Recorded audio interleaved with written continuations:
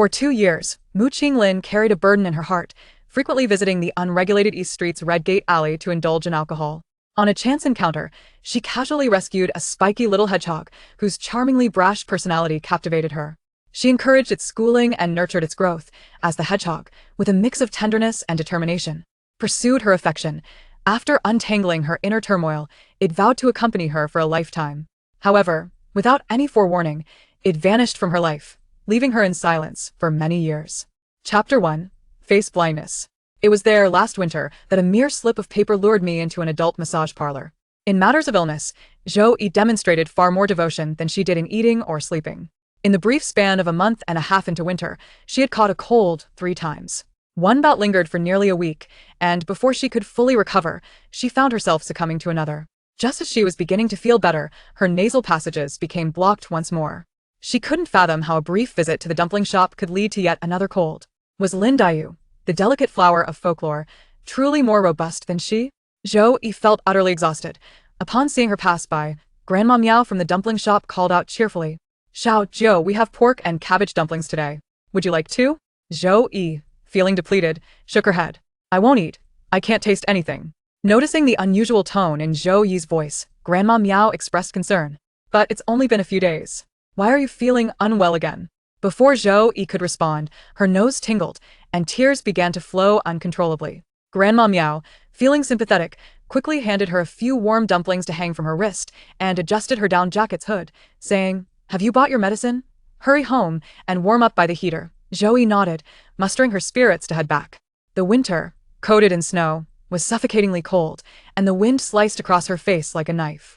Taking a few unsteady steps backward, she lowered her head to grab the zipper of her jacket, pulling it up to shield most of her face. Her hands were tucked securely in her pockets, one wrist burdened with the medicine bag and the other with dumplings. As she meandered back home, To returned to the East End. She needed to navigate a set of stairs. The snow on the steps had been compacted and rendered treacherously slippery, causing several to stumble daily. Zhou Yi, wary of falling and overly bundled up, had her vision obscured and had to tread carefully down the steps. Finally reaching the bottom, she was obstructed by several pairs of feet. Not lifting her gaze, she attempted to sidestep. To her dismay, one pair of feet followed her. She shifted to the other side, only to find the same. With a silent exhale, she steadied herself and looked up. Standing barely a foot away were 4 young men. The leader had a flat nose and a round, protruding face, rendering his features painfully unpleasant to behold. "Brother, could you please step aside?" Zhou Yi asked politely. The leader spat on the ground, his voice dripping with menace. "You think you can just walk away after hitting someone?" Zhou Yi's gaze drifted, momentarily fixating on the man's face, unable to recall who he was. Had she truly struck anyone? "Brother, I believe you've mistaken me for someone else," Zhou Yi replied, maintaining her composure. The leader seized a scrawny figure with numerous scratches on his face and thrust him forward for identification. "Is this the one you hurt?" "That's her," the scrawny figure cried, pointing accusingly at Zhou Yi. "I was just walking, and she kicked me down. Shut up." The leader slapped the scrawny figure on the back of the neck, barking, "You had the audacity to complain after getting knocked down? You can't even handle a girl." The scrawny figure, now silenced, shrank back, cradling his head. Once the internal matters were settled, the leader composed himself, smoothing back his greasy hair, and addressed Zhou Yi, "Sister, please don't be hasty. Take a moment to reconsider." Zhou Yi needed no time for reflection. As soon as the scrawny figure spoke, she recalled the incident. She had indeed kicked him, causing him to tumble to the ground. But so what? Some people simply enjoyed provoking trouble. Zhou Yi lifted her gaze, a smirk playing on her lips. "And what if I did? Then you should apologize," the leader insisted. "Let's forget about the past. Just give me a favor and say, 'I'm sorry,' and we can let this go. How does that sound?" In the past, she would have complied without hesitation. Zhou Yi, however, caught sight of the scrawny figure's smug expression and replied languidly, "I'm in a hurry, so I can't." The leader's expression hardened, his tone dripping with threat. "It's just a matter of saying a few words. It won't take long." Zhou Yi lowered her head, tucking her nose into her collar to stave off the chill. "I'm sorry, but my words come slowly." "Are you taking me for a fool?" The leader raised his voice. "This is your only chance. Once it's gone, it won't be so easy again." As he spoke, a sudden gust of wind swept through, chilling him to the bone and making his voice tremble, rendering his words almost comical. At that moment, Zhou Yi had no patience for humor. The cold breeze had nearly frozen her resolve. Overwhelmed by discomfort, she decided against further argument and stepped directly onto the scrawny figure's foot, forcing her way through. He yelped in pain, leaping back, Simultaneously, something heavy struck Zhou Yi's shoulder. It was weighty, and even through her fluffy down jacket, she felt a dull ache rapidly spreading. Did I say you could leave? The leader bellowed from behind. Will you apologize or not? Zhou Yi remained silent, her back to them, standing tall and resolute, exuding an eerie calm reminiscent of the stillness before a storm, although her nose was turning red and her eyes glistened with unshed tears. She was utterly fed up with this cold. A wave of irritation washed over her. She reached into her pocket to wipe her tears, but the instant her hand touched the frigid air, she recoiled, squeezing her eyes shut and taking a deep breath. Once the sting in her sinuses subsided, Zhou Yi slowly turned back to face the leader, her voice steady as she declared, "Not today, and not even if your ancestors were to plead." At 2 a.m., a call from her supervisor roused Mu Qinglin for an interview, and the ensuing day was a whirlwind of drafting, revising, and editing videos, leaving her in a daze. Such was the life of a television reporter. It had been this way since she graduated and joined the provincial station. "Mu Jia, aren't you leaving yet?" an intern asked, barely clinging to consciousness. "Just gathering my thoughts," Mu Qinglin replied, glancing at the intern's weary face and teasing, "Are you going to make it to your confirmation defense?" The intern nodded earnestly. "I can't." "Then why not hurry and write your resignation?" "What? I have a template right here." "Mu Jia." The intern's lament shattered the office's heavy atmosphere. Seizing a moment of clarity, Mu Qinglin began selecting news topics for the morning meeting, only finishing her work past 8 before finally packing up to leave. The hour was still early, and with nothing to occupy her time upon returning, Mu Qinglin contemplated her options and ultimately decided to indulge in a drink at Hongmen Alley to pass the time. Nestled alongside the Yongmen River, Hongmen Alley boasts crystal-clear waters and blossoms that dance with the seasons. In recent years, it has been transformed into a distinctive attraction, contributing significantly to the city's economic growth. On the opposite side, modern office buildings, such as the provincial broadcasting station, stand in tight formation, effectively shielding the alley from sunlight until the sun begins its descent in the west. The juxtaposition of rapid urban life and the slower, more languid pace of the alley has little effect on its inhabitants.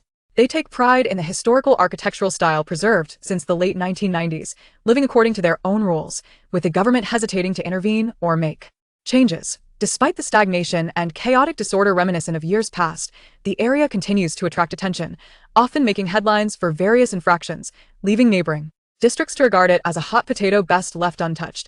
Mu Qinglin had her first encounter with misfortune during a visit to Hongmen Alley with colleagues, where her phone and wallet were snatched, leading her to believe the area was in dire need of reform. However, on a subsequent solo visit, she found the raw ambience created by the unfiltered music, dim lighting, and bustling crowd unexpectedly invigorating, a refreshing reprieve from the fatigue of her professional life. This authenticity soon became a habitual retreat. Another factor contributing to her frequent visits was convenience. A small path adjacent to the provincial broadcasting station led directly into Hongmen Alley's eastern end, where the crowds thinned. However, on this particular day, as she ambled down the alley, her thoughts wandering, she was abruptly struck in the chest by a group of people, causing her to stagger back a step, her recently purchased leather shoes suffering the consequences. Fortunately, the group retreated, sparing her from the embarrassment of limping into work the next day.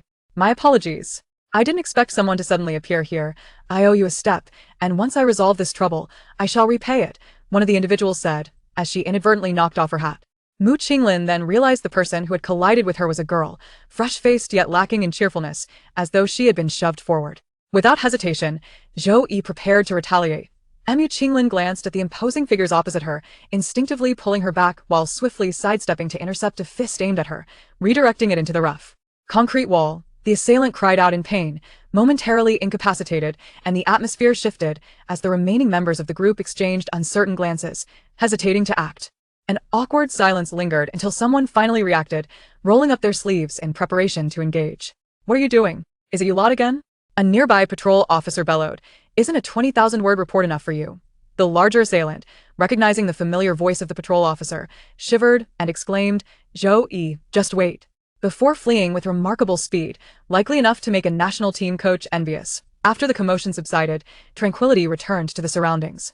Zhou Yi, still grasped by Mu Qinglin, remarked warmly, "I didn't realize you had such skills." "Thanks for that." Mu Qinglin released Zhou Yi, contemplating how to express that her abilities were merely a slight improvement over being a target. However, feeling it might undermine her dignity, she opted for a more gracious response. "You're too kind." Zhou Yi beamed, extending her foot towards Mu Qinglin with a playful invitation. "Step on it, it'll return the favor double." Mu Qinglin glanced at Zhou Yi's chubby snow boots, pausing momentarily. "Not going to step?" If not, I'll take my leave, Zhou Yi replied, shivering slightly, indicating that her bones were beginning to feel the cold without the warmth of the heating panel. Mu Qinglin shook her head, looking down at her and asked, "You don't remember me at all?" Zhou Yi stared blankly at Mu Qinglin for a few seconds before sighing.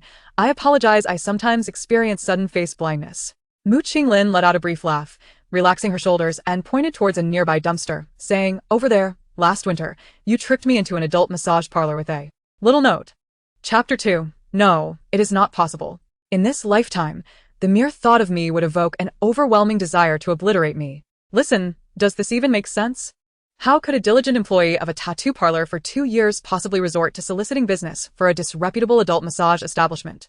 And to deceive? Zhou Yi stared vacantly at Mu Qinglin.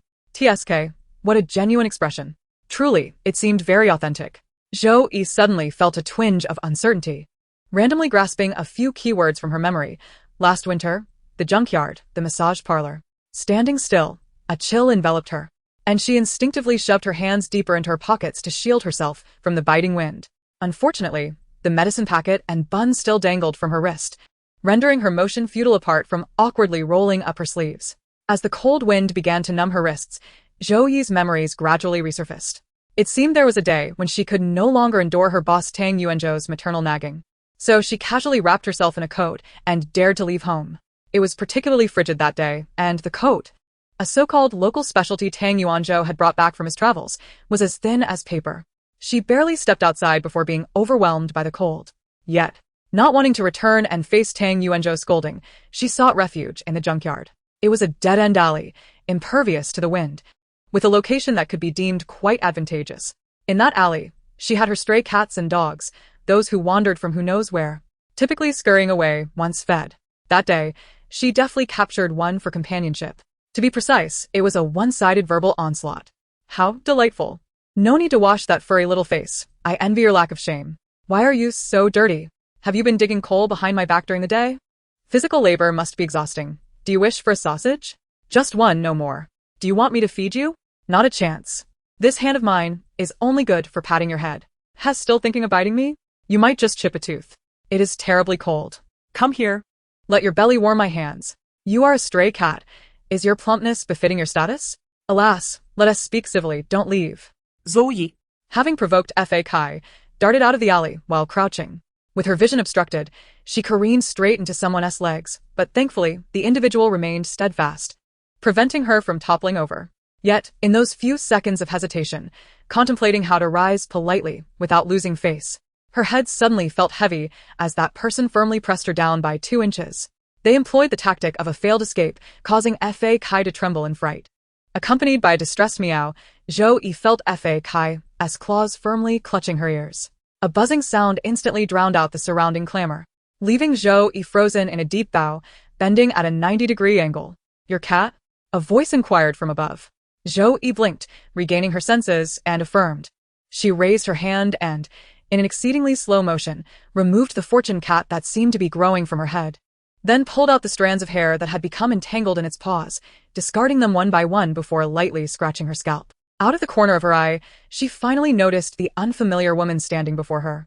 The woman's outline was clean and fluid, her features expansive and graceful. And even upon closer inspection, there was not a hint of awkwardness to mar her beauty. Her long curls cascaded mostly down her back, seemingly tousled by hand, while a few unruly strands at her forehead accentuated the profound sense of narrative that lingered in her gaze, as if time itself had bestowed upon her a story. Such a refined beauty was a rarity in Red Door Alley. However, did beauty have the liberty to forego wearing a warm coat? In the chill of December, a mere overcoat could keep one's posture poised and upright.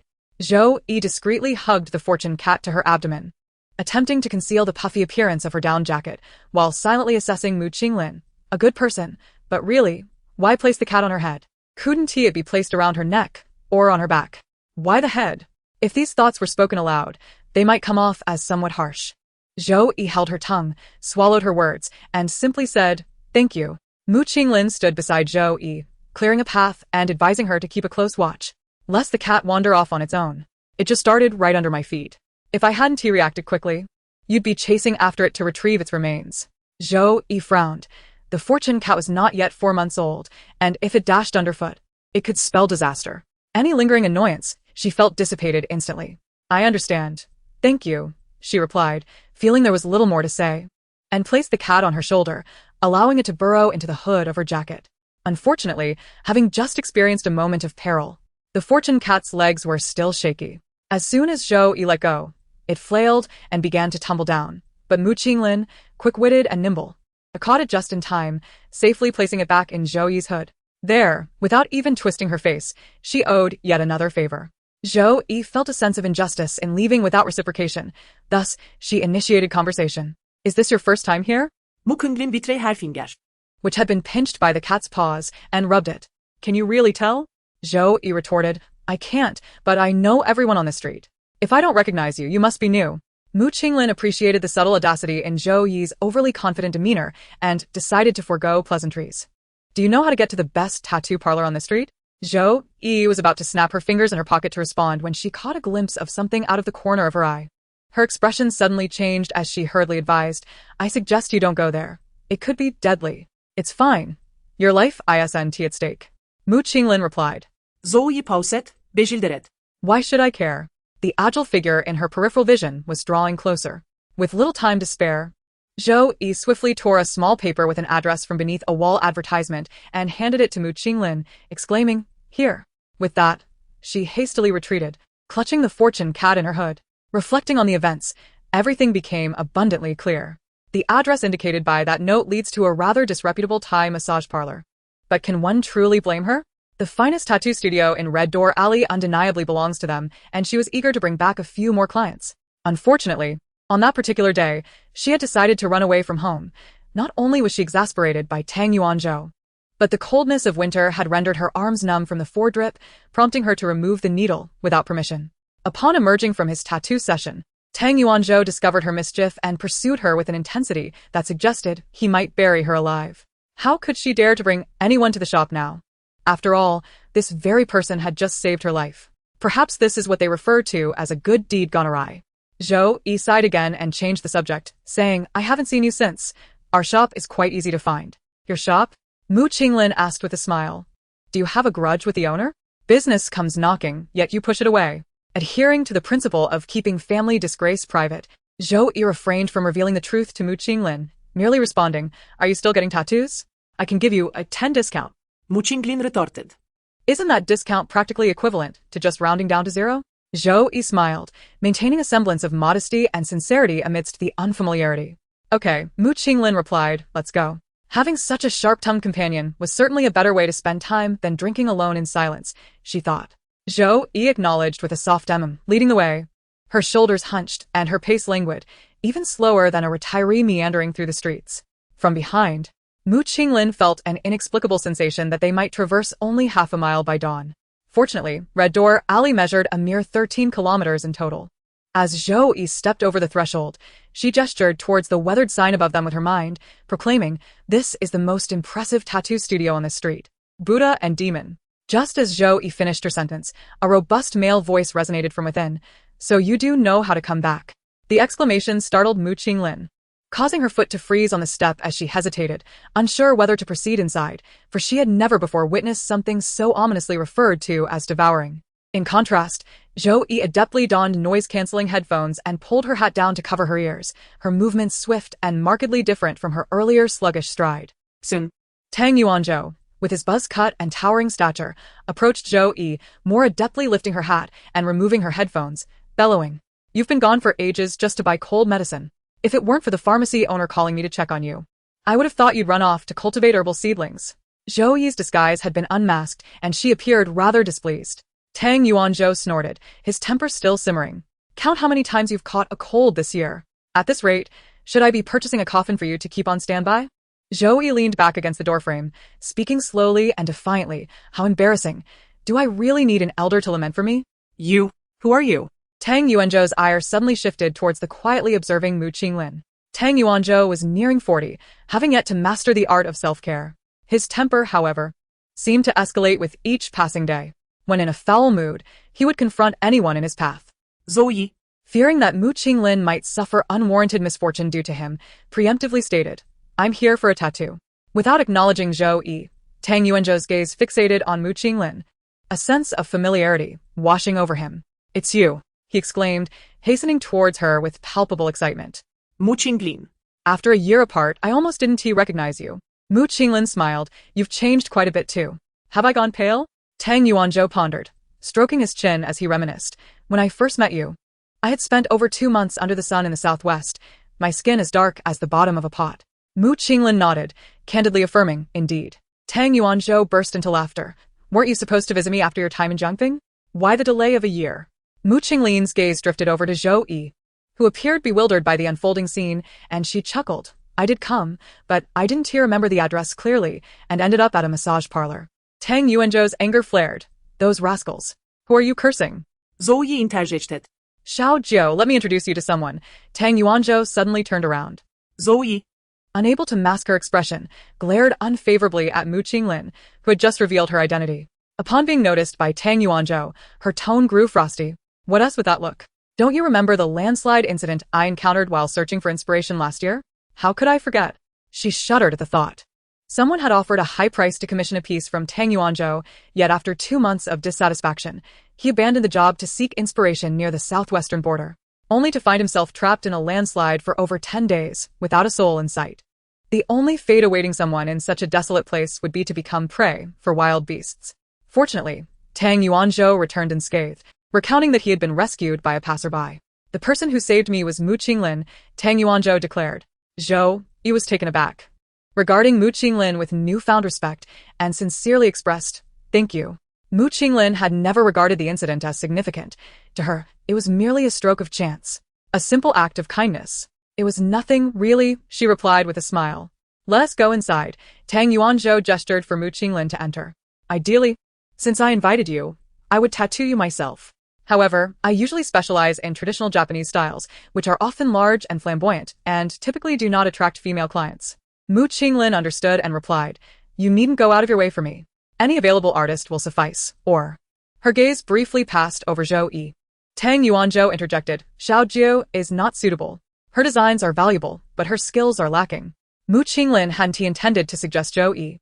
She merely noticed her shivering and wished to remind her that her sleeve was entangled with a plastic bag. Guilt filled her as she thought Tang Yuanzhou's words had been rather blunt. Zhou Yi, unexpectedly adopting a tone of persuasion, responded, "Honestly, I'm just a novice. I can't even cut lines evenly."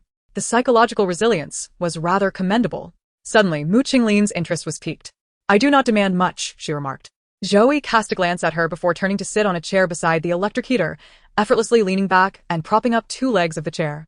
"Unhurriedly," she declared, "with my skills and condition, if a mere sneeze were to cause a tremor, even Tang Yuanzhou would need to exert himself to conceal it. You've made up your mind, so if you're unafraid, then come forth." Mu Qinglin approached, contemplating the worst-case scenario. Zhou Yi, however, suddenly caught a whiff of something burnt and silently retracted her foot from the heater, gazing down at a small piece of leather that had melted on the tip of her shoe. With a twinge of sorrow, she lamented, "As long as I think of you in this lifetime, I would wish to bite you to oblivion." Chapter 3. The Found. With no one at home, and having received little formal education, she had ventured out alone at a tender age to make a living. This situation was indeed dire. Yet, she merely intended to ink a few numbers, which should not be too burdensome. Besides, she harbored no particularly strong feelings towards tattoos. Last year, when Tang Yuanzhou broached the subject, it had reached a point where she found it difficult to decline.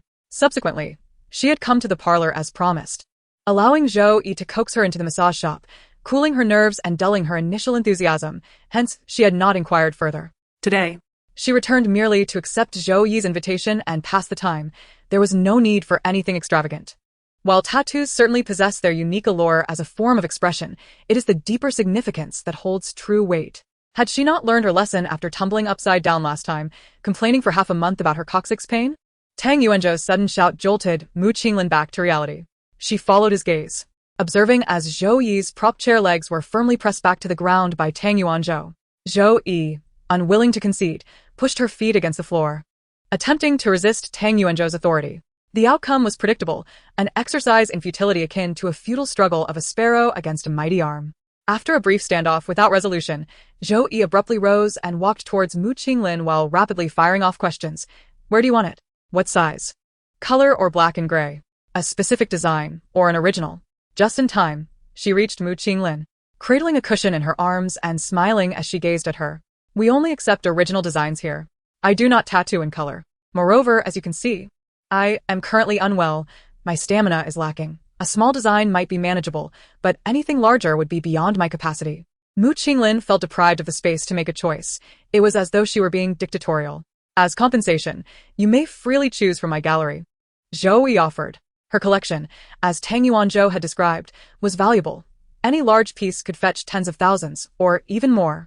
While smaller pieces were not as costly, they were still priced beyond what most street shops would dare to charge.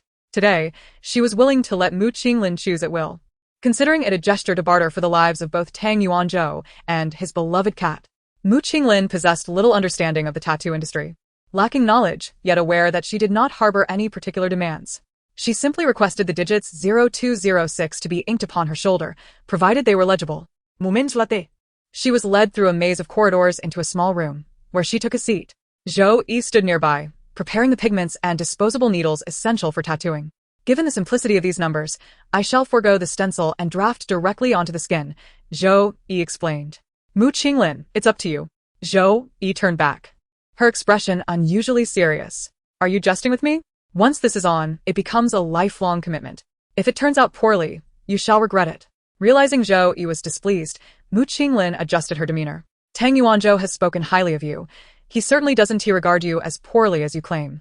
I trust you." "Trust? Nonsense," Zhou Yi muttered as she approached, wielding a pen. In a commanding tone, she instructed, "Remove your top."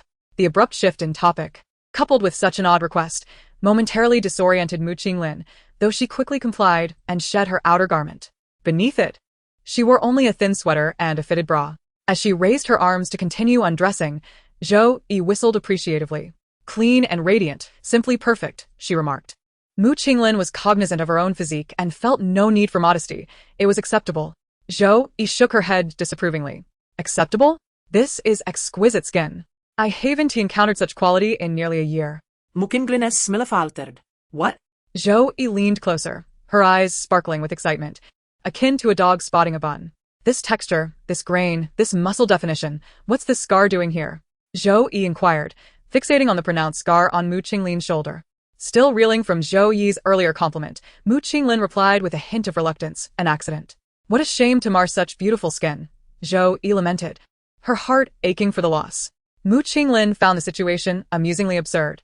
Was it only the skin's quality that captured Zhou Yi's attention? At least it reflected her professional ethics. "Let's ink 0206 near the scar," Mu Qinglin suggested. Zhou Yi acknowledged with a sound, momentarily setting aside her fixation on the scar's harsh reality. She pulled a stool closer and sat down. "Do you wish to conceal the scar?" "Not necessary, let's avoid it," Mu Qinglin replied. Zhou Yi glanced at Mu Qinglin's composed profile and fell silent. An air of stillness enveloped the room. Zhou Yi positioned herself behind Mu Qinglin, confirming the placement before commencing the draft. Shortly thereafter, she picked up the tattoo machine. As the needle pierced the skin, Mu Qinglin's body jolted, and she inhaled sharply. Zhou Yi, hearing the reaction, did not lift her gaze nor cease her work. "Does it hurt?" she inquired. "Just a bit," Mu Qinglin admitted. "That's common for a first-timer. There's no shame in it," Zhou Yi reassured her. Her tone softened, perhaps due to the mask she wore, especially when she brought over a tablet, suggesting Mu Qinglin could watch television to distract herself. Mu Qinglin genuinely felt there was something agreeable about Zhou Yi, though she wondered why she had to be so talkative. Zhou Yi extended her hand from behind, gently cupping Mu Qinglin's chin with her palm, asserting, however, "I find it most irksome when people make a racket while I work. If you interrupt me again, I shall sew your mouth shut." Mu Qinglin had no intention of shouting. She was utterly speechless. The entire procedure concluded in less than 2 hours. Zhou Yi applied a protective film over Mu Qinglin's shoulder, instructing her to remove it after 2 hours, and dutifully advised her on several other precautions. She could bathe normally, but should refrain from applying excessive products. Avoid strenuous exercise for the following week. Spicy and stimulating foods were to be eschewed. The pure black color required no touch-ups, so it was best not to return unnecessarily. The recovery period might induce an itch, and it was advisable to carry a small knife to scratch, should the urge arise. Mu Qinglin, unable to shout or tremble, relied solely on adrenaline to endure the process, feeling somewhat dazed as she responded with mere hunts and ahs. When Zhou Yi finally inquired if she wished to see the results, Mu Qinglin exhaled and replied, "Send it to me via WeChat. I lack the energy to critique at this moment." Zhou Yi scoffed, retorting, "If I find a flaw, I shall call you grandfather." Mu Qinglin politely declined. Humorously noting her modest means, unwilling to put on airs. Zhou Yi, uninterested in banter, focused intently on her 2-hour task, realizing it was an arduous endeavor for a patient who needed rest both physically and mentally. "I'll take your phone," Zhou Yi said, handing it to Mu Qinglin. She set aside the sweater sleeve she had yet to don to accept the phone, casually observing Zhou Yi's new look. Earlier, Zhou Yi had found her bangs bothersome and secured them atop her head with a small hair tie, revealing her smooth forehead and naturally shaped eyebrows. The wild, untamed style exuded a vibrant healthiness, giving her an edge that belied her youth, creating an impression that was somewhat cool. With her sleeves rolled up, her left forearm was adorned with a plethora of black tattoos. Noticing Mu Qinglin's gaze, Zhou Yi proudly displayed her arm, asking, "Isn't it fierce?" Mu Qinglin's initial reaction was discomfort. The intricate designs were obscure and the colors dark and oppressive, evoking a sense of heaviness. Upon receiving the phone, she noticed that one of the monstrous fangs seemed to have been worn away. Mu Qinglin opened the WeChat QR code and presented it to Zhou Yi, looking up to inquire, "Tattoo sticker?" A crisp notification chimed, dispelling the sudden awkwardness in the air. Soon, her phone vibrated multiple times. Zhou Yi had sent over the photos. And after completing the WeChat scan, she promptly left without further ado. Mu Qinglin, her shoulder aching, took her time getting dressed, finally emerging after 5 or 6 minutes. Upon her arrival, Tang Yuanzhou immediately stood to greet her, saying, "Xiaojiu just showed me the pictures. The results are satisfactory. Just be cautious for the next week. And feel free to come by if you experience any discomfort." Sitting beside Tang Yuanzhou, Mu Qinglin inquired, "How shall I pay?" "Doi scan." Tang Yuanzhou replied, "Please, don't be modest. The small fee for such a simple picture pales in comparison to the life you saved." Mu Qinglin smiled, not pressing the matter further. "Then thank you. No need for formality. Would you prefer tea or water?" Tang Yuanzhou asked. "Water," Mu Qinglin responded. Tang Yuanzhou rose to pour water. Mu Qinglin sat alone, idly perusing the images sent by Zhou Yi on her phone. Suddenly, a faint sound caught her attention, prompting her to look up. She found Zhou Yi, who had been neglected, seated with her back to her at a square table, hunched over, shoulders tense, appearing both furtive and anxious. Regardless of her presence, Tang Yuanzhou placed the water in front of Mu Qinglin and whispered, "Every time it's a struggle to take medicine, I've yelled at her several times." She claims to have devised a brilliant method to sneak the pills when they're not paying attention, which supposedly alleviates her suffering. So she sits there for ages, conserving her energy for the medication. If one didn't know better, they might think she is foolish. As soon as Tang Yuanzhou finished speaking, Mu Qinglin noticed Zhou Yi quickly tilt her head back, downing the pills and water in swift gulps before calmly rising, as if nothing had transpired, her expression radiating wisdom. "Oh, I forgot to ask, how did you two end up coming back together?" Tang Yuanzhou recalled to inquire. Mu Qinglin withdrew her gaze and replied candidly, "It was a chance encounter. Someone was causing her trouble, and I lent a hand."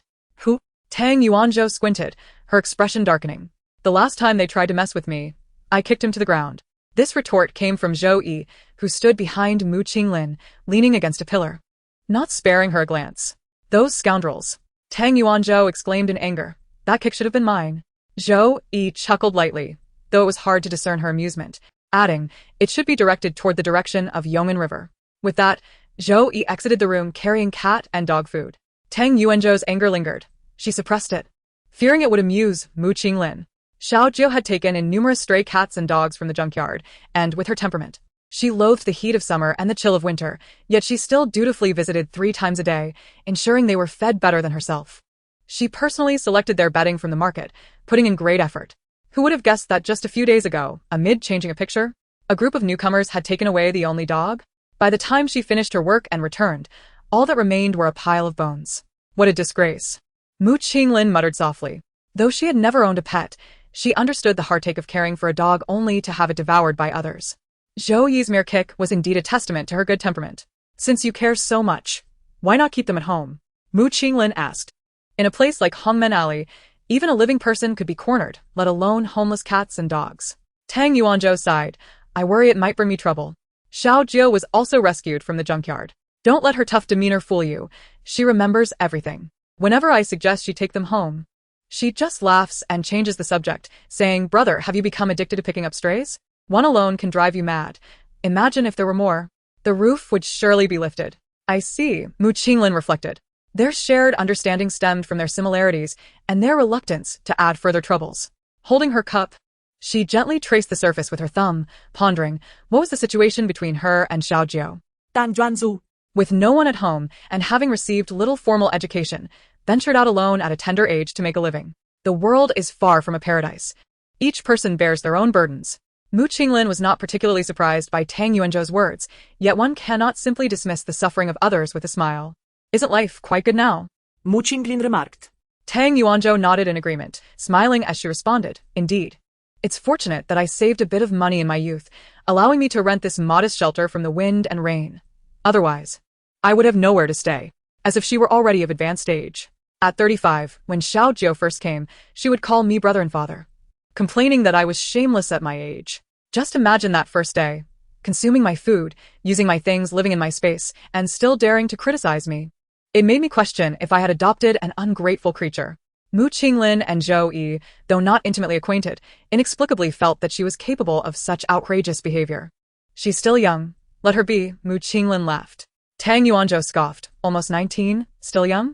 By her age, I had already opened my own shop, while she spends her days playing with cats and dogs, shirking responsibility. Damn. Suddenly, Tang Yuanzhou stood up, shocked as a dart whizzed past her head and embedded itself in a pillar. The culprit was Zhou Yi, returning at an unknown time, carrying pet food. Can you throw darts? Tang Yuanzhou shouted incredulously. Zhou Yi replied, no, but next time it might just land on your head. What benefit would that bring you? Tang Yuanzhou's chest heaved with anger. Zhou Yi, unfazed, sauntered past, saying, it's peaceful here. What a joke. With you around, this place can never be tranquil. Dan Juanzu Zito. That cannot be. Someone as serene as I, a delicate beauty, would never cause trouble. Pa. Mu Qinglin, observing the banter between the two, suddenly understood the saying that distance creates beauty. Their dynamic was a clear example of benevolent father and filial daughter turned chaotic upon interaction. Why haven't you left yet? Zhou Yi asked, having set down the pet food and taken a seat, skillfully rocking her chair back and forth. In no time, Tang Yuanzhou pushed her back down, gritting her teeth. Don't make me resort to cursing. Zhou Yi shrugged, securing her chair to the ground and herself to the seat, resolved to be a refined ornament. Where do you work? Is it far? Dan Juanzu inquired. Mu Qinglin, not far, just in the building in front of you. In front? What a coincidence, Zhou Yi replied. Her curiosity piqued. It's nothing impressive. I'm a reporter on the livelihood segment, merely recounting mundane family tales and occasionally helping one owner find their dog and another their cat. Mu Qinglin lohoret hargaze. Her thumb gently stroking her index finger as she chuckled.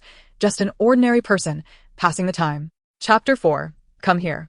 Press your hand down again, and I'll chop it off. As a television reporter, even living a mundane life can lead to a chaotic schedule, with day and night turning upside down. The day of uninterrupted busyness has come to an end. Mu Qinglin retrieved a coffee takeout at the entrance, massaging her sore neck as she made her way back. My car is restricted today. It will take me home shortly. Suddenly, Fu Xiao appeared, her arm draped over Mu Qinglin's shoulder, venting her frustrations about old Wang's transition to retirement management after turning 60. She lamented about being dragged into a meeting room all day, her mind still buzzing with irritation. Mu Qinglin glanced at her with a smile and remarked, the well-fed cannot comprehend the hunger of the starving. With programs come viewership, with viewership comes advertising, and salaries rise accordingly, unlike our group, which has languished at the bottom all year, nearly unable to make ends meet. Are you envious? If so, come back. Old Wang dreams of handing over his responsibilities to you, Fu Xiao retorted, retracting her arm and slipping her hands into her pockets, muttering that it should have been her task in the first place. Mu Qinglin smiled without responding, and the two walked in silence towards the office area of the Ping and Jumping program team. It was already 9 in the evening. The office was devoid of its usual tension and clamor, and even the slightest remark could be heard clearly. Fu Xiao had once again been awarded top 10 journalists during the Municipal Party Committee's Journalist Day ceremony. Indeed, it had been 3 consecutive years, and none of the young reporters at the station could rival her. I've heard that Mu Jia was quite impressive in the past, someone remarked. Yes, I've heard that too. Apparently, Mu Jia and Fu Xiao were classmates. After graduation, they both entered the provincial station and then the news center together. Both are capable, ambitious, and particularly driven. Director Wang had high hopes for Mu Jia at the time, showering her with resources and opportunities. Before long, her prominence eclipsed that of Fu Xiao. Is that true? If Mu Jia has developed so well in the news center, why did she transfer to our group? Every day, She covers trivial human interest stories that go unnoticed, and the gap between her and Fu Xiao will only widen. Who knows? It seems Director Wang personally spoke to our director about Mu Jia's transfer. Impossible. How could Director Wang bear to part with her? Whether he could or not. Mu Jia has been with our group for more than a year now. Are you merely speculating and spinning tales? Is this what you intend to present at your formal evaluation? Fu Xiao's icy voice suddenly interrupted, startling everyone into silence as they stood up. Fu Xiao strode in through the door, her expression grim. You are journalists, not gossipmongers. Is it seems a phrase that should escape your lips? The group hung their heads, filled with shame. Fu Xiao's face darkened with anger. If this reaches our director, none of you will stand a chance at formalizing your positions. Fu Xiaojie. We understand our mistakes. We will never repeat them. Please do not tell our director, one girl pleaded, her face pale, unmoved. Fu Xiao intended to deliver a more severe reprimand. Just as she was about to speak, Mu Qinglin, who had fallen a few steps behind, entered the room, having received a phone call. She cradled her unfinished cup of coffee, her smile betraying none of the displeasure that had been discussed. It had been a fortnight since she last visited, and when she finally did, she was met with anger. If this continues, I shall have to avoid you in the future, Mu Qinglin gestured to Fu Xiao. Fu Xiao turned to glare at her, questioning, what did I say that was incorrect? Nothing at all, Mu Qinglin replied, moving closer to Fu Xiao and raising her paper cup. Here, let us quell the tension. Allow me to treat you to coffee. Who would want your leftovers? Fu Xiao retorted sharply, swatting Mu Qinglin's hand away. Mu Qinglin feigned pain, exclaiming, ouch. Why resort to violence? Noticing the red mark on the back of Mu Qinglin's hand, Fu Xiao's anger dissipated instantly. You just indulge them. If I were to truly indulge, would I still be here at this hour? Mu Qinglin countered with a smile. Fu Xiao scoffed, turning her back and departing. Are you not taking the car? Mu Qinglin called after her. No, I fear I might lose my temper and take it out on both you and your vehicle. Fu Xiao replied as she left. Mu Qinglin approached the girl who had been startled moments earlier, patting her shoulder. The pressure in the news center can be quite intense. The staff may exhibit a bit of temperament, but rest assured, Fu Xiao will not report today's incident to the supervisor. After saying this, she withdrew her hand and addressed the other silent individuals. Return to your rest. Do not be late for tomorrow's morning meeting. They all responded in unison. Yet none dared to move until Mu Qinglin had settled at her own workstation, prompting them to hastily gather their belongings and depart. Mu Qinglin lingered only briefly, finishing the last sip of her coffee before grabbing her keys and descending the stairs. Rather than heading straight home, she veered into Hongmen Alley, illuminated by the silvery glow of the moon. She possessed a moderate fondness for alcohol, and though she had abstained from indulgence due to a busy schedule and a reminder from Zhou Yi to avoid spicy and stimulating substances, today she felt an unexpected craving. At 9 o'clock, Hongmen Alley was alive with activity. The music was deafening, voices clamorous, and couples engaged in flirtation in the shadows. Mu Qinglin had frequented this place often, and she was unperturbed by the scene as she walked steadily forward, occasionally sidestepping the bustling crowd. Sister, it's been days since I've seen you. Are you busy? The bar staff inquired eagerly. Mu Qinglin offered no response, finding a seat and placing her order, the usual, please. Of course, just a moment, the server replied. Seated alone. Mu Qinglin disregarded the pulsating electronic music around her, resting her arms on the bar, her head slightly bowed as she scrolled through a news app on her phone. As the drinks flowed, she remained in this state, her gaze nearly glued to the screen, contrasting starkly with the others who came to unwind.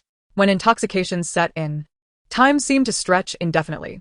Mu Qinglin's pace of reading slowed, taking ages to scroll, her reactions to her surroundings always a beat behind. Xiao Wu, what happened to the cake? I asked you to save for me.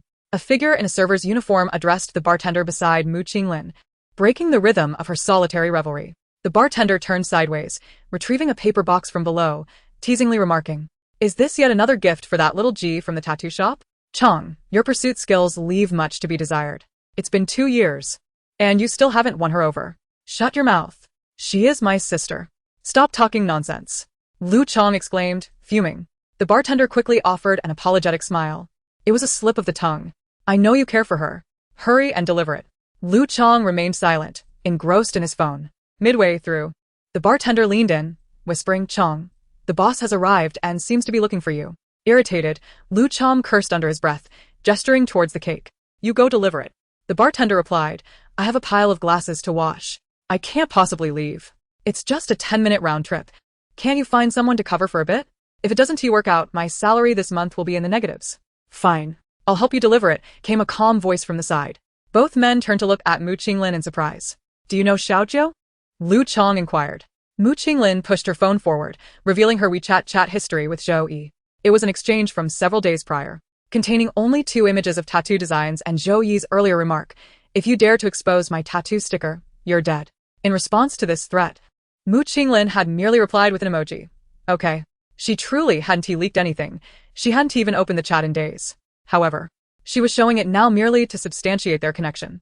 Circumstances dictated urgency, and her intentions were understandable. Moreover, she had recently altered her phone's background to a dark, flamboyant design, concealing the words tattoo sticker, revealing only Zhou Yi's cat avatar. Then I must trouble you to make this trip, Lu Chong said, placing the cake beside Mu Qinglin. If Xiaozhou asks, just say it's from me.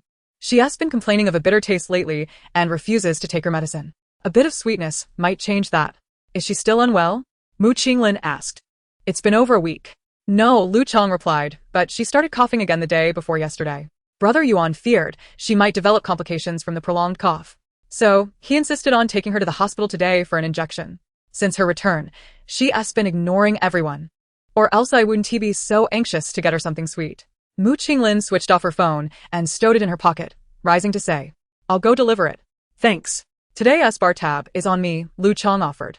Mu Qinglin refrained from mentioning that she had already settled the bill. And under Lu Chong's gaze, she left the bar with the cake in hand. The tattoo shop was at the end of the street, requiring her to traverse an entire block from the bar. Mu Qinglin adjusted her coat and briskly walked forward. As she approached, she realized that the narrow alley where she first encountered Zhou Yi was almost directly opposite the tattoo shop's entrance. Thus, Zhou Yi's menagerie of cats and dogs was, in fact, housed right at her doorstep. No wonder it took so little effort to feed them, allowing her to overhear the conversation between her and Tang Yuan. Recalling the dart that had left Tang Yuan pale with fright, Mu Qinglin instinctively touched her neck. She was seated with her back to the entrance at that moment. Her occiput bore no eyes. Mu Qinglin, having hastened to the tattoo parlor, found herself suddenly indecisive about whether to enter. Zhou Yi had explicitly instructed her not to return unless necessary, fearing that the matter of her tattoo stickers might be revisited. Mu Qinglin stepped back a few paces, leaning against the wall, and began to count silently in her mind. If she reached 100 without anyone emerging, she would leave the cake at the entrance and notify Zhou Yi via WeChat that she would come out to retrieve it. Conversely, if someone did appear, she would hand the cake to that individual for delivery. 1, 2, 3, 54. Midway through her count, she felt a gentle tug on her pant leg, as if something were playfully testing her. Almost instantly, a drawn-out meow floated through the cacophony of voices. Mu Qinglin looked down to see a clean, black and white spotted kitten crouched by the wall, staring at her with a curious gaze. No, it was fixated on the cake in her hands. You can't have this. Mu Qinglin shifted the cake to her other side and pulled out a bag of cookies from her pocket, saying, Do you want these? Fortune, it seemed to imply. Mu Qinglin crouched down in the alley, placing the already open bag of cookies before the kitten, saying, Go ahead, eat. Fortune pawed at the bag a couple of times, looked up at Mu Qinglin, and meowed. Was it asking her to feed it? Mu Qinglin, with one arm resting on her leg, lightly tapped the kitten's head with her finger and, adopting a mock-threatening tone reminiscent of someone she knew, said, No way, my hand only knows how to pat. If I press harder, it might just get chopped off. Suddenly, a muffled voice echoed above her. The flickering light beside her, affected by passing pedestrians, was entirely blocked by an approaching figure. Mu Qinglin paused, raising her gaze from the shadows to the backlit Zhou Yi. Her cold seemed to have truly taken a toll, rendering her threats rather feeble. Aren't you concerned about the kitten's safety? Mu Qinglin asked, pointing at Fortune's head. Zhou Yi raised a hand and accurately tossed a large bag of trash into the bin, then glanced at the timid Fortune, contemplating, No. I feed it so many times daily. It wears me out. That complicates matters, Mu Qinglin thought, pondering how to retain her bargaining chips. In the blink of an eye, Fortune had slipped from her grasp and scaled Zhou Yi's pant leg. Were you starved in your past life? Zhou Yi bent down, grasping Fortune by the scruff and pulling it aside, her tone fierce. Go back and sleep. If you dare to beg again, I'll pluck all your whiskers. Sans signe danger. Fortune wriggled free from Zhou Yi's grip and darted into the darkness, disappearing from sight. Zhou Yi stood still, ensuring Fortune was not merely playing tricks, and upon confirming it was not planning to sneak out after her departure, turned to the now upright Mu Qinglin and said, Didn't I tell you not to come unless necessary? As Mu Qinglin handed the cake to Zhou Yi, she remarked that it was from someone named Lu Chong at the bar on the west side. Zhou Yi visibly furrowed her brows and accepted the cake. inquiring about the whereabouts of the giver. Mu Qinglin replied that the boss was looking for him and he couldn't break away. Zhou Yi mumlet anak nolet. Then carried the cake to the door, finding a spot on the steps of the porch to sit. Do you have a brother? Mu Qinglin leaned against the wall beside Zhou Yi, casually asking. Zhou Yi unwrapped the cake and took a bite, her voice muffled. It's best not to pry into others' affairs. Mu Qinglin glanced at Zhou Yi, thinking to herself that she shouldn't have even delivered the cake. It was indeed a frivolous endeavor. The tattoo parlor was close to the alley, with gusts of wind sweeping in waves. Before long, even Mu Qinglin, who was not particularly sensitive to the cold, found herself pulling up her collar. As for Zhou Yi, who seemed as if she had been reborn as a frostbitten soul, she instinctively shared her warmth. Tugging a corner of Mu Qinglin's coat to shield herself from the wind, Mu Qinglin contemplated sharing her thoughts on the situation but ultimately chose to remain silent. The person nestled by her side resembled a hedgehog. If you didn't provoke her, she would still prick you with her quills, and if you did, you would likely end up in a tangled mess. Suddenly, Zhou Yi nudged her leg with her elbow. Mu Qinglin looked down. What's the matter? Zhou Yi raised her hand, hidden within her sleeve, beckoning Mu Qinglin closer. After a brief moment of hesitation, Mu Qinglin complied, slowly bending down until she was nearly within arm's reach. In an impatient gesture, Zhou Yi grasped the lanyard hanging from Mu Qinglin's neck and pulled her in close. The distance between them was so short that, despite the dim light above, Mu Qinglin could distinctly count the individual lashes framing Zhou Yi's eyes. Chapter 5. A Subtle Provocation. How ungrateful of her. Just moments ago, she had been reflecting on the preciousness of life due to Zhou Yi's playful antics. Mu Qinglin was bewildered. You. Please don't speak. Zhou Yi wrinkled her nose, akin to a dog, and leaned in to sniff around Mu Qinglin's mouth. People passed by them, and Mu Qinglin could clearly hear the laughter and chatter surrounding them. Indeed, their position could easily invite misinterpretation. She contemplated how to subtly remind Zhou Yi without causing any discomfort. Before she could voice her thoughts, Zhou Yi had already released her grip, nonchalantly scooping a spoonful of cake into her mouth and savoring it. Is that it? Aren't you going to say anything? Mu Qinglin struggled to keep pace with Zhou Yi's thought process. You just had a drink, Zhou Yi preemptively stated. It would have been better not to mention it. Just 2 cups, Mu Qinglin explained, feeling embarrassed for having contradicted herself after promising otherwise, only to be caught by the very person involved. You can smell it, can't you? You're not sick. Zhou Yi retorted, it's practically right on your face. If I couldn't smell it, I might as well offer my nose to you as a drinking buddy. Mu Qinglin glanced down at Zhou Yi's nose. Her nose was elegantly straight, boasting smooth lines that left no room for criticism. Alas, she had never indulged in any animal organs or entrails. Mu Qinglin leaned her head against the wall, letting out a lamenting sigh. Zhou Yi, with acute ears, inquired, what troubles you? Startled, Mu Qinglin awkwardly rubbed her nose, beginning to act, oh, it's nothing. I just disobeyed Teacher Jiu and drank some alcohol. If my tattoo gets inflamed, wouldn't that tarnish Teacher Jiu's reputation?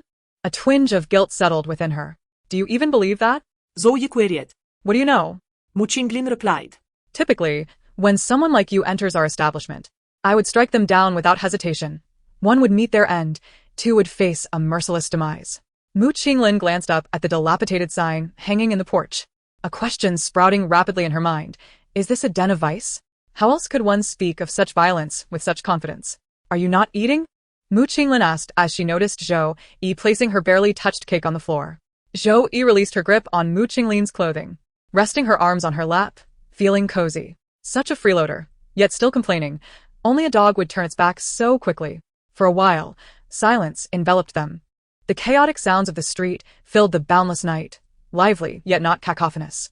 A layer of small advertisements clung to the wall, rustling in the wind, carelessly brushing against Mu Qinglin's ears.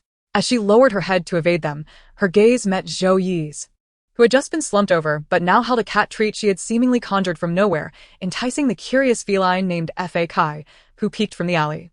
Fa Kai was likely a natural foodie, as Zhou Yi coaxed it effortlessly into her lap. Zhou Yi, perhaps too eager, removed the small hair tie from her bangs, attempting to bind Fa Kai's whiskers. The cat, startled, bit back, prompting Zhou Yi to hastily release it, exclaiming in disbelief, Wait, you haven't been vaccinated. I'm not a real dog. I'm not immune to rabies. Not a real dog. So, it was aware of its occasional canine tendencies? Unable to suppress her laughter, Mu Qinglin was caught by Zhou Yi, who jabbed her elbow into her leg. What is so funny? Wincing, Mu Qinglin shrank away, stifling her laughter. Yet her heart stirred with this unexpected emotion. No wonder the Red Door Alley, despite its dirt and chaos, known for its raw and crude atmosphere, continued to attract numerous respectable men and women. Beyond certain irresistible human desires and truths, there was a delightful chaos. This amusement could sever the ties between relaxation and the monotony of life, granting a fleeting moment of tranquility. Such joy was rare, stemming from intriguing individuals. You should go, Zhou Yi suddenly said, her tone devoid of its earlier bravado, now sounding heavy. Mu Qinglin sobered, following her lead and casting her gaze forward. Last time, a few individuals came to confront Zhou Yi after he had made a bold statement, instructing them to wait. The leader, staggering with evident intoxication, remarked, Tang Yuanzhou is not here today, is he? Zhou Yi stepped aside, positioning herself protectively in front of Mu Qinglin. Despite her petite and slender frame, her hair was tousled by the chilly, damp wind of the alley. Only daring to come when the brother is absent?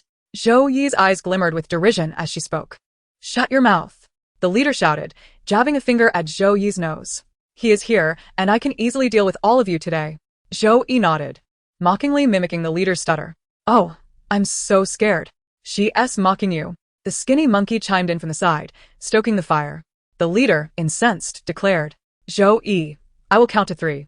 If you kneel and call me grandfather, saying I was wrong, I won't dare again, I might just spare you. Otherwise, I will make your parents barely recognize you. Apologies, but my parents have been gone for quite some time. Whether they recognize me or not has little impact. Zhou Yi replied, her hands tucked into her pockets, a smile gracing her lips. My grandfather lives below as well. I could kneel, but I fear you might not withstand it. How dare you curse me? The leader roared, charging towards Zhou Yi with a swift kick. Instinctively, she attempted to dodge, but her body felt weighted down. One shoulder was firmly pressed down by Mu Qinglin, his foot against her heel. Just before the leader's kick connected, she pivoted swiftly, using her foot as a fulcrum and inclined her body backward. At the same time, she raised her other leg, delivering a powerful kick to the leader's chest. Thanks to Mu Qinglin's decisive and unhesitating actions, the leader fell to the ground, only crying out in pain moments later. The underlings exchanged glances before lunging at Mu Qinglin in unison. He shoved Zhou Yi back and swiftly instructed, stay back. Before Zhou Yi could comprehend what had transpired, she witnessed Mu Qinglin deftly catch one assailant's wrist, twisting it outward and flinging him away. Following this, he landed a kick to the skinny monkey's abdomen, sending him crashing down with 2 others behind him. To be honest, brawls were hardly novel in the Hongmen Alley. Zhou Yi often observed the commotion from the porch. Occasionally, when the spectacle was particularly riveting, she would summon Fa Kai to bring along other cats and dogs, all sitting neatly in a row to watch the show. Such events no longer astonished her, yet today she felt an urge to applaud. Engaging with these petty thugs, Mu Qinglin's effortless display of punches and kicks resembled that of a martial arts master. Especially notable was her fluidity. Her movements were swift when they needed to be and precise when they required a pause, making her techniques appear exceptionally graceful. From this perspective, the unsightly mask on her face became strangely appealing. The underlings, likely sensing this, exchanged awkward silences before helping their gasping leader to his feet. Shall we perhaps return another day? The elder brother, unable to save face, attempted to speak with bravado, yet found himself rendered mute by Mu Qinglin's unresponsive gaze. Let us go, commanded the elder brother. Consequently, a throng of individuals arrived in a grand manner, only to retreat in a hasty panic within 5 minutes. Mu Qinglin turned and approached Zhou Yi step by step, scrutinizing her for a few moments before asking, Can you fight? Huh? Zhou Yi, still savoring the earlier events, was momentarily taken aback. After staring at Mu Qinglin for a while, she replied, Not at all.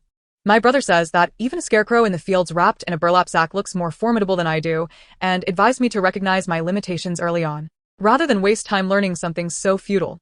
Mu Qinglin frowned. Then how come you're so adept at provoking fights? Zhou Yi responded, Provoking fights is done with words, and it doesn't require much effort. Mu Qinglin felt a sense of suffocation. She suddenly understood why Tang Yuanzhou was so easily ignited and explosive. With someone so infuriating at home, even a celestial being would be driven to the brink of breaking dishes and smashing bowls every few days. Zhou Yi nudged Mu Qinglin playfully with her shoulder, suddenly becoming quite enthusiastic. Why were you wearing a mask earlier? Were you trying to conceal your face to create an air of mystery, akin to the legendary monk making a grand entrance? Mu Qinglin nearly stumbled forward from her playful shove, thinking that if she hadn't been there, Zhou Yi might not have known where those individuals had whisked her away. At this moment, she was still pondering over trivial matters like the mask. What a carefree spirit. Upon reflection, it struck her that since their acquaintance began, it was the first time Zhou Yi had spoken to her in such a sycophantic tone, and her mischievous nature compelled her to play along. Removing her mask, Mu Qinglin teasingly asked, "Curious to know?" Zhou Yi nodded eagerly, "Yes, very much." With a dragged-out tone and an inscrutable expression, Mu Qinglin suddenly deflated, lamenting, "It's merely due to poverty." Zhou Yi appeared slightly bewildered. "I lack cultural knowledge. Could you express it in simpler terms?" Mu Qinglin. Amused by Zhou Yi's frozen expression yet wary of being discovered, feigned seriousness as she explained, "I'm a provincial reporter, and I occasionally need to appear on camera. If someone remembers my face, and it gets back to the station, I'd be lucky to escape without losing my bonus, let alone my salary." With a sigh, Mu Qinglin's tone turned melancholic. "Every month there's the mortgage, property fees, utilities, parking, fuel, and daily expenses. Everything costs money. If I lose even a bit, I'll have to subsist on thin air. Life is arduous." After Mu Qinglin finished speaking, Zhou Yi wore an expression that suggested she had grasped the essence of life. After a moment, she asked, "How old are you this year?" Mu Qinglin curled her fingers around the mask. A sense of foreboding washed over her. 27, she replied. "If I were 27 and in such a predicament, I would have long sought a dark night to plunge into the Yongin River, perhaps even tie 2 stones around my waist, striving to sink to the bottom in one go, to avoid being fished out, too impoverished to afford even a grave." After Zhou Yi finished speaking, she turned and entered the shop, shutting the door behind her. Through the 2 glass panes, Mu Qinglin observed Zhou Yi diligently locking the door, then brazenly lifting her chin at her. In an instant, Mu Qinglin's careful expression shattered into fragments. Such an ungrateful creature. Just a moment ago, she lamented the preciousness of life due to her antics with the cats and dogs. What a farce. Mu Qinglin felt an overwhelming sense of frustration. Never in her life had she felt so helpless, confined behind a door with no outlet for her pent-up energy. A sensation that compelled her to utter a few elegant phrases in the Chinese language. The subject of her ire was Zhou Yi. Yet she feared that speaking too much might shorten her own lifespan. After a moment of staring in silence, Mu Qinglin surrendered to her predicament and turned to leave. Just as she moved, Zhou Yi's face quickly enlarged in the glass door. Knock, knock. Zhou Yi tapped the glass with her knuckles, catching Mu Qinglin's attention. Mu Qinglin stood still, watching Zhou Yi animatedly engage her in conversation, gesticulating wildly, an exaggerated display that was almost unbearable to witness. Despite this, Mu Qinglin still could not hear her, the noise from the street too loud and the glass too effective at soundproofing. After a few moments of hesitation, Mu Qinglin decided to mimic her gestures, spreading her hands, shrugging her shoulders, and shaking her head, her expression conveying her limited hearing and utter helplessness. Zhou Yi's mouth moved in a flurry, and they locked eyes in a tense silence. As time dragged on, Mu Qinglin felt increasingly uneasy under Zhou Yi's unwavering gaze. She knew well that the individual inside was akin to a hedgehog, yet she felt compelled to provoke her.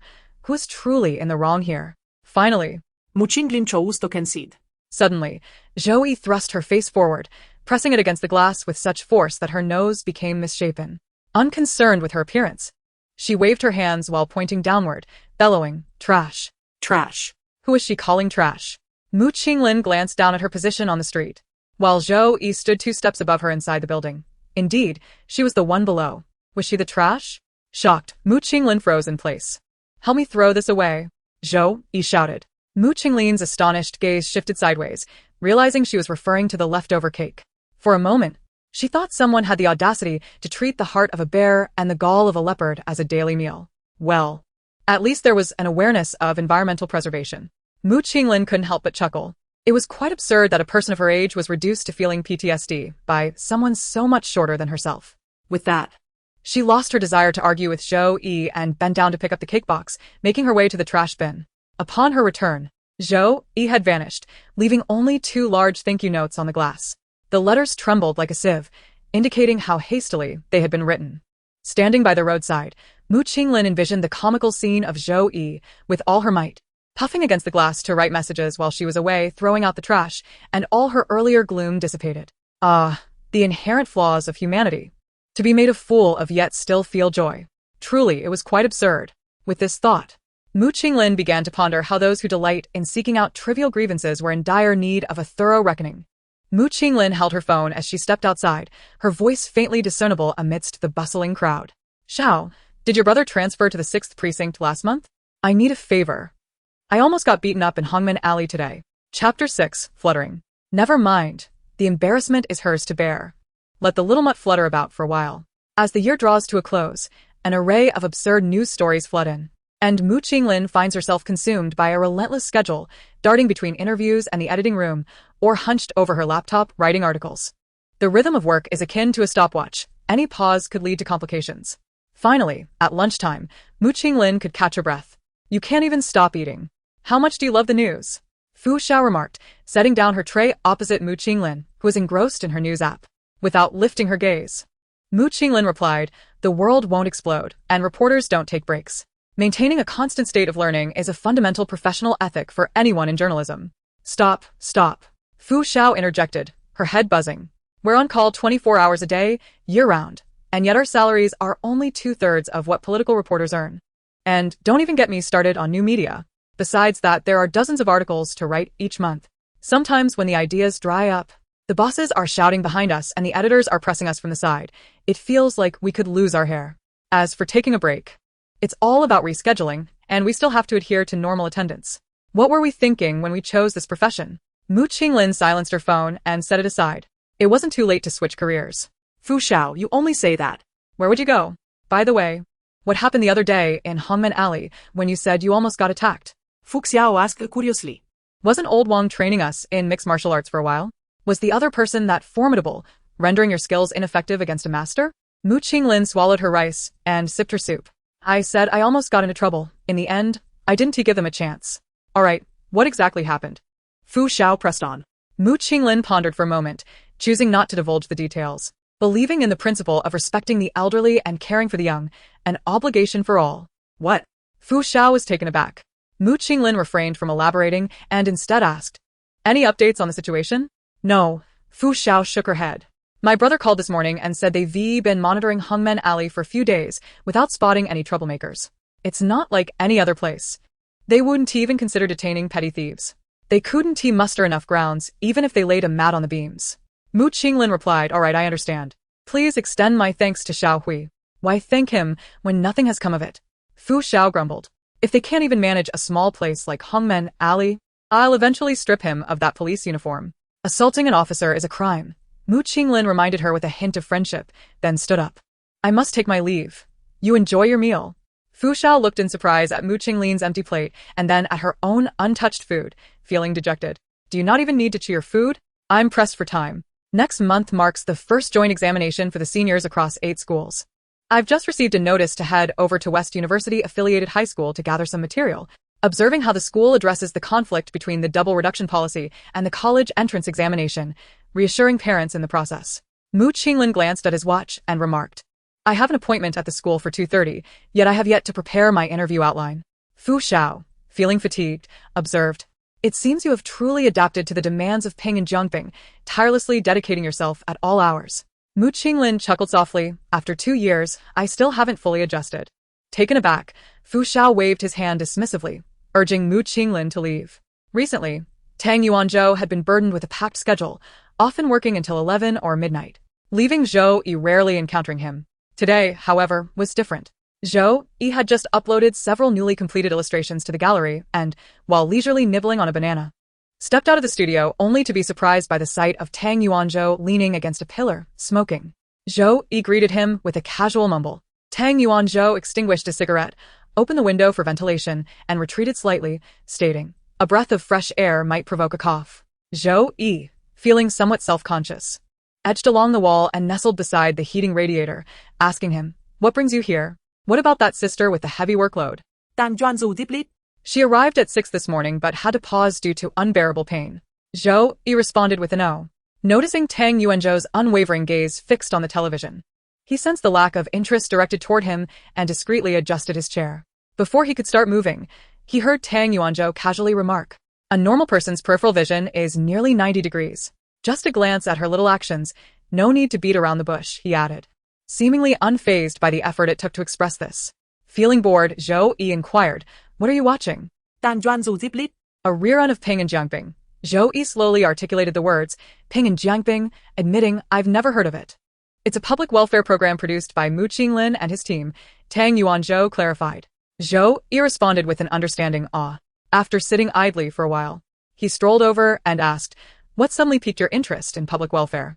Tang Yuanzhou shrugged. It's on when the television is turned on, just passing the time. Noticing Zhou Yi shivering from the cold draft, he muttered, "You should be more active," and casually adjusted her hat, adding, "The reporter featured in this news segment is Mu Qinglin." Zhou Yi glanced at the television with indifference, noting it was indeed a segment about helping someone find their dog. He then tilted his head, resting it on the table. The news reported on a city management initiative to eradicate stray cats and dogs for the sake of long-term resolution. As the on-screen reporter, Mu Qinglin presented the facts with precision and clarity, devoid of personal sentiment or opinion. Listening to Mu Qinglin report on such news always feels slightly lacking, Tang Yuanzhou mused. Zhou Yi, after a brief silence, straightened up, observing the composed woman on the screen, replied thoughtfully, "The language in public welfare news is generally more relatable and accessible, bridging the gap with the audience. Mu Qinglin's choice of words tends to be overly elitist. While accurate, it doesn't resonate with the style." Tang Yuanzhou had known Zhou Yi for over a year. Yet this was the first time he had heard her speak so earnestly, and her words seemed remarkably sensible, leaving him momentarily taken aback. Despite her lack of formal education, she possessed considerable understanding. Zhou Yi yawned without any regard for decorum, her body sliding down and sinking into the sofa. The disparity between educational background and intelligence was evident. Even someone like him could deduce that. Indeed, Tang Yuanzhou nodded in agreement, but soon felt something amiss. Just as he began to ponder, his phone rang unexpectedly. He answered promptly, his tone softening as if transformed into another person. It was Lingling Yongling, his wife, who taught at the affiliated kindergarten of West University. Her spirited and warm nature was infectious. It was she who had insisted on rescuing Zhou Yi from the refuse. She informed him that had they delayed by a few more hours, Zhou Yi would have been taken away by the funeral home. After the call, Tang Yuanzhou returned to find his younger brother, Xiaojiu, who was now holding a laptop bag. Lingling had rushed out that morning and forgotten her computer. "Could you run this over for me? I can't leave right now," he implored. Zhou Yi, having shed her earlier lethargy, eagerly accepted the laptop, exclaiming, "I'll go right away." Tang Yuanzhou hastened to his workspace, while Zhou Yi wasted no time in preparing to change her clothes. By chance, she caught a glimpse of Mu Qinglin's face reappearing on the television screen. She halted, staring in disbelief for a few seconds before exclaiming, "It seems he has reached a point of potential dismissal." When Zhou Yi delivered Yongling's computer, it was already past 1:30. With her own responsibilities looming, she didn't linger. Upon exiting the kindergarten, she meandered along the path, transitioning from an upright gait to a bent-over shiver as the winter wind chilled her to the bone. She needed to find shelter. Spotting a nearby taxi stand, she scuttled across to escape the gusts. To her surprise, it proved somewhat effective. After a moment of relief, Zhou Yi transformed back into her lazy self, leaning back against a pillar of the stand, hands tucked in her pockets, supporting herself on one leg, comfortably observing the other shivering souls in the distance. As she became engrossed in the scene, the sharp sound of a school bell suddenly rang, causing her to doubt her own ears. After a brief moment of astonishment, she turned her gaze to the right. West University High School, the finest in Jiangping, had produced the top scorers in both arts and sciences for 13 consecutive years. Tang Yuanzhou had mentioned that to ensure a high acceptance rate for first-tier universities, the entrance score for West University High was absurdly high. Zhou Yi had once looked it up out of boredom. While it was indeed elevated, it was hardly outrageous, merely typical. Zhou Yi? The moment Mu Qinglin stepped out of the car, he spotted Zhou Yi leaning against the stand. Initially, he hesitated to recognize her. Today, she wore a black baseball cap, her shoulder draped with a matching bag, standing tall and poised, her hands in her pockets. The transformation from her former slouched demeanor was striking. She exuded a subtle coolness. Hearing a familiar voice, Zhou Yi blinked, retracting her gaze from the high school as she remained still, waiting for Mu Qinglin to approach. "What brings you here?" he inquired. Zhou Yi gazed at her with a serious expression, momentarily lost in thought. Was the vastness of the store not sufficient for her to ponder? A change of scenery, perhaps. "Sister Mu, let us go," urged Liu, the cameraman, standing at the school gate. Mu Qinglin turned and responded, then addressed Zhou Yi. "Are you going to continue daydreaming?" Zhou Yi replied, perhaps at that. Mu Qinglin's mood lightened, warning, "Be careful not to freeze into an ice sculpture. The weather forecast predicts a heavy snowfall later." A sneeze escaped Zhou Yi, coinciding with her sudden desire to abandon her facade of strength. "Are you heading to school?" Zhou Yi inquired. "Indeed, there's an interview," Mu Qinglin confirmed. "Is it indoors or outdoors?" Zhou Yi asked. "Indoors, can you take me along?" Zhou Yi ventured. "It's possible, but we're not sufficiently familiar yet." "Are we?" Zhou Yi, not lacking in perception, understood the unspoken hesitation as soon as Mu Qinglin fell silent. Her question indeed placed Mu Qinglin in an awkward position. Well, I didn't say it was impossible, Mu Qinglin interjected with a smile. However, today I'm focused on business. You must refrain from seizing every opportunity to tease me, as before. Zhou Yi eagerly nodded, an overly obedient expression causing Mu Qinglin to feel uneasy, yet having already spoken, she had no choice but to bring Zhou Yi into the affiliated school. Then, the cool girl transformed into an unworldly, rural pup, marveling at everything in sight. Her excitement palpable. Even the cracked tiles of the office building prompted her to exclaim, "I can smell the scent of knowledge." Lu followed Zhou Yi. Nearly doubled over with laughter. As they approached the office building to meet the grade director, Mu Qinglin hesitated.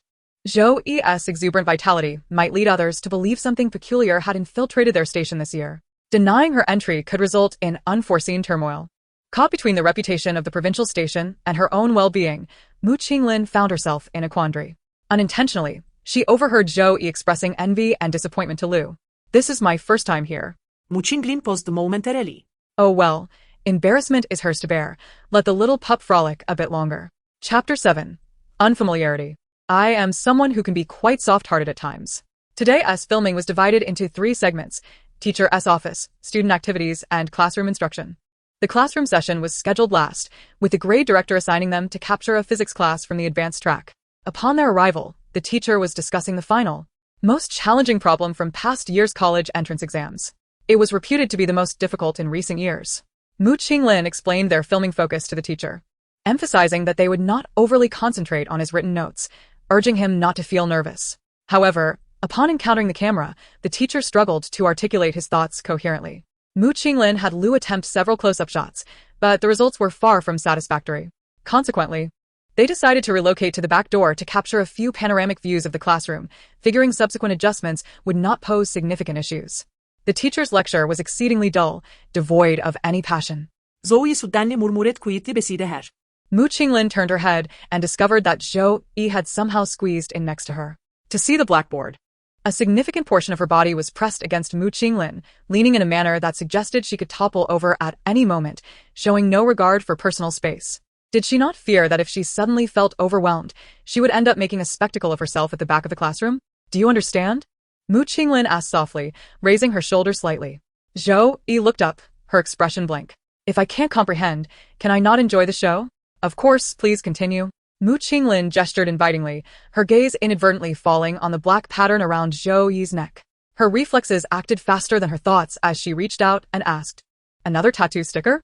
Zhou Yi jumped slightly, swatting her hand away and whispering, "Why are your hands so nosy?" "Not as nosy as your mouth," Mu Qinglin retorted calmly. Seeing Zhou Yi about to explode, she quickly placed her finger to her lips and shushed her, saying, "It's being recorded."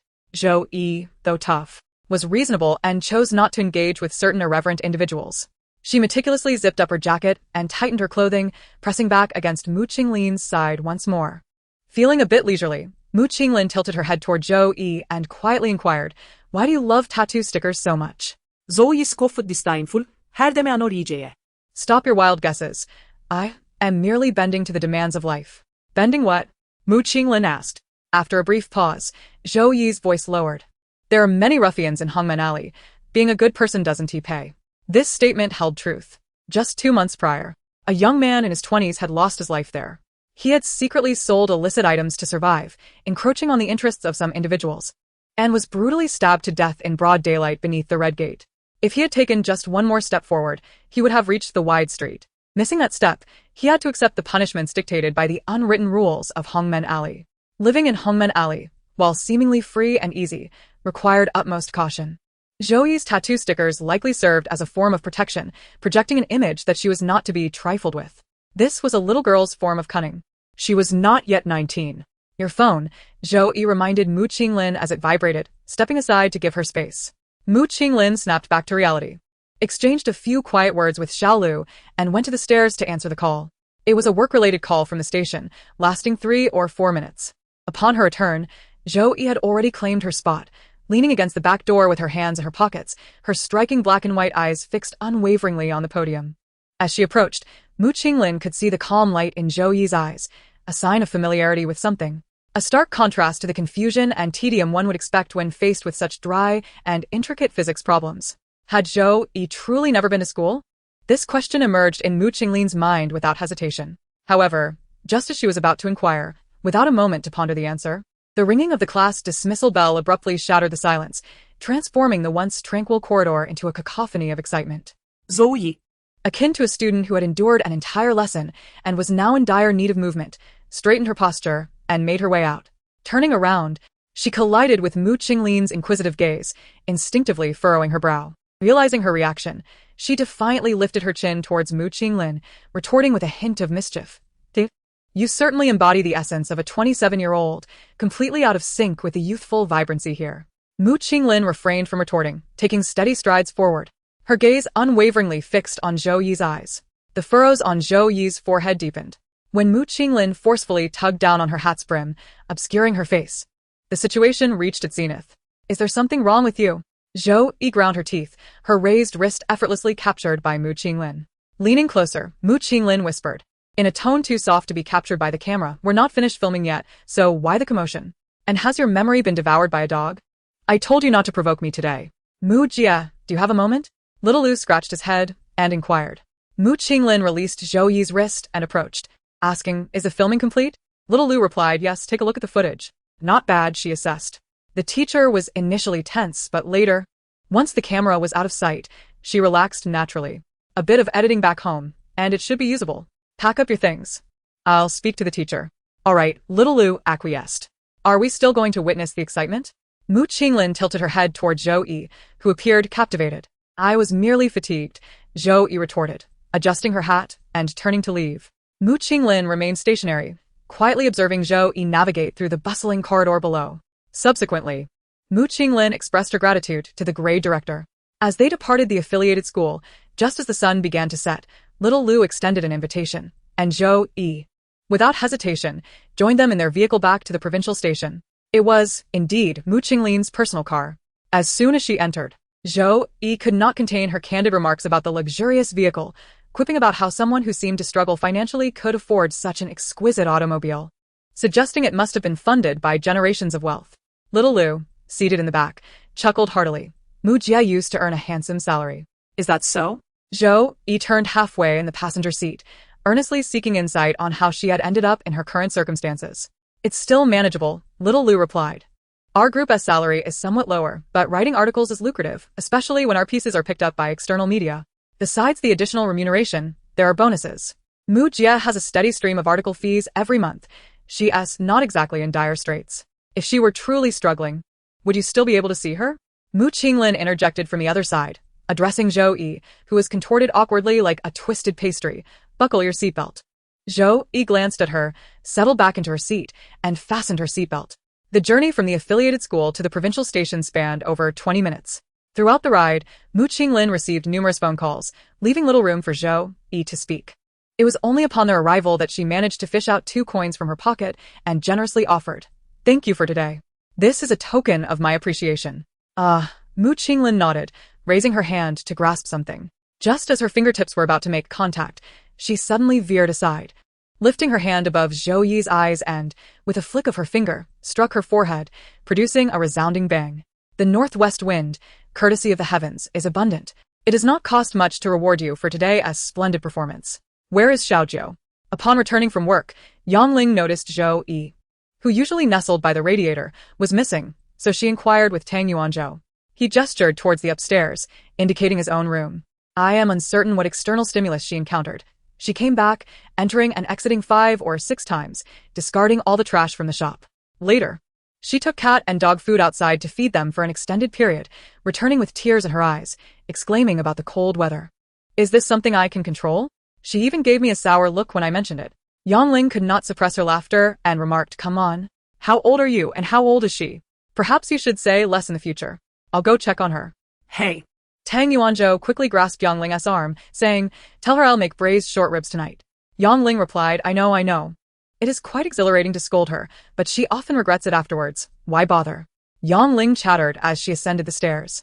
Upon hearing braised short ribs, Zhou Yi, sprawled neatly in her blankets, immediately threw off the covers and sat up, her eyes sparkling like a constellation. Make a large portion. Yangling. Seated at the edge of the bed, chuckled uncontrollably. Did you not eat short ribs in your past life? Zhou Yi sighed. I haven't had them many times in this life either. Are they truly that delicious? It is not merely a question of taste, Zhou Yi replied. Crossing her legs and sitting upright, one must have a certain spiritual support in life. In my world, there is nothing that a serving of braised short ribs cannot resolve. If there is, she extended her hand, forming a perfect Y, then it would take 2 servings. All right, you make a valid point. Yang Ling, clutching her aching stomach, asked Zhou Yi, what happened this afternoon? Are you unhappy? Zhou Yi clenched her Ye hand, her expression turning frosty. I was hit. Yang Ling's expression darkened as she asked in a hushed tone, by whom? Zhou Yi suddenly faltered. Yang Ling, a native of Hongmen Alley, was adept at stirring trouble and even more skilled at shouldering it. If she set her sights on someone, they would surely suffer. Mu Qinglin, Zhou Yi explained. Her strike wasn't particularly hard. In fact, after hitting me, she even flattened her palm to rub my forehead gently. Her fingers, pressing down on my hat and bangs, were soft, and for those few seconds they were genuinely warm against my forehead. Forget it, I won't hold a grudge. Zhou Yi swiftly descended the stairs, slipping on her shoes and saying, I'll go supervise in the kitchen. Yang Ling did not pursue her. Once the sound of her footsteps faded, she retrieved her phone and accessed the surveillance footage from the shop entrance. If it was indeed Zhou Yi's group of friends, she could not let this matter rest easily. What use is there in making ribs without soy sauce? Zhou Yi exclaimed angrily. Can we not have some planning when executing tasks? Tang Yuanzhou, quickly stirring the pot, shouted even more fiercely. If you have the energy to shout, why not go buy a bottle? At this rate, the pot will burn. Zhou Yi merely turned around and exited the kitchen. At the western end of the grain and oil shop, Zhou Yi, determined to satisfy her hunger, hurried along with purpose. Yet, midway through her journey, she sensed an obstruction impeding her pace. Frustrated, she glanced up when yet another person blocked her path. Why were there so many people? A throng encircled the narrow stretch, rendering it impassable. Zhou Yi stood on tiptoe to survey the scene. In the innermost circle, 2 officers in uniform were apprehending someone, while several media outlets, cameras in hand, captured the unfolding drama. Among them was a reporter from the provincial station. What a coincidence. It was Mu Qinglin, holding the station's microphone and speaking directly to the camera. What was happening? Zhou Yi inquired of a nearby individual. The person, nearly breathless with excitement, stammered, Wang Ba and his gang have been arrested. It's like a Christmas surprise, and quite a large one at that. Christmas was still 2 days away. What was there to celebrate? Zhou Yi craned her neck to see better. Wang Ba. Who was that?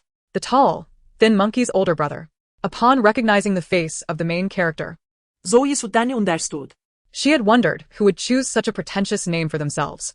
It was only fitting that he should spend a few years behind bars, considering the crowd that had gathered to witness the spectacle. However, these individuals frequented the police station all year round. It was unusual for any television station to cover them. Why were they suddenly under scrutiny today? With Mu Jie capturing the moment, her prepared report on old cases would air alongside an evening news segment promoting urban legal development. The police, wishing to turn a blind eye as they had before, would likely detain a couple of them briefly before releasing them. Unable to withstand the pressure of public opinion, behind her, a conversation ensued. The voices were low, yet Zhou Yi's keen ears picked up snippets. Mu Ye. Which Mu Jie? That one? Zhou Yi cast a glance at the reporting Mu Qinglin and discreetly strained to listen. Had these individuals offended Mu Jie? Once she set her sights on them, she could strip them bare of their secrets. Who could say? The speaker changed, I asked her this morning. And she replied with something about respecting the elderly and cherishing the young. I still can't decipher what she meant. Was it possible that someone among them had been wronged by Mu Jie? Unlikely. She only visited occasionally for drinks, hardly familiar with anyone. Except for me. Zhou Yi flipped the coin she held, contemplating this thought. Just as it surfaced, she dismissed it. Surely, they were anything but friends. Their manner of speaking was a testament to that. Why was Mu Qinglin speaking so plainly today? Every word was comprehensible, yet it lacked the fluidity she was accustomed to. Now was not the time to concern herself with her choice of words. Shaking her head, Zhou Yi resolutely dismissed any connection between Wang Ba's predicament and herself, hastening toward the grain and oil shop. Unclear. 1 bag of soy sauce. Zhou Yi slammed the coin onto the counter, calling out loudly. Uncle Go responded, emerging from behind the shelves with the soy sauce. It's just 2 yuan. Consider it a gift. You are late, she remarked, as the coins had already been placed there. Zhou Yi took the bag and left. Mere seconds later, the curtain of the grain and oil shop was lifted once more. Zhou Yi rushed in like a gust of wind, swiftly snatching the coins from the table that had yet to be collected, and exclaimed to Tang Yuanzhou to give her money. Then she vanished again. Her speed was such that Uncle Go barely caught a glimpse of her face. All he heard was her disgruntled mumbling about how there were plenty of things to reward. Yet she insisted on rewarding with money, which couldn't even be spent. As Zhou Yi was on her way back, the onlookers had mostly dispersed, leaving only the owners of nearby shops and various media outlets. The provincial station occupied a poor position, off to the side, yet for some inexplicable reason, Zhou Yi's gaze immediately landed on Mu Qinglin's figure. While others seemed to lose a shot during interviews, she appeared composed and dignified, devoid of any fighting spirit. Indeed, she ought to be dismissed. Halfway through her dejected sigh, Mu Qinglin suddenly glanced in her direction, their eyes colliding midair. So, what if they collided? Why act as if one had committed a wrongdoing? Zhou Yi thus averted her gaze, quickening her pace. Mu Qinglin, not granting her the chance to treat them as strangers, playfully inquired, "Are there coins on the ground? Why are you searching so earnestly?" Zhou Yi sighed, lifting her head. "Indeed, there are, and they are silver. Where? Point them out so that I may seize the opportunity to become wealthy," Mu Qinglin urged. Zhou Yi spread her hand, revealing the 2 coins she had reclaimed. "Wake up. This is all there is. Your path to wealth has been thoroughly blocked by me," she replied. "How cruel of you," Mu Qinglin teased. "Isn't it suspicious to be overly cordial without any familial ties?" All right, Mu Qinglin conceded, stepping closer to Zhou Yi and grasping her wrist, which was used to carry the soy sauce bag. "What are you doing?" Zhou Yi ekleime din surprise. Mu Qinglin gently squeezed her wrist and said, "I've always wanted to ask, don't you feel cold with your sleeves rolled up so high?" Zhou Yi stood frozen. Mu Qinglin's hand was warm, strong yet gentle, encircling her wrist comfortably. It was just a bit damp. Would someone as experienced as you really be nervous? Zhou Yi questioned skeptically. Are you daft? Mu Qinglin laughed. Zhou Yi snapped back to reality, adopting her usual tone that could pierce through one's soul. "I am pleased with it. Does it concern you?"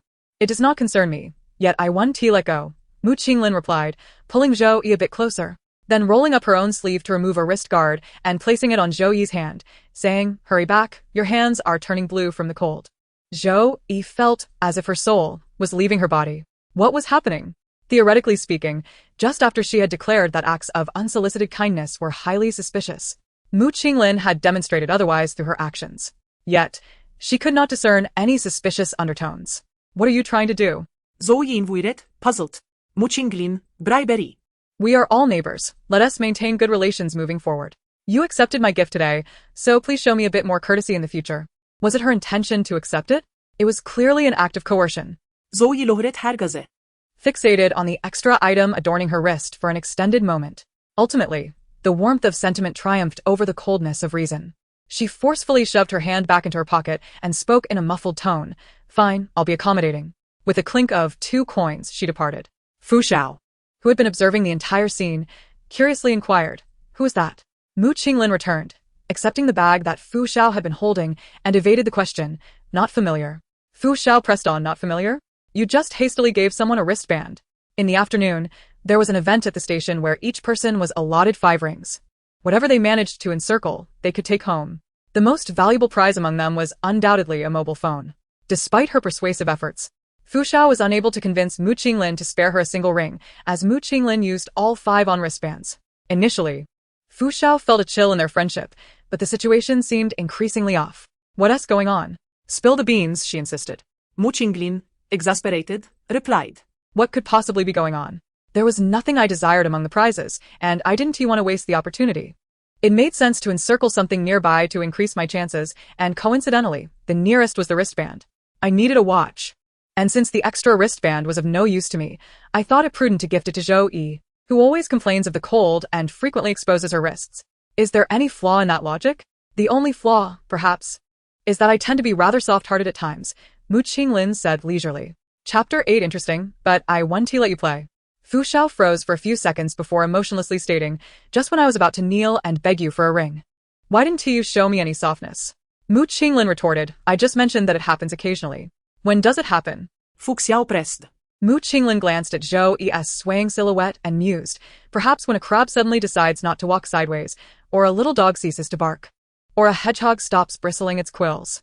Fu Xiao nudged an intern who was observing and asked earnestly, "Did you hear Mu Jie just speak human language?" The intern gaped for a moment before responding, "Ah." When Zhou Yi returned, the room was unusually quiet.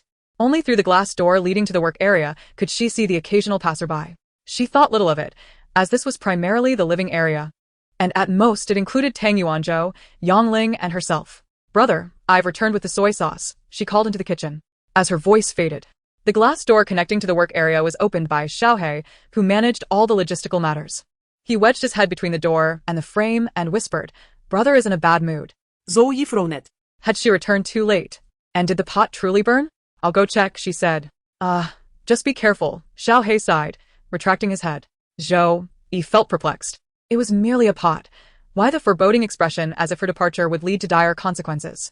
Zhou Yi meandered leisurely towards the kitchen when a sharp command from Tang Yuanzhou halted her in her tracks. "Stand right there." Zhou Yi froze, catching a glimpse of Yongling's serious expression. Something must have gone awry. Surely, it wasn't merely a burnt pot. What has happened? Zhou Yi inquired cautiously. Tang Yuanzhou's countenance darkened.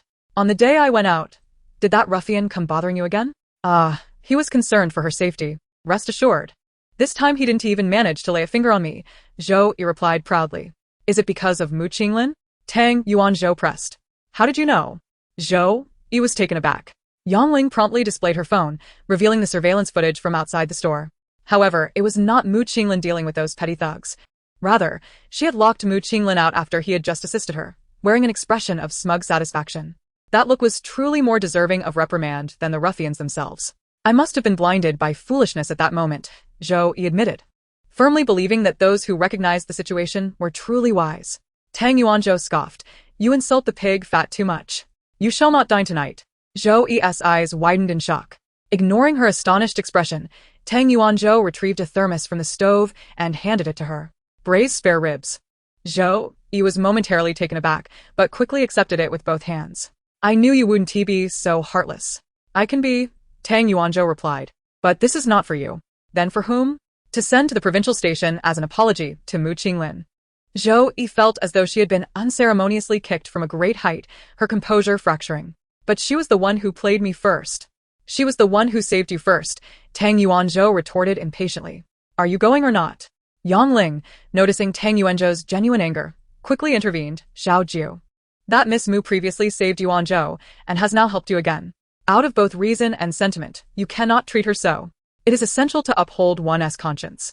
Zhou Yi was certainly cognizant of this, which is why she had left such a large thank you note on the door. She glanced at Tang Yuanzhou and took the thermos. "Understood." Yongling patted Zhou Yi's shoulder, urging, "Off you go." As her gaze swept over Zhou Yi's wrist, she curiously inquired, "What is that?" Zhou Yi shielded it with a thermos, mumbling, "Nothing, I'm off to deliver this." Zhou Yi hastily made her way outside. Once on the street, however, her pace slowed considerably. Was she truly going to deliver this? How embarrassing. But then, she glanced at her hand tucked into her pocket. With the wrist guard Mu Qinglin had given her, even if her hand were to slip back in, it would not feel as it once did, as the sleeves brushed against her skin, leaving her colder. Today, she had even accompanied her to the affiliated high school. And then there was that ruffian. Feeling vexed, Zhou Yi channeled her frustration and swiftly reached the provincial station's entrance. "Come to the main door," she messaged Mu Qinglin on WeChat. Mu Qinglin was on his way to the dining hall with Fu Xiao when he suddenly received the message, casually replying, ? Zhou Yi responded. Mu Qinglin. Mu Qinglin inquired, "Which entrance?" Zhou Yi promptly sent a photograph in response. "Xiao, you should go have your meal. I have matters to attend to," Mu Qinglin advised Fu Xiao. Fu Xiao, perplexed, thought to herself, "Is there truly so much in the realm of public welfare that you cannot spare a moment for a meal?" "It's not work-related," Mu Qinglin clarified. "I'm going to meet someone at the entrance." After searching for Zhou Yi for quite some time at the entrance without success and receiving no replies on WeChat, Mu Qinglin began to doubt whether she had once again fallen for Zhou Yi's tricks. Just then, someone called out her name, and upon turning, she discovered it was Xiao Lu, who had stepped out to collect a package. She casually inquired, "Have you seen Zhou Yi?" Xiao Lu hesitated momentarily before recalling, "Oh, that girl with the amusing way of speaking. She's inside the kiosk chatting with old Kai." Old Kai? Mu Qinglin thought. She must have misheard. A man in his 60s. Old Kai spent his days either sipping tea and listening to opera or reminiscing about the past. What on earth could a young girl like Zhou Yi possibly discuss with him? When Mu Qinglin finally approached, she understood the meaning of a lively conversation. Old Kai's face was adorned with laughter lines, and Zhou Yi was equally animated, her smile stretching from ear to ear. Knock. Knock. Mu Qinglin tapped on the glass window. Both the old man and the young woman turned their gazes toward her. Mu Qinglin nodded in acknowledgement to Old Kai, then directed her attention to Zhou Yi, gesturing for her to come outside. Mu Qinglin was certain her instructions were crystal clear, yet Zhou Yi appeared oblivious, turning back to Old Kai with a broad smile. Frustrated, Mu Qinglin wondered why she had come out to seek discomfort. The two continued their amiable conversation for over half a minute until, at last, the sound of a door opening reached her ears. Zhou Yi emerged, carrying a white thermos, and handed it to her, saying, "This is from Ge. From Tangyuanzhou?" Mu Qinglin responded, puzzled. "What is this for?" Zhou Yi struggled to articulate an apology. To Mu Qinglin's ears, those 4 words resonated like a monotonous hum, utterly incomprehensible. "Did a cat steal your tongue?" Mu Qinglin teased. Zhou Yi shot her a glare. Gritting her teeth, "Apologize. What nonsense is this?" "Be clearer," Mu Qinglin replied honestly, not accepting the thermos. Zhou Yi, feeling the strain in her arm, shoved the thermos into Mu Qinglin's embrace and, with an air of displeasure, explained, "About that day when I locked you outside, Ge saw it on the surveillance footage." "So that's what happened. Did you get scolded?" Mu Qinglin inquired. Her acquaintance with Tangyuanzhou was limited to those few days in the southwest, not particularly close. But she was certain of one thing: Tangyuanzhou was a man of principle. How could he possibly allow Zhou Yi to mock her benefactor on his territory? Especially after witnessing an injustice? Zhou Yi, caught in her deception, displayed no signs of embarrassment. "Do I look like someone who would meekly accept a scolding? Aren't I the one who personally runs errands to deliver things?" This statement, however, was not something Mu Qinglin could openly acknowledge, lest it lead to trouble. Mu Qinglin unscrewed the thermos in front of Zhou Yi, and an enticing aroma immediately enveloped the air, stirring the hunger within. It was not Mu Qinglin's meal. His gaze shifted from the exquisitely presented ribs to Zhou Yi's face, pausing at her midsection. "Are you taking the thermos today?" Zhou Yi turned her face away, resolutely avoiding eye contact. "I eat slowly, can you wait? I am not boasting, but when it comes to perseverance, I dare say I rank second. For no one in Hongmen Alley would dare to claim first." "All right, then let us proceed." "Where to?" Zhou Yi was led to the parking lot by Mu Qinglin. "It's not good for digestion to eat while standing. Would you like to come inside and wait?" Mu Qinglin lowered the driver's side window halfway and addressed Zhou Yi, who was standing outside with a blank expression. Zhou Yi stepped into the car with a wide stride, disdainfully remarking, "How dramatic of you. Is it really necessary to walk nearly 10 minutes just to eat a few ribs? And, with the air conditioning on, it's a bit warm. Go ahead and eat," Mu Qinglin said, extending the thermos towards her. Zhou Yi, momentarily distracted from fiddling with the air conditioning vents, turned to Mu Qinglin. "What? I've already eaten. I'm not hungry," she replied with a smile. "So, you brought me all this way for nothing? You expect me to take it back untouched? That is simply impossible." Zhou Yi unceremoniously accepted the thermos, placing it on her lap, and grabbed the chopsticks to dig in. Mu Qinglin observed her blissful expression for a moment before silently pulling out his phone to send a message to Fu Xiao. "Please bring me a meal." Fu Xiao replied, "Can't return for a while." Mu Qinglin, yes. With how someone devoured the food as if they would lick the oil off the bones. He doubted he would return anytime soon. Fu Xiao, okay. Mu Qinglin pressed the phone off and spun it thoughtfully in his fingers before suddenly speaking, "Zhou Yi." Without lifting her head, she responded, Mu Qinglin regarded her profile, his expression uncharacteristically serious. Sometimes conceding was not a weakness. One could reason with certain individuals while others did not warrant such confrontation. Zhou Yi understood his words. Chewing on a rib, memories of the recent commotion in Hongmen Alley surfaced in her mind. "Did you orchestrate the incident with Wang Ba and the others?" Zhou Yi inquired. Mu Qinglin leaned back with a smile. "I lack the capability for that. They got themselves caught. However what? The one who apprehended them was someone I enlisted."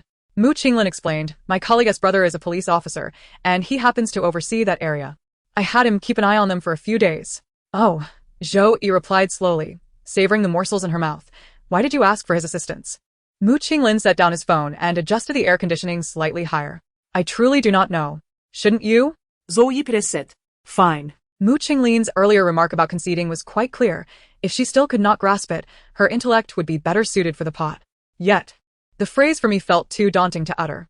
After a moment's contemplation, Zhou Yi feigned ignorance and tossed the question back. "Respect for the elderly and love for the young?" Mu Qinglin expressed surprise. "Where did you hear that?" "I didn't inquire. I merely overheard during a conversation among colleagues." In truth, there was no need to speak of eavesdropping so boldly. All right, so has the conversation reached a dead end? Zhou Yi tilted her head towards Mu Qinglin, her expression earnest. You haven't clarified whether it pertains to respect for the elderly and love for the young. If so, it would be best to specify individuals. Mu Qinglin felt stifled. At this juncture, it would be preferable to let the conversation die outright. Such sentiments about respect for the elderly and love for the young were hardly credible. She was no selfless do-gooder. Stop staring. It's precisely because of you. Mu Qinglin pushed Zhou Yi's head away, preventing her piercing gaze from being too intense. Unwilling to be subdued, Zhou Yi promptly turned back to inquire. Is it akin to the wrist guard, meant to bribe me? Of course not. Bribery is merely a convenient excuse, Mu Qinglin thought internally. Yet the words that escaped her lips were, let us consider it as such. Zhou Yi's gaze towards Mu Qinglin gradually turned disdainful. You truly have a heavy heart. Mu Qinglin felt the urge to curse. Although her call to Fu Xiao had indeed been prompted by the need to address the troublemakers, it had little to do with Zhou Yi. Wasn't he the essence of the matter that she had witnessed Zhou Yi's pitiful plight too often? Not only was there no gratitude, but there was also disdain for her supposed heavy-heartedness. Such ingratitude was disheartening. With one hand resting on the steering wheel, Mu Qinglin's eyes swept over Zhou Yi, and she couldn't suppress her urge to provoke. Why don't you jump into the food bucket and fish for something? Zhou Yi, who was seriously rummaging for ribs in the thermos, turned her face. Do I particularly resemble a food bucket to you? Not really. A food bucket isn't this attractive. However, aside from the teasing, she had indeed never seen anyone eat with such seriousness, nearly burying their head in it. Mu Qinglin's silence confirmed Zhou Yi's inquiry. She cared about her dignity and promptly closed the lid to push the cart. Mu Qinglin quickly leaned over to grasp Zhou Yi's wrist, insisting, not at all. Zhou Yi remained skeptical. Then what did you mean by that? Was it merely to provoke? Mu Qinglin could envision 100 scenarios of Zhou Yi's explosive reaction had she voiced that thought.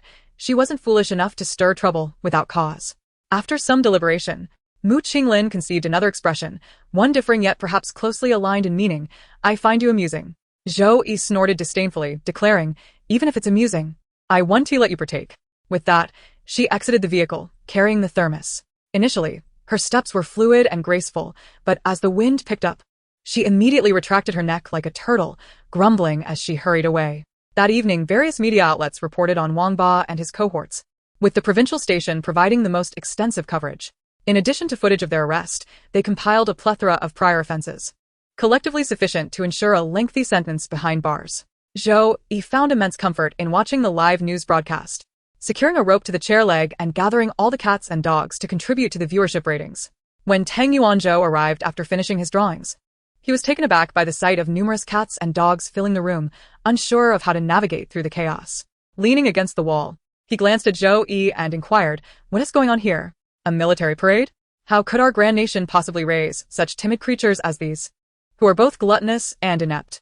Zhou Yi could hardly contain her excitement and animatedly recounted the events involving Wang Ba and the others to Tang Yuanzhou. After listening, he nonchalantly cast her a sidelong glance and remarked, this is merely a testament to Mu Qinglin's capabilities. Why are you so worked up? Zhou Yi sank back into her chair, intertwining her fingers over her abdomen, her tone serene and elongated.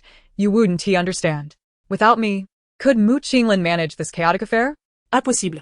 It is because of me. Because of me. She mused quietly. To be fair, Mu Qinglin isn't such a bad person. Yang Ling emerged holding a bag of apples and small boots, noticing the corners of Zhou Yi's mouth lifting in a silly smile, and curiously asked, what else with the grin? Zhou Yi remained silent, shifting over to clear space on the table for Yang Ling, and inquired, are you taking these to school tomorrow? Yang Ling replied, yes. Are you handling the greeting cards? Zhou Yi affirmed, tomorrow night is Christmas Eve. Every year, Yang Ling prepared little boots and apples along with handwritten greeting cards for the children in her class, which was quite a hefty task. In previous years, Tang Yuanzhou would lend a hand. Last year, due to prior commitments, he assigned the task to Zhou Yi, who meticulously wrote and illustrated, achieving remarkable results. The children favored Zhou Yi's cute, cartoonish avatars over Tang Yuanzhou's angular, formal blessings. The two labored until past midnight. The following day, Zhou Yi struggled to rise from bed, finally descending to the ground floor around noon, famished. Xiaohei, is there any food left? Zhou Yi called out from the doorway. Yes, yes. Xiaohei promptly retrieved a takeout bag from the table and handed it to Zhou Yi. Here, braised short ribs. I specifically ordered them for you. Ah. I've only just digested yesterday's meal, and my stomach still remembers the flavor. To have more today feels a bit extravagant, Zhou Yi remarked as she placed the food in the microwave and focused intently on her meal at the table, while discarding the bones into the trash. Zhou Yi noticed something had fallen from the corner of the table. Bending down to retrieve it, she felt a sense of disbelief. It was a greeting card she had drawn the previous night, which Yang Ling would undoubtedly find missing. Zhou Yi quickly dialed Yang Ling, urging her not to send anything just yet. The children could be quite sensitive to any perceived slight. Zhou Yi barely finished her meal before hastily donning her down jacket and heading out. Outside, the snow continued to fall heavily, making it nearly impossible to hail a cab. As she waited by the roadside, her feet nearly numb from the cold, not a single empty car passed by, and there were no online orders to be found. Perhaps she could risk driving without a license and take Tang Yuanzhou's car? No, that would be too embarrassing if caught right in front of the provincial station. Zhou Yi forcefully stamped her numb foot, grimacing in pain. Sister Mu, is that Zhou Yi over there? Xiao Lu pointed towards the taxi stand by the roadside. Mu Qinglin, Who had been engrossed in her phone, looked up at the mention. Are you fooling around? Go fetch the car, she instructed, handing the keys to Xiao Lu. All right. Should I park in front of Zhou Yi? She seems to be waiting for a ride. Shall we give her a lift? Mu Qinglin remarked. Are you the only one with some sense? Xiao Lu clasped his hands together. Sister Mu, you flatter me. Mu Qinglin tucked her phone away and braved the wind and snow towards the roadside. Zhou Yi, already numbed by the cold, was oblivious to the commotion behind her. Suddenly, she felt a thud on her head. Her pacing halted, and she pondered if the snow had bent the tree branches. A second thud followed. This tree ought to be chopped down. It can barely hold onto anything but dead leaves and branches. What use does it serve? The third thud came. That's excessive. Huh. A cup of hot cocoa pressed against Zhou Yi's lips, sealing her grievances tightly, leaving her mind feeling emptier than before as she stared at Mu Qinglin in silence for a prolonged moment. You don't want it? Then I'll drink it myself. Mu Qinglin pretended to take it away. Zhou Yi quickly snatched the cup, lifted the lid, and took a hearty sip. Mu Qinglin watched, somewhat astonished. She had merely been teasing. There was no need for Zhou Yi to act as if guarding territory, leaving a circle of saliva behind. In truth, Zhou Yi was merely deterred by the heat, yet desired to drink. She was freezing. Are you heading out? Mu Qinglin invited, correcting her thoughts. Zhou Yi, Cradling the paper cup, slurped and responded, obviously. Can you not be a little aware of the courtesy of accepting a drink? I didn't say anything. Mu Qinglin retorted just before Zhou Yi's gaze fell upon her. Where to? To the West University-affiliated kindergarten, Zhou Yi replied. Mu Qinglin's casual glance lingered on Zhou Yi's face for a few seconds. What business do you have there? Tang Yuanzhou's wife is a teacher there. She left a Christmas card for the children at home last night, and I'm going to deliver it. After speaking, Zhou Yi darted around Mu Qinglin, shoving her into the wind.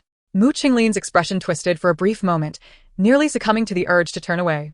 The uniform jacket provided by the station was left in the car, and she was clad only in a sweater, a V-neck that exposed her collarbone. She was cold, exceedingly so.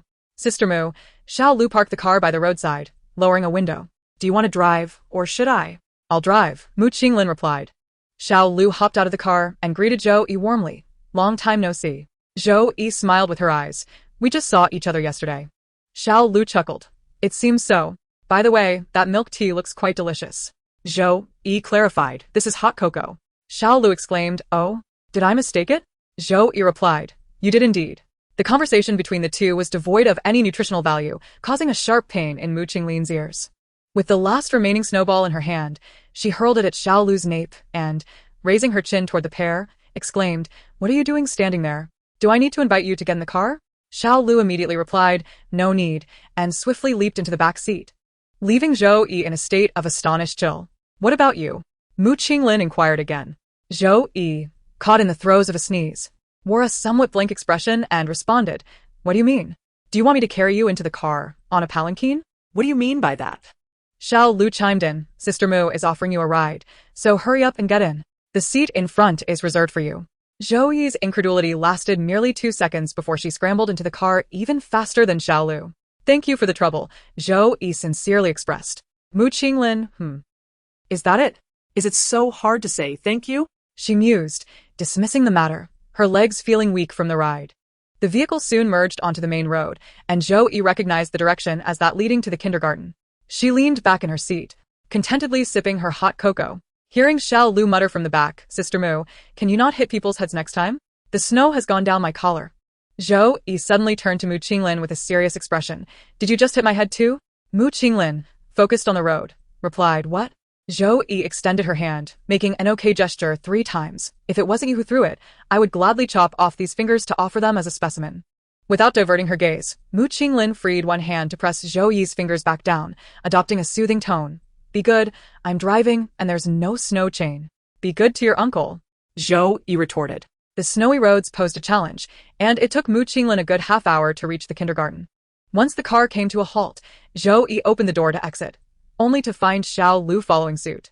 Feeling a tinge of gratitude, Zhou Yi quickly insisted, you don't need to see me off. I can walk a few steps myself. Xiao Lu appeared bewildered. I'm not here to see you off. I'm going to the kindergarten with Sister Mu. Sister Mu? You too? Zhou Yi noted the sound of the door closing for the 3rd time and turned her head to see Mu Qinglin heading to the back of the vehicle to retrieve something. As Xiao Lu assisted her, they continued their conversation. Wasn't there a news report about teachers punishing children here? We're here to do a follow-up report. Zhou Yi remained silent, her eyes fixated on Mu Qinglin. So, it was merely a matter of convenience.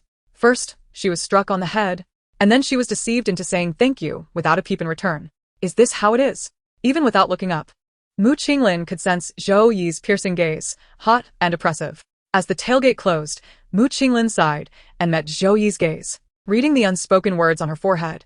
Am I truly that entertaining? If it weren't amusing, she wouldn't have engaged twice. Just a slight twinge of regret lingered now.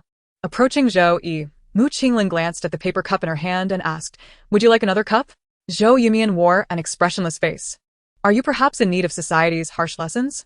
Today's interview had been meticulously arranged with the principal beforehand, and the entire process unfolded smoothly in less than 2 hours. Noticing that time was still ample, the principal inquired if Mu Qinglin could assist in capturing some footage of the Christmas activities to enhance their positive publicity. Mu Qinglin did not decline. The snow continued to fall gently, creating a wintry wonderland that children adore, thus the event was not relocated indoors. When Mu Qinglin and little Lu arrived at the playground, the children were joyously engaged, surrounding a teacher dressed as Santa Claus. Some tugged at her beard while others pulled her hair, and 2 even attempted to climb her like a tree. From a considerable distance, Mu Qinglin could sense the teacher's desperate desire for multiple arms. Caught up in the chaos, she stumbled and fell, nearly being buried beneath a flurry of snowballs from all directions. The playground resonated with laughter and cheer. Get close-up shots, Mu Qinglin instructed. Little Lu nodded and hurried off with the camera, while Mu Qinglin leisurely followed, occasionally snapping a few close-ups. As the lens swept over the Santa who had surrendered to the snow, sprawled on the ground, Mu Qinglin adjusted the focus twice. Hey, look who this is. Chapter 10, A Mistaken Identity. You think you can fool me? You're still too inexperienced. Mu Qinglin aimed her camera at Zhou Yi, capturing a 5-minute solo performance. Just as she lowered her head, a snowball, roughly the size of a bowl, struck her stomach. To say it hit her would be an understatement. The weight caused it to tumble down as soon as it made contact with her clothing. Observing the remnants of the shattered snowball at her feet, Mu Qinglin couldn't help but lament the insatiable nature of humanity. Someone called out to her from ahead. As she looked up, a small figure hurtled toward her, nearly colliding with her face, followed swiftly by a second and a third. Zhou Yi, who had just been the target, transformed into a playful sprite, leading a band of little ones in a siege against her. Mu Qinglin found herself outnumbered and unable to defend herself, especially with the camera to protect. Little Lu, who should have been her ally, was solely focused on capturing material, indifferent to the plight of his beleaguered comrade, even moving in for close-up shots. Before long, Zhou Yi, exhausted from throwing snowballs, crept around to Mu Qinglin's back, intent on delivering a decisive blow to conclude the battle. Unfortunately, she had forgotten she was still clad in the eye-catching Santa costume, a vibrant red that rendered her a conspicuous target, never escaping Mu Qinglin's keen gaze. Just as Zhou Yi was about to execute her plan, Mu Qinglin swiftly turned, locking eyes with her. In that fleeting moment of hesitation, Mu Qinglin blinked lightly, a smile gracing her lips as she amiably asked, "Are you trying to fool me?" Alarm bells rang in Zhou Yi's mind, and clutching a snowball, she bolted. Mu Qinglin pursued her. Before Zhou Yi could comprehend the situation, she found herself caught in Mu Qinglin's embrace, her wrist firmly held behind her back. Feeling the weight of Mu Qinglin pressing in on her, immediately, a warm sensation enveloped my ears as I heard a slow, simmering voice. "You are still rather inexperienced." The chaotic skirmish persisted for several minutes, with Zhou Yi enduring a particularly dismal second half, used as a human shield by Mu Qinglin, directing her to block every attack without a semblance of retaliation. At last, a ceasefire ensued, And Zhou Yi, sneezing thrice in quick succession, furiously declared, "Let us sever our ties." Mu Qinglin, still grasping Zhou Yi's wrist, casually lifted it, observing her expression of desolation, and chuckled, "The way you phrase it. It's as if we had ever been close." Zhou Yi felt an overwhelming urge to leap from a great height. "Release me," she gritted through her teeth. Mu Qinglin remained unmoved, patiently confirming, "You want to fight back?" "I would like to, but can I?" Zhou Yi pondered, "Well, I cannot." Mu Qinglin retreated a step, loosening her grip. To Zhou Yi's surprise, she had no further retorts, sulking as she rubbed her wrist and walked away. Mu Qinglin stood still for several seconds, tapping her fingertip against her nose before following suit. If she had not been mistaken, Zhou Yi's wrist had indeed turned red from her grasp. "Did you finish?" "Ready to head back." Xiao Lu approached with a query. Mu Qinglin glanced at Zhou Yi, who had her head bowed, and instructed, "You go wait for me in the car." "Oh, all right," Xiao Lu complied. The children had already been escorted back to the classroom by the teacher, leaving behind a playground strewn with overlapping footprints. Mu Qinglin stepped beside Zhou Yi, following the trail of her last steps, and gently touched her arm. "What do you want?" Zhou Yi snap irritabi. Mu Qinglin withdrew her hand and offered her another wrist guard identical to the previous one. Zhou Yi halted, raising her head to inquire, "Do you think bribery is still effective now?" "This is not bribery," Mu Qinglin replied. "Then what is it?" Mu Qinglin scrutinized Zhou Yi, recognizing that even in her displeasure, her eyes shone brighter than those around them, deep in contemplation. Should she apologize? Today's incident had clearly stemmed from Zhou Yi's provocation. What wrong had she committed? Should she say, "I noticed your wrist is red, here's another guard to mitigate the damage"? Even if Zhou Yi leapt to retaliate, would she not merely end up hitting her own head? Look, her fists were already clenched. Mu Qinglin found herself in a predicament, contemplating whether to act as if nothing had transpired and simply walk away with her hands in her pockets. Yet, that would not do. Those large eyes were fixed upon her. "After all, honestly, I never realized your eyes were so large," Mu Qinglin sincerely complimented. Zhou Yi remained expressionless, her eyes so wide they almost dazzled. "You wish to offer me a guard to shield myself?" Mu Qinglin recognized that she was ill-suited for indirect confrontations with Zhou Yi. "Very well, I concede. I should not have restrained your hand. This is my apology," Mu Qinglin admitted. Zhou Yi stared intently at her, silent, leaving her satisfaction ambiguous. "Reflect on your conscience. Who is truly at fault today?" Mu Qinglin challenged. Zhou Yi raised her hand, placing it over her heart, stating earnestly, "My conscience claims ignorance. Does your conscience even speak?" Mu Qinglin retorted incredulously. "What say you?" she asked one last time. "No," Zhou Yi replied, turning away. Zhou Yi, why not? Before Mu Qinglin could recall what she had heard, Zhou Yi had already seized her wrist and slid the bracelet onto it, rolling up the other sleeve and casting a judgmental glance, declaring it a hideous object. Mu Qinglin found herself at a loss for words, much like she had just moments prior. Xiao Jiu Yongling stood by the classroom window on the first floor, calling out, "Hurry up and come in to be a decoration." Zhou Yi's head buzzed with frustration, her expression morphing into one of utter discontent. She had rushed over to deliver something without even finishing her meal, only to be coerced into playing Santa Claus. What unfortunate soul had to endure such a fate? Zhou Yi's lament was painfully evident, and Mu Qinglin felt compelled to intervene, lest the lingering atmosphere of forced apology remain unaddressed. She casually rummaged through her outer jacket pocket and, to her surprise, found something delightful. Once more, Mu Qinglin extended her hand and inquired, "Would you like some?" "What?" Zhou Yi pushed aside the bothersome flamboyant bangs of her Santa persona, leaning forward to peer into Mu Qinglin's palm. She wrinkled her nose. "Isn't this the same kind of biscuit you gave to Fa Kai? Its eyes are as sharp as bamboo skewers." Mu Qinglin glanced at her own hand and replied, "It's different." Zhou Yi lifted her gaze, pointing to her recently complimented eyes. "With such large eyes, do you think they would be blind?" Mu Qinglin clarified. "The one I gave Fa Kai was plain flavor. Yours is white peach oolong." Zhou Yi, her large eyes momentarily subdued, remained silent, but seemed somewhat gratified. "Xiao Jiu." Yangling resumed her urging. "Coming," Zhou Yi responded weakly, trudging over. Mu Qinglin still held out her hand, uncertain if she should follow. Just when she thought Zhou Yi would reject the small piece of biscuit, she unexpectedly returned, snatching it away and stating, "Eating and drinking is prohibited during part-time hours. I'll save it for later." In the blink of an eye, Zhou Yi, who had just lamented her plight, had transformed this into a half-hearted venture. Adopting a meticulous attitude, what a curious person. The news about the kindergarten was set to air that evening, so Mu Qinglin dared not linger any longer. She returned to the provincial station with Xiaolu, busy for the better part of the day, only to realize at the restaurant's closing time that she had yet to have dinner. Fortunately, the evening was uneventful, allowing Mu Qinglin to leave work at a reasonable hour.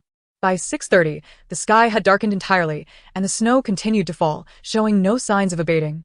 Standing at the entrance, Mu Qinglin hesitated for a moment before deciding to take the subway home, as it offered a higher safety quotient than driving. As she walked halfway to the subway entrance, she spotted a familiar figure, bundled up against the cold. The hat was pulled down, obscuring most of her face, and she clung tightly to the arm of the person beside her, shuffling forward with quick little steps, urging, "Hurry up. My eyelashes are about to freeze." Upon hearing this, Yongling promptly lifted Zhou Yi's hat and poked her fingers forcefully at her eyelashes, provoking a displeased reaction. "If you freeze them, let me know. I want to witness a miracle." "Oh, is that you, Miss Mu?" Yongling asked, eyeing the approaching Mu Qinglin with tentative curiosity. Mu Qinglin had never met Yongling before, but politely responded with her full name. Mu Qinglin. "It truly is you. I've seen you in the surveillance footage. You are even more beautiful in person than in the videos." Flattered, Mu Qinglin humbly thought, "What surveillance? I am Yongling, Tang Yuanzhou's wife." Yongling introduced herself with a sense of familiarity. Mu Qinglin suddenly realized that she was referring to the surveillance of Zhou Yi being caught in wrongdoing. "I have long admired you," Mu Qinglin said. "You flatter me," Yongling replied modestly. "Have you just finished work?" Mu Qinglin inquired. "Yes, I am preparing to head home." Yongling replied. "No plans for Christmas Eve?" Yongling asked with a smile. Mu Qinglin sighed. "There's no one to invite. Being alone is quite dull." Yongling mused, contemplating a brilliant idea. "How about joining us at the restaurant? We are having hot pot tonight. It would be livelier with more people." Suddenly, Zhou Yi, who had been quietly listening, interjected, "With more people, there will be less meat." Mu Qinglin initially intended to decline the invitation, but upon hearing Zhou Yi's remark, she retorted, "I can eat vegetarian." "Vegetarian? Meat fills you up." Yongling firmly decided to treat Mu Qinglin to dinner as a way to express her gratitude for saving Tang Yuanzhou's life, while subtly teasing Zhou Yi. "If you think there is less meat, you can choose not to eat." Zhou Yi responded, "Are you joking? Won't she just buy 2 more portions?" Upon arriving at the vegetable shop, Yongling went inside to select ingredients while Zhou Yi and Mu Qinglin stood nearby. Zhou Yi, relaxed and scrolling through a news app on her phone, contrasted with Mu Qinglin, whose shyness was evident, barely showing more than her nose. "Grab more meat." Zhou Yi leaned forward to peek at the ingredients Yongling was selecting. The shopkeeper, overhearing this, chuckled, "Can you really afford to miss out on that?" As he spoke, he retrieved a long pole and looked up at the snow-laden awning above them. Zhou Yi followed his gaze, noticing that the snow had accumulated for too long, creating a significant depression that needed to be poked. Poke. Zhou Yi acted faster than her thoughts, grabbing a scoop from the vegetable stand and placing it over Mu Qinglin's head. Almost simultaneously, several days' worth of snow cascaded down. Conservatively estimated, it weighed several pounds, causing Zhou Yi to feel her head wobble before settling. Beside them, Mu Qinglin appeared equally stunned. Given Zhou Yi's usual behavior, she would have instinctively protected her head in such a situation and likely mocked her in return, yet here she was, covering Mu Qinglin's head instead. Mu Qinglin pressed her lips together and pushed aside the scoop that obstructed her view, gazing at Zhou Yi's expressionless profile. "Are you alright?" Zhou Yi remained frozen, her eyes unblinking and her silence palpable, the warmth of her breath seemingly suspended, clearly brewing a storm within. Mu Qinglin contemplated whether to take the initiative and excuse herself from Yongling, but found herself captivated by Zhou Yi's amusing expression. After a moment, Mu Qinglin snapped her fingers in front of her eyes, asking, "Do you remember who you are?" Zhou Yi slowly lifted her gaze, embodying a righteous figure. "Do you believe that I could cleave you in 2 equal parts with a single stroke?" Chapter 11. I am not leaving. You let go first. Mu Qinglin was utterly skeptical, particularly regarding Zhou Yi's slender wrists, which were hardly sturdier than matchsticks. Even if she were to hand her a grand sword, she would be incapable of wielding it, let alone inflict harm. It would be a miracle if she didn't injure herself in the process. Nevertheless, facts are facts. One must possess a modicum of awareness in life. Mu Qinglin asserted this. Zhou Yi's lips moved, her voice as frosty as if she had just emerged from an icy abyss, declaring, "Fraud." "What fraud?" Yongling turned to see the snow resembling a small hill atop Zhou Yi's head and shoulders, and upon noticing her excessively indifferent expression, she opened her mouth, then slapped her thigh, laughing uproariously. "Haha." Mu Qinglin felt a wave of despair. She ignited the flames while Yongling added fuel, their synchronicity bordering on madness, oblivious to the fact that they were incinerating someone's dignity. Alas, Mu Qinglin exhaled silently. Tonight's dinner would likely see her heart lodged in her throat. Observing Mu Qinglin's troubled expression, Yangling stifled her laughter, assuring her, it will be fine soon. Mu Qinglin hoped so. Our little Zhou may be a tad bothersome, but she is a good child, isn't she? Yangling turned her phone to show the boss the WeChat payment page, demonstrating her understanding of how to empathize in times of difficulty. Mu Qinglin cast a fleeting glance at the now distant Zhou Yi, contemplating that perhaps it was true. Even rubbish knows when to be discarded, and a turtle knows to shield itself when danger approaches. In kindergarten, they lament their misfortunes, yet remain dutiful. These traits were commendable, yet a softer tongue would have been preferable. Indeed, Mu Qinglin concurred. Yangling smiled, exiting with her bag. Will Miss Mu be able to visit often from now on? It's hard to find good friends in Hongmen Alley, and the men in the shop are as unhinged as their arms are thick. Little Zhou is still young, and requires the presence of respectable individuals like you. Yangling's sudden remark caught Mu Qinglin off guard. Stunned for a few seconds, she shook her head and replied with a smile, I'm hardly a paragon of virtue. A villain then? Yangling countered, gazing at her inquisitively. Mu Qinglin hesitated as she received a bag of ingredients from her, musing, not exactly. When Mu Qinglin and Yangling returned to FOMO, Zhou Yi was upstairs taking a shower. What is she showering for? Tan Juanzu inquired. Xiaohe said she felt unclean. Yangling explained at the door. What is that? Tang Yuanzhou asked. The snow on the roof of the old horse shed has half covered her head. She probably thinks it's dirty, Yangling clarified. Tang Yuanzhou turned towards the sound, noticing Mu Qinglin's presence, and immediately lost interest in Zhou Yi, hurrying over to ask, Why are you with my wife? Yangling quickly interjected, We met on the way, and I invited her for hot pot. Really? Tang Yuanzhou turned to Mu Qinglin, eager to make plans. Shall we have a drink later? Sure, Mu Qinglin replied. Tang Yuanzhou headed to the kitchen to prepare, while Mu Qinglin suggested to Yangling that they sit aside and chat. Before long, Zhou Yi descended the staircase with a leisurely gait. A rosy glow lingered on her face, remnants of steam from her shower, and her hair, not entirely dried, retained its volume, thanks to its abundance. The length barely grazing the neck, dyed in a shade reminiscent of ash from blue wood, and cut in a choppy manner. Zhou Yi stepped casually before Mu Qinglin and Yangling, tossing her hair nonchalantly into shape. Xiaohe, initially leaning against the glass door of the connected shop while watching the television, whistled appreciatively at Zhou Yi's hair-flipping antics and the disheveled style that followed, exclaiming, Cool. Zhou Yi, pleased, raised an eyebrow in his direction, acknowledging his good taste, then deftly swung a leg over the chair to sit down, her leg beginning to sway. Before she could bask in her moment for more than 3 seconds, a large knitted hat descended upon her head. Yangling stood behind Yuri, exasperately asking, Is your head not cold?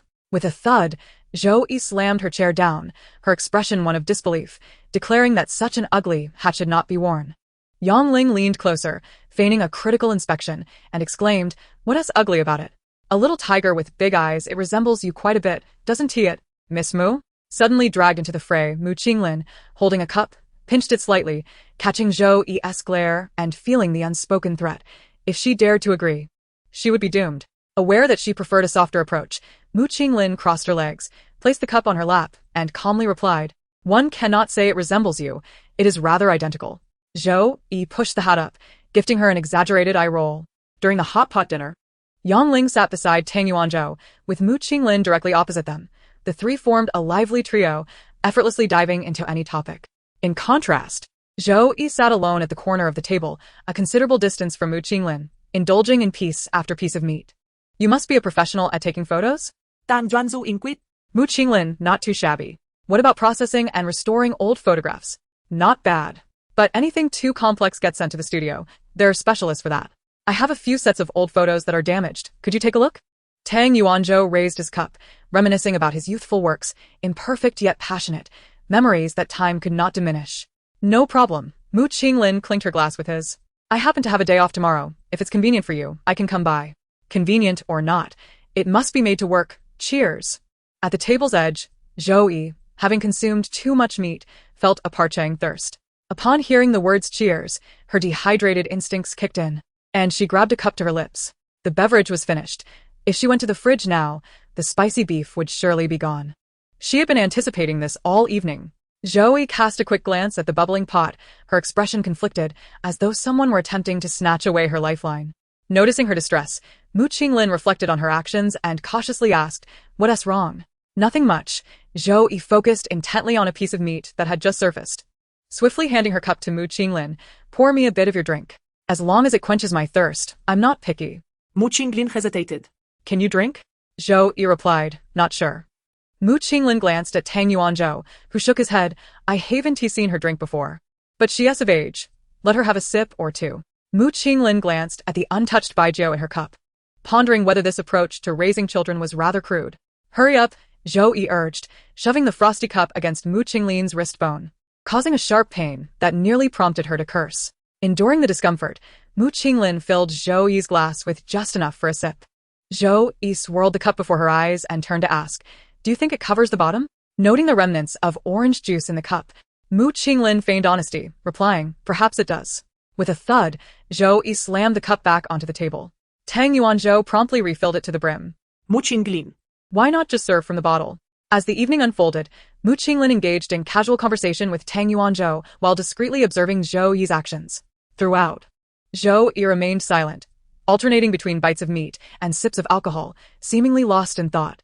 When Mu Qinglin witnessed Zhou Yi skillfully pinching a quail egg and popping it into her mouth, she glanced down at her own egg, which she had just speared with her chopsticks, and quietly halted her movements, burying the egg beneath the sauce, marveling inwardly at teacher Jiu's impressive appetite. Youngling, now familiar with Mu Qinglin, affectionately called her name and inquired, are you still eating? No, I'm nearly full, Mu Qinglin replied. Then we won't order more for you, Yongling said. Just then, teacher Jiu spoke up, his demeanor calm and posture upright, gesturing towards the mushroom soup pot, instructing, add the spicy one. After which, he lowered his head to continue searching for ingredients in his bowl. The other three exchanged knowing glances. Yongling, covering her mouth with her hand, whispered, has he had too much to drink? Most likely. From her vantage point, Mu Qinglin could see Zhou Yi's bowl, which was nearly empty, having been filled with a generous amount of sesame sauce and crushed peanuts. Glancing down at their knees, which were pressed together, Mu Qinglin realized she could not recall how Zhou Yi had shifted her chair closer. Should I add more or not? Yongling hesitated. Her voice, slightly loud, caught teacher Jiu's attention. He looked up and enunciated clearly, add it. With that, Yongling lifted her hand and tipped the entire plate into the spicy pot. As the oil and spices enveloped the ingredients, Mu Qinglin felt a knot form in her stomach. Who would ever think to put gluten and spinach into a spicy pot? Shall we sit somewhere else? Tang Yuanzhou asked Mu Qinglin. Feeling embarrassed, she thought of the host still eating and felt it improper to leave the table first. Just as she was about to decline, she felt Zhou Yi's hand suddenly grip her thigh. The sensation was awkward and unexpected. Mu Qinglin couldn't help but jolt back, causing her chair to scrape against the floor with a sharp noise. In response to the sound, teacher Jiu spoke, sit down. He then playfully squeezed Mu Qinglin's leg. In that moment, what had begun as a mere tickle transformed into the sensation of countless ants crawling over her skin. The more she tensed her muscles in resistance, the more vivid the discomfort became, making her wish to vanish on the spot. Mu Qinglin sought to remind Zhou Yi to communicate properly. As soon as the words left his mouth, Zhou Yi abruptly turned to her and said, I can't finish this. Tang Yuanzhou and his wife Wen Ti help me share it, and they always mock me for eating too much. It's always like this. Mu Qinglin's words, which had been poised on the tip of her tongue, retreated in silence. Ultimately, she said nothing. She was someone who responded better to gentleness than to harshness. Even when faced with Zhou Yi's earnest gaze, or hearing his voice laden with a tone of grievance and pity, she found herself pausing to consider her response for several moments. Zhou Yi's expressive eyes were a wellspring of unspoken woes. Stifling her breath, Mu Qinglin managed to keep her voice steady as she said, I want to leave. You let go first. Teacher Jiu glanced down uncertain. After a moment's contemplation, Teacher Jiu decisively retracted his claw-like hand with exaggerated slowness, lifted his chin, and pointed at the already cooked dish in the pot, saying, the rolls are too slippery to pick up. You do it for me. How could he not manage to grasp a dish as large as this, yet expect to handle a round, smooth meatball? Truly a genius of logic. Mu Qinglin shifted her legs to one side, attempting to evade Zhou Yi while keeping her upper body erect. Grabbing the pair of serving chopsticks beside her, she asked, what do you want to eat? Spinach, replied teacher Jiu. Without hesitation, Mu Qinglin swiftly picked up a piece of spinach from the bubbling soup to offer Zhou Yi. Just as her chopsticks hovered over the pot, she heard teacher Jiu grumble, just one leaf is enough to fill me. What then should be done with the remaining half pot? For the first time in her life, Mu Qinglin displayed a look of sheer astonishment in front of others. You're such a hard-to-please little one. Yongling chuckled heartily at the scene before her. Qinglin, you have no idea. When Xiaojiu eats, no matter how full she is, she always believes she needs just one more bite. It's all deliberate. In the past, it was just the three of us. Neither Yuanzhou nor I indulged her spoiled habits.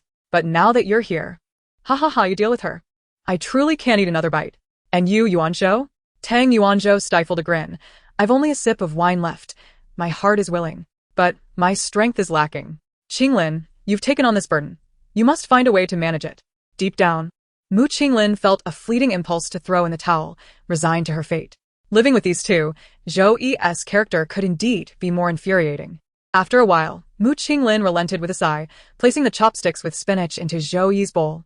Zhou Yi eagerly dug into the bowl, promptly sending over a large portion back to Mu Qinglin while turning to her with a charming smile, saying, "Thank you." Mu Qinglin found herself unable to bear it, her gaze laboriously sweeping over Zhou Yi's bowl. If she had merely left herself 2 leaves of vegetables, she would have thought her previous actions were all for show. You all take your time eating. I will go sit in the living room with Lingling, as it's becoming quite cramped here, suggested Tang Yuanzhou. Mu Qinglin wanted to say, I'm not much better off than you, but as the words hovered on her lips, she caught sight of a sneaky claw inching closer from below. Instantly, her leg muscles tensed, and she resolutely declared to the 2 onlookers, I will definitely stay with Teacher Jiu until the very end. As the words fell, Mu Qinglin hastily glanced down. Excellent, the claws had vanished, but this vegetable. Zhou Yi, did I harbor a grudge against you in my past life? Mu Qinglin inquired earnestly. Zhou Yi remained silent, stuffing a leaf of the vegetable into her mouth, chewing with remarkable diligence. Mu Qinglin could not recall how she had walked upright from the table to the restroom, merely aware that if she let out even the slightest burp, she would surely vomit on the spot.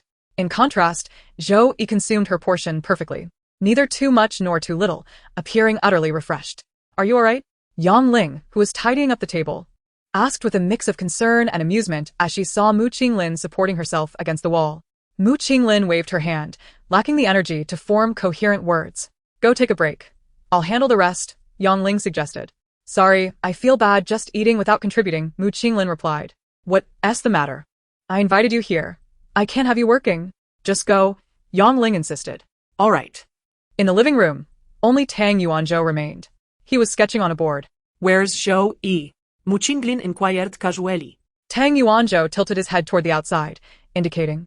She took a bag of apples to give to Fa Kai and the others for Christmas Eve. Alone? Mu Qinglin asked, concerned. Zhou Yi, even when sober, could cause trouble. How could they let her wander off in her inebriated state? Tang Yuanzhou clarified. Little Hay is with her. That's acceptable, she replied, reassured. Moreover, Tang Yuanzhou sat by the window. He should be able to observe what was happening outside with a slight turn of his head. Mu Qinglin approached and leaned against a spot not far from him, from where she could also see Zhou Yi squatting at the alleyway across the street, a large bag of apples at her feet, surrounded by a circle of cats and dogs. She was distributing apples, assigning one to each animal. Mu Qinglin watched for a moment, realizing that she was giving the most to herself, a notably Zhou Yi-esque behavior. Suddenly, she noticed a man squat down beside Zhou Yi, prompting Mu Qinglin to shift from her relaxed stance. Tang Yuanzhou followed her gaze and remarked, It's nothing, that's Lu Chong from the bar on the west side. Mu Qinglin recalled the individual. She had once assisted him in delivering a cake to Zhou Yi. Does Zhou Yi call him brother? Mu Qinglin asked. The question slipped out due to the influence of alcohol. Ordinarily, she would not ask the same question twice, especially regarding 2 different individuals, as it would be too intrusive. However, Tang Yuanzhou did not shy away, affirming yes. About 5 or 6 years ago, Lu Chong had just come of age, bringing his younger sister to seek a living in Hongmen Alley. They were strangers in a new place, vulnerable to exploitation, often enduring hunger. Eventually, Lu Chong fought his way to some recognition in the bar, earning his boss's favor and starting to make some money, allowing their lives to gradually improve. But one must wonder, where do opportunities fall from the sky? During that time, Lu Chong bore the bruises of his struggles, and fearing that his sister would be frightened, he had to stay in the bar for long periods. When he finally returned home, he found she had already disappeared. Over the years, Lu Chong has done everything possible to earn money and search for his sister, showing genuine care only for Xiaojiu. Fate may differ, but for Mu Qinglin, sympathy is all she can offer. She cast her gaze downward at Lu Chong, who was handing an apple to Zhou Yi, and inquired, Why do you treat Zhou Yi with such kindness? Tang Yuanzhou paused, his pen momentarily still, before he sat up and looked out, recalling, I once told you that I found Xiaojiu in a garbage dump, didn't I? Mu Qinglin nodded. You did. In truth, it was when Lingling was discarding refuse that Xiaojiu was discovered. Tang Yuanzhou twirled the pen in his fingers, his tone less composed than before.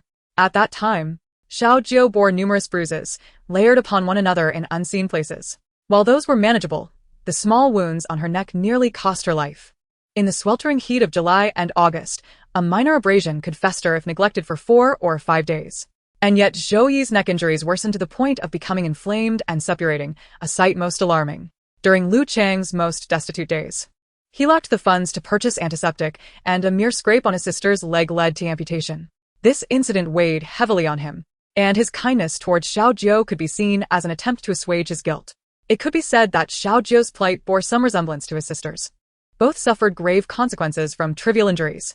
However, Xiaojiu emerged unscathed, while his sister, he sighed. The similarities made it easy for him to view Xiaojiu as a vessel for his hopes, for as long as he could deliver the cakes his sister adored. He could still dream of a reunion one day. Does Zhou Yi know about these matters? Mu Qinglin inquired. She does, Tang Yuanzhou replied. Otherwise, why would she accept Lu Chang's cakes? She despises cream cakes, finds them too cloying, yet each time Lu Chang presents one, she takes a few bites before discarding it.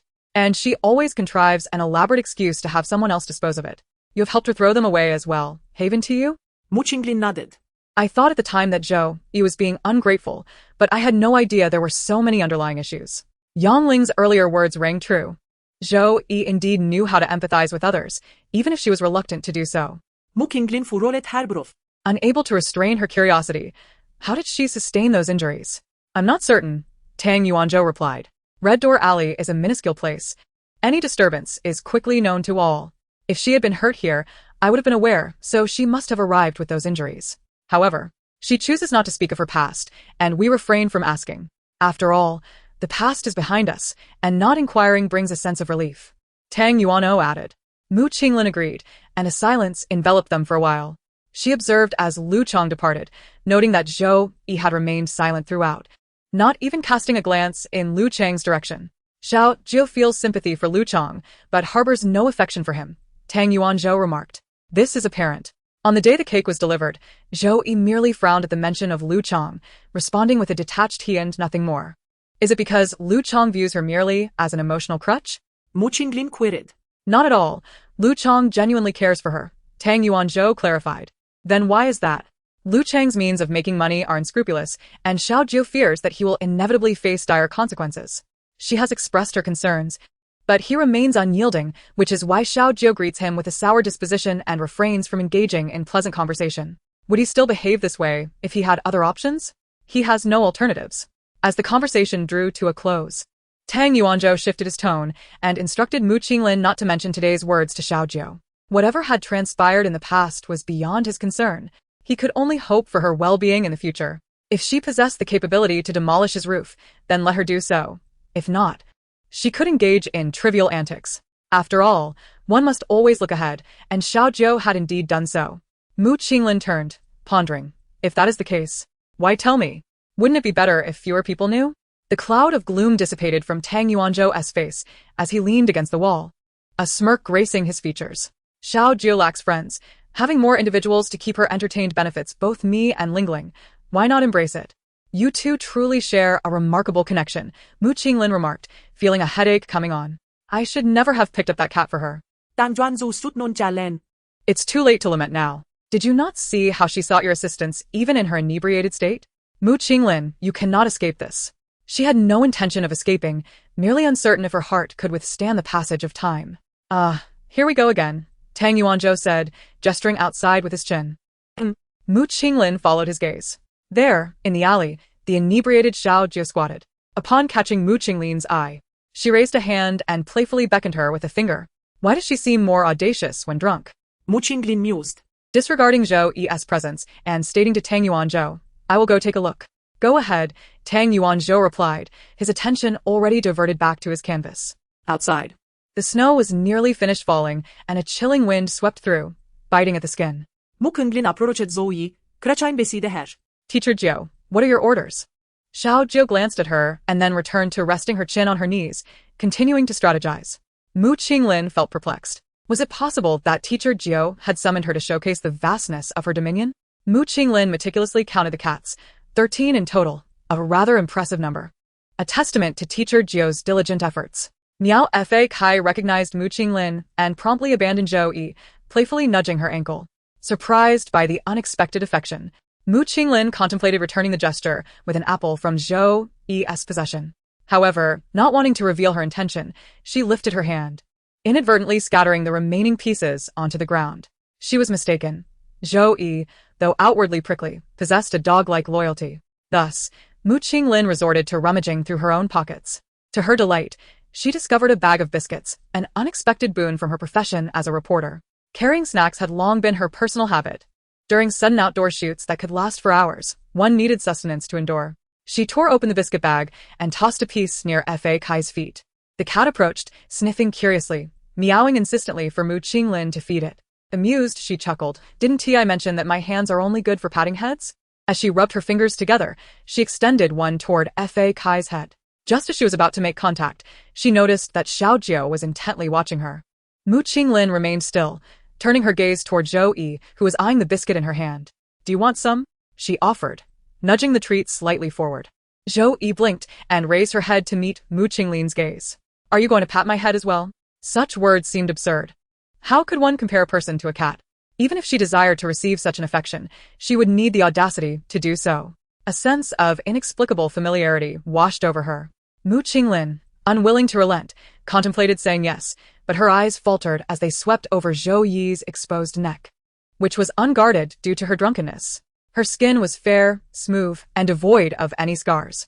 Who would suspect that she had once endured a grievous injury, one that had festered and nearly claimed her life, unless Tang Yuanzhou had mentioned it? Merely a few superficial wounds. What dire circumstances must one suffer for them to escalate to such severity?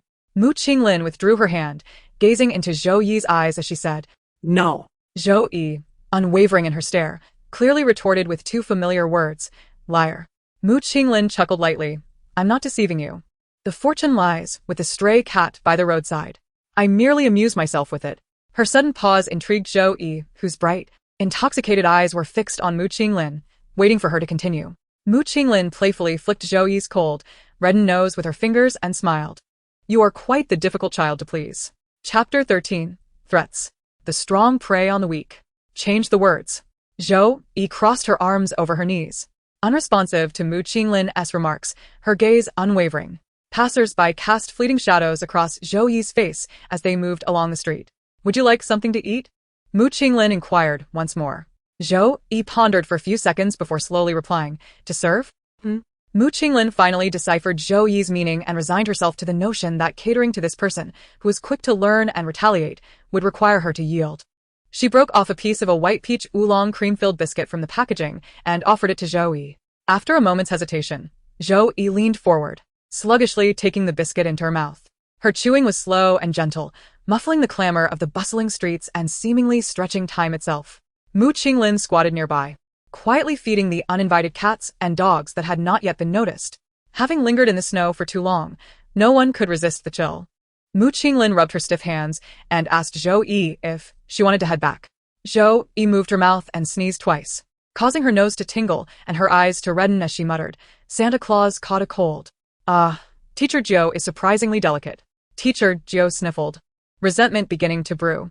This afternoon at the kindergarten, you saw them bully me and did nothing to help. They even treated me as news material, snapping photos incessantly. The repetition of her grievances infused her tone with a touch of pitiable sorrow. Listening to her, Mu Qinglin felt a twinge of guilt for her actions that afternoon. Recognizing they were not befitting of a human, she defensively replied, the children were just playing with you. Teacher Jiao was unhappy. I was nearly buried by them. Well, you were only buried up to your stomach.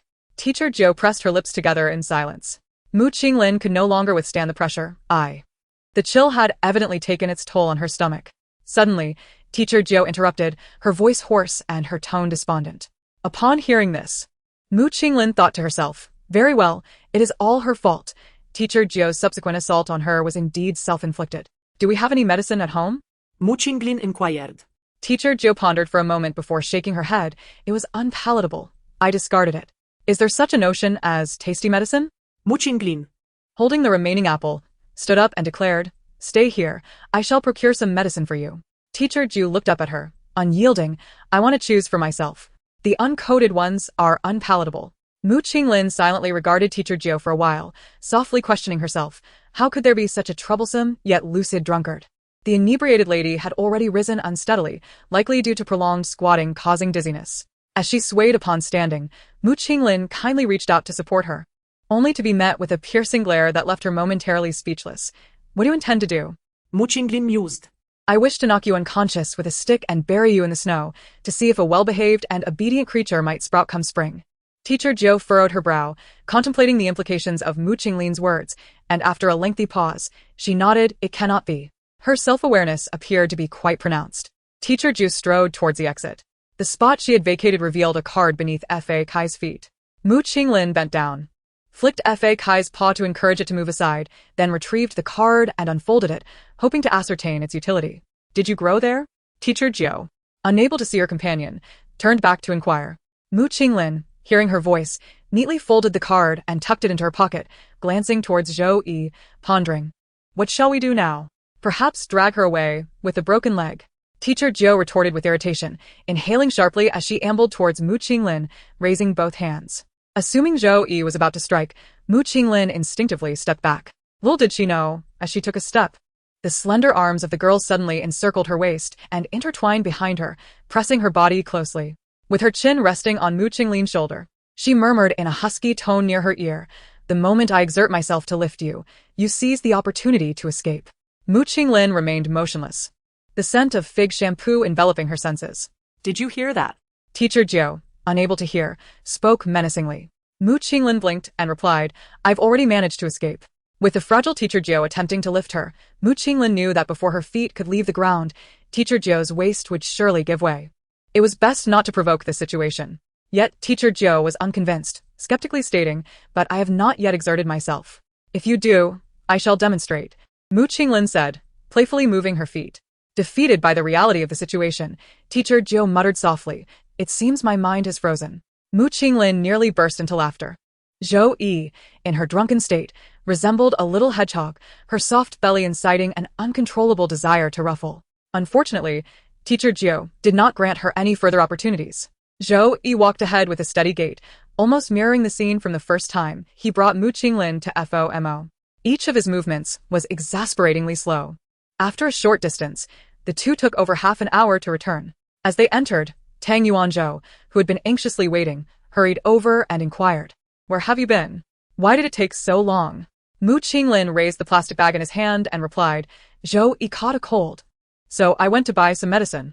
Another cold? Tang Yuanzhou frowned, glancing at Zhou Yi leaning against the pillar. Wasn't the last one just a few days ago?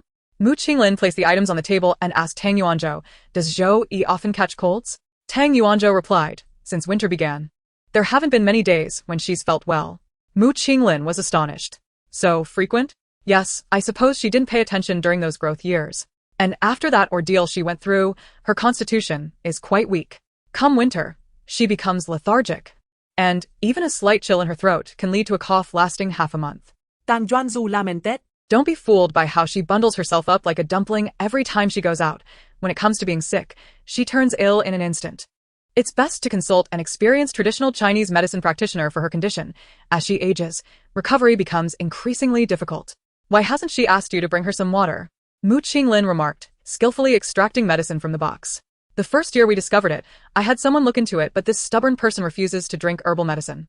When she had to get in for, she even took off mid-treatment. The mere thought of this incident made Tang Yuanzhou's teeth grind in frustration. Hiding in a thin coat at a garbage dump, isn't she afraid of freezing to death? If I had caught her that day on the street, I should have dealt with her then and there. Unperturbed by the commotion, Zhou Yi seemed oblivious to the worries around her and didn't even spare Tang Yuanzhou a glance. Mu Qinglin, with a flicker of realization, asked Tang Yuanzhou, was Zhou Yi wearing a dark blue coat that day? Tang Yuanzhou replied, How do you know? Mu Qinglin facepalmed. It turned out Zhou Yi's remark about causing a life to be lost was not merely a scare tactic. Her little note might have been well-intentioned. That day was the first time I encountered her, Mu Qinglin admitted. Tang Yuanzhou was taken aback and replied solemnly, You shouldn't embarrass yourself at any time. He then turned to Zhou Yi and shouted, What are you staring at? Come over and take your medicine.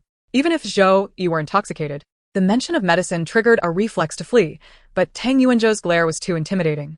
Despite her intentions, she lacked the courage, slumping against the pillar. Her nose still red from the cold, looking utterly pitiful. Sigh. Let me handle it, Mu Qinglin offered. The sooner she drinks, the sooner it will take effect. Just as a way to make amends for the misunderstanding with teacher Jiu. Tang Yuanzhou quickly vetoed. No, you're not familiar with her. She'll expect you to show her respect. She's precisely the type who takes advantage of kindness. The more polite you are, the harder she is to deal with. I see, Mu Qinglin mused, rubbing her finger joints. I'll give it a try. If it doesn't work, we'll think of something else. Tang Yuanzhou glanced at Zhou Yi, who remained motionless against the pillar, and handed the medicine and water to Mu Qinglin. Approaching Zhou Yi, Mu Qinglin spoke gently, drink your medicine. Zhou Yi, however, displayed selective deafness, her eyelids not even fluttering. Let me handle this, Tang Yuanzhou stated. Mu Qinglin raised her cup to deter him and stepped forward, her shoe tip pressing against Zhou Yi's. Her knees subtly nudging against her leg, drawing her in closer. Zhou Yi, already shorter than Mu Qinglin, appeared even more diminutive leaning against the pillar. And with the two so near, the lack of space heightened the visual disparity, making Mu Qinglin seem to look down upon her. This downward gaze imposed an invisible pressure. Zhou Yi felt disgruntled and wished to retreat. The slightest movement transformed the delicate contact into a tangible weight. Once you take the medicine, you'll be able to leave, Mu Qinglin remarked with a smile, her steady gaze locked onto Zhou Yi, the pressure of her knee unwavering. Zhou Yi sensed the threat clearly. Yet the familiar surroundings offered a sense of safety. After a moment of confrontation, she cast her eyes downward, her tightly pressed lips gradually relaxing. Mu Qinglin's smell of ident. Rewarding Zhou Yi with a sip of water before presenting her with the sugar-coated pill she had chosen. Tang Yuanzhou watched in astonishment, wondering what this was, a display of softness over strength? Mu Qinglin withdrew her foot, and when she noticed Zhou Yi quickly sidestep, her laughter grew, revealing her penchant for exploiting weakness. She knew that no matter how loudly Tang Yuanzhou shouted, he wouldn't dare lay a finger on her, while Zhou Yi, when truly angered, could deliver a sharp retaliation. Chapter 14. Encountering the Uncanny. Why do you run away the moment you see me? The following morning, Zhou Yi was jolted awake by a series of 3 sneezes, her head feeling heavy, her throat dry and sore, her nose congested to the point of suffocation. Despairing, she sprawled flat on her bed, wishing to remain there until winter passed. A glance at the corner of her desk revealed a bag of opened cookies. And as her gaze lingered, memories began to resurface. In that fleeting moment, her complexion shifted from flushed to pale, leaving her with a sense of desolation. Just a night of drinking, and she felt as though she had squandered her dignity for the rest of her life. Perhaps a hasty relocation to another planet would be in order? But no, it was only 10 o'clock, with 7 or 8 hours until darkness fell. Zhou Yi pulled the blanket higher, curling up like a caterpillar in her bed. As time crawled toward 11, hunger gnawed at her, and she lazily washed her face, dragging her feet downstairs in search of food. Xiaohei, where's my brother? Zhou Yi inquired, leaning against the door while Xiaohei confirmed appointment details with a client. Xiaohei gestured behind him. The morning schedule was pushed. Yes, at home. Zhou Yi was puzzled. Was it possible that Tang Yuanzhou, who lived and breathed his tattoos, had a day off? Turning back, she sought him out. The instant her gaze met Mu Qinglin's, seated across from Tang Yuanzhou, her mind went blank. She flung the door open and rushed into the shop. How could she have forgotten that Mu Qinglin was supposed to come by today to show Tang Yuanzhou some photos? Such carelessness. However, she had managed to slip away quickly. Surely she hadn't even noticed? Suddenly, her phone vibrated unexpectedly. With a flutter of apprehension, she pulled it out to check. Mu Qinglin inquired on WeChat. Have you gone mad? You are far more terrifying than a ghost. Zhou Yi sighed in frustration. Despite having fled so swiftly, she had not escaped Mu Qinglin's keen observation. Stealing a glance towards the door to ensure that Mu Qinglin could not see her from that angle, she feigned innocence and retorted, What are you talking about? Mu Qinglin replied, I'm asking why you run away the moment you see me. Zhou Yi shot back, Who ran away? A reporter must stick to the facts. Mu Qinglin stated. You are absolutely right, Zhou Yi thought, disbelieving how easily she could be manipulated. Sure enough, within moments, Mu Qinglin followed up with, Can this medicine be taken alone? Zhou Yi's hand trembled, causing her phone to plunge accurately into the trash bin. Xiaohei, hearing the noise, leaned down to take a look and asked, Can I retrieve it? Zhou Yi, with a sullen expression, kicked the trash can into an unnoticed corner. Could we not discuss the medication? Was she completely devoid of shame? Mu Qinglin truly was something else. Zhou Yi leaned back against the wall, contemplating her impending future. One word could sum it up, bleak. Where was the boss? The tattoo artist Nanbei, flushed and in a frenzy, rushed over to Xiaohei. Xiaohei offered him the same response he had given Zhou Yi. Nanbei collapsed onto the table in tears, exclaiming, "I want to die." So do I. "Shall we make an appointment?" A voice echoed from the corner, causing Nanbei to nearly jump out of his skin. "Don't panic, it's alive." Xiaohei shone a flashlight into the corner. Following the beam of light, Nanbei seemed to see a long-lost mother, almost lunging toward Zhou Yi, pleading, "Xiaojiu, Please save me. Zhou Yi, startled, could not muster a response, leaping aside and shouting, "Let us speak civilly." Nanbei's face was one of utter despair. "I really can't do this." Zhou Yi, intrigued, asked, "What do you mean?" "There's a high school girl who wants a tattoo. I told her our shop has rules against serving minors, and she just started crying." Nanbei exclaimed, distraught. "If it were a boy, I could just kick him out. But girls don't dare to be fierce, and want to be consoled. I truly don't know how to handle this." The more Nanbei spoke, the more suffocated he felt. "I have social anxiety around the opposite sex," he lamented.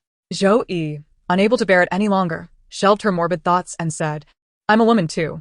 After a brief pause, Nanbei responded, "Oh, I forgot to count you in. Your features are not distinct." Zhou Yi exclaimed, "Where is she?" Nanbei quickly regained composure. "I'll take you there." Zhou Yi followed him as they moved forward.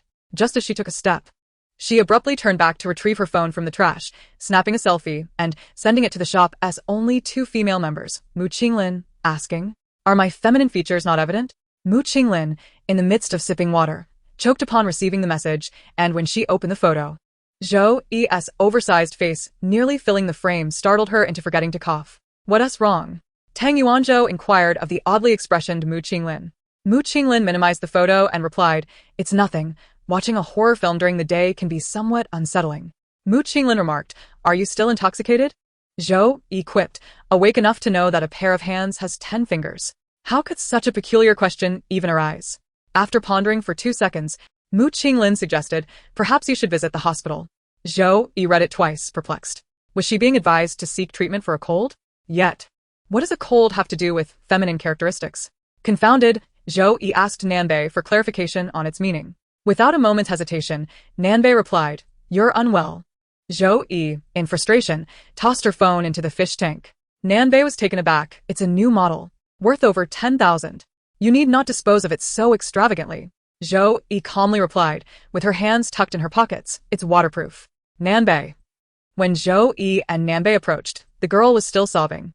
She sat at the staircase, obstructing those above from descending and those below from ascending. It was indeed a predicament. "Xiaojiu, I leave her in your care. If you manage it well, I shall treat you to a month's worth of braised short ribs," Nanbei whispered. Zhou Yi gestured an okay sign, saying, "Make it a year." Nanbei smiled. "Perhaps I should just go and die instead." Regarding the matter of the photo, Mu Qinglin had not handled it adeptly on the spot, promising Tang Yuanzhou to show it to colleagues at the technical center. Tang Yuanzhou expressed deep gratitude and wished to invite Mu Qinglin to lunch, but she politely declined, stating she had a sudden matter to attend to at the station, suggesting they meet another day. "All right, feel free to drop by any time. It's just a few steps away." Tang Yuanzhou added, "By the way, could you assist me with one more thing?" Mu Qinglin asked, "What kind of assistance?" Tang Yuanzhou placed a small box of pre-packaged cold medicine before Mu Qinglin, complimenting, "Your efficiency is impressive." That was in reference to a certain inebriated individual. The notion of clarity seemed rather elusive. "You might not have noticed, but Zhou Yi fled from me faster than she would from a ghost," Mu Qinglin commented. Tang Yuanzhou countered, "She was merely preserving her dignity, which precisely illustrates the closeness of your relationship. If she were an unrelated outsider, her shamelessness would surpass that of a city wall by several centimeters. No need to be so harsh." Mu Qinglin felt a pang of sympathy for Zhou Yi's living conditions. However, were they truly close? Perhaps. At the very least, she was one of the few who had glimpsed Zhou Yi's other side. Mu Qinglin picked up the medicine box and conservatively stated, "I shall do my best." "You will undoubtedly succeed," Tang Yuanzhou replied, blind yet resolute. Mu Qinglin felt the weight of responsibility. Moments later, she called out to Tang Yuanzhou, who was preparing to head to the kitchen for lunch, and handed her the card she had picked up from the floor the previous night, saying, "This is from Lu Chong for Zhou Yi. I looked at it yesterday. Returning it directly might stir up some trouble. Are you still afraid of her?" Tang Yuanzhou did that. "I will keep it for now and give it to her later at an appropriate time."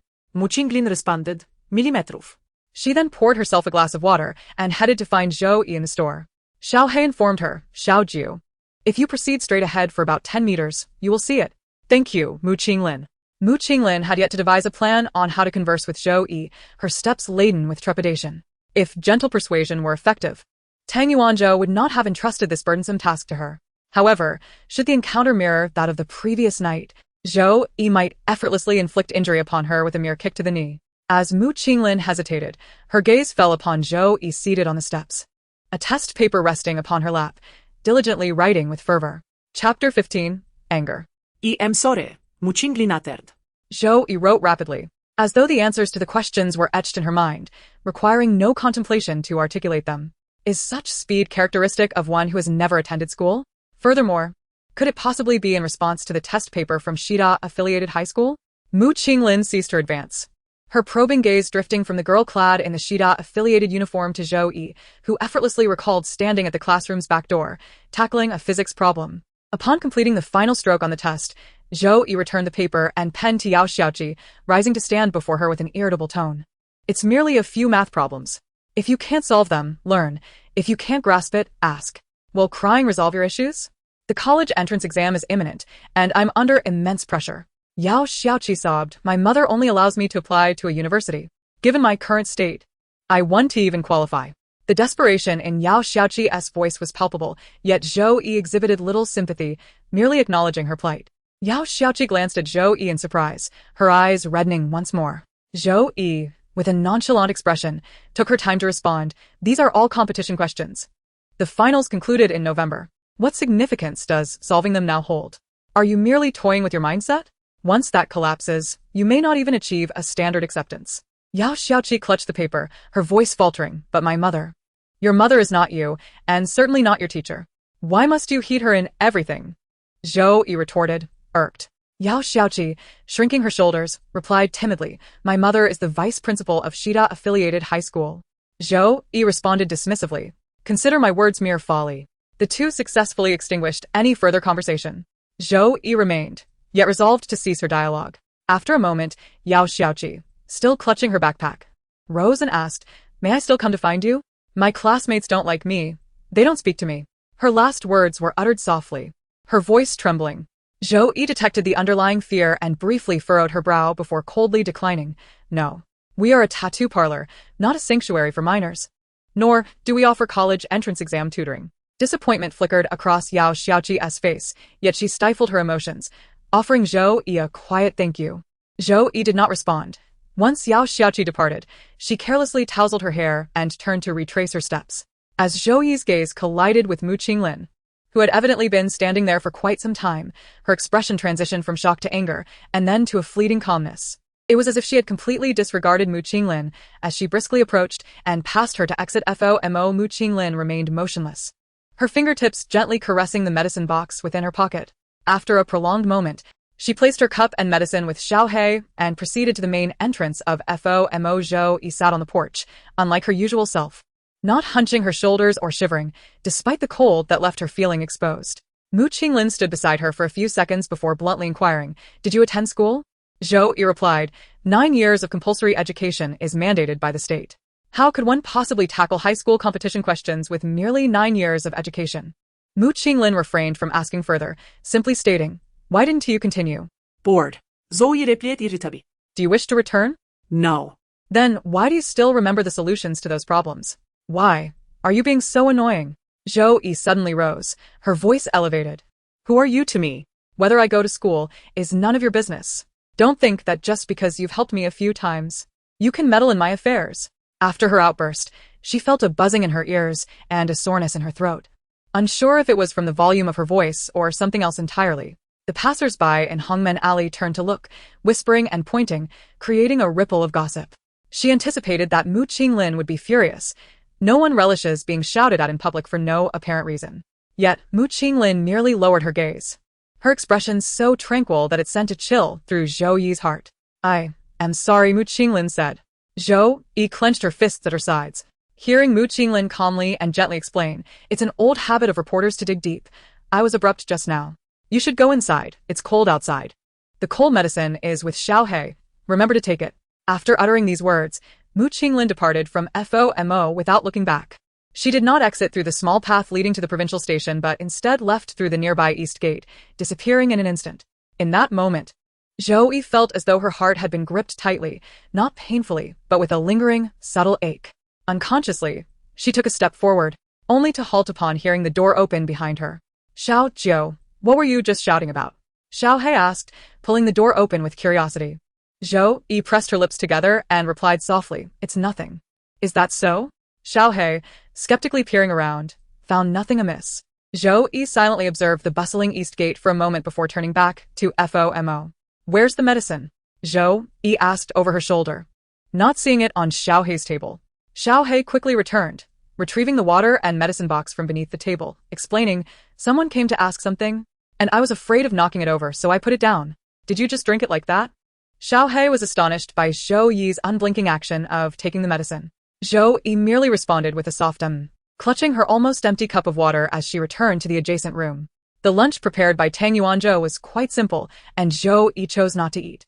For dinner, there were braised short ribs, yet she consumed only a modest half bowl of rice.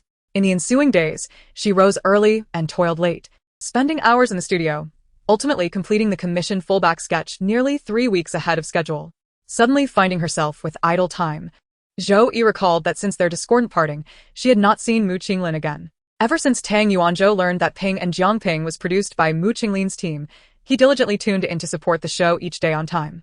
She nestled beside the nearby radiator, able to catch glimpses of the screen with her peripheral vision. Yet, she never once spotted Mu Qinglin, nor had she heard his voice. Xiao Jiu? Lu Chong entered, exuding an aura of chill, and patted Zhou Yi's shoulder, inquiring why she was sleeping downstairs. The draft here is relentless. Be wary of catching a cold. Zhou Yi groggily sat up and asked what he needed. Lu Chong glanced towards the Buddha demon area and lowered his voice. Is Brother Yuanzhou away these days? Zhou Yi replied, yes, he's at an event serving as a judge. He'll return the day after tomorrow.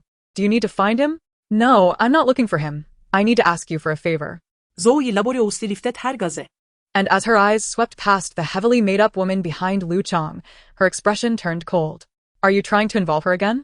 Lu Chong raised a finger in assurance. This is the last time, I promise. Zhou Yi firmly replied, no. Well, if you refuse, so be it. I am paying. Do I really have to consider others' opinions? The woman expressed her displeasure. Lu Chong quickly ushered her aside and approached Zhou Yi to explain softly. I have leads on my sister's case, and I need money. You have many ways to earn it. This is the quickest. Xiao Jiu, please help me one more time. Lu Chong pleaded earnestly. Zhou Yi remained unmoved, staring at him until her gaze dulled, finally squeezing out a response from her throat. The usual place. Lu Chang's face lit up with joy. I knew you wouldn't be so heartless. Thank you. He coaxed the woman upstairs. Even after they had walked a considerable distance, Zhou Yi could still hear her discontented murmurs. Soon, ambiguous sounds emanated from upstairs. Zhou Yi had no desire to linger there for even a second. She casually wrapped a couple of scarves around her neck and ventured into the alley to find Fa Kai. Today, the snow had ceased, and the sun shone brightly, with Fa Kai lazily nestled at her feet, soaking in warmth.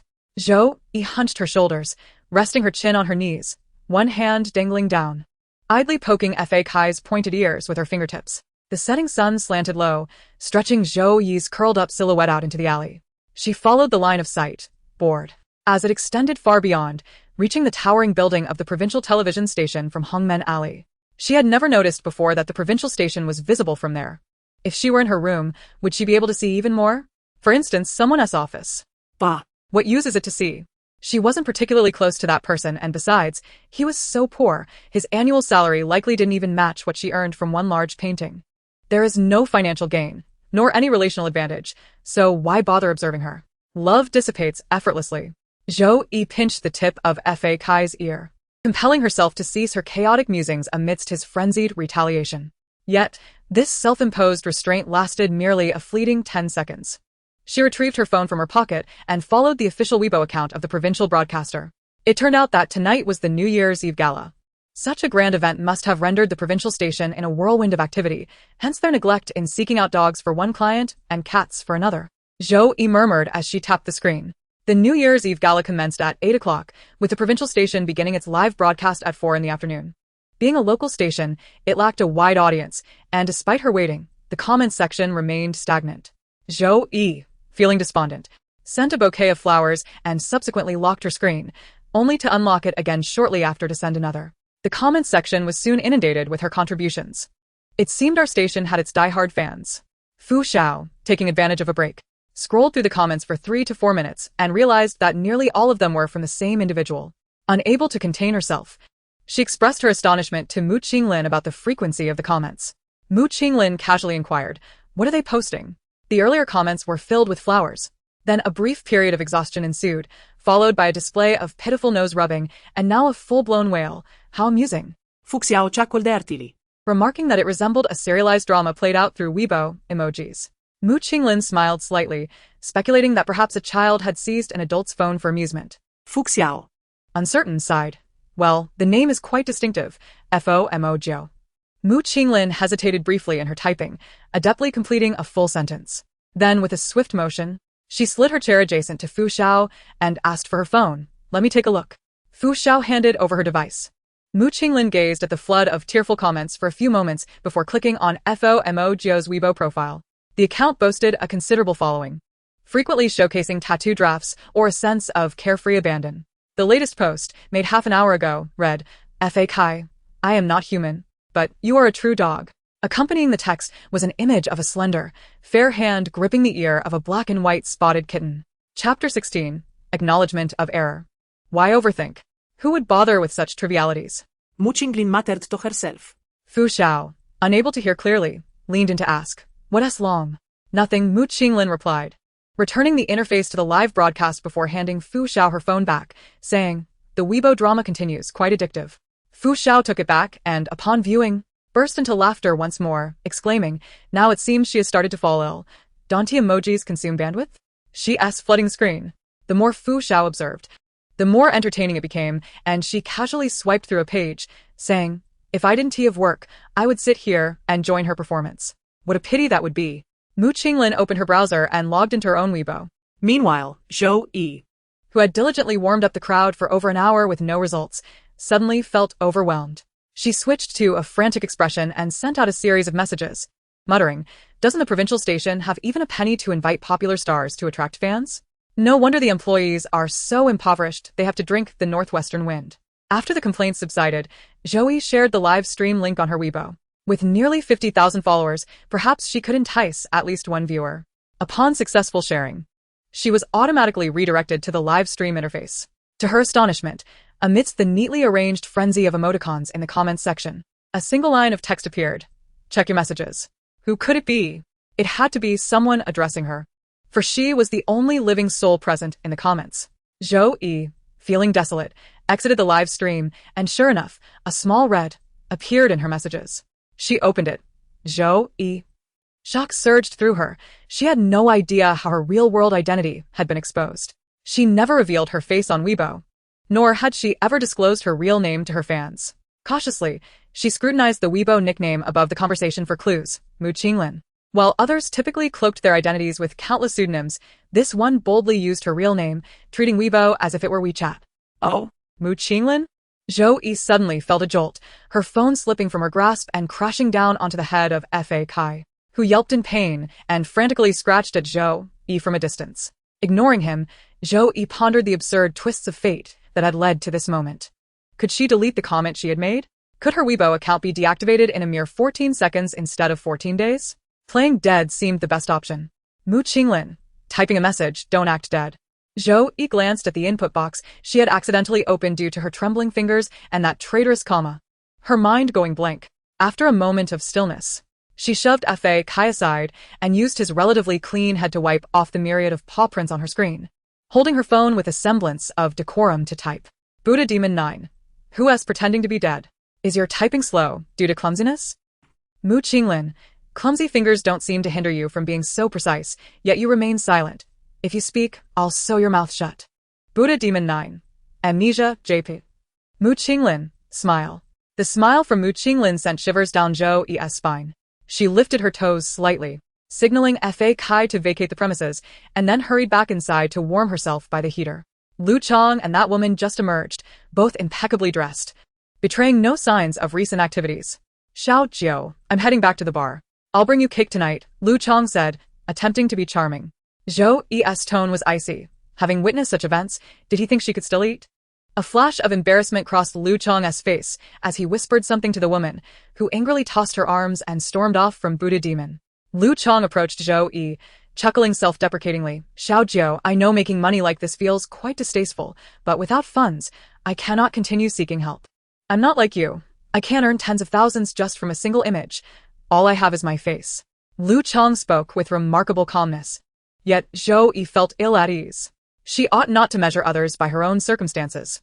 But Zhou Yi gripped her phone tightly, her tone restless. The money obtained this way, even if she ultimately located her sister, would not bring her any joy.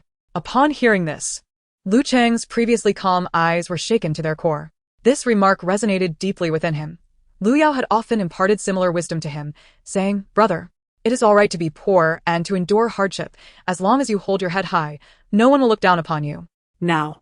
Lu Chang forcefully closed his eyes, striving to dismiss the impact of Zhou Yi's words, and wearily replied, Let's talk about it if we find her. You're busy. I shall take my leave. Lu Chang. Zhou Yi's voice rose uncontrollably. Yes, he responded. With a furrowed brow, Zhou Yi solemnly cautioned, Do not attract the wrong sort of people. This marked yet another occasion in their year-long acquaintance where Zhou Yi expressed her concern for Lu Chang. Even though it was veiled, it touched him deeply. He felt momentarily incredulous. Once he regained his composure, his eyes began to sting. Fearing Zhou Yi would notice, he pretended to comb his hair with his hand, turning his back to her as he said, Do not worry, I know my limits. Rather, you. Lu Chang endeavored to suppress his emotions and earnestly advised Zhou Yi, Listen to your brother's counsel. If an opportunity arises, learn something new. You can currently earn substantial money by drawing sketches, but once you step beyond Hongmen Lane, you will find towering buildings everywhere. Those spacious and bright places are not meant for those of us without education or experience, and even the people there seem to possess an air of superiority over us. Is that so? Only long after Lu Chang had departed did Zhou Yi consider posing this question in return. Yet even if it were true, she had little desire to hear such well-meaning admonitions. In comparison to the grandeur exhibited outside, she yearned more for the quiet obscurity of Hongmen Lane. After her phone remained inactive for too long, it automatically locked. Zhou Yi double-tapped to unlock it. Discovering a new message from Mu Qinglin. Why are you loitering on our Weibo instead of focusing on your drawings? What was she doing? Indeed. Why had she been perusing the provincial station's Weibo? Zhou Yi stared at the message for a long moment, struggling to recall the reason. Before realizing she had lost her train of thought, she vigorously rubbed her face and replied in her typically irritable tone, Of course. I'm just here to indulge in gossip, watching to see whether your station's live stream or the waters of Yongmen River are colder. As soon as she sent that message, she regretted it. She was not unwell. How could she possibly have spent over an hour on Weibo for such a trivial reason? She was simply, utterly frustrated. Zhou Yi slumped in her chair like a disgruntled dog, flailing her arms and legs, inadvertently kicking the radiator, which made such a loud noise that Xiaohei rushed in, alarmed, to ask, What exploded? Zhou Yi gazed at the ceiling, her expression serene. I exploded. Xiaohei, it was quite neat, a complete mess, with all the details intact. Remaining still, she felt as though she had finally completed her life as she reopened Weibo. Mu Qinglin had yet to respond, and it was not until 8 p.m. that Yang Ling mentioned a student at the affiliated school had jumped from a building, still without a reply. What could drive someone to such despair? Tam Juanzu in quit. Yang Ling sighed. The pressure is immense. The girl appears to be from a distinguished class, having previously excelled academically, consistently ranking within the top 10 of her grade. However, this semester, her performance has unexpectedly declined. Her scores in weekly and monthly examinations have deteriorated, and she has fallen short of the threshold for prestigious universities. The teacher, feeling helpless, called in her parents in hopes of resolving the issue. But the parent reacted by striking the child across the face. Young people may have short memories, yet they possess sensitive pride. How could she endure such a blow? Sigh. Tang Yuanzhou, understanding Yang Ling as a teacher, felt deep sorrow witnessing such a situation. He comforted Yang Ling with a gentle embrace and inquired about the girl's well-being. I don't know, I didn't dare to look, Yang Ling replied. Turn on the television. The news should have coverage. Tang Yuanzhou promptly switched it on, and the local station was indeed broadcasting. As Zhou Yi exited the art studio, she heard Mu Qinglin's voice. Unlike her usual composed recounting of events, today her tone was heavy and tense as she confronted the camera, questioning what had ultimately crushed the spirit of high school seniors, the rigorous college entrance examination system or the overwhelming expectations of their parents. Zhou Yi did not ponder the reasons behind Mu Qinglin's demeanor. She merely quickened her steps, guided by an instinctive urge to see her. However, As the camera swept through the chaotic crowd, it ultimately focused on a pink backpack. She recognized that backpack. Zhou Yi's heart sank, and she said, I need to step out for a moment.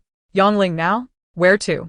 Zhou Yi hesitated, licking her dry lips. That girl has been to the shop. She had intended to return but was turned away by Zhou Yi's firm no. At that time, her plea for help had been unmistakable. The emergency room was bustling with activity that evening. Zhou Yi strode to the nurse's station and demanded, Where is the person sent from the affiliated school? Nurse. Who are you to her? Zhou Yi, I don't know her. Then I can't tell you. It's against our regulations. I just want to see her for a moment. I'm sorry, but that's the policy. Please don't make this difficult for me. Zhou Yi. A voice, tinged with surprise, emerged from the side. Zhou Yi paused and quickly turned to face Mu Qinglin. Today, she wore a light-colored outfit, stained with blood. Her chin and neck were covered, a sight both shocking and distressing. You're Zhou Yi, her voice trembled slightly. Mu Qinglin approached, tugging at her clothing, explaining, It's not my blood. What are you doing here? She asked. Reporters frequently visit the emergency room, and the nurse, familiar with Mu Qinglin, candidly remarked, This young lady wishes to see the girl sent from the affiliated school. Mu Qinglin nodded toward the nurse and turned back to Zhou Yi. Do you recognize her? Zhou Yi, reluctant to elaborate, simply asked, How is she? Not optimistic. Zhou Yi was taken aback, colliding with the unsettling depth of Mu Qinglin's darkened gaze. She quickly lowered her head to avoid it, biting her lip, and murmured, Thank you. With that, she turned to leave, her eyes cast downwards, her face pale, and her clenched hands trembling violently. Mu Qinglin never imagined she would one day witness such a side of Zhou Yi. Instinctively, she grasped Zhou Yi's wrist and said, Wait for me a moment. Once I finish here, I still need to return to the studio. You can ride in my car. Zhou Yi struggled to free herself, declining the offer. Zhou Yi. Mu Qinglin tightened her grip on Zhou Yi's wrist. Isn't it exhausting to deal with everyone daily? Does a simple request cost you a piece of flesh? Despite the deliberate intensity in her voice, it resonated loudly. The on-duty doctor, overhearing, admonished them, This is a hospital. Take your quarrel outside. Mu Qinglin held her breath, inclined her head towards the doctor, and apologized.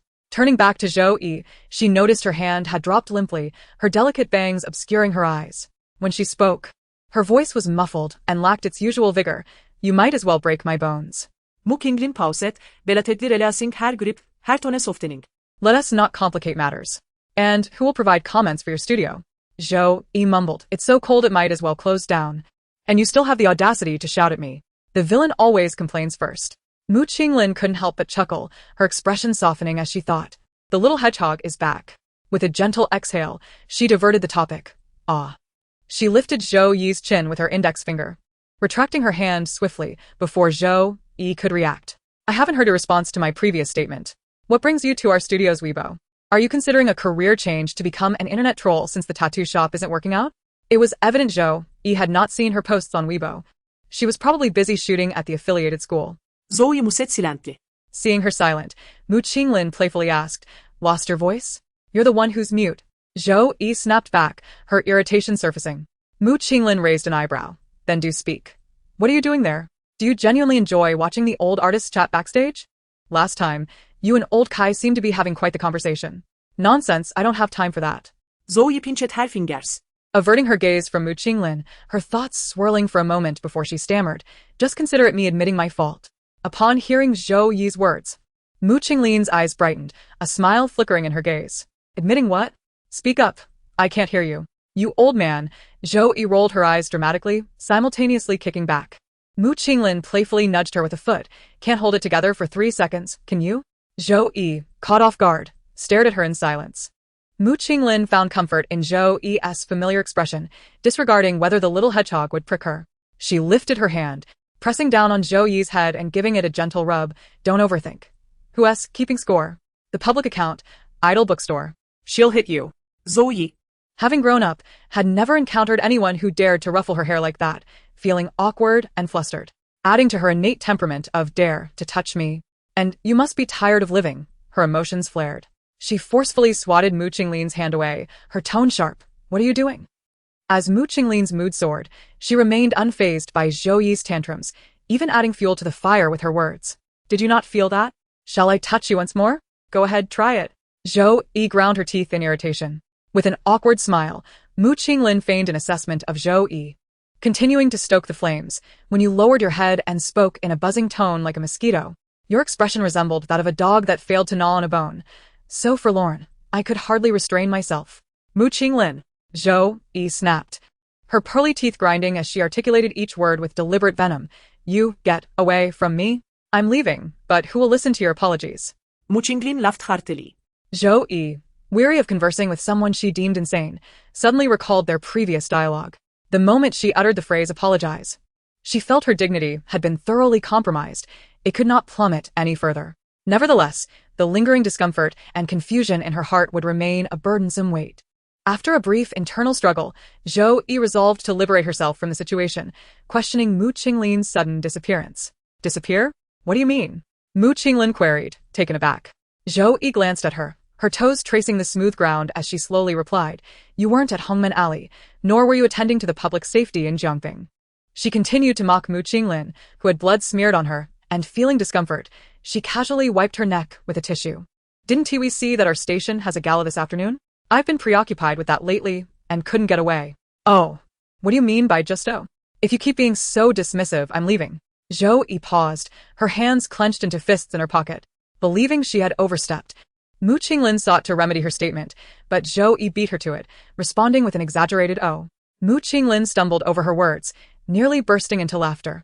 2 O's are not enough to be considered engaging? Why do I feel like this little hedgehog is becoming increasingly spineless? Although this notion was absurd, she felt compelled to clarify. I'm not avoiding Hongmen Alley solely because of the New Year's gala. There's also a news piece requiring follow-up reporting, which took me to the county for a few days. I'm not holding a grudge over what happened that day. Is that so? Zhou Yi's tightly pressed lips softened, revealing a hint of intrigue. Mu Qinglin inadvertently noticed this change and was tempted to tease her but feared the repercussions, so she suppressed her playful thoughts and casually inquired, Do you still wish to see that girl? The abrupt shift in topic caused Zhou Yi's smile to flatten. Actually, there's no need to see her. I'm not a doctor. I only came to take a glance. Well, since you're here, why not take a look? Mu Qinglin encouraged. Zhou Yi's fingers pressed against her joints as she replied, I can't go in. I can only look from the outside. All right, follow me. Mu Qinglin, seemingly well acquainted with the surroundings, led Zhou Yi into the inpatient area with little effort.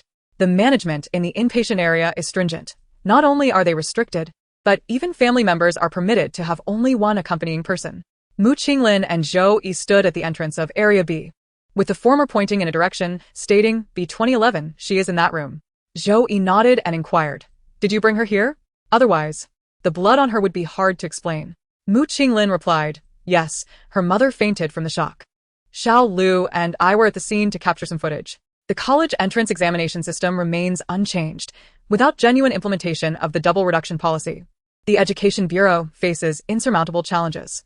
The contradiction accumulates, leaving schools, teachers, and parents in a state of distress, but the most affected are the students, Mu Qinglin said solemnly. Zhou Yi did not fully grasp these complexities. She understood that some pressures stemmed not merely from the college entrance exams. Will your platform conduct an in-depth report on her situation? Zhou Yi asked.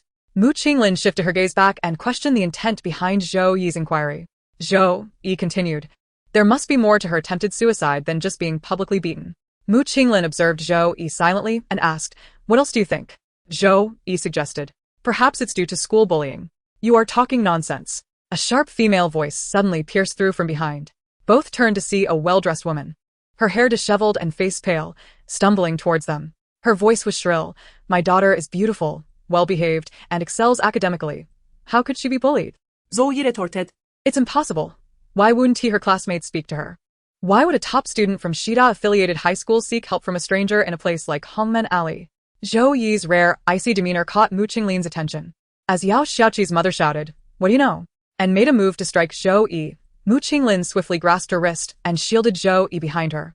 Standing taller, Mu Qinglin positioned herself so that Yao Xiaoqi's mother's slap would only reach her neck. The resounding smack echoed through the air, even through the remnants of blood. Zhou Yi could see the stark red imprint forming on Mu Qinglin's fair skin. The atmosphere was thick with a haunting stillness. Zhou Yi stood motionless, watching Mu Qinglin grit her teeth in pain, her hand pressed to the spot. A surge of inexplicable anger welled up within Zhou Yi. She stepped out from behind Mu Qinglin, her gaze icy and unsettling. Who are you hitting? Yao Xiaoqi's mother froze. Zhou Yi did not grant her a moment to respond and continued, I'm asking you a question. Who did you just strike? Zhou Yi. Mu Qinglin grasped Zhou Yi's arm as she moved towards Yao Xiaoqi, gently rubbing her slender wrist with her thumb. I'm fine, she assured. Zhou Yi turned back, a storm brewing in her eyes. If you think you're fine, that's your affair. My displeasure is my own concern. Should I mind my own business? Mu Qinglin interrupted, then smiled. Haven't we just acknowledged our mistakes? Are we back to this again? Zhou Yi's gaze flickered, and after silently contemplating Mu Qinglin's smiling eyes for a few seconds, she spoke again, her tone softening. She hit you. The unspoken bias in her words brought joy to Mu Qinglin, making even the pain in her neck seem to fade. Chapter 18. Dare not be a person in front of me? Mu Qinglin gently pulled Zhou Yi back to her side, whispering, It's truly nothing. I will show you later. Then, raising her head to address Madame Yao, she adopted a serious tone. Madam, as the principal of this esteemed institution, I implore you to maintain your dignity. Madame Yao, having regained her composure, cried out in a voice laden with anguish. How can I maintain my dignity when I do not even know if my daughter will survive the night? Mu Qinglin acknowledged the gravity of her feelings, expressing empathy. Yet she urged her to contemplate the root cause of this predicament. Though Mu Qinglin initially hesitated to utter harsh truths that might wound a mother yearning for her daughter's success, she recognized the necessity of speaking out. For the sake of another child's conscience, silence was not an option. She tightened her grip on Zhou Yi's wrist, sensing her calmness returning, and addressed Madame Yao again. Your daughter is indeed remarkable. All the teachers commend her. However, have you ever considered that as a vice principal, every action you take could potentially serve as a weapon that inadvertently undermines her? Madame Yao's eyes widened in shock, her complex emotions swirling within. Mu Qinglin noted her reaction but pressed on, Surely, you did not contemplate this, which is why, in your role, you've strived to create as many opportunities and favorable conditions for her as possible. Yet, what of the other children who rightfully deserve such advantages? They will feel sorrow, jealousy, and anger, forsaking their youthful kindness in retaliation. Over time, the privileges she receives may be whispered about, leading to her isolation and bullying.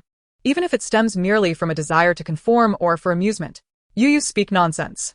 Madame Yao stammered, her previously sharp demeanor now replaced by confusion. Mu Qinglin has never spoken without substantiation. Initially, she regarded the rumors as mere hearsay, choosing not to divulge them, even when aware they could become newsworthy. It was only after arriving at the hospital and conversing with a familiar teacher over the phone that she confirmed the veracity of the claims. She had not erred in her recollection of the news.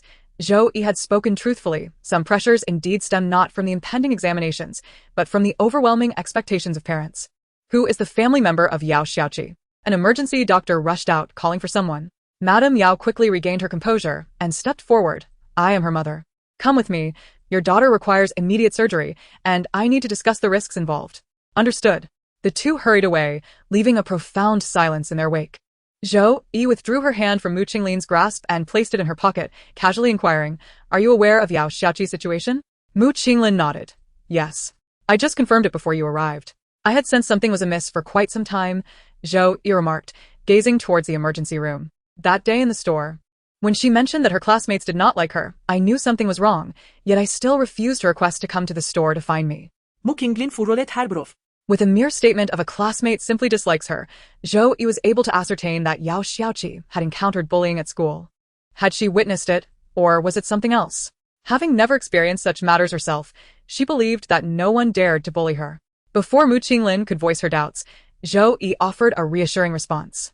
Reflecting on their interaction since they met, Mu Qinglin chose to trust Zhou Yi's words. Given her temperament, it was quite normal for her to suffer consequences for her sharp tongue. However, the thought of her being bullied into silence was as unlikely as reaching the heavens. Nevertheless, the final word, refusal, along with her earlier reaction upon hearing that Yao Xiaoqi's situation was dire, still left Mu Qinglin troubled. Yao Xiaoqi's predicament had nothing to do with you. Even if you assisted her with her studies daily, unless the root of the problem was resolved, there would inevitably come a day when she could no longer endure it. Mu Qinglin's gentle tone, a rarity for her, prompted Zhou Yi to glance at her curiously. At what point did I imply that this matter concerns me? Mu Qinglin momentarily faltered. Then why did you rush to the hospital? And why such a strong reaction? After a brief pause, Zhou Yi mused aloud. Perhaps it felt similar. Similar? Similar to whom? Before Mu Qinglin could contemplate whether to press further, Zhou Yi had unilaterally shifted the topic. Did you just scold me? Zhou Yi's response was as if she had just returned from basking in the sun in the southern hemisphere, oblivious to the passage of time. Once her internal monologue concluded, Mu Qinglin calmly remarked, You are such a bully to the weak. Zhou Yi shot her a frosty glance. Who are you referring to? To no one. Mu Qinglin readily amended. Could you comprehend human speech if I weren't being gentle? Zhou Yi scoffed and turned to leave, observing her swaying figure. Mu Qinglin silently chuckled and followed suit. Were you feeling sympathetic when you saw me getting beaten? Zhou Yi halted in her tracks, turning her head with a look that spoke volumes. What dream are you having? Isn't your expression one that suggests you devour Yao Xiaoqi's mother? Mu Qinglin clumsily mimicked Zhou Yi's tone, repeating, she hit you. If I hadn't noticed your eyes were dry, I would have thought you were crying. Zhou Yi. I believe you are hard of hearing, Mu Qinglin said, shaking her head and giving her a distinct click of her tongue. Zhou Yi found her tone peculiar. When Yao Xiaoqi's mother lunged at me, weren't you the one who shielded me? How is that unreasonable? Recalling this incident, Zhou Yi became intrigued. And you? Why did you feel compelled to step in front of me? If her mother had been wielding a knife, you could have been in grave danger. Mu Qinglin took a deep breath. Now that you mention it, it did seem rather perilous. However, instinctive reactions seldom align with rational thought. Does that mean you would protect anyone in this situation today? Zhou Yi paused, accepting this response. Mu Qinglin was indeed that kind of person, otherwise, she would not have intervened on her behalf during their first encounter, nor would she have dealt with those troublesome individuals later. Ah, indeed. She has merely basked in the light of a bodhisattva, playing a humble role on the path of universal salvation. Zhou Yimo silently tore off the 2 wristbands given by someone and pressed them to the bottom of her pocket. Mu Qinglin, unaware of Zhou Yi's actions, gasped in pain as she touched her neck. If that slap from Yao Xiaoqi's mother had landed on your face, you would already be swollen, like a little pig. Why are you staring at me again? Mu Qinglin, intimidated by Zhou Yi, relented, acknowledging her verbal slip and offering a sincere apology. Zhou Yi, however, was not inclined to accept it. She glanced at Mu Qinglin's neck and inquired, can you show it to me? Mu Qinglin responded, Sure. I promise to keep my word. She tugged at her collar, leaning slightly towards Zhou Yi. There was a hint of blood seeping through. You said it was nothing. Do you believe it now? Mu Qinglin spoke, standing mere inches from Zhou Yi. Zhou Yi raised her hand, her fingertip slowly approaching Mu Qinglin's neck. Then pressed down firmly while remarking, swelling up does indeed resemble a pig's neck. Mu Qinglin, taken aback, felt an urge to retaliate against Zhou Yi's heartless demeanor. Unfortunately, the pain from Zhou Yi's earlier poke left her momentarily breathless, robbing her of the energy to retaliate. After regaining her composure, Mu Qinglin lightly kicked Zhou Yi's shoe tip and proposed, let us discuss something. Zhou Yi replied, speak. Could you act like a person in front of me? Zhou Yi scoffed, we're not close enough for that to happen. I've fought for you and taken hits on your behalf. Isn't that a form of familiarity? Mu Qinglin retorted. Isn't it because I'm entertaining that you're so open-hearted? There must be some sincerity involved, otherwise, who would seek discomfort for no reason. Is that so? Zhou Yi pondered, realizing that it might be this very sentiment that made her consider apologizing after her earlier outburst. Tang Yuanzhou used to criticize her for lacking conscience, but she did differentiate between people. With someone like Mu Qinglin, her conscience would occasionally awaken. Zhou Yi fiddled with the edge of the wristband. Noticing a slight softening in Zhou Yi's expression, Mu Qinglin seized the opportunity. How about considering it? You don't have to act like a person for now. We can wait until we're more familiar. Zhou Yi contemplated for a moment then, without glancing at Mu Qinglin, warned, if you dare to ruffle my hair again as you just did, I will immediately turn hostile. Ha! Mu Qinglin. Momentarily confused by Zhou Yi's meaning, quickly understood, and a smile spread across her face. Is this what you meant? She countered, adding a playful gesture, ruffling Zhou Yi's hair before she could react, turning it into a wild mess. Zhou Yi was taken aback. Mu Qinglin, are you out of your mind? Indeed. It's a condition I've developed recently. If I don't irritate you, I feel unwell, Mu Qinglin replied, grinning. Get lost, Zhou Yi retorted, but immediately after, she sneezed, her previously furious expression transforming into one of pitiful vulnerability. Mu Qinglin lowered her hand and cleared her throat, asking, haven't you been taking your medicine properly? Zhou Yi suddenly felt guilty. The events of Christmas Eve had been too embarrassing, leaving her dispirited for days. Zhou Yi replied, her nasal voice betraying her condition. Mu Qinglin offered, I know an experienced traditional Chinese doctor. I can take you to see him sometime. Zhou Yi extended her arm, clarifying her stance. Just take my arm. I'm not going. Mu Qinglin mused that if his arm were severed, Tang Yuanzhou would have likely taken a knife by now. He dared to doubt Zhou Yi. Mu Qinglin, do you think I would dare? That? The question sounded rather peculiar.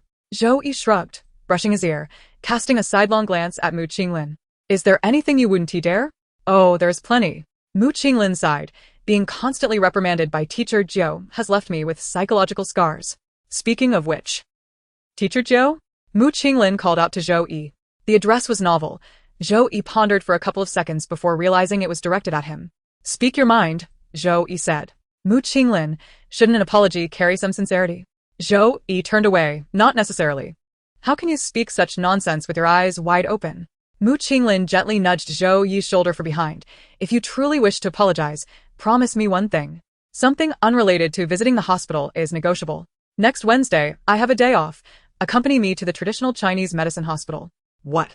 Zhou Yi turned back in disbelief, wanting to exclaim, are you truly incapable of understanding human speech? Seeing the earnest expression on Mu Qinglin's face, the words he had nearly voiced rolled back down into his stomach.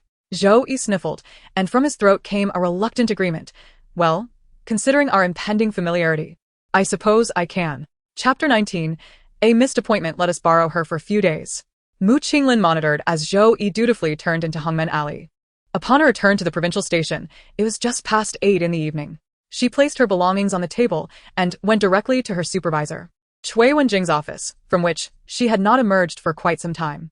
Fu Xiao, unable to reach Mu Qinglin by phone, rushed over and asked someone, where is Sister Mu? The person pointed back, indicating the director's office. How long has she been in there? Almost half an hour. Sister Mu sought out the director herself. It seems she wishes to produce a series of documentary films on mental health for primary and secondary school students. What documentary at this hour? Fu Xiao was growing increasingly anxious. After waiting a while with no sign of movement, Fu Xiao hurried over and knocked on the door. Cui Wenjing, come in. Fu Xiao pushed the door open and exclaimed, Director Cui, I have an urgent matter. I need your help. Cui Wenjing, round-faced and smiling like the Buddha, replied, I can save the news center's life. Yes, only you can. Fu Xiao insisted. All right, then tell me how. With a raised hand, Fu Xiao pointed to the seemingly indifferent Mu Qinglin nearby. Let us borrow her for a few days. In the rest area, Mu Qinglin leaned against the railing, clutching a nearly completed notebook. What is it? She inquired. Fu Xiao got straight to the point. You must have heard about the provincial leader's overseas visit. Yes. Mu Qinglin acknowledged. One of the colleagues originally scheduled to accompany them has encountered an issue and cannot go. With the end of the year approaching, each department is heavily burdened, making it challenging to find a suitable replacement on short notice. Old Wang had no choice but to send me to find you. I cannot go, Mu Qinglin replied without hesitation. Xiao Ji, with a sharp voice, looked around at the young talents in the studio who excelled in spoken language. Among them, your extensive experience abroad made you the most capable, and if you don't go, who will? You mentioned 2 years ago when Mu Qinglin appeared rather indifferent. Over these 2 years, not only have I not traveled abroad, but I haven't even ventured beyond the nearby counties of Jiangping. The most significant event I've witnessed recently was yesterday's tragic incident of someone jumping from a building. Xiao Ji felt compelled to persuade.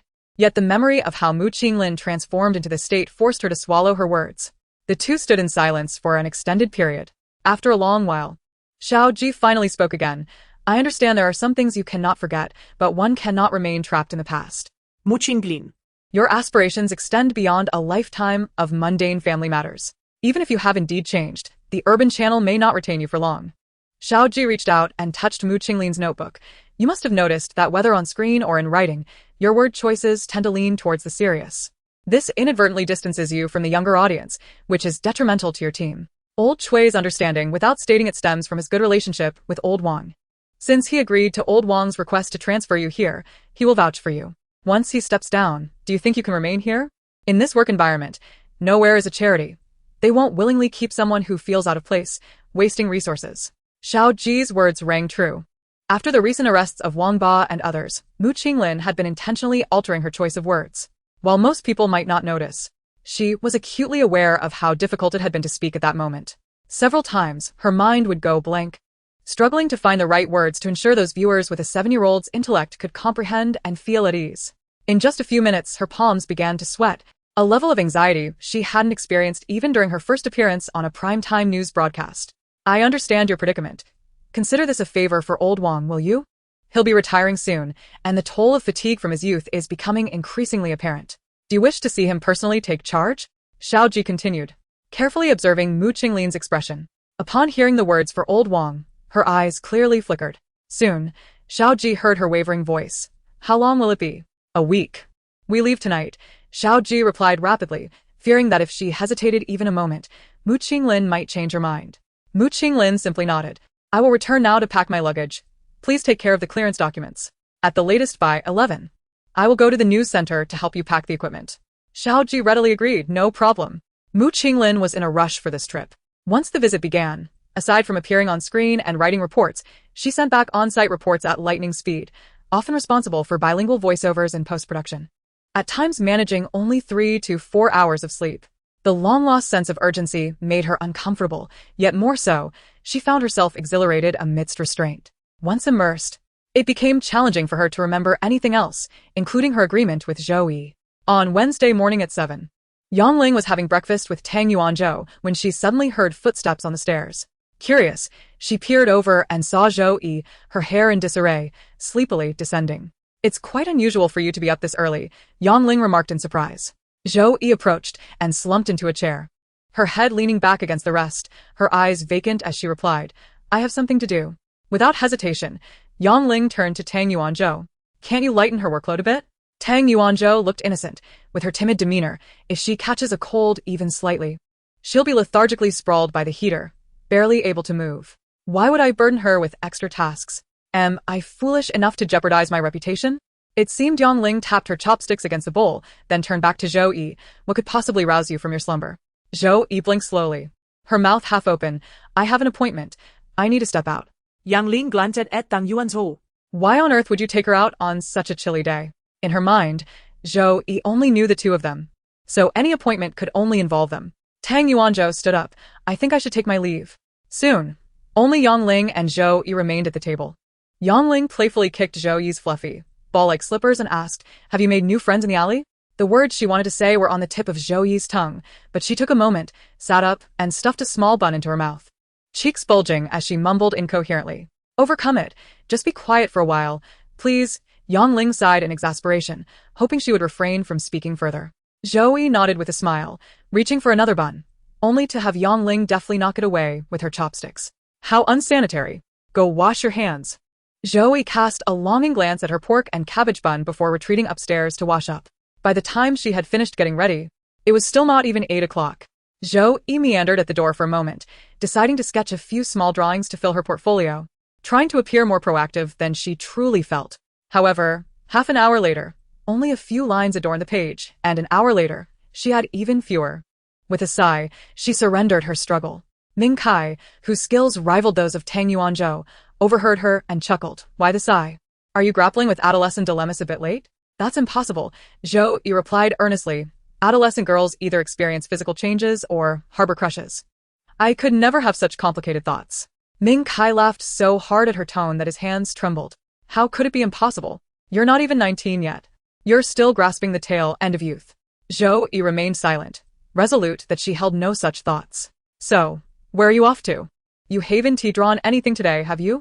Ming Kai casually asked as Zhou Yi stood up. Zhou Yi bit her lip awkwardly. Just going for a stroll. I'll be right back. Don't stray too far. Yuanzhou has instructed the staff to keep an eye on you, saying you're recovering from a cold and shouldn't be out in the cold wind. Am I a criminal? The prisoner was indeed one who could be easily felled by a mere gust of wind. As Zhou Yi descended the stairs, she spotted Xiaohe, whose eyes were fixed on her, nearly following her into the women's restroom. A rather absurd occurrence. Sitting on the toilet, Zhou Yi pondered deeply. It was nearly 9:30. If she had an appointment, it was high time to head out, lest the hospital close for the day. Resolutely, she decided against further delay. Seizing the moment while Xiaohe was preoccupied, she discreetly retrieved FOMO and settled by the stone lion at the entrance of East Alley, awaiting Mu Qinglin's arrival. By 10 o'clock, Mu Qinglin had yet to appear, nor had she sent a message on WeChat. The bustling scene of Hongmen Alley was now lively, and Zhou Yi, observing the crowd, noted the absence of morning grumpiness on their faces, confirming the lateness of the hour. She rubbed her numb hands and pulled out her phone, scrolling through WeChat until she landed on the screen devoid of updates from Mu Qinglin, not even a new subscription. Had she forgotten? Or was she simply busy? A message of some sort would have sufficed. After all, Zhou Yi had no desire to go. Frustrated, she tossed her phone into her pocket and turned to leave. Yet, not long after, she ambled back, resuming her position at the foot of the stone lion. The recent days had been blustery, with the overcast sky pressing down uncomfortably. The task concluded, the bus transporting the follow-up personnel back to the provincial station was filled with noise.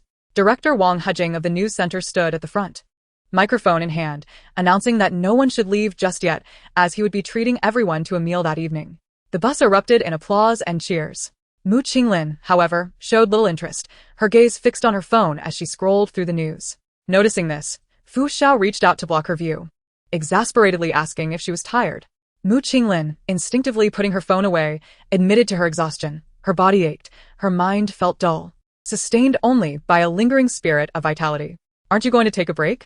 Fu Xiao remarked, giving her a pointed look and lowering her voice. Are we going to drink until old Wang collapses tonight?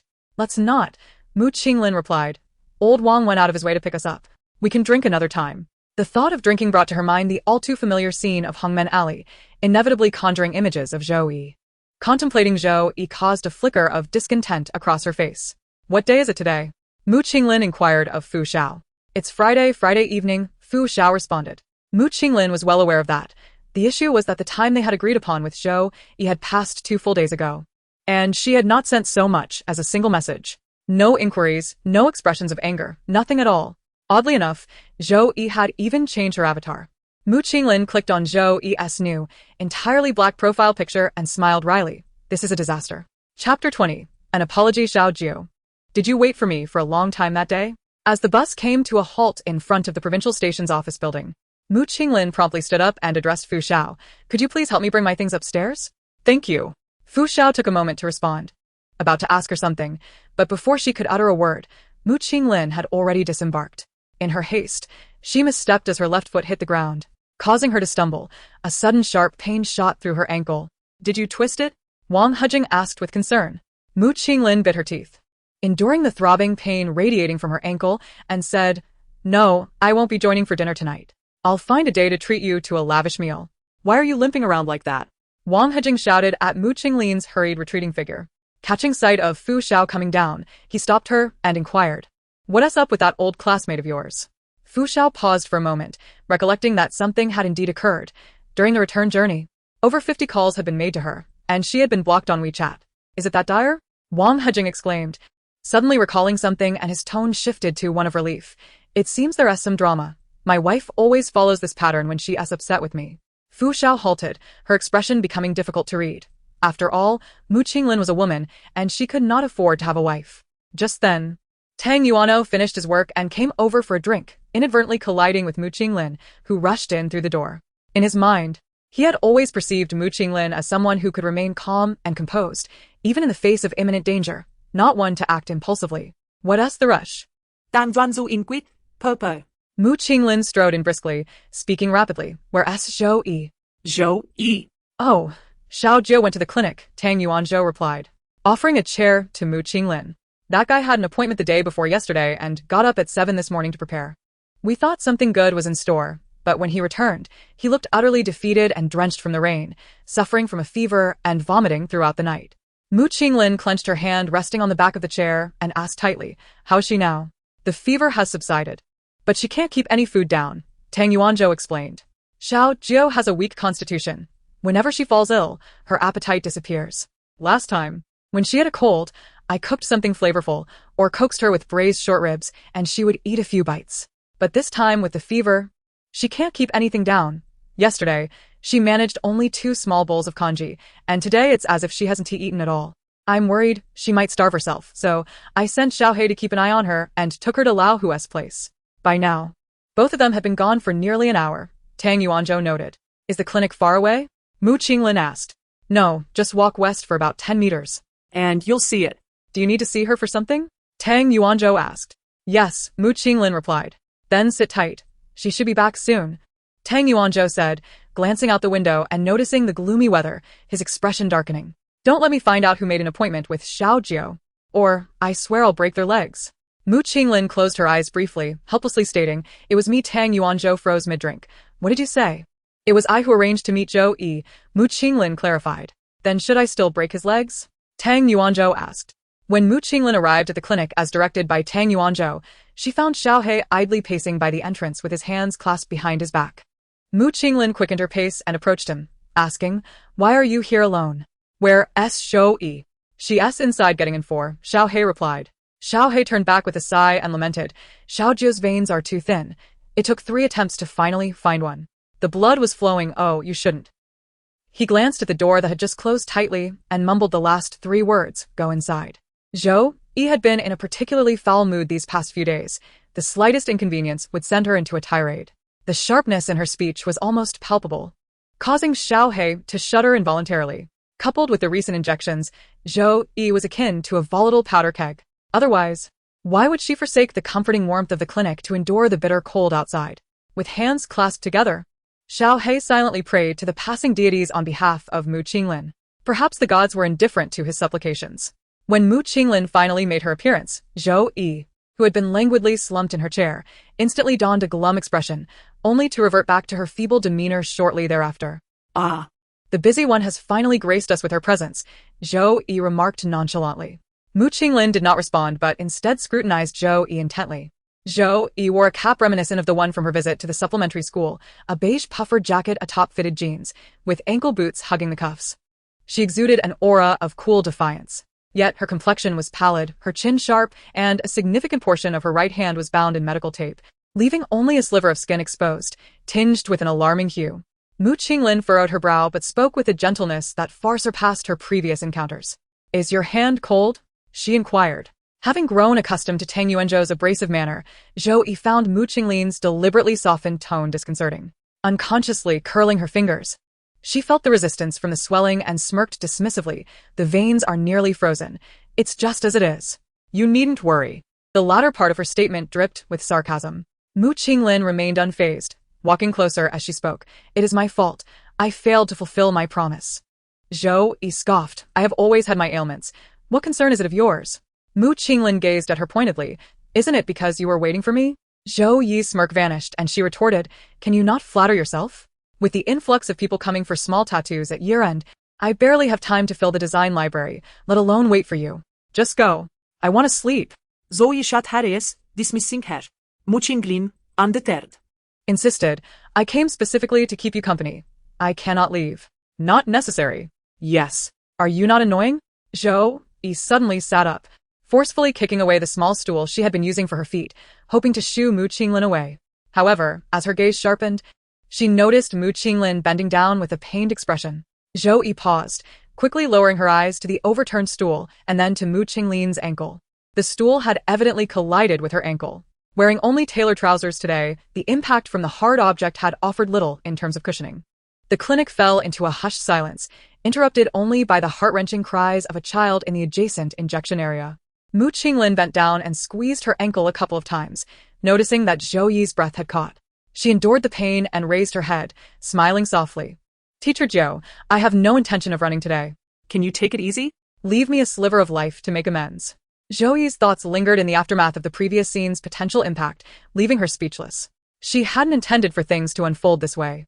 Reflecting on the root cause of the situation, the tumultuous emotions within her began to subside, and she coolly remarked, some people simply deserve it. Indeed. Mu Qinglin replied promptly. If Teacher Zhou is unsatisfied, I shall promptly hand you the stool. Wouldn't self-termination be swifter? Zhou Yi pulled the blanket up and leaned back. Before you conclude, may I pose a question? Mu Qinglin inquired, following her lead. Zhou Yi turned her head in silence. Through the narrow slit of her vision, she saw Mu Qinglin exhale deeply, then rise with difficulty to approach her, bending over. His dry, warm hand slipped from his sleeve to grasp her icy little arm, gently asking, Xiao Jiao, did you wait for me for a long time that day? Chapter 21. Silence. In truth, it was not a mere while, but nearly an entire day, right at the foot of the stone lion. Like a fool, she had waited from the morning's gusts until the evening's rain. That duration felt interminable. Each time the thought of returning crept into her mind, memories of last winter resurfaced, when her needle-pulling escapade was exposed. And she found herself confined at home by Tang Yuanzhou for an entire month. Although this situation was not as severe as the previous time, sneaking out with Xiaohei was still a slap in Tang Yuanzhou's face. Knowing full well the consequences, she was acutely aware of his irritable temper. When provoked, he could easily seal her windows and doors, let alone the prospect of visiting a hospital. Thus, even as the cold numbed her limbs, she stubbornly refrained from returning. It wasn't until the rain began that the kind vendor selling sugar cane at the alley's entrance, feeling pity for her, tied an umbrella around the stone lion's neck before heading home. The umbrella shielded her head as she trembled, seated at the imposing stone lion's feet. That scene was truly absurd. In the days that followed, Zhou Yi found herself repeatedly recalling her foolishness in waiting an entire day for Mu Qinglin, desperately seeking a plausible excuse. After all, it wasn't just her own dignity at stake, her parents' reputation could also be jeopardized. Yet, after much contemplation, the only reasonable explanation she could muster was that she had been bewitched, and she had yet to capture the spirit responsible. Such baseless claims, relying on metaphysics, were far more humiliating than passively accepting ridicule. She could never admit to that. Zhou Yi pulled her gaze away from the corner of her eye, adopting a tone laced with impatience and guilt as she said, "Did I not mention? I need to fill the library. I have no time for you." Mu Qinglin responded, shifting his hand down to the coldest part of Zhou Yi's wrist, asserting, "I do not believe you." Zhou Yi turned her head, her large eyes wide open. "I could not care less whether you believe it or not." Mu Qinglin met her gaze, questioning, "How could I possibly be caught in the rain? I need to call the station and inquire with my colleague responsible for the weather forecast about the exact time it rained yesterday." In an instant, Zhou Yi contemplated telling Mu Qinglin, "Perhaps you should just hand me the stool." Before she could voice this thought, Xiao Hu, old Hu's daughter, popped her head over after finishing a vaccination for a child, cheerfully asking, "Xiao Jiu, has your warm pack cooled down?" "Oh, who are you?" Xiao Hu, noticing the unfamiliar face of Mu Qinglin, inquired curiously. Mu Qinglin retracted her hand and straightened up to respond, "A friend of Xiao Jiu." Xiao Hu nodded earnestly, her expression suggesting that Mu Qinglin appeared far more reliable than Xiao He. "Well, I won't be concerned about your Xiao Jiu then. If it doesn't feel warm enough, just take it out and reheat it." Xiao Hu pointed at the warm pack Zhou Yi was holding, adding, "She has been complaining about it being cold since she got the shot, driving me up the wall. I had to hide inside." Zhou Yi, incredulous, exclaimed, "I only called you once. Once is enough." Xiao Hu smiled at Mu Qinglin, adding playfully as she adjusted her nurse's cap before retreating back into the injection room. Meanwhile, someone's breath was ensnared by resentment. Mu Qinglin stood still for a few seconds, cautiously asking, "Should we reheat it?" Zhou Yi, seemingly oblivious, shouted towards the door. "Xiao He." Just as Xiao He settled down at a steaming bun shop, she called out, "Grandma Miao, bring me 2 large portions of Xiao Jiu's favorite dishes." Upon hearing this, Grandma Miao hurriedly asked, "Can Xiao Jiu eat anything now?" "No," Xiao He replied mischievously, rubbing her hands together. "I'll eat a couple of extra portions on her behalf, just to tease her later." "Grandma Miao, all of Xiao Jiu's favorites are gone." "Xiao He." Zhou Yi remained unaware of the commotion outside, staring like a wax figure as Mu Qinglin took the warm pack from her grasp and moved to the next room. The loss of warmth from her hands made the coldness on her wrist all the more pronounced. Zhou Yi glanced over expressionlessly, her breathing gradually calming. Soon, Xiao Hu's clear voice resonated from outside. "What happened to your foot?"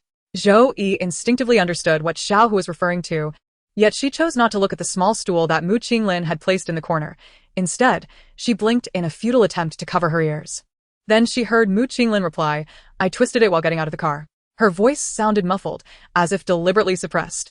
Xiao Hu, however, was quite vocal. "What's the rush? What if it's fractured?" "Mu Qinglin, you got into trouble and hurried over to apologize." "Apologize? To her? In such a rush that you twisted your foot?" Zhou Yi pressed her foot against the ground, pretending to casually shift her body towards the injection area. "Sit here, let me take a look," Xiao Hu instructed. "Mu Qinglin, there's nothing wrong. I can feel it myself." "By the time you feel something's wrong, it might require a cast," Xiao Hu retorted. "Well then, thank you." Xiao Hu directed Mu Qinglin to remove her shoes and roll up her pant legs, quickly arriving at a diagnosis. Indeed, there was no issue. However, she couldn't help but ask, "How did you manage to twist your ankle and scrape the skin off at the same time?" Zhou Yi cast a quick glance at the small stool in the corner and heard Mu Qinglin say, "I'll take a closer look when I have some free time. Studying how a ball of yarn is formed seems infinitely more valuable than this." Zhou Yi inwardly scoffed and then pondered, why not just expose her for the malicious person she truly is? Before she could fully grasp the implications, Mu Qinglin returned with a warmed heating pad. Zhou Yi closed her eyes and feigned sleep. Mu Qinglin, not revealing her awareness, gently placed the heating pad back into Zhou Yi's hands, carefully pressing down on the foretube, and meticulously adjusted her sleeve as a cushion to prevent burns. Subsequently, Zhou Yi heard her settle down beside her, letting out a sigh reminiscent of Tang Yuanzhou, who, after days of busyness, finally found respite. The difference lay in Tang Yuanzhou's open demeanor, while Mu Qinglin's voice was soft and elongated, exuding a cautious quality. Was she afraid of waking her? Or perhaps of revealing her own fatigue?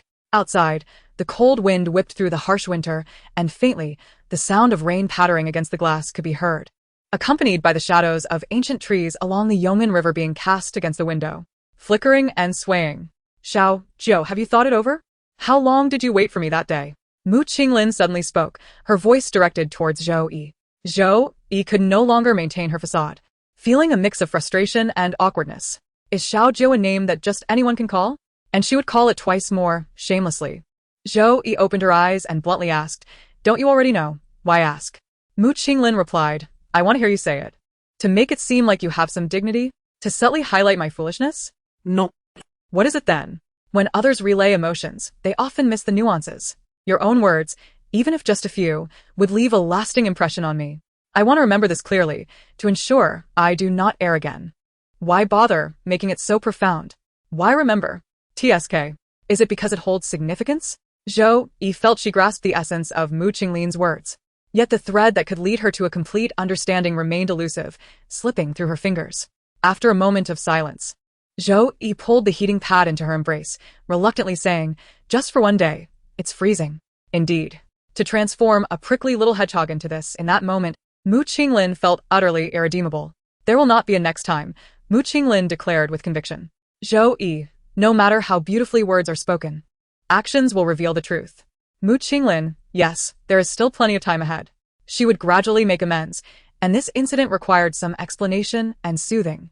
Mu Qinglin took out her phone, played a video, and presented it to Zhou Yi, saying, There are matters at the station. And I was abruptly pulled away for a few days abroad. The workload is exceptionally high, in a field I have not engaged with in the past 2 years. If I do not want to appear inept in public, I must invest exponentially more time privately to catch up. Sometimes, I am so busy that I forget to eat, and the pressure is immense.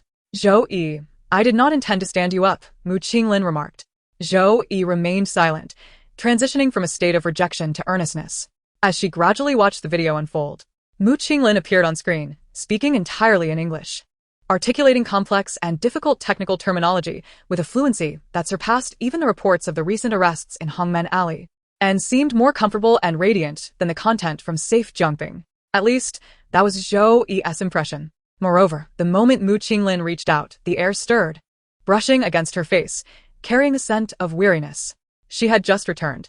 After enduring pressure outside, she came back and immediately sought Zhou Yi's forgiveness, even twisting her ankle in haste. Zhou Yi felt her pent-up frustration ease slightly. Aren't you a reporter for the civil news? Does our country have civil affairs overseas? Mu Qinglin chuckled at Zhou Yi's remark. Oh, so you're quite a catch. Zhou Yi shot her a glance. Are you quite impressive at your station? Mu Qinglin tightened her grip on her phone, tucking it into her pocket, and replied with a smile. Well, it's a provincial station. There are certain standards for recruitment. Zhou Yi responded. Oh, that should be the case. Lu Chang had mentioned that the spacious and bright buildings outside Hongmen Alley were not places for individuals lacking education and experience. And he also remarked that the people there seemed to possess an inherent nobility. These statements resonated with truth. Otherwise, how could a minor reporter from a civil news channel, one that even Uncle Go would not bother watching, bear such a significant responsibility? Zhou Yi felt a sharp discomfort pierce her heart, leaving her bewildered.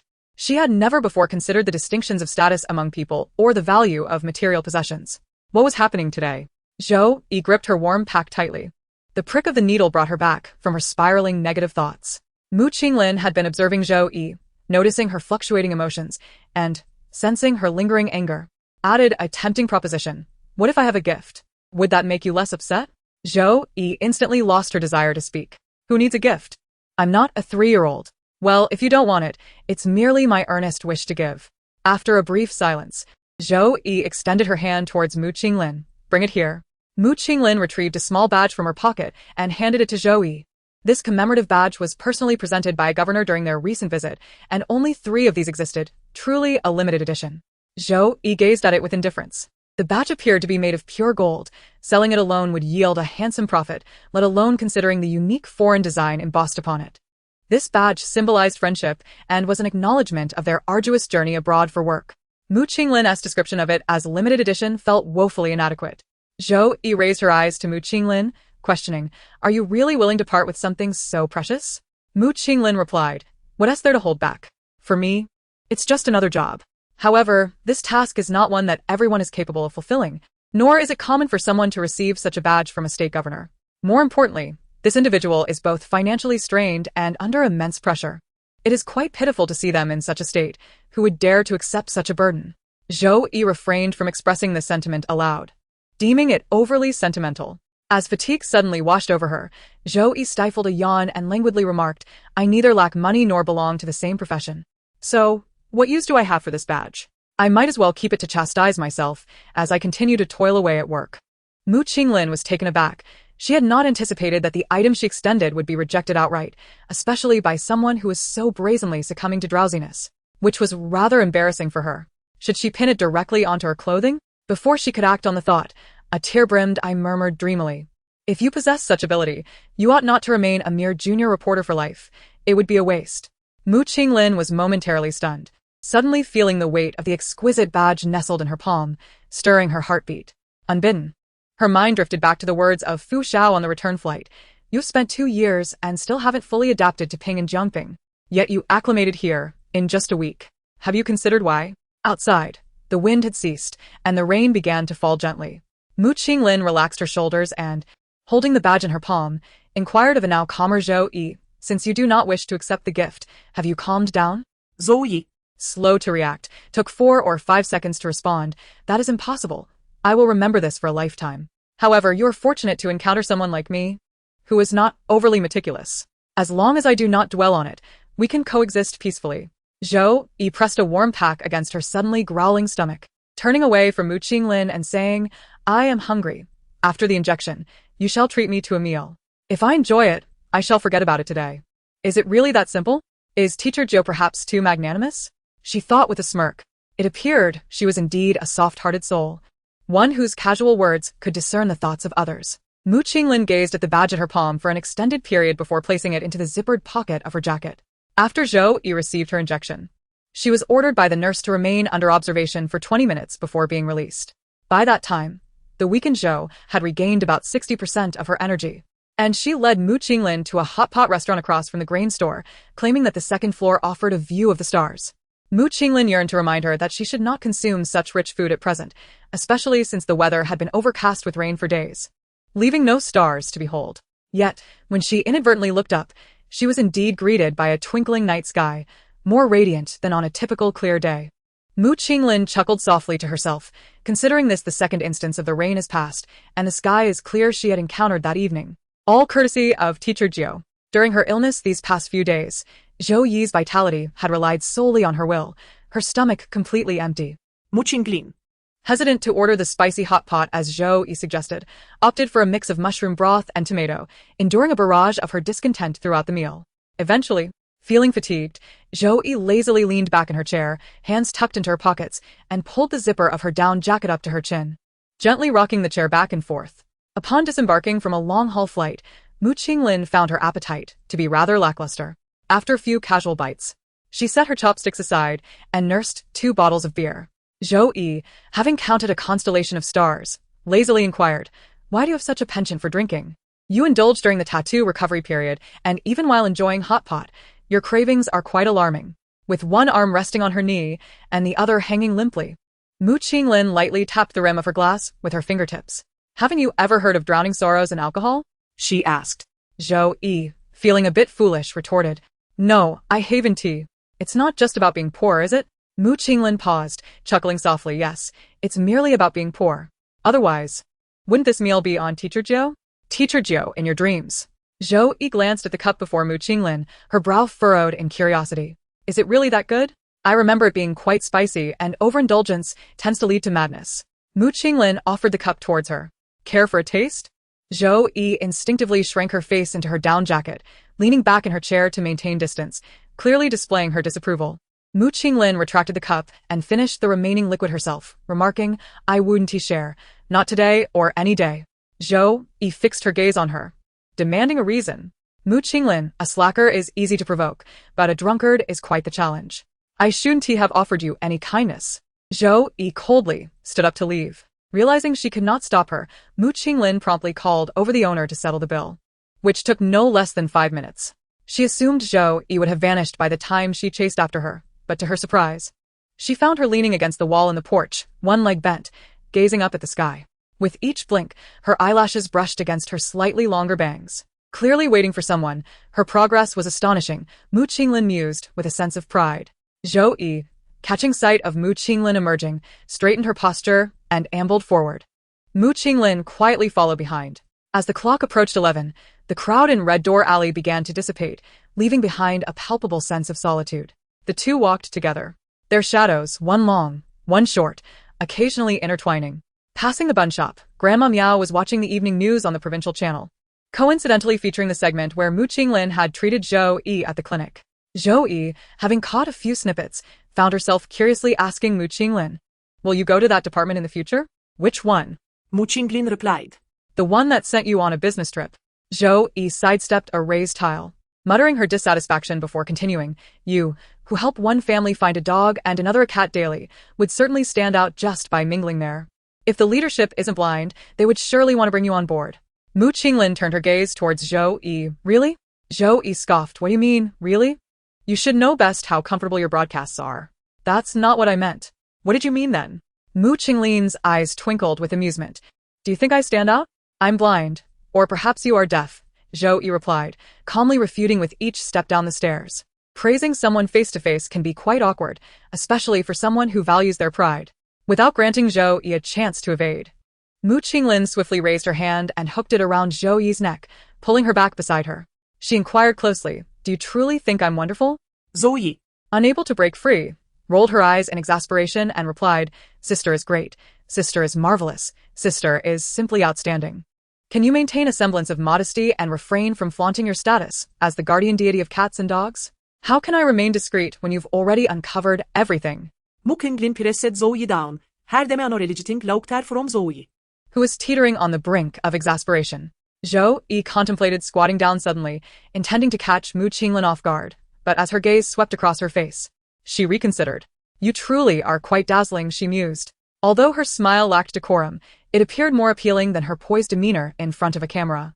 Zhou Yi lowered her head and pinched the tip of her nose, deciding to allow Mu Qinglin to revel in her arrogance a little longer. After tiring of laughter, Mu Qinglin rested her chin on Zhou Yi's shoulder and said, "Zhou Yi, there's something I'm uncertain whether to share." Zhou Yi responded, "Speak your mind." Mu Qinglin withdrew her hand from her pocket and gestured towards Zhou Yi's waist, saying, "At your height, do you think you can leap over my knee? Who do you think you're looking down on?" Zhou Yi retorted, shifting Mu Qinglin's hand from a hook to a resting position at her side, then moving it behind her. Mu Qinglin, confused, turned to look back. "Keep moving forward," Zhou Yi urged. "Why are you lingering behind?" Zhou Yi's gaze dropped, targeting the bend of Mu Qinglin's knee, as she shifted her ankle and earnestly remarked, "Let us see if you can jump over it." Mu Qinglin countered, "The knee is in front."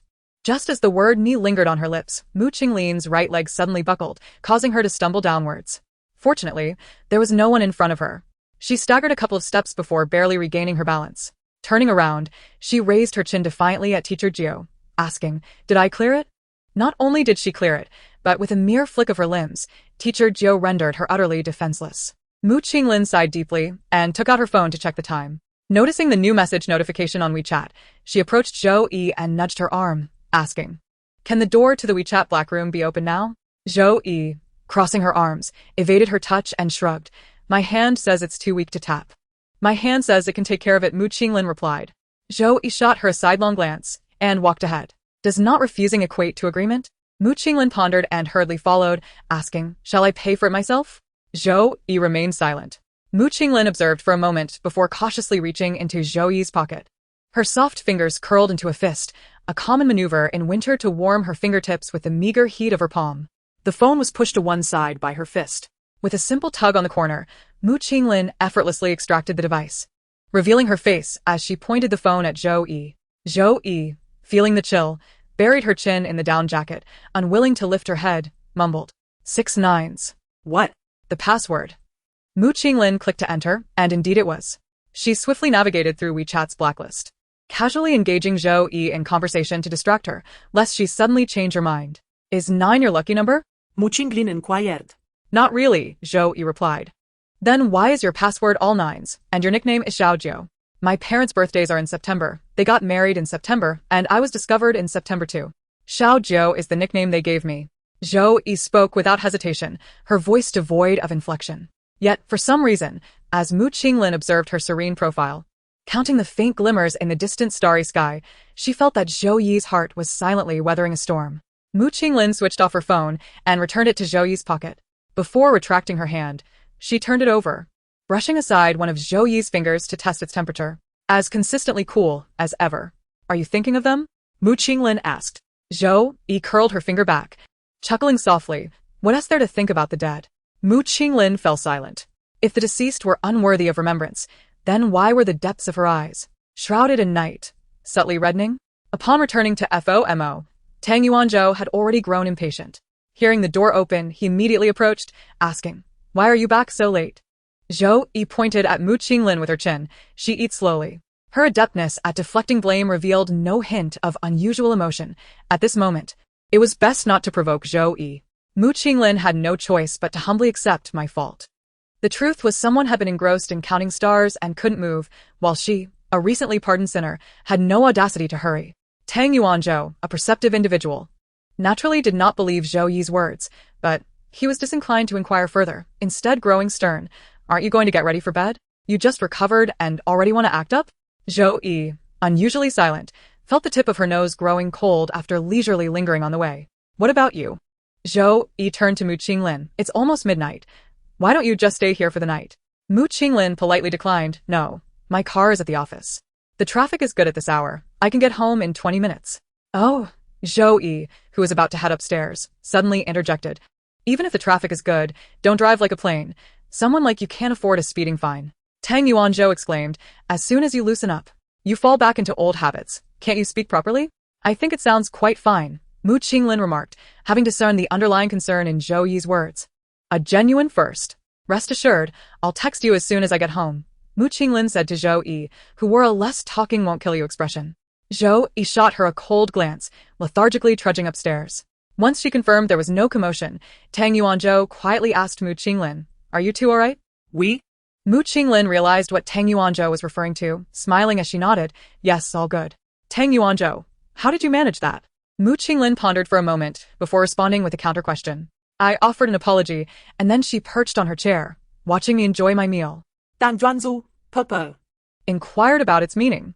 Mu Qinglin, equally puzzled, found her easy to please. Let us assume she is simply amiable, Mu Qinglin chuckled. Tang Yuanzhou thought this was sheer nonsense. We were discussing the same individual, were we not? Mu Qinglin gestured upstairs, indicating, isn't that the one you picked up just now? Dan Juanzu Diplit. I see her more as a peculiar species that slipped in behind you. Tang Yuanzhou composed her expression and shifted the topic. What were you two discussing the other day? I have known her for quite some time, yet I have never seen her so invested in anything. Mu Qinglin responded. I took her to see an old traditional Chinese medicine doctor. Traditional medicine? Tang Yuanzhou exclaimed in shock, her voice rising, causing her to notice Zhou Yi returning, peeking in the doorway, only to hastily retreat. Mu Qinglin, taken aback by Tang Yuanzhou's reaction, humorously questioned, is it really that surprising? Tang Yuanzhou shook her head with a sigh. Well, just be mentally prepared. The real spectacle begins after the doctor's appointment. Mu Qinglin, confused and eager to inquire further, suddenly noticed the lights dimming in the adjacent work area and remembered it was quite late, forcing her to suppress her questions and take her leave. When Mu Qinglin returned home, it was just past 12:30. Aside from checking in on Zhou Yi, she hesitated before asking, I have 2 days off. When would you be free for us to reschedule? She assumed Zhou Yi would surely be asleep at this hour, but to her surprise, before she could exit the chat box, a notification appeared indicating Zhou Yi was typing. After a brief wait, Zhou Yi replied, tomorrow. Mu Qinglin responded, all right. I'll pick you up at 9 from FOMO. Zhou Yi asked, will you actually arrive on time this time? Leaning against the wall, Mu Qinglin quickly replied, even if the sky were to fall.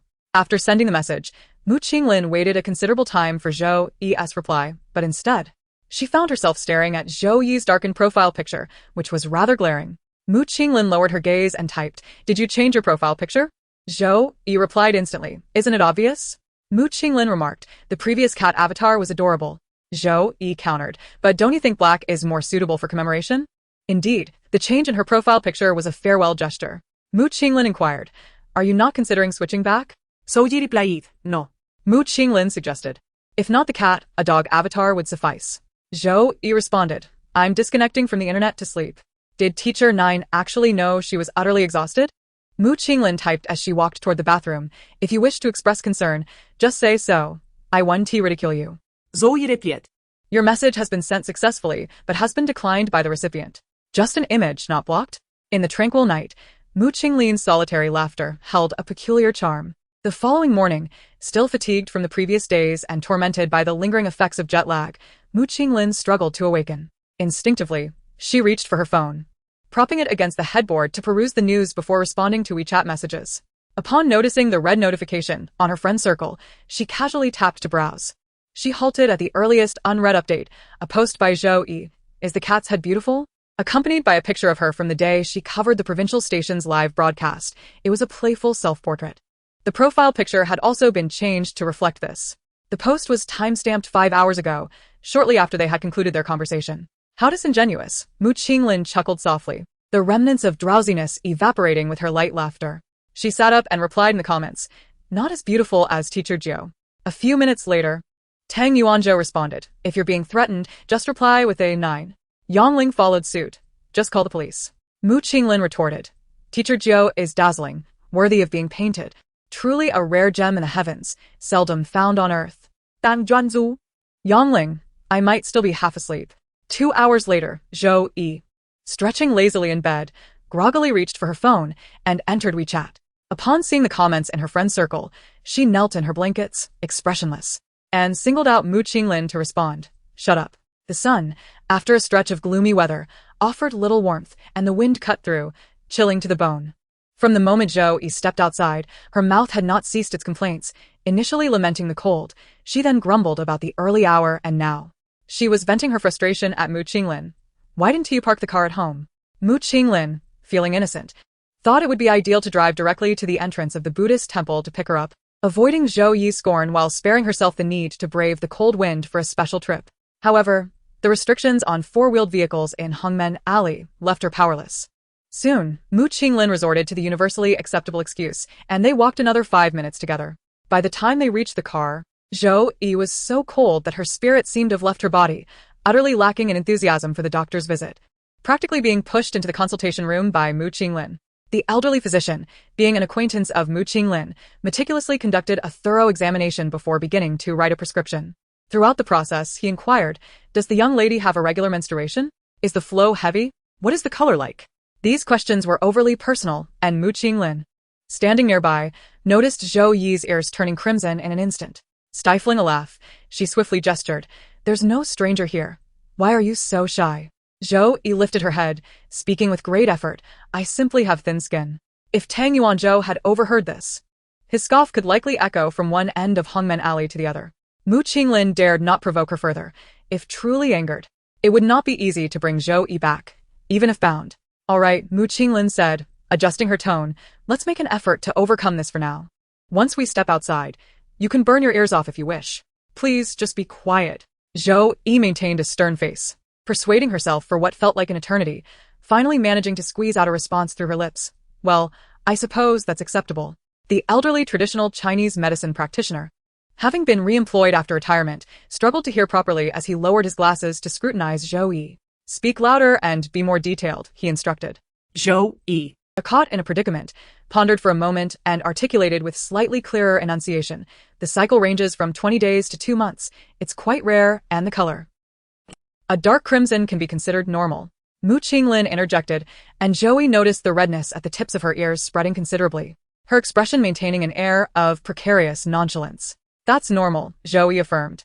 The old doctor nodded, adjusted his glasses, and continued to write a prescription, declaring, I will prescribe you medication for 2 weeks to observe the effects. This requires gradual adjustment, as the delay has been extensive. Can it be completely eradicated? Mu Qinglin inquired. The old doctor replied, yes, but it requires persistence. Otherwise, she will face the consequences later. Mu Qinglin responded affirmatively. Upon hearing the word gradual, Zhou Yi felt an urge to flee, compounded by the word persistence. Could this not be made into a pill? Zhou Yi gestured, like those portrayed in martial arts dramas.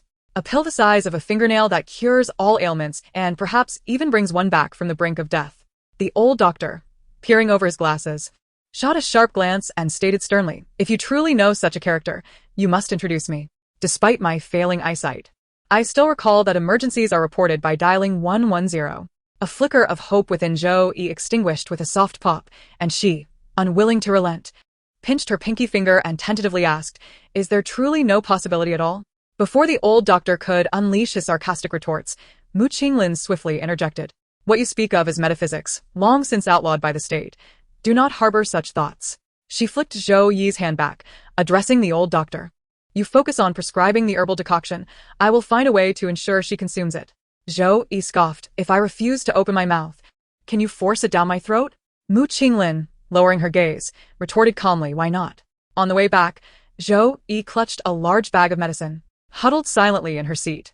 Upon entering the Buddhist temple, she hastily ascended the stairs, completely denying Mu Qinglin the chance to intervene. At that moment, Mu Qinglin, disinterested in confronting her, inquired about the storage location of the medicine jars from Tang Yuanzhou before beginning to prepare the decoction. After an hour and a half, Mu Qinglin ascended with a small bowl of herbal medicine. The door to Zhou Yi's room was ajar. The space was modest, with a single bed against the wall and a wooden table and chair by the window, draped with the coat she had worn during their first meeting. Upon entering, Mu Qinglin observed Zhou Yi donning an exaggerated pair of gaming headphones, blissfully with her eyes closed, her head resting against the chair's back, her feet propped on the desk, rocking back and forth with vigor. No wonder Tang Yuanzhou felt exasperated upon seeing her like this. The extent of her swaying left her fate hanging in the balance. Mu Qinglin approached with the medicine. Just as Zhou Yi swayed her head again, Mu Qinglin seized the back of the chair and yanked it sharply. Zhou Yi lost her balance, her face paling with fright as she immediately opened her eyes and exclaimed her catchphrase, "Are you insane?" Mu Qinglin set the chair down and raised the hand holding the bowl, stating, "It is you who is unwell." Zhou Yi beheld the dark substance within the bowl, her entire body shuddering, momentarily at a loss for words. "I want tea drink," she asserted. Mu Qinglin shifted her chair forward, obstructing Zhou Yi's escape, and declared, "Pinch your nose. It's merely a matter of taking a sip." Behind Zhou Yi stood a desk, her legs wedged against the chair, making flight impossible. She struggled briefly, clumsily stalling for time. "What if we let it sit for a while?" she proposed. "It will lose its effect," Mu Qinglin responded. "No matter. There's ample time. A slight diminishment in potency will go unnoticed." Suddenly, Mu Qinglin fell silent. Zhou Yi felt an inexplicable surge of panic, her feet scraping against the floor. Seizing an opportunity, she squeezed herself between the desk and chair, attempting to flee. Just as she positioned herself for escape, Mu Qinglin, seemingly foreseeing her move, casually raised her hand and deftly grasped the front of Zhou Yi's sweater, effortlessly pulling her back down into her seat. Mu Qinglin circled around to face the bewildered Zhou Yi, lowering her head with a gentle smile that felt oddly warm yet disconcerting. "You can choose. Force-feeding or I'll feed you myself," she said. Chapter 22. Embarrassment. Zhou Yi, be obedient. Zhou Yi, utterly confused, grasped the implication of force-feeding, yet was perplexed by the notion of being fed. Memories of being coaxed into watching some low-budget historical dramas flashed through her mind, evoking unsettling images that made her shiver involuntarily. She subtly leaned back, cautiously observing Mu Qinglin's expression. Instinct warned her that Mu Qinglin's smile held a deeper significance, and it felt hauntingly familiar. The pillar from Christmas Eve. It was that very expression that had threatened her then. Surely, no one would kneel in the same spot twice. She would never again succumb to someone's tyranny. Importantly, merely inhaling the noxious concoction made her want to retch. How could she possibly drink it? Yet Mu Qinglin's hand was poised near her neck, her fingertip pressing against her pulse. Zhou Yi strained to straighten her leaning body, fixing her gaze on Mu Qinglin. "You wouldn't actually force me, would you?" Mu Qinglin loomed above her, surveying her with an air of authority. However, such a scenario was not entirely implausible, was it? Not a chance. "I won't choose any of it," Zhou Yi declared defiantly. Mu Qinglin nodded. "Very well, I shall feed you." Zhou Yi was momentarily speechless, astonished by Mu Qinglin's inability to heed her words. As the bowl inched closer, Zhou Yi instinctively recoiled. Yet she had forgotten that she had already turned away in fright from those unsettling images. In her retreat, she nearly toppled over but was saved by Mu Qinglin's quick reflexes as she caught her shoulder. Zhou Yi's breathing quickened, her heart pounding like a drum. Just as the moment of terror subsided, Mu Qinglin's soft voice drifted close to her ear. "Once you're steady, I'll let go. I may be soft-hearted, but I adhere to principles. Your evasion is futile." Her voice was as intimate as a whisper. In the broad daylight, with no intention of thievery, she released her grip. What was she relinquishing? Zhou Yi found herself momentarily immobilized, belatedly realizing that in her quest for stability, she had instinctively clutched Mu Qinglin's waist. Her chin nestled into the crook of her shoulder. Mu Qinglin favored wearing loose-collared sweaters, revealing just a hint of skin, which ignited a blush upon Zhou Yi's face. A wave of inexplicable anxiety surged within Zhou Yi's chest, leaving her disoriented and uncomfortable. After a few seconds, she released Mu Qinglin and managed to utter, "Who is hiding?" "You, Mu Qinglin," she replied, standing upright. As Zhou Yi's gaze followed her movement, she observed Mu Qinglin's hand, which had just pulled her back, brushing against her neck. "If you're not going to hide, then drink." "I've been holding this for so long that my arm is aching," Mu Qinglin issued her final ultimatum. Regaining her composure, Zhou Yi opened her mouth to declare, "I'm stating this clearly. Don't think that I'll drink this bowl today." Even if, her words were abruptly interrupted as Mu Qinglin pinched her nose, causing her to straighten up in shock. "What are you doing?" Zhou Yi exclaimed. Mu Qinglin lifted her nose, forcing her to tilt her head back, making it evident that if she wouldn't yield, she would have to resort to force. With the authorization of Tang Yuanzhou, as Mu Qinglin stated, Zhou Yi, tempted to crush the two of them with a single finger, felt her hand retreat as it brushed against Mu Qinglin's wrist. "If you squeeze too hard, and it hurts, I'll have to squeeze back. Don't blame me if I break your nose," Mu Qinglin warned. At that moment, Zhou Yi set aside her pride, cautiously seeking an escape route. "What if I choose for you to feed me?" Mu Qinglin smiled. "Isn't that what I'm doing?" The bowl was brought to Zhou Yi's lips. The viscous concoction quickly flowed into her mouth. A single stream, slow and steady, coursed down her throat, prompting her to instinctively swallow. Bitter. That was Zhou Yi's immediate reaction. Then, a wave of intense nausea churned in her throat. She had to tightly shut her eyes, forcing herself to suppress the overwhelming sensation. It was so intense that she couldn't focus on anything else, including the fact that Mu Qinglin released her grip once she successfully swallowed the first mouthful, only occasionally using her fingers to wipe away the soup that dribbled from the corners of Zhou Yi's mouth. It felt as though Zhou Yi had been drinking this medicine for an eternity. When she heard Mu Qinglin say, "It's done," and opened her eyes, her vision was blurred. Nevertheless, she managed to raise a single finger in a rather standard gesture towards Mu Qinglin. Originally intended to be the familiar gesture used by her friends, it was interrupted by a rising hum from above. Zhou Yi promptly adjusted her gesture to a thumbs up. Then she collapsed back. Mu Qinglin playfully knocked her finger down, satisfied, and remarked, "Wasn't he that rather well done? Clean, and without a drop left." Zhou Yi clenched her fists, contemplating for a moment before raising her head. "Perhaps we should sever ties. I cannot afford a friend like you." From this angle of their gaze, Mu Qinglin noticed that Zhou Yi's eyes were rimmed with red. Her eyes, already large, possessed the clarity of youth, starkly defined in black and white. Now, her lashes were dampened, clumped together in disarray, and the whites of her eyes were laced with crimson, glistening with tears, rendering her complexion as pale as parchment. Mu Qinglin grasped the bowl, her expression gradually turning grave. She had not anticipated that Zhou Yi would react so adversely to traditional Chinese medicine. Had she known, she would have opted for granules instead. The efficacy might have been diminished, but it would not have subjected her to such torment. Mu Qinglin's thumb and forefinger pressed together, gently massaging the bridge of Zhou Yi's nose. She realized that she ought not to have been so hasty. "Hey, why that expression? Haven't I finished it all?" Zhou Yi, observing Mu Qinglin's furrowed brow, exclaimed in exasperation. Mu Qinglin snapped back to reality. "What did you just say?" "Huh?" Zhou Yi paused, disregarding the intervening moments, and reiterated her harsh words, "I sever our friendship. I cannot afford a friend like you." Mu Qinglin retracted her fingers, reassuringly, "It's nothing. I can lower my standards. Can you at least maintain some dignity when you step outside?" Downstairs, Tang Yuanzhou seized a moment of respite to come and await the outcome. Upon seeing Mu Qinglin descend, he pushed back his chair and inquired, "Did you drink it?" Mu Qinglin replied, "Not a drop left." "Tang Juanzu Z Ponde, impercivi." "I thought the roof would collapse." He sighed at the sight of the home he had painstakingly decorated, reminiscing about the last time he had coaxed her into drinking the medicine. I yelled and pleaded, and it was of no use. It nearly led to a physical altercation. "You and Zhou Yi?" Mu Qinglin found it hard to envision that scenario. "Tang Juanzu Ziplit." Before I could act, Lingling intervened. "Quite fortunate. Indeed, it seems the issue runs deep. Perhaps she simply succumbed to her own fears," he remarked.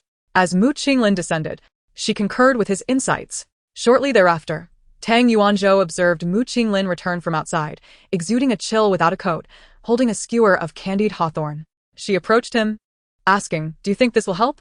"I searched everywhere for something sweet yet not cloying." Tang Yuanzhou, puzzled, inquired, "Help whom?" Mu Qinglin replied, "Zhou Yi." Tang Yuanzhou seemed to hear a resounding smack.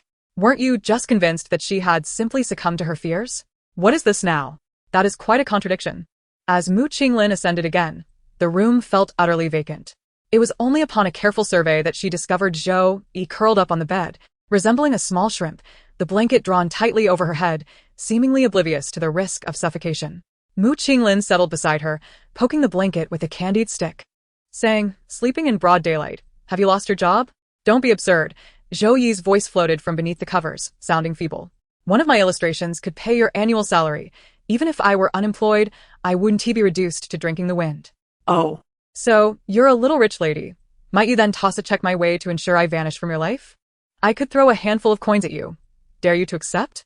"I dare not." "Then cease your idle chatter." Zhou Yi stretched both arms forward, attempting to throw off the blanket to sit up. However, as she moved, her expression suddenly soured. Zhou Yi swiftly turned over and pressed her face into the pillow, stifling the discomforting groans that emanated from her throat. Even so, Mu Qinglin could still hear her clearly. "What's wrong?" he inquired in a low voice. Zhou Yi remained silent, burying her face deeper, her shoulders arching as her breathing grew rapid. After a minute or two, she finally murmured weakly, "I feel like I'm going to vomit." Mu Qinglin's hand, which had been hovering over her back, paused for a few seconds before gently resting upon it. Zhou Yi's body shuddered slightly, but she gradually relaxed under Mu Qinglin's soothing patting. Once the nauseous sensation had completely subsided, Zhou Yi nudged the pillow with her forehead and, using her shoulders to aid her, slowly propped herself up against the wall. The entire process was visibly arduous. "I didn't expect you to react so strongly to traditional Chinese medicine," Mu Qinglin remarked. Zhou Yi pulled the blanket over her legs. Casting a sidelong glance at the already prostrated Mu Qinglin, perhaps due to her excessive vomiting over the past few days, her stomach felt empty. Mu Qinglin. At a loss for words, resignedly accepted her disdain. "You know," Zhou Yi said with a mischievous glint in her eye, turning her head to become the demanding teacher she was. "The way you just patted my back was so much like my mother." Mu Qinglin lifted her gaze. "Be good, call me that again." Zhou Yi frowned. "You can leave now." Mu Qinglin chuckled, her long legs crossed elegantly. As Zhou Yi disdainfully turned her face away, she caught sight of the candied hawthorn in Mu Qinglin's hand, and the bitter taste in her throat surged back. She swallowed hard, nudging Mu Qinglin with her foot through the blanket. "Is that for me?" Mu Qinglin extended it towards Zhou Yi. "Want some?" Zhou Yi replied, "If it's free." "Why not?" She snatched the candied hawthorn and popped it into her mouth. The first bite made her cheeks pucker with a sharp tang. "You did this on purpose," Zhou Yi exclaimed, nearly ready to devour her. Mu Qinglin feigned innocence. "I swear, I didn't tea. My sister loves sweet and sour flavors. She's just a year younger than you, so I thought you might have similar tastes." Zhou Yi swallowed the saliva that had accumulated, the sourness still vivid in her mouth. "You have a sister? I never mentioned her." Mu Qinglin leaned forward to grab a tissue from the table, tossing it towards Zhou Yi. "She's my half-sister. Is it necessary to be so surprised?" Mu Qinglin chuckled, observing Zhou Yi's somewhat dazed expression. Zhou Yi took 2 tissues, wrapping the hawthorn she could not chew in them. "I'm just stunned by the sourness, okay? All right." Mu Qinglin laughed softly, her tone calm as she continued. "This happened many years ago. My mother worked away from home for long periods and barely saw my father. Feeling guilty, she chose to amicably divorce shortly after I was born, leaving me with my father. He had a stable job and earned well, so I could have a relatively peaceful childhood. With my mother, I would have had to wander, always uprooted." "Your mother's choice was not wrong," Zhou Yi said. "Indeed." Mu Qinglin replied, "I have never thought she was at fault. Later, when I started elementary school, my father reconnected with his unfulfilled first love, and soon after, they got back together. A few years later, they had a child who was doted upon excessively." "And you?" Zhou Yi instinctively asked, and immediately regretted it. In a world where stepmothers are often unkind and biological fathers dote on their stepdaughters, it is indeed surprising that Mu Qinglin has managed to endure. The reality has proven to her that Mu Qinglin's demeanor has indeed shifted. To elaborate, my sister has a rather complicated personality, which compelled me to move out and live independently right after graduation, lest I find myself in a dire situation. "Oh," Zhou Yi responded. With a mother who has abandoned her, a father who has been usurped, and a home she cannot return to, her plight is more than just dire. Zhou Yi felt that Mu Qinglin was in dire need of consolation at this moment. After a moment of contemplation, she reached beneath her pillow, retrieved a pair of white headphones, and offered them to Mu Qinglin, saying, "A clandestine music library. Listen to 1 song for inspiration, 2 for transcendence." Mu Qinglin accepted them effortlessly, pondering what to say if the music failed to produce the desired effect. Zhou Yi, play another track. Zhou Yi, after much deliberation, selected a live performance by the Swedish heavy metal band Ghost. She was convinced that no one could remain composed while listening to Ghost live, let alone entertain other thoughts. She waved her phone towards Mu Qinglin. As Mu Qinglin donned the headphones, silence enveloped them for a few seconds before a voice emerged, not the raucous sound Zhou Yi had anticipated, but rather a slow, languorous male voice speaking Mandarin. Mu Qinglin looked up at Zhou Yi, who was lazily leaning against the wall, a satisfied expression on her face. How about that? This is my favorite band, though I doubt I will ever witness them live. Mu Qinglin merely hummed an acknowledgement, rising to say, hand me the phone. I need to stand by the window to truly feel it. Sitting does not do justice. Without hesitation, Zhou Yi complied. She often behaved this way. When Tang Yuanzhou was absent, she would even dare to open the window in the dead of winter and sway. The phone Zhou Yi passed did not turn off, and the song title displayed in the player read Ghost, March Live. However, what Mu Qinglin truly heard was an English listening comprehension exercise from an unknown year's college entrance examination. As the 22-minute track progressed, upon reaching the 4th minute, Mu Qinglin discreetly selected the next song, which bore the same title yet offered a different experience. This was precisely what Zhou Yi intended for her to hear. After listening, Mu Qinglin removed the headphones and reported her feelings to Zhou Yi, stating she felt somewhat drowsy. Zhou Yi retorted with earnestness, is your taste completely dead? It's been buried so long. It has sprouted. Do you not realize this? What is the point of your existence? Zhou Yi's words successfully provoked teacher Jiao into a state of reflection and silence, ignoring her. Stifling a laugh, Mu Qinglin said, may I use the restroom? Teacher Jiao, displeased, instructed her not to use the one inside but rather to exit, turn left, and push through the door she would find. Following the directions, Mu Qinglin soon located the restroom. It was evident that this restroom had seen little use. Dust lingered everywhere, and only the scattered footprints on the floor hinted that someone had been there recently. Additionally, the trash can overflowed with crumpled tissues and a few used adult items. Suddenly, the door swung open forcefully. Mu Qinglin turned to see Zhou Yi, who did not glance her way but strode in briskly, kicking the trash can into the corner.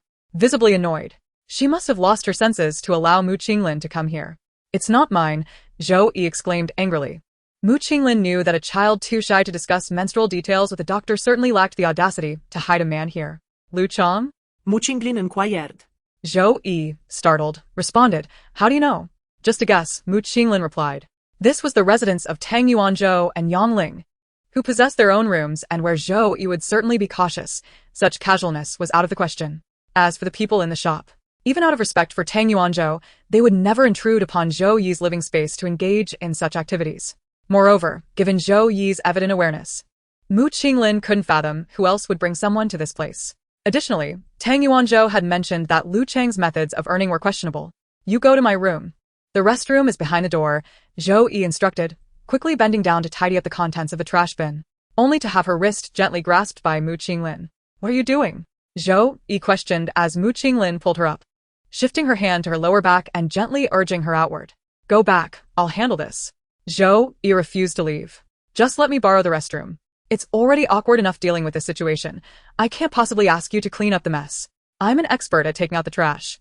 I can tie the bag and carry it away, Zhou Yi insisted. You should hurry.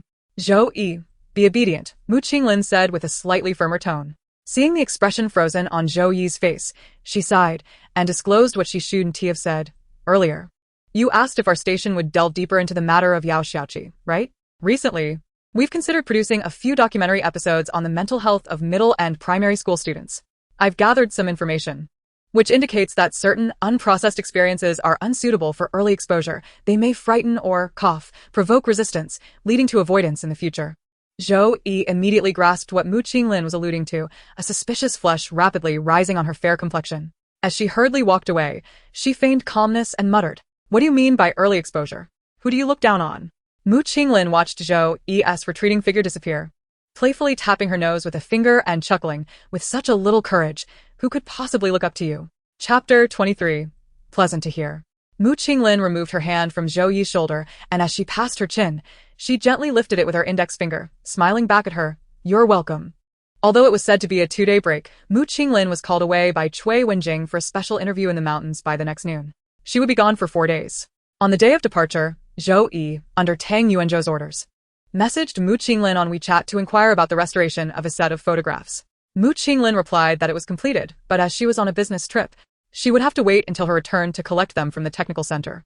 Zhou Yi relayed this information verbatim to Tang Yuanzhou and then turned back to ask Mu Qinglin where she was headed. To the mountains east of the county town, where there is a lack of water and electricity, and it's even snowing, Mu Qinglin explained. Wow. For someone used to wearing low-neck sweaters, wouldn't the snowy mountains be exceedingly cold? Zhou Yi shifted her new woolen socks and responded to Mu Qinglin via voice, exclaiming, the electric heater is exceedingly warm. How can it be this cozy? Mu Qinglin, exasperated, pressed the talk button to retort, have you taken your medicine? Zhou Yi replied with an abundance of goodbye messages, filling 3 lines.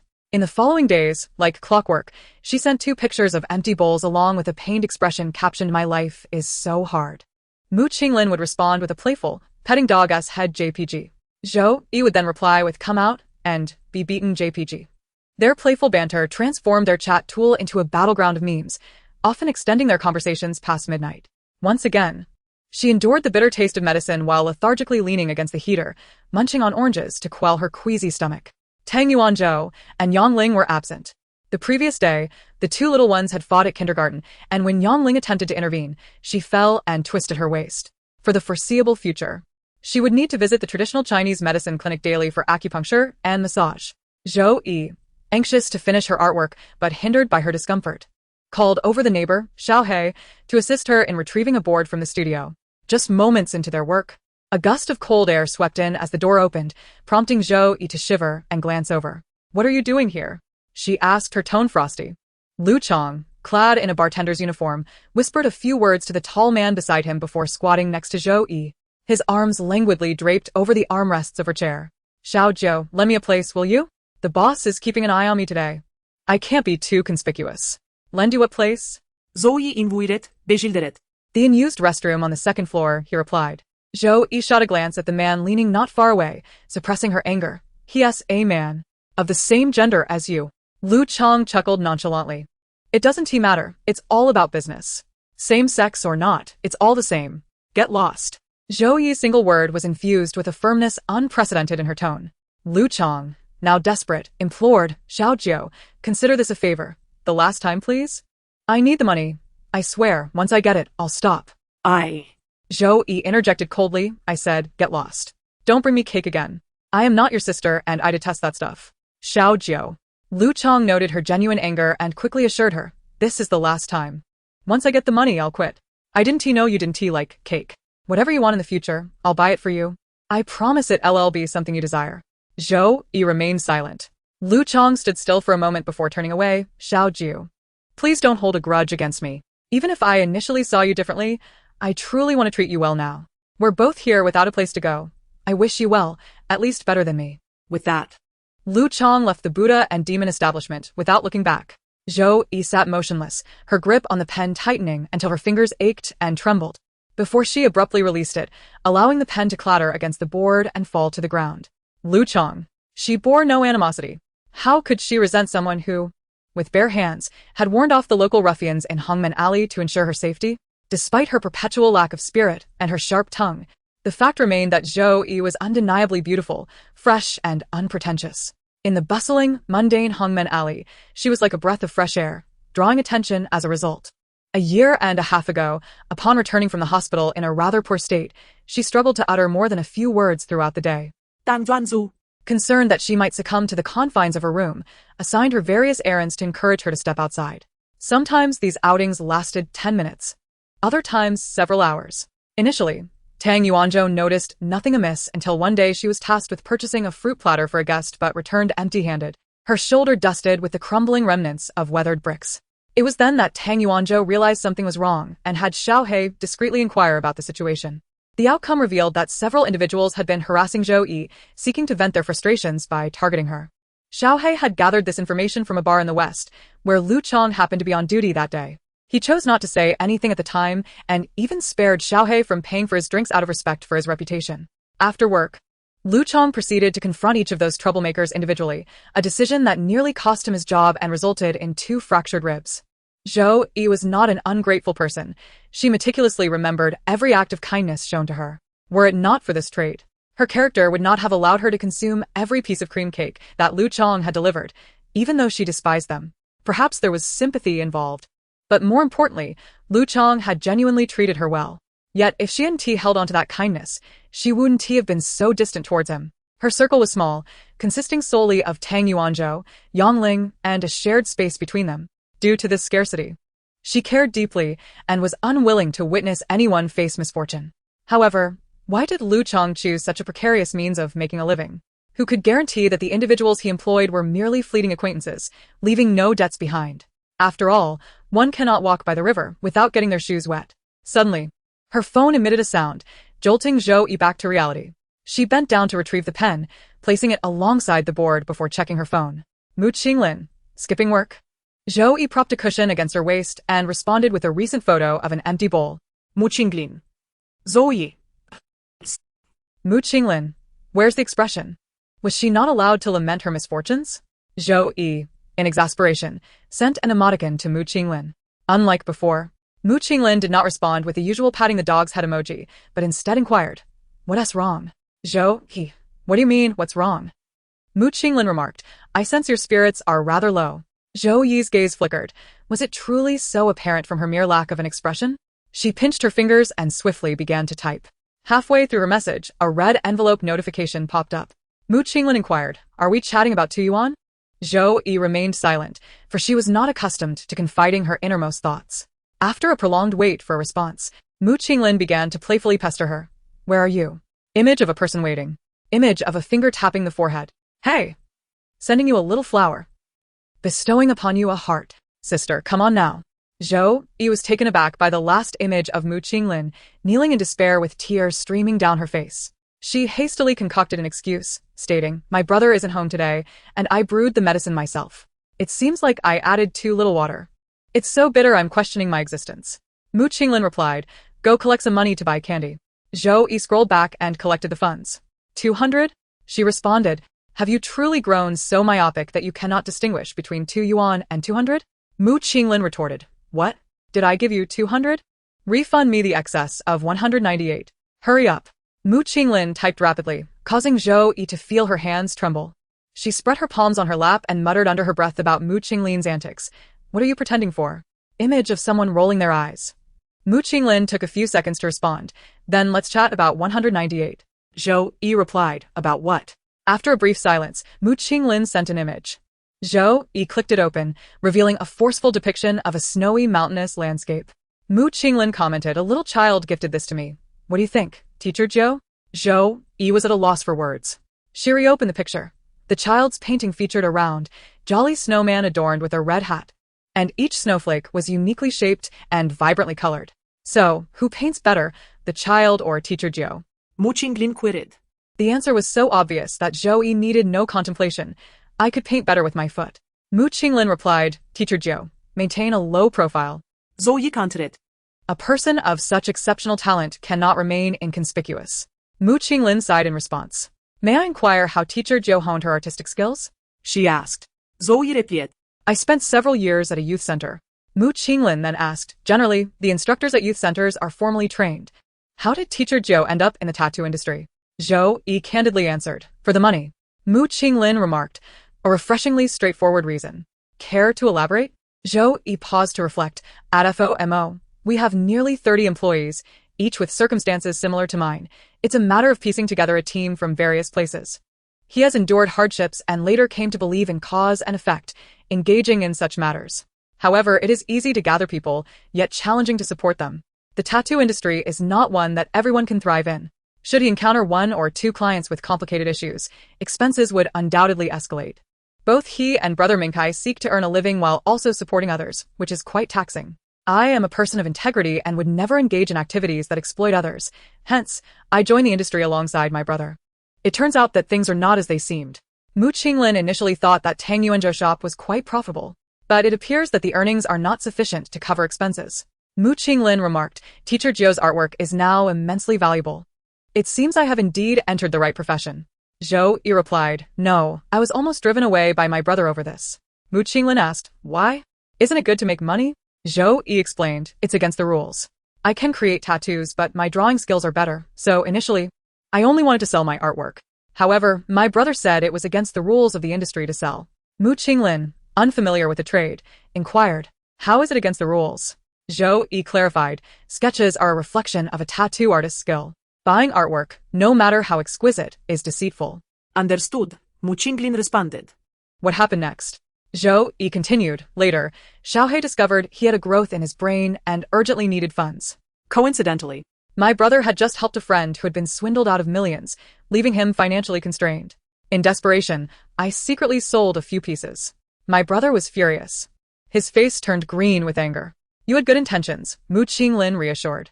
Zhou Yi replied, but it was indeed against the rules. My few sketches almost led to the closure of FOMO. Subsequently, the friend my brother assisted became disillusioned with the industry and no longer wished to pursue originality. Yet, he was unsure of what else to do outside of this field. My brother invited him to FOMO, where I provided him with designs for his tattoos. Mu Qinglin remarked, if you hadn't mentioned it today, I would have thought this industry merely deceived rebellious youths. Zhou Yi affirmed. A good tattoo artist values integrity above all else. Impressive, Mu Qinglin responded. If the opportunity arises, I will connect you with a few friends in media operations to promote your shop. Zhou Yi declined, no, in Hongmen Alley. The last thing we want is to gain fame. This is the case everywhere. Good news seldom travels far, while bad news spreads like wildfire overnight. Understanding Zhou Yi's concerns, Mu Qinglin chose not to press further and returned to the initial topic, asking, did you buy the candy? Zhou Yi, feeling a bit exasperated, replied, do I really look like a 3-year-old? Mu Qinglin retorted, a 3-year-old wouldn't spit out medicine like you did. Zhou Yi similed. Mu Qinglin added, don't force yourself. We are familiar enough that I wouldn't mock you. Zhou Yi lohret her yelashes. Are they familiar? Perhaps more so than before. She had learned some things about Mu Qinglin and shared a few details about the shop with her. Zhou Yi concluded, forget the candy. I'll go buy some buns to tide me over. Mu Qinglin, go ahead, I'm busy for a while. I'll check the results when I return tomorrow. Zhou Yi, you truly are something. Mu Qinglin? Zhou Yi stared at the question mark for a long time, unsure of how to respond. Could she articulate her casual disdain for someone addicted to surveillance? Not only was remote monitoring a concern, but the person hadn't even returned yet. Already thinking of evaluating results. How exhausting. If you were thrust decades into the past, you would surpass Huang Shuren in notoriety, wouldn't you? Zhou Yi couldn't help but voice her critique. Xiaohei peeked his head in from the door. Are you the white-haired girl? Zhou Yi was startled by Xiaohei's sudden appearance, her spirit almost leaving her body. Seeing her dazed expression, Xiaohei eagerly explained, you know, the one seized by Huang Shuren. Zhou Yi looked at Xiaohei for a moment, then melancholically replied, I am not the white-haired girl. I am her weak and ineffectual father. Although I haven't suffered the fate of being seized, I am indeed powerless against a certain someone. Zhou Yi typed on her phone. Never mind, you can go. The other party was still typing. Mu Qinglin. Actually, it mainly depends on you. Zhou Yi's finger paused over the 0 key, the phone vibrating briefly. Before she could react, Mu Qinglin continued. Have you gained weight? Zhou Yi tossed her phone aside in frustration. Tang Yuanzhou and Yang Ling returned only after dark. Zhou Yi was engrossed in a game of mahjong on her phone. Losing hand after hand, growing increasingly exasperated. Xiao Zhou, come here, I need to ask you something, Tang Yuanzhou said as he pushed the door open. Zhou Yi felt she might finally turn her luck around, playing seriously, and didn't he lift her head? Wait a moment. Better not wait. Your brother doesn't he look too good, Xiaohei whispered. Zhou Yi glanced up and indeed saw Tang Yuanzhou standing at the door, his expression grave. She quickly turned off her phone and shoved it into her pocket, asking as she approached, what's wrong? Tang Yuanzhou remained silent, waiting until she was closer to shut the door and ask, did Lu Chong bring a man here today? Zhou Yi froze momentarily. He had indeed come. Did you let him in? Tang Yuanzhou plets? No. That's good then. Tang Yuanzhou sighed in relief. But Zhou Yi furrowed her brows, wondering why he suddenly inquired about this. Tang Yuanzhou hesitated for a moment while pulling out a chair, but Zhou Yi noticed. A sense of foreboding stirred within her. And before she could fully process it, she heard Tang Yuanzhou snort coldly. You're asking me? This is a hotel. Anyone can bring someone in for that sort of thing. And what about the room fee? Did Lu Chong pay me a single cent? Zhou Yi stared at Tang Yuanzhou in silence. He had long been aware of this matter, but had chosen to turn a blind eye, remaining silent. After all, he and Yang Ling were on the 3rd floor. As long as the chaos below didn't affect them, he wouldn't intervene. What's going on today? Zhou Yi asked, her tone anxious. Brother, is it really just that? Tang Yuanzhou replied. What else could it be? I find myself burdened with the specter of a brain tumor that may recur at any moment, feeling alienated from my circle, and grappling with a sense of despair. The mere act of conversing with the opposite sex sends me into a cold sweat. Each day is fraught with worries and concerns, leaving me little time to ponder other matters. Mark my words, if that person dares to return, I shall not allow them to cross the threshold again. I am well aware that Zhou Yi has already contemplated this. Enough, go to sleep, Tang Yuanzhou remarked. Zhou Yi hesitated, pondering for a moment before saying nothing further. Soon, the sound of Zhou Yi's dragging footsteps faded away on the staircase. Xiaohe pushed open the door, grinning as he pointed to his temple, and said, "Brother, I apologize for the trouble I've caused you. I will strive harder to prevent its recurrence." Tang Yuanzhou paused in surprise before turning his head to chide him. "Stay away." "All right," Xiaohe replied. That night, Zhou Yi experienced an unusual bout of insomnia. When she awoke, it was already afternoon, and her head felt heavy. Lying on her side, she allowed her thoughts to drift. Hearing her phone ring, she fumbled to retrieve it and glanced at the screen. Mu Qinglin had been messaging her since 8 in the morning, inquiring every half hour if she had gone missing. Zhou Yi, cocooned in her blanket. Texted back, "Just woke up." After a long wait for a response that did not come, she decided to wash her face and head downstairs to prepare medicine. Just then, a familiar female voice, tinged with laughter yet slightly hoarse, broke the silence. Zhou Yi quickly turned her head to see Mu Qinglin sauntering in, casually picking up another packet of herbal medicine from the counter and stating, "This needs to be simmered for half an hour before adding anything else." Zhou Yi fell momentarily silent, lost in thought. By the time she regained her senses, Mu Qinglin had already extinguished the flame and leaned against the counter, asking, Why are you staring at me? "Have you forgotten who I am?" Zhou Yi snapped back to reality, noting, "You've only been gone a few days. Yet you appear so worn down." She lowered her gaze, intending to reignite the fire, but Mu Qinglin playfully knocked her hand away with a firm object. "Am I that unattractive?" she inquired, rubbing her face. Zhou Yi lifted her gaze, observing the dryness of Mu Qinglin's lips, the wind-chafed redness on her cheeks, and the pronounced hollows beneath her eyes. "Not as lovely as before," Zhou Yi replied. Mu Qinglin laughed, implying that she had indeed looked quite beautiful previously. "If you remain silent, I shall take it as tacit approval," she quipped, extending her hand toward Zhou Yi, revealing a small gourd. "You need not drink the herbal soup any longer." Zhou Yi, puzzled, examined the tiny gourd and asked earnestly, "Do I lick it when it's time for medicine? Did you forget to bring cat food while feeding the fortune cat and ended up feeding your own brain?" Mu Qinglin chuckled. Tapping the tip of the gourd and handing it to Zhou Yi, "Open it and see." Zhou Yi, intrigued, complete. Upon twisting the gourd open, a potent medicinal aroma wafted out. She poured a few capsules into her palm, revealing 2 blue and white pills. "Didn't you want the miraculous pills from the wandering doctor? Since no one is available to prepare them, accept these capsules from Teacher Jiao as a substitute," Mu Qinglin suggested. Zhou Yi stared at the capsules in her hand, wondering when they had been procured. Mu Qinglin observed the evident discomfort in your first meal, and upon returning home, sought the counsel of a doctor. "You are fortunate.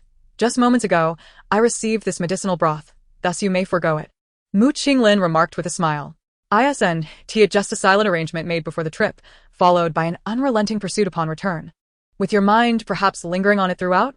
The biting cold wind from Hongmen Alley seeped through the inadequately shut window, finding its way to Zhou Yi's neck. She turned her head to glance outside, where a few beams of sunlight had sneakily infiltrated the mottled wall opposite. Zhou Yi returned the medicine to its container and, lifting the gourd-shaped chain from her waist, inquired, "Does the traditional medicine hospital still offer gourds when treating patients?" "How extravagant." "That's not the case," Mu Qinglin responded, playfully brushing her hand. "This was given to me by that little friend who paints. Are you certain it wasn't he obtained through deceit?" Zhou Yi countered. Only to be met with a feigned surprise from Mu Qinglin. With a chuckle, she continued, "She witnessed our conversation and asked who you were. I told her you are a sister who dislikes taking medicine, and she generously gifted me her family's heirloom gourd to pass on to you for storing rock sugar. To my surprise, you don't even like sweets, and upon further reflection, it seems the capsule should be ready, yet I find myself lacking a container. What do you think? Am I not full of ideas?" Mu Qinglin inquired. Zhou Yi's breathing was calm, yet her heart raced in her chest, as if caught in the rays of sunlight upon the wall.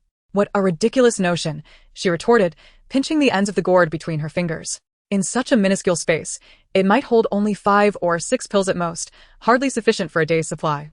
"You are mistaken," Mu Qinglin earnestly rebutted. "I have verified it on site. It can only hold 4 pills, enough for 1 dose."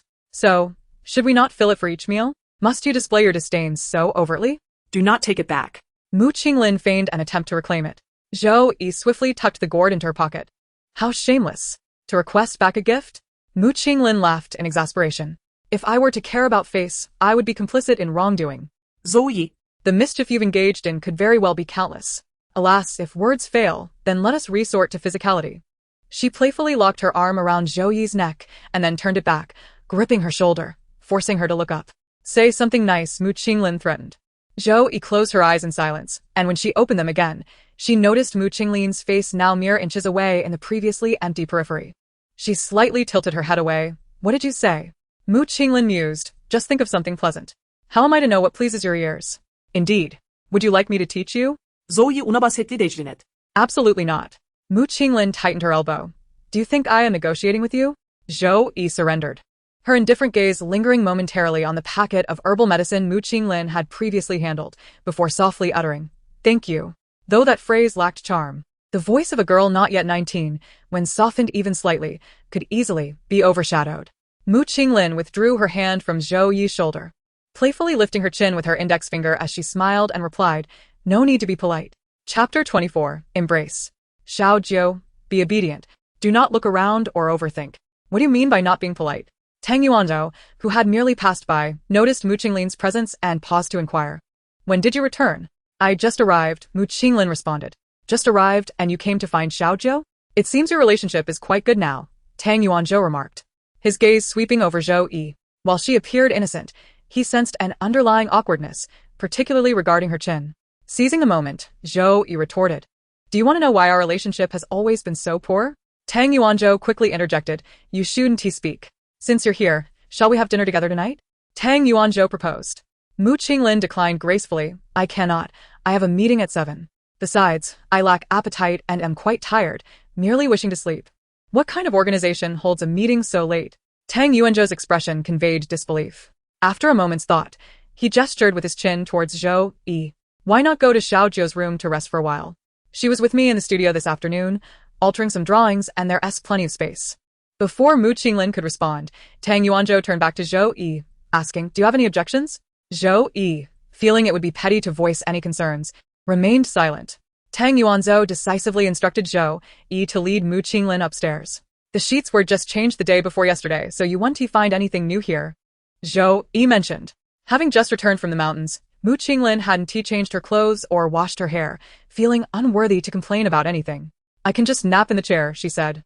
Zhou Yi, with a gentle nudge and a push of her foot, maneuvered the chair beneath the desk, declaring, The chair insists it is only meant for sitting, not for sleeping. Under pressure, Mu Qinglin reluctantly removed her coat and climbed into bed. Although Zhou Yi's bed was small, it was soft and comfortable, imbued with a faint citrus scent, warm and sweet, perfect for alleviating stress during the harsh winter days. Mu Qinglin, completely at ease, let her guard down. Zhou Yi didn't even have the chance to ask what time would be suitable to wake her, as Mu Qinglin's breathing soon became long and steady, and the weariness on her face gradually relaxed. Zhou Yi stood by the desk for a moment, removed the battery from the alarm clock, and then tiptoed to the foot of the bed, carefully smoothing out the blanket piled at the end and gently pressing a pillow to keep it in place. Her bedding was somewhat finicky, often leaving her feeling top-heavy upon waking, so this should help. When Zhou Yi descended the stairs, Tang Yuanzhou was still unprepared. With a quick thought, she jingled the gourd attached to her phone case and went to the front desk to find Xiaohe. Oh dear, lost again, Zhou Yi remarked, her gaze drifting to Xiaohe, her tone exaggerated. Is it really that hard to play a simple game of mahjong? Xiaohe, engrossed in organizing client information, didn't he have the time to look up? Haven't you finished losing your beans yet? Once they hit 0, there's no further penalty. Oh. Then this game suits you perfectly, Zhou Yi replied, speechless. She did not come here to humiliate herself. However, how could she inadvertently allow Xiaohe to discover her gourd? Zhou Yi pushed her phone beside a potted plant on the table and, with a heart-wrenching ah, exclaimed, Xiaohe, your flower seems to be dying. Xiaohe, it's fake. It won't die. Zhou Yi was astonished. Has our shop fallen to the point where we can't even afford real flowers? Xiaohe shot her a quick glance and reminded her, Have you forgotten? The real flowers we bought before didn't last 3 days without you pulling them out. I didn't want to risk hurting your hands, so I had you switch to fake ones. Had she truly done something so foolish? Go ahead, try it, I assure you. It won't budge, Xiaohe challenged. Zhou Yi tugged at a leaf, causing the pot to shift, yet the leaf remained intact. All right then, she conceded, her face falling as she withdrew her hand. After a moment, she discreetly nudged her phone forward and gently pushed the gourd off the table, letting it drop onto Xiao Hei's screen. Xiao Hei's eyes widened. Hey? Where did this little gourd come from? Zhou Yi beamed with satisfaction, adopting an exaggeratedly surprised tone. Oh, you found it. Someone gifted it to me. What do you think? Isn't it lovely? Xiao Hei, it is lovely, but it's a tad large for a phone charm. Zhou Yi flicked the gourd with her finger, asserting, of course, it's large. Otherwise, how could it hold pills? Pills? Xiao Hei scrutinized the gourd closely. Is this a pillbox? Sort of, Zhou Yi replied. What a pity. Such a beautiful gourd would add a touch of chivalry to any spirit. Xiao Hei pouted. In our red door alley, one cannot walk without a bit of renown. Zhou Yi scoffed. What do you know? It's not about what it holds, but the sentiment within. Xiao Hei looked puzzled. What sentiment? Good to look at but useless? Zhou Yi swallowed her retort and pointed the gourd at Xiao Hei, saying fiercely, with your attitude, you deserve to be single and friendless for life. With that, Zhou Yi turned and ascended the stairs to her studio without a backward glance. Xiao Hei, feeling unjustly insulted, stared at her retreating figure in confusion, wondering if the sentiment was 9, it's time for your medicine. Those who could offer such blessings must surely have a serious affliction. Meanwhile, upstairs, the one with the affliction turned over in bed, the cold air seeping into the space behind her shoulder while her feet, weighed down by a feather-light cushion, felt no hint of coolness. The winter dusk was always particularly diligent. As soon as the clock struck 5, it sauntered in from the horizon, enveloping the entire city in its embrace. Zhou Yi, having been pushed by Tang Yuanzhou to finish a draft, slumped back in her chair to recuperate. Mu Qinglin entered, and, finding her in such a state, chuckled. Is drawing really such a strenuous task? What's that on your eyelid? Noticing a white paper stuck to Zhou Yi's right eyelid, Mu Qinglin reached to help her remove it, only to have her swat his hand away. Don't touch it. It's a talisman. Zhou Yi cautiously brushed her fingertip over it. Mu Qinglin thought he misheard and asked in confusion. A talisman for what? Tang Yuanzhou was going on about his eyelid twitching all afternoon, and he went to Baidu to look up a remedy, she explained. Mu Qinglin was instantly amused, deliberately reaching out to tease Zhou Yi right beneath her eyelids. When Zhou Yi missed the mark, Mu Qinglin could hardly contain her laughter, exclaiming, how can you still be such a charlatan? Zhou Yi, exasperated, retorted. That's called psychological suggestion, you illiterate. Tang Yuanzhou. Why don't you bring out your elementary school diploma and compare it with Mu Qinglin's to see who the real illiterate is? Zhou Yi politely countered, sorry, but I only graduated from kindergarten. Mu Qinglin observed Zhou Yi with a smile, choosing not to respond. Tang Yuanzhou, having confirmed the image, stood and addressed Zhou Yi. Have Xiao Hei arrange for the client to come and take a look tomorrow. If this version isn't finalized soon, you can let him go. Zhou Yi inwitted. Why is it me? Tang Yuanzhou had already turned to converse with Mu Qinglin. Didn't you say before your business trip that the photo restoration was complete? Can I accompany you to pick it up later? The old friends who played with tattoos are eager to see it. No problem, but you can't go in. The access control is strict, Mu Qinglin replied. Tang Yuanzhou acknowledged. Understood. Shall we leave now? Mu Qinglin nodded, bidding farewell to the charlatan as they departed. The charlatan did not look back, playfully pinching his finger joint and saying, oh. A what? Taking advantage of Tang Yuanzhou's turn back. Mu Qinglin quickly leaned towards Zhou Yi's ear and whispered, the pillow you placed under my feet is quite nice. After saying this, she walked away. Zhou Yi slumped in her chair, pressing down on her finger until it was firmly clasped. Her eyelids began to twitch again. Was it truly fate that the client would be dismissed tomorrow? Feeling dejected, Zhou Yi picked up her phone to send a WeChat message to Xiao Hei. Just as she entered the app, the screen was suddenly obscured by an incoming call interface. The system indicated it was from an unknown number, and, without a second thought, Zhou Yi hung up. Her social circle comprised merely the 200 square meters of Buddha and Demon, where everyone's number was stored. Unknown numbers were mostly spam, which she rarely answered unless her mood was exceptionally foul and she sought someone to vent to.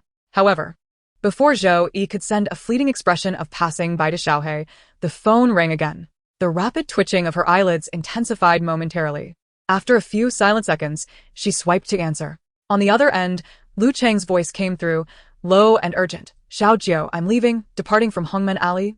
Leaving Jiangping, heading far away. I'm sorry, but I can't uphold my promise to bring you those delicious treats. If I have a chance in this life, I will make it up to you. What if there's no chance? Zhou Yi interjected. Where are you? There was a brief silence from Lu Chong before he spoke. almost as if he were racing against time. Xiao Jiu, listen to me.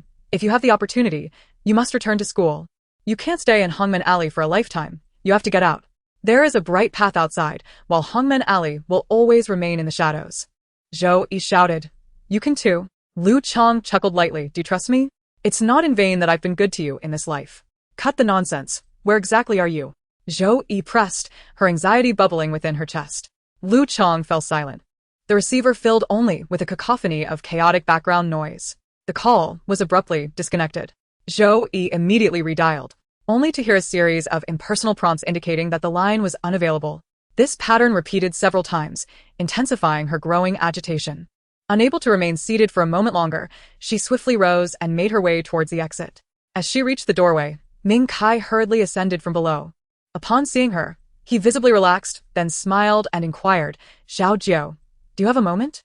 Could you help me with a diagram? Zhou Yi furrowed her brow. His diagrams were never meant for anyone else's scrutiny. An expression of embarrassment flickered across Ming Kai's face as he confessed to being overwhelmed and disorganized lately, admitting that he lacked inspiration for this particular drawing. Zhou Yi remained silent, choosing to bypass him and continue out. Ming Kai hastily grasped her arm. Did your brother send you? Zhou Yi guessed correctly. Ming Kai, realizing he could not conceal the truth, sighed and said, Yuan Zhou is looking out for your interests. Zhou Yi retorted, if he truly cared for me, he would inform me whether Lu Chong is in trouble. Ming Kai hesitated. Not waiting for him to gather his thoughts, she declared, I will find out myself. Xiao Jiu.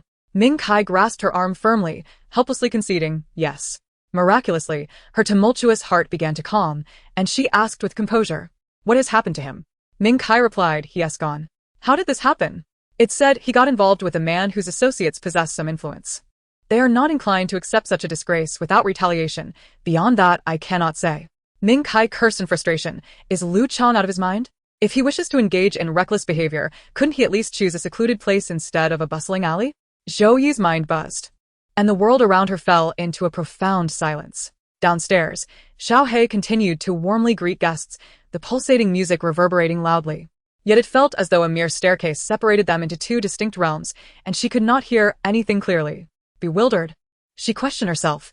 Was it her refusal to let them stay that drove them to act in such an exposed alley? Summoning an unforeseen strength, she forcibly wrenched her arm from Ming Kai's grasp and sprinted down the stairs. She descended the dozen or so steps in mere seconds, leaving Ming Kai in a state of alarm. Don't let Xiao Jiu out, he shouted toward Xiao He. Caught off guard, Xiao He was unaware of the commotion as Zhou Yi flung open the door and fled outside. Regardless of the biting wind and chilling air that stung her throat and lungs, Zhou Yi could only focus on the crowd gathered at the alley entrance beside the bar. A throng of onlookers accompanied by police cars, ambulances, and media. Suddenly coming to her senses, she found herself pushing through layers of people to reach the front. There, she saw Lu Chong leaning against the wall, a knife plunged into his chest. He appeared to have met a more merciful fate than the half-naked man nearby. Yet his eyes remained open, filled with regret and resentment, staring directly at Zhou Yi. Was he blaming her for her harshness that day? Zhou Yi bit her lip tightly, as the lingering bitterness from her stomach surged violently upwards. As it threatened to reach her throat, she turned abruptly, colliding into a soft, warm embrace.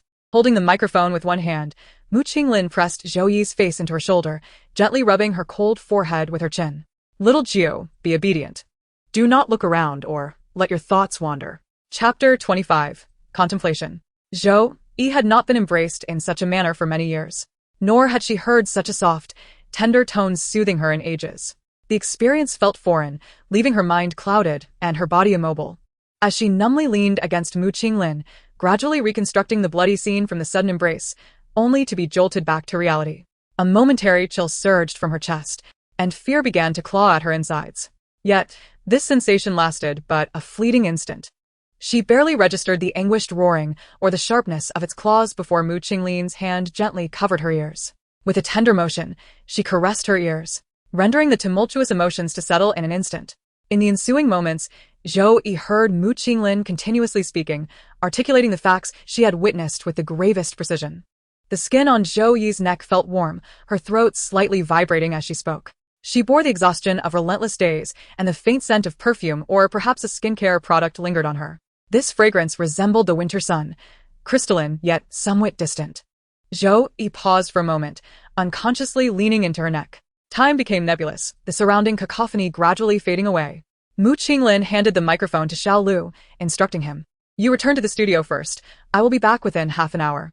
Xiao Lu quickly glanced at Zhou Yi, unhurried. I can deliver the footage to the editor. You handle your matters. Just remove that last shot, Mu Qinglin reminded. The moment Zhou Yi appeared, Mu Qinglin had seen her. However, being on camera at that time left her unable to divert her attention. She finished her last word with composure before daring to turn her gaze towards her. Zhou Yi's face was pale, her eyes a mix of panic and confusion, reflecting the red glow of a police siren that pierced the heart.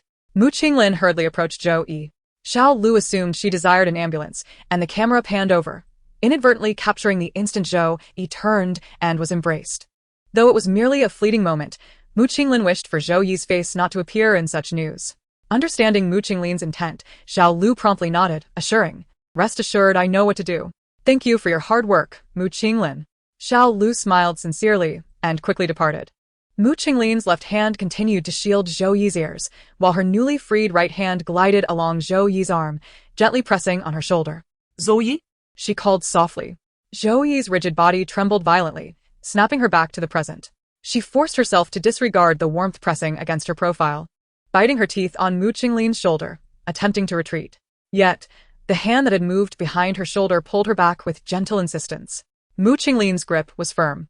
Zhou Yi unexpectedly collided with her neck, and an instant wave of emotion surged through her, rendering her nose achingly sensitive, a peculiar sensation swiftly spreading to her throat, chest, and eyes. Mu Qinglin felt the warm beads of tears rolling down her neck, yet Zhou Yi remained silent, not uttering a single sound. She ought to have offered some words of comfort. However, as she beheld the bustling scene of Hongmen Alley returning to its former vibrancy, her gaze grew heavy, and she remained voiceless. The loss of 2 lives had not altered the essence of life here. The more this was the case, the more those who could not be disregarded found themselves ensnared in a cocoon of isolation. At such moments, they were often impervious to consolation, and excessive words might even exacerbate the situation. Mu Qinglin shifted her hand from Zhou Yi's ear to support her head, wrapping her other arm around her slender body, embracing her tightly. This, devoid of any hollow words, was the most tranquil and reassuring companionship she could offer Zhou Yi at that moment. Zhou Yi felt this warmth. Amidst the ebb and flow of passers-by, she could hear no extraneous sounds, as if Mu Qinglin's embrace had cocooned them from all unease. After approximately 10 minutes, Zhou Yi, uncertain of when, tugged at the fabric of Mu Qinglin's clothing, her voice muffled by a nasally tone as she remarked, I can hardly breathe. Mu Qinglin, taken aback, loosened her hold and watched as Zhou Yi distanced herself. Didn't I disturb your work? Zhou Yi replied, her head bowed, her voice calm. Mu Qinglin furrowed her brow. I'm heading back to the shop now. Zhou Yi interjected, aren't you supposed to be in a meeting? You should still make it. After speaking, she attempted to leave, but Mu Qinglin swiftly grasped her wrist, pulling her to a halt. Zhou Yi's reflexive action to clench her fist paused halfway, her fingers naturally unfurling. A few seconds later, she turned back, lifting both her hand and Mu Qinglin's in a carefree manner, asking, what is this about? I don't believe I summoned you today. Mu Qinglin remained still, her gaze fixed on Zhou Yi's expression. On her face, in her eyes, there was no trace of the earlier distress. If not for the redness around her eyes and nose, Mu Qinglin could scarcely believe that Zhou Yi had just wept, and for so long. Isn't this exhausting? It doesn't seem like you, Zhou Yi. I didn't summon you, Mu Qinglin replied, her hand sliding down to clasp Zhou Yi's hand. As Zhou Yi instinctively tried to retreat, Mu Qinglin tightened her grip, asserting, this place is far too removed from tranquility. I shall escort you home. Zhou Yi's smile faltered for a moment. Sister, the entirety of Hongmen Alley spans merely 3 kilometers. Mu Qinglin replied, indeed. But you walk so slowly that it feels like you could take forever on your own. After uttering this, Mu Qinglin moved past Zhou Yi, guiding her toward the eastern end.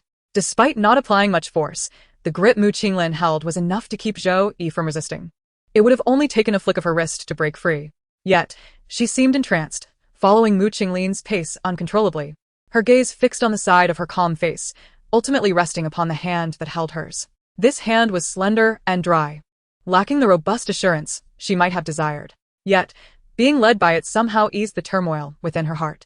As Mu Qinglin and Zhou Yi returned to the realm of Buddha and Demon, Tang Yuanzhou had just arrived. Not long ago, he received the repaired photographs from Mu Qinglin and set off eastward in his car. Little did he know, as he ascended the elevated highway, that there had been an incident involving Lu Chang, unable to make a U-turn on the elevated road. He had no choice but to call Ming Kai to keep an eye on Zhou Yi. After descending, he was caught in traffic for over 20 minutes, only to learn upon returning that Zhou Yi had still managed to slip away. "Xiao Jiu, are you alright?" Tang Yuanzhou inquired, his expression grim. Throughout their journey back, Zhou Yi had fixated most of her attention on the hand held by Mu Qinglin, appearing rather dazed. Upon hearing Tang Yuanzhou's words, she paused for several seconds, then extracted her hand from Mu Qinglin's grasp and stuffed it into her pocket, responding nonchalantly, "What could possibly be wrong with me?" As soon as Tang Yuanzhou finished speaking, he noticed Mu Qinglin subtly shake his head and quickly rephrased, "The wind is strong on the road. Tell me, who are you troubling by running out now? In the future, refrain from unnecessary outings." Zhou Yi's expression fell, and she lamented, "Are we now restricting personal freedom?" Tang Yuanzhou scoffed, ruthlessly dismantling her argument. "If you're capable, then don't catch a cold." Zhou Yi opened her mouth in disbelief and eventually sighed despondently, "I'm not capable. Can I just go upstairs now?" Tang Yuanzhou waved his hand and hurriedly departed. As Zhou Yi ascended the stairs, she muttered curses under her breath. Typically, it would take her 3 to 4 minutes to close the door, but today she accomplished it in under a minute. Zhou Yi saw him. Mu Qinglin is prepared for this. I'm not afraid she will see him, but I fear she may take the blame upon herself. What does this have to do with her? Mu Qinglin recalled Zhou Yi's tears, her speech suddenly quickening. Tang Yuanzhou glanced at Mu Qinglin in surprise and stated, "Lu Chang and that man had approached Xiaojiu beforehand, seeking her presence here, but she didn't comply. She is under no obligation to comply." Mu Qinglin interjected swiftly, "I have no affiliation with Lu Chang, so please don't take offense at my words. When he repeatedly brings people before Zhou Yi, doesn't he consider how she might feel witnessing those scenes? She is still so young, with a long road ahead. What if she encounters something she cannot accept? What shall we do then?" "I understand. I am merely concerned," Tang Yuanzhou replied solemnly. In addition to sending cakes for no particular reason, Lu Chang had also assisted Xiaojiu in dealing with a few thugs who had been troubling her, and at that time, he had been beaten so severely that bones were broken. Although Xiaojiu speaks her mind, she has a good memory. After today's commotion, who could guarantee she wouldn't label herself as ungrateful? Mu Qinglin was at a loss for words. She glanced towards the stairs and said in a low voice, "I'll go take a look." "Very well," Tang Yuanzhou replied. "I have a poor temper. I can't converse without raising my voice. Currently, you are the only one she might still tolerate." Mu Qinglin said little more, hastening her steps as she ascended, and only slowed upon reaching Zhou Yi's door. Gently knocking. Zhou Yi's voice was barely audible. "I want to sleep. We can talk tomorrow." It was clearly a pretext. Mu Qinglin did not leave, after a moment's hesitation. She grasped the doorknob and turned it. The door opened in response. Zhou Yi, feeling discontent, raised her head to see Mu Qinglin pause for a few seconds, remaining silent. Mu Qinglin leaned against the table, also not speaking, quietly observing Zhou Yi as she sat at the edge of the bed, her hands supporting her on either side. Shoulders hunched, head bowed, and the silence stretched on as if time itself had stilled. "Lu Chang brought that man to the shop. I told him to leave." Zhou Yi suddenly spoke, revealing her inner turmoil. "Indeed, it has affected you deeply. Even if you allowed him in this time, what about next time? If he seeks to profit through unscrupulous means, he must be prepared to face the consequences. This is the law of cause and effect, and is not directly related to whether you keep him or not," Mu Qinglin replied. "Perhaps, but Lu Chang blames me. He departed with his eyes wide open." Zhou Yi lamented. Zhou Yi, Mu Qinglin said in a low voice. Compared to the gloomy and despondent Zhou Yi before her, she preferred the more assertive and brazen version of her. "Do not make unfounded assumptions about the thoughts of the deceased. It serves no purpose."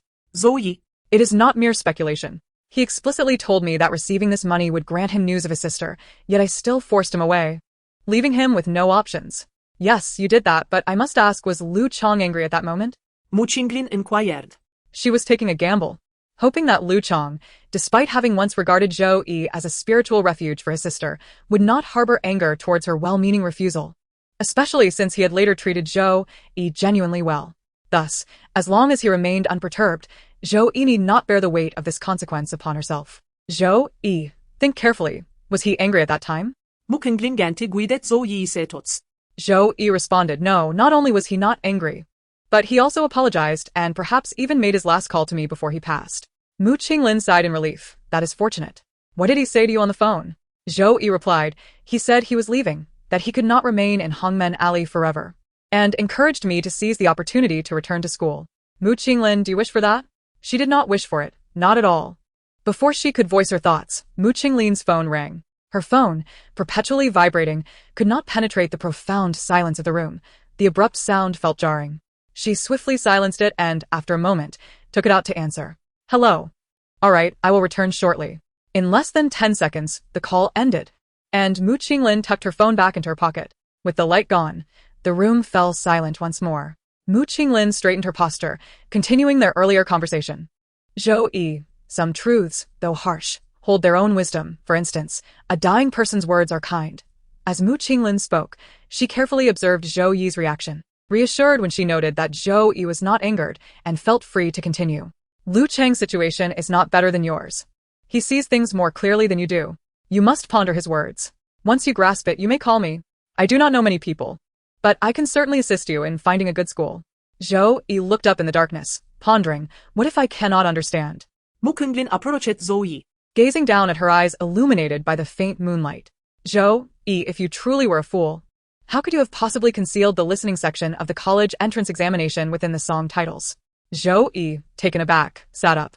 The realization that Mu Qinglin had noticed, yet did not confront her directly, quelled the anger that had surged within her. This wasn't the first instance, was it? The shared glance at the back of the physics classroom must have been acknowledged, not to mention Yao Xiaoqi's exam paper. Resigned, Zhou Yi softened her posture and lowered her head. How can you be so good at pretending? I never pretended even once. Yet you point a finger at me, demanding I refrain from commenting on your affairs. Am I still allowed to speak? Mu Qinglin retorted, then continued. Even when you claimed to have learned painting at the youth palace, I held my tongue. As a livelihood reporter, how could I be unaware of the admission requirements of the youth palace? Someone like you, a mere kindergarten graduate, wouldn't even be able to obtain an application form. Such an obvious flaw, and you spoke without a hint of hesitation. Isn't that right? I've yet to realize it until now, Zhou Yi replied, reflecting that her lack of hesitation stemmed from considering Mu Qinglin not as an outsider. Not an outsider. She simply wished to convey her truths. When Lu Chang made these remarks, he was oblivious to the fact that Zhou Yi had voluntarily sought refuge in Hongmen Alley. Calmly, she articulated, if I've come here to hide, how could I easily walk out just because of a few of his words? Mu Qinglin retracted her bent leg. The phrase, what are you hiding from, lingered on her lips, yet she refrained from voicing it, fearing a repeat of the discord that had transpired at the entrance of the Buddhist and demonic gates. After a moment's hesitation, Mu Qinglin resolved not to press Zhou Yi, though she had never been entirely gentle.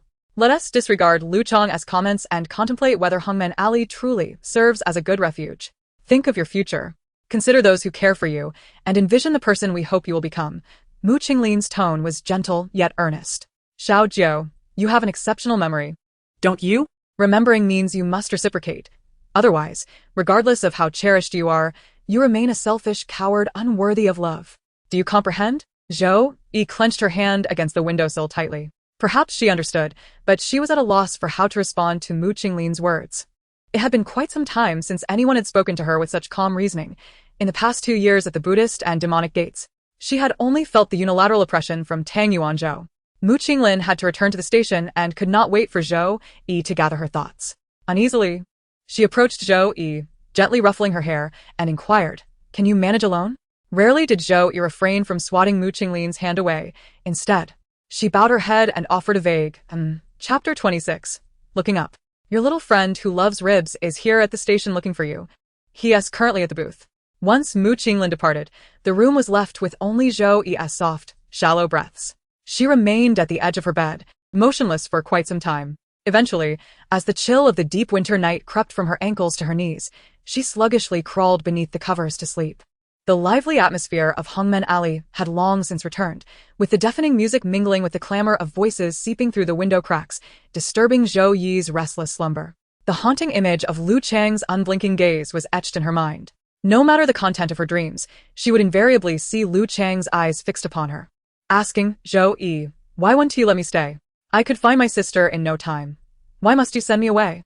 Awakening with a racing heart, Zhou Yi found herself enveloped in an overwhelming darkness that clung to her fears from the dream, the air transforming into a palpable entity. Pressing down on her body, beneath the heavy blanket, she gasped for breath, her limbs aching and tinged with a chilling numbness. After a moment of acclimatization, she lay flat and reached beneath her pillow for her phone. It was 2 o'clock, far too early for dawn to break over Hongmen Alley, yet sleep eluded her entirely. Zhou Yi propped herself up and, in the dark, drew back half of the curtains. The silvery moonlight streamed through the window, gradually lifting the weighty atmosphere into something ethereal and light.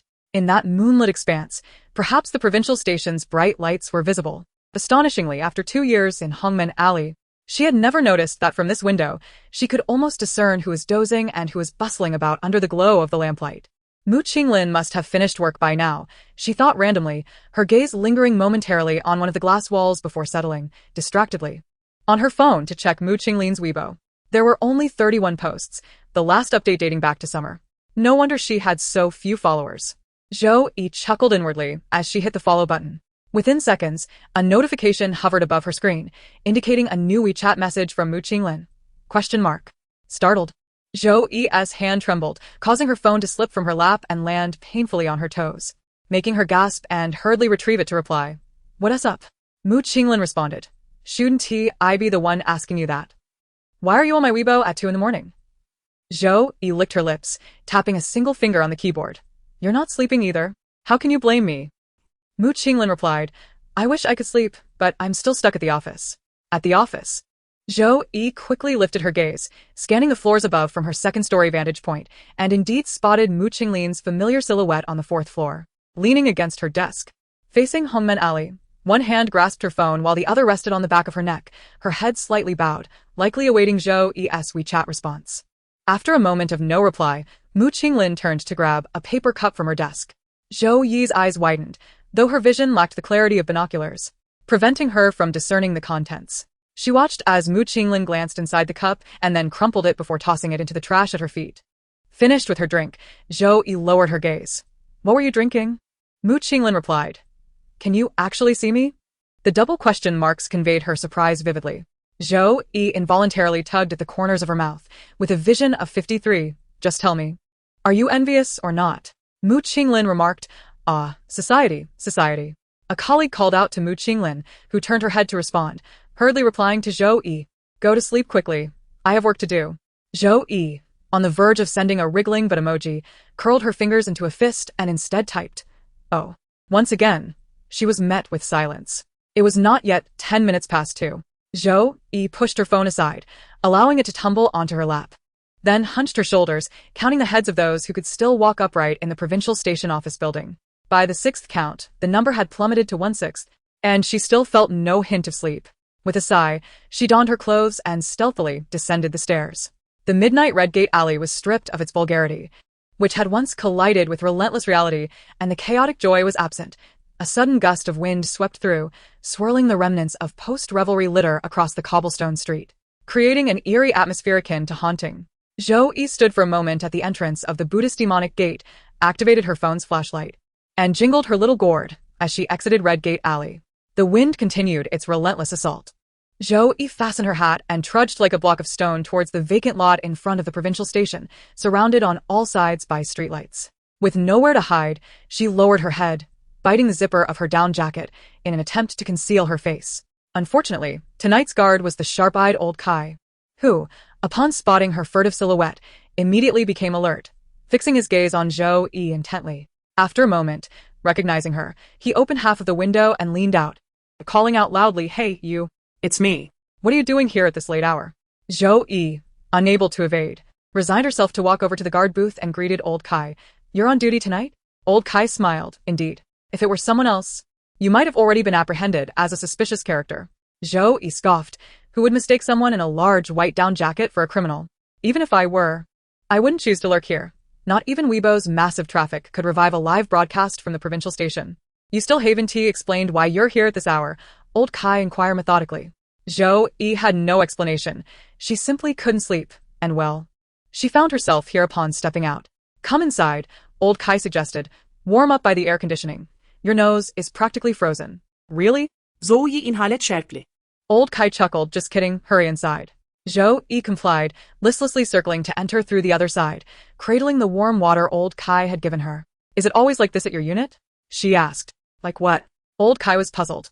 Zhou Yi, reluctant to part with the warmth of the cup, pointed a finger towards the office building, saying, The lights have been on all night. Old Kai replied, Of course. Nowadays, television doesn't operate like before, shutting down at a certain hour. You dare to leave a window open? you'd be in trouble from top to bottom. Zhou Yi was somewhat taken aback. So, Does your organization inquire if candidates can work around the clock? She quipped. Old Kai erupted in laughter, slapping his thigh. After midnight, it's all reruns or recordings. Just a few on-call personnel is sufficient. Working 24 hours. Does one still regard employees as human? Zhou Yi, biting her cup and sipping hot water, glanced towards the office building. Old Kai caught her fleeting gaze and, as if having an epiphany, asked, "You're here to see Xiao Mu, aren't you?" Zhou Yi took a hurried sip, scalding her tongue. "No, I just can't sleep and thought I'd take a stroll. Quite a distance for a casual walk. Not far, I live just behind you." Separated by a single building. "No wonder you could casually wander over here," Old Kai remarked with a suddenly profound tone, as if he had been observing her for quite some time. Zhou Yi fell silent, somewhat deflated, and grasped for another excuse. "Mainly, it's bright over here." "Indeed it is," Old Kai replied, donning his reading glasses and tapping on his phone from a distance. Before long, Zhou Yi's keen ears caught the sound of a notification. "At this hour, someone's messaging you? Business must be quite bustling," she remarked enviously. Old Kai, not looking up, shot a glance over his glasses. "Not busy. I'm just trying to find someone for you." Zhou Yi froze. "Who?" Old Kai turned his phone towards her, revealing a chat between him and Mu Qinglin. Zhou Yi read the first message, but couldn't bear to read the second. "Old Kai, Xiao Mu, are you busy right now?" Mu Qinglin, a beat. "If you have something to say, go ahead." "Old Kai, that little friend of yours who loves ribs is at the gate looking for you. If you can, please come and take her away." "Mu Qinglin, let her stay put. I'll be there in 10 minutes." Old Kai, "All right." Zhou Yi felt her cheeks flush. Old Kai, I'm really just passing by. "You're making this quite difficult for me." Old Kai returned his phone and poured her some more hot water. "What's the issue? Xiao Mu is a good person. She won't abandon you here." It seemed they were not on the same wavelength. Zhou Yi contemplated sending Mu Qinglin a message to clarify the situation, but she deleted half of her text. Old Kai, noticing her extensive draft while fetching water, sagely remarked, "An explanation is merely a disguise. What it conceals is the truth." Zhou Yi slumped, dejectedly returning her phone to her pocket. After what felt like an eternity, Mu Qinglin finally appeared at the glass window. Old Kai, hearing a knock, promptly stood and opened the window. At long last, this little friend was about to become restless waiting. Zhou Yi thought, this is an exaggerated report. She hasn't even shifted an inch. Mu Qinglin simply acknowledged with a before turning her gaze towards Zhou Yi. "Let us go."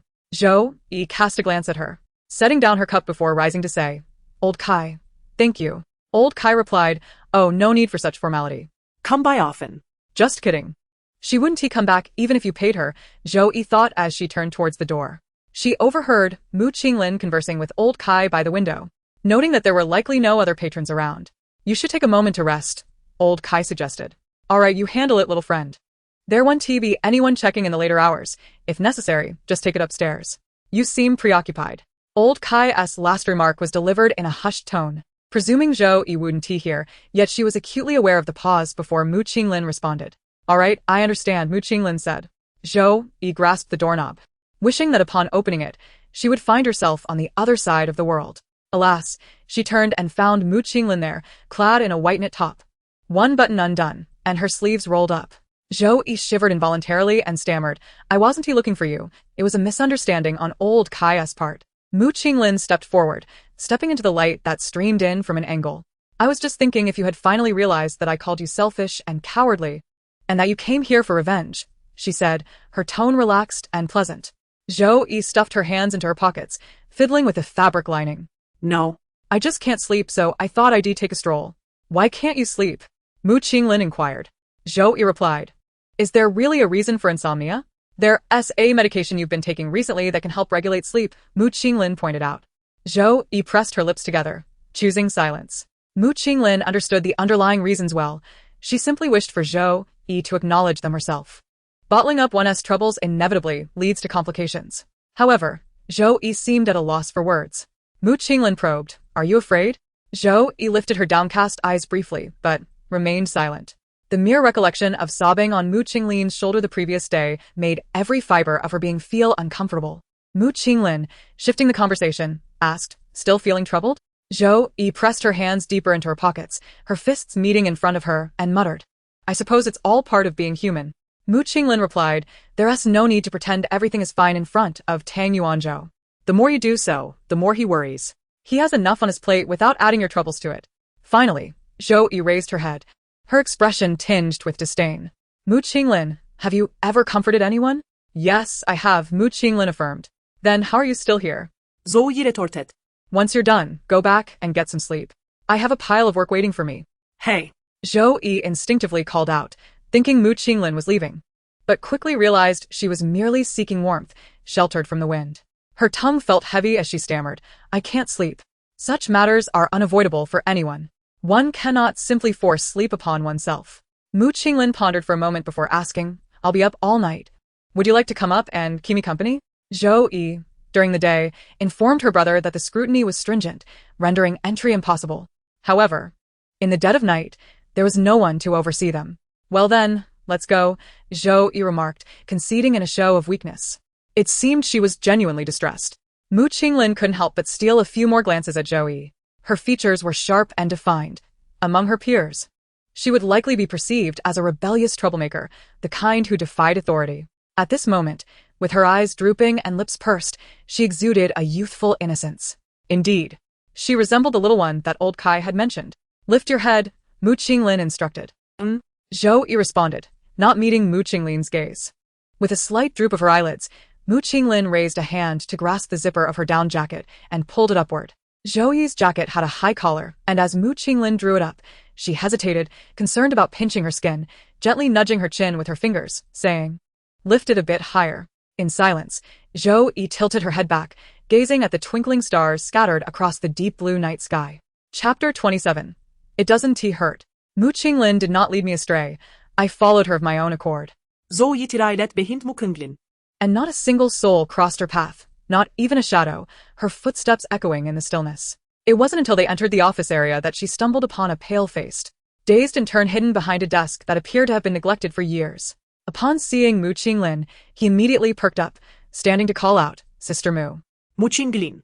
She responded, her tone cool and detached.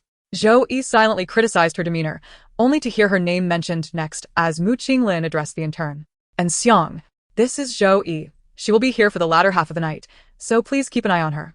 Mu Qinglin instructed. And Xiang nodded vigorously. Of course, no problem. After exchanging pleasantries with Xiang, Mu Qinglin approached her workstation, pulled out a chair stuffed beneath the desk, and said to Zhou Yi, you can sit here. If you're hungry, check the cabinets below. Everything visible is edible. If you're thirsty, ask Xiang for water. If you feel tired, you can piece together a couple of chairs in the meeting room to rest. If you're bored, Mu Qinglin crumpled a piece of scrap paper and tossed it at Xiang, who was struggling to keep his eyes open. Didn't you buy a Switch last week?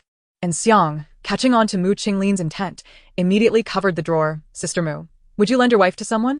Mu Qinglin raised an eyebrow. I don't have a wife. Then it's brother-in-law.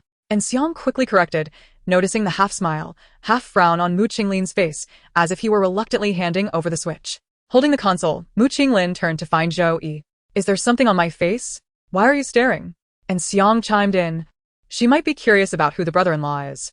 Zhou Yi, seemingly uninterested in the game console Mu Qinglin offered, calmly waved her hand. You can kneel, Xiang. Mu Qinglin felt an urge to smack Zhou Yi on the head, prompting her to recognize the current situation.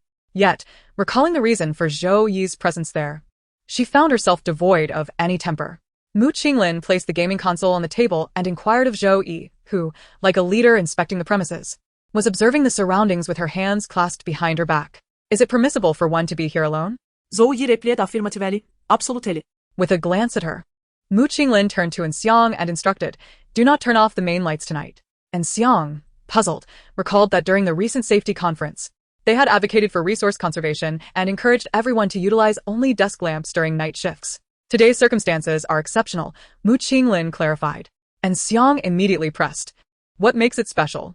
Mu Qinglin paused for 2 seconds and, with an impassive expression, remarked, if you could ask so many whys on a regular basis, you wouldn't struggle to produce a simple defense PPT.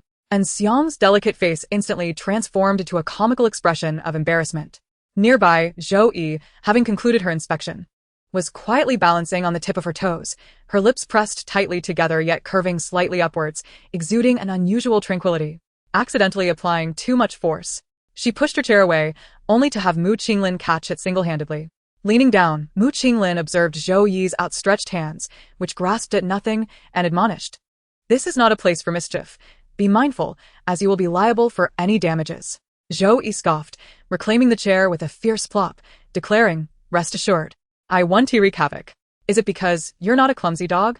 Mu Qinglin quipped, belatedly realizing that Zhou Yi might retaliate, and, before she could respond, swiftly added, I must attend to my tasks. You too refrain from squabbling. Zhou Yi, suppressing a retort, rolled her eyes in exasperation. I am nearly 19. And Xiang raised his hand behind her, meekly clarifying, I am 22. Suddenly caught in the banter of the two, Mu Qinglin felt disinclined to speak further. I shall take my leave, she stated. And Xiang waved goodbye in a proper manner. Goodbye, Mu Jia. Once the office area was left with only Zhou Yi and Xiang, the former adeptly initiated a conversation.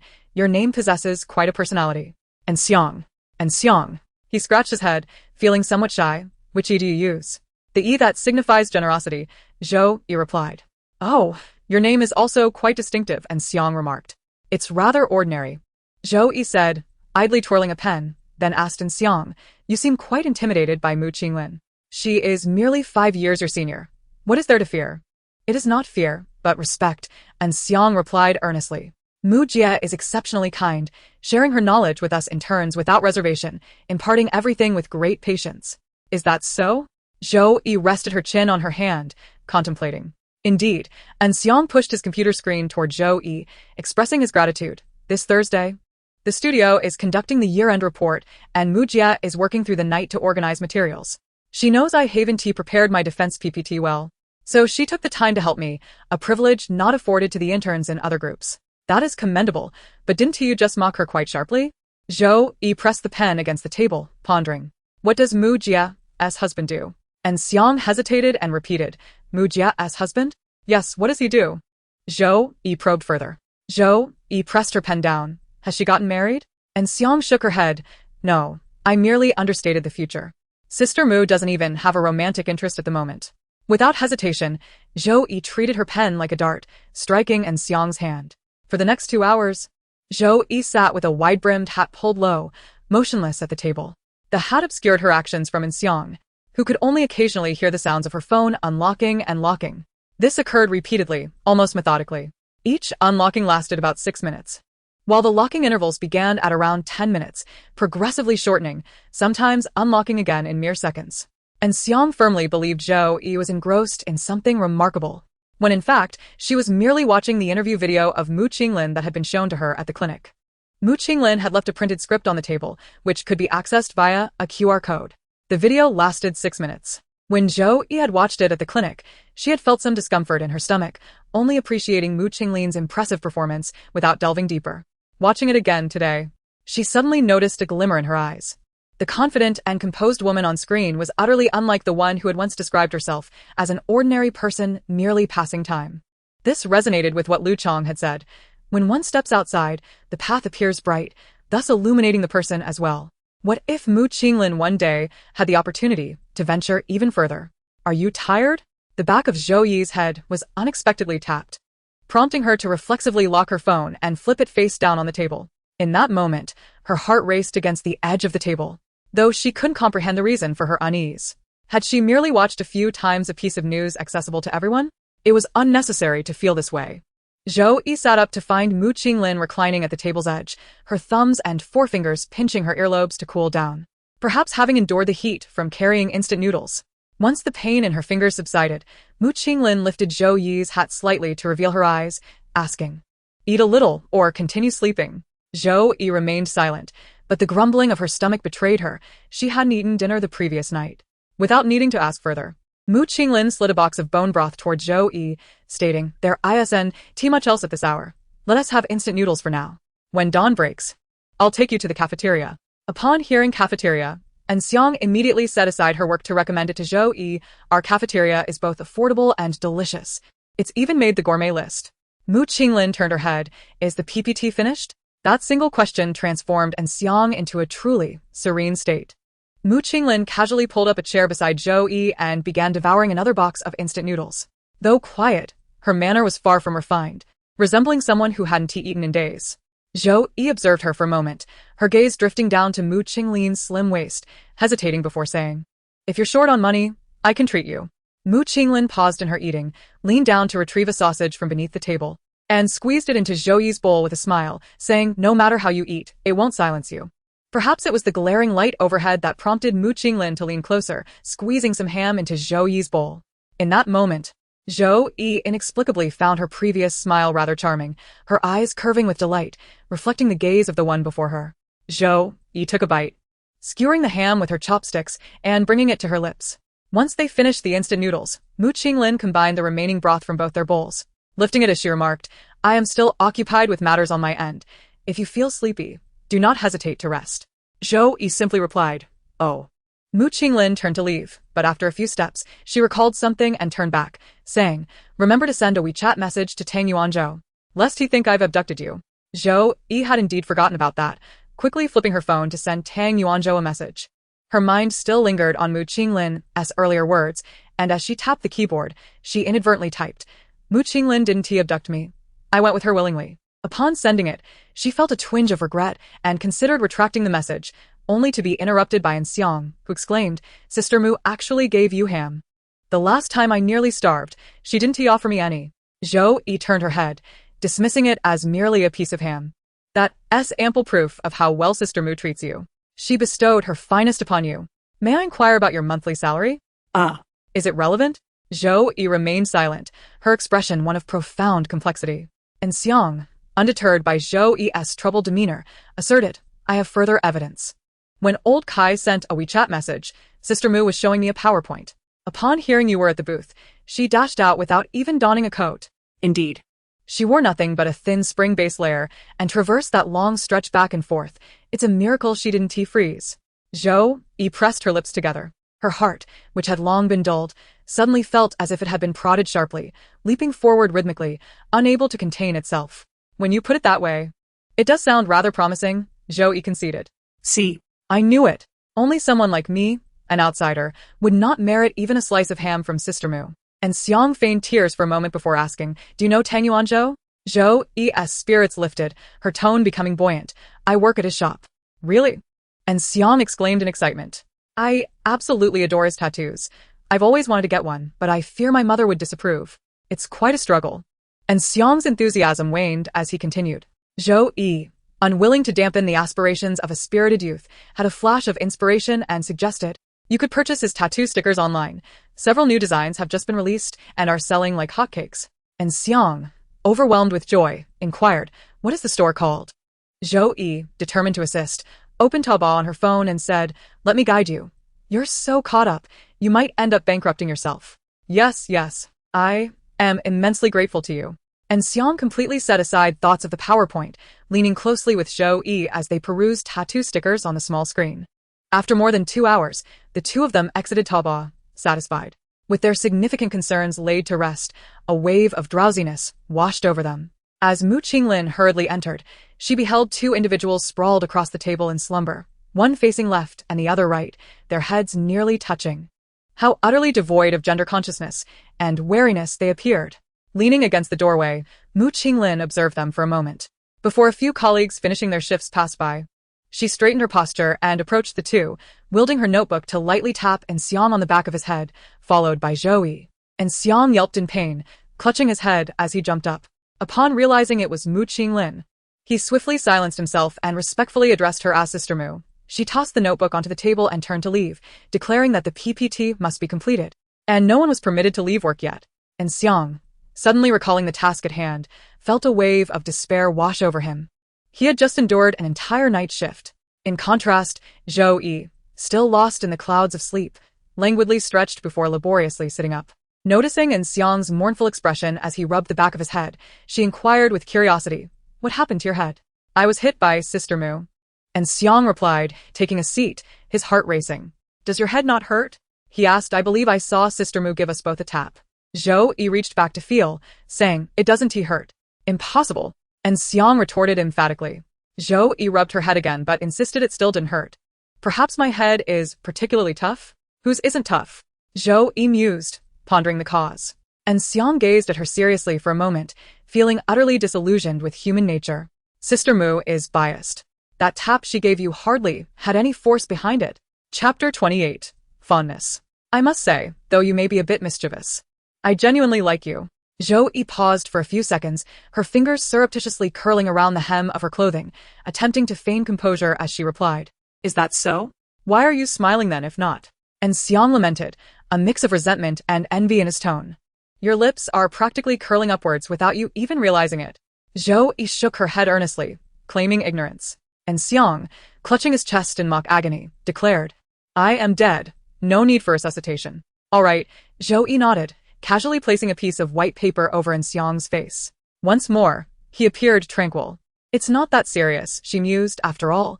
Where is there a heart that resides perfectly in the center? Leaning back in her chair, Zhou Yi glanced at the notebook on the table, pressing her phone onto its slightly curled edges. You actually came in this early today? Suddenly, Mu Qinglin's voice echoed from the doorway, as if she were greeting her colleagues. Zhou Yi's gaze floated lightly to the side, catching sight of a competent woman in a tailored suit handing Mu Qinglin a paper cup. Judging by the appearance, it was the same cup she had discarded into the trash the previous night. I knew you were working overnight, so I came early to deliver some sustenance, Su Xiao remarked. Thanks, you really understand me, Mu Qinglin replied, leaning back against the doorframe to relax. Without this cup of coffee in the morning, I would lack energy for the entire day. Have you prepared all the materials? Su Xiao inquired, leaning against Mu Qinglin. Yes, it's all set. If there are no issues with the printing, we can proceed to bind it, Mu Qinglin affirmed. You truly are remarkable. Knowing that this is a triennial examination, you still choose to wait until the last moment to act, lamented Fu Xiao. Mu Qinglin casually brushed her hair back, exhaling in resignation.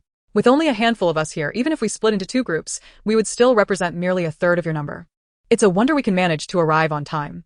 Fine, I understand the effort you've put in. Do have a drink. Fu Xiao gently supported the base of her cup. Mu Qinglin smiled at her, raising the cup to her lips. On that clear, sunlit morning, a slender and elegant woman leaned languidly against the doorframe, her smile revealing an undeniable softness in her eyes. With one hand tucked into her pocket, she half leaned into the slanting light, adding an air of careless charm to her demeanor. The sense of contradiction within her exuded a captivating allure that was difficult to articulate. Zhou Yi pondered for a moment, concluding that this allure could only be described as magnetism. The heartbeat that had settled within her chest began to stir restlessly again, subtly and indistinctly, pressed down by the familiar gaze exchanged between the two. It was barely perceptible, and she could only faintly ask in Xiang, Who is that woman? Who? And Xiang glanced back, Sister Fu Xiao, Sister Mu's university classmate. They competed for the top spot in their major for several years, and after graduation, they became colleagues. Now, she is one of the most formidable young reporters at the station. Mu's sister has exceptional abilities, and her friends are equally impressive, and Xiang said with envy. Zhou Yi could relate. For instance, when she visited that renowned traditional Chinese medicine doctor at the hospital, appointments were nearly impossible to secure, yet for Mu Qinglin, it became an impromptu arrangement, personally delivered by the nurse. It couldn't possibly be due to her own lack of merit. What are you thinking about? Have you lost your focus? Mu Qinglin asked with a chuckle, standing beside Zhou Yi. Zhou Yi snapped back to reality and casually replied, Nothing. I've just been lying down for too long and my neck hurts. Where? Mu Qinglin inquired, placing a hand on Zhou Yi's nape. The warmth radiating from her hand was significantly higher than Zhou Yi's own skin temperature. The contrast brought a tingling sensation. With each shift of Mu Qinglin's hand, Zhou Yi felt an involuntary urge to shudder, yet she gritted her teeth to suppress it. When Mu Qinglin pressed on the right side, she couldn't help but let out a sharp gasp. Mu Qinglin's hand paused there, her fingertips gently kneading Zhou Yi's slender shoulder. Your line of work also requires prolonged periods of looking down. Make sure to stretch more often. You shouldn't let your shoulders wear out like an old woman at such a young age. Zhou Yi wanted to argue, but the spot Mu Qinglin pressed was truly achingly delightful. She held her breath, afraid that if she spoke, it would only exacerbate the discomfort. Unaware of Zhou Yi's thoughts and assuming she was merely being difficult, Mu Qinglin squeezed a bit harder and chided. I'm talking to you. Zhou Yi trembled violently, lifting her head with tears glistening in her eyes as she cried out, Sister, it hurts. Mu Qinglin paused her coffee-sipping motion and lowered her gaze. I haven't even applied half my strength. Zhou Yi felt like crying. It's exhausting, utterly exhausting. Why don't you try lying on a board and drawing for 7 or 8 hours every day? Be gentler. Just a little gentler. Do you think I've used any strength at all? At present, things are quite satisfactory. Mu Qinglin, with a touch akin to a cat's paw, pressed on Zhou Yi for about 10 minutes. In the interim, a colleague approached, informing her that the printed materials were flawless and suggesting she take the rest of the morning off and return in the afternoon. Mu Qinglin withdrew her hand, beckoning Zhou Yi to rise, saying, "It's time for lunch." Zhou Yi, who had been enjoying the massage, felt a sudden void, akin to an insurmountable chasm, losing her appetite and refusing to eat. Upon hearing this, Mu Qinglin retorted, "This is the provincial station. You can't just dismiss it." With that, she playfully kicked the back of Zhou Yi's heel. Irritated, Zhou Yi followed behind, muttering softly, "A cold-hearted, ruthless, and violent woman, such a waste of good looks." Mu Qinglin. Engrossed in her phone, inquired, "What are you cursing me for?" Zhou Yi, taken aback, turned her head aside. The cafeteria at the provincial station offered a variety of dishes for just 1 yuan. Mu Qinglin, with a plate in hand, trailed Zhou Yi, encouraging her to choose whatever she desired. It seemed Zhou Yi had forgotten her earlier declaration of no appetite as she gravitated toward various dishes. Seizing the moment, Mu Qinglin discreetly put back the less suitable options, ultimately ensuring they had just enough food for two. When Zhou Yi turned around, witnessing her efforts go to waste, she struggled to find her voice. Noticing her dismay, Mu Qinglin felt a twinge of guilt and permitted her to select one more item, stipulating that she must finish whatever she took, as the cafeteria had a strict policy against leftovers. "Indeed," she affirmed, echoing the cook, "wasting food incurs a fine." Zhou Yi decisively grabbed a large plate of meat, reasoning that fines were trivial compared to her current state of poverty. However, just as she placed the meat down, Mu Qinglin returned it to the counter, stating, "The medication you are taking prohibits spicy, stimulating, and greasy foods." Zhou Yi's expression turned to one of disbelief, suggesting, "Perhaps you should just cut my mouth and hang it up." This remark elicited a hearty laugh from the cook. After their meal, Mu Qinglin and Zhou Yi exited together, one heading to the parking lot and the other returning to Hongmen Alley. As they reached the entrance to part ways, Zhou Yi suddenly received a call from Tang Yuanzhou, urging her to return to the police station promptly. Noticing Zhou Yi's troubled expression, Mu Qinglin halted and asked, "What's the matter?" Zhou Yi replied, "The police traced the last call made by Lu Chong to me and want to take me back for a statement." Without hesitation, Mu Qinglin declared, "I will accompany you. My friend's brother happens to be at the 6th precinct, so if there's any issue, we can rely on him." In truth, there was little to worry about. Providing a statement merely involved standard questions, monitored throughout, with no one daring to act inappropriately. Yet, the thought of Zhou Yi standing alone at the provincial station's entrance in the dead of night, feeling distressed and fearful, filled Mu Qinglin with unease. Zhou Yi held feelings for Lu Chong, and this visit would undoubtedly unearth old wounds. "Should we go then?" Mu Qinglin pressed when Zhou Yi remained silent. Zhou Yi did not respond. Instead, upon noticing the fatigue etched on Mu Qinglin's face, she countered, "Aren't you tired?" Exhausted, Mu Qinglin admitted without hesitation, "I am not made of iron. Staying up all night is certainly uncomfortable. But do you think I could sleep soundly if I return now?" Zhou Yi sidestepped their gaze, kicking the ground with her foot, and remarked, "If it were me, I would just fall asleep right away." Such frequent and overt gestures made it exceedingly difficult for Mu Qinglin to overlook the true intentions of Zhou Yi. Without seeking Zhou Yi's consent, she firmly pressed her shoulder forward and declared, "I am not you." The police station had begun its bustling activities early in the morning. Upon catching sight of Mu Qinglin, Fu Hui, Fu Xiao's younger brother, mistakenly assumed she was there to scoop a story. He hurried over, exclaiming, "Sister, if you want something else, I can certainly offer you an exclusive. 2 lives have been lost this time. The nature of the case is entirely different. Please don't put me in a difficult position. I want to say a word." Mu Qinglin felt a headache coming on from his words. "I'm not here for news today." Fu Hui, puzzled, asked, "Then why are you here? Have you committed a crime? How serious? Let me see if my looks are enough to sell. If not." "That's not it," Mu Qinglin interrupted, shifting her gaze towards Zhou Yi, who had been taken inside.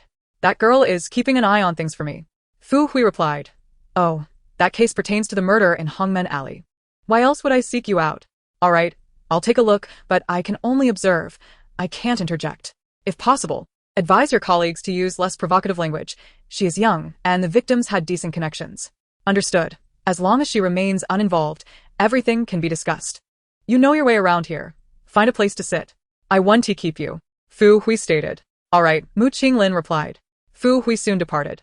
With no inclination to sit, Mu Qinglin found a nearby unobtrusive spot to stand, her gaze never straying from Zhou Yi. Zhou Yi answered every question calmly and without hesitation until the appearance of Yao Xiaoqi's mother. "She is my only daughter. Am I the one who wanted her to jump off a building?" Yao Xiaoqi's mother screamed hysterically. This society groups people by their kind. I provided her with opportunities. What's wrong with pushing her to attend a good school? The young officer, somewhat at a loss in such a situation, attempted to soothe her. Madam, please calm down. Since someone has officially reported that some of your actions have hindered other children's educational opportunities, we must proceed with the inquiry. How can I remain calm? The college entrance examination is imminent. You want to let my daughter return to school. How can she take the exam? Are you suggesting she should end up like those people in Hongmen Alley, living a life of misery, or like that so-called Lu, earning disgraceful money only to meet a tragic end on the streets? Who are you referring to?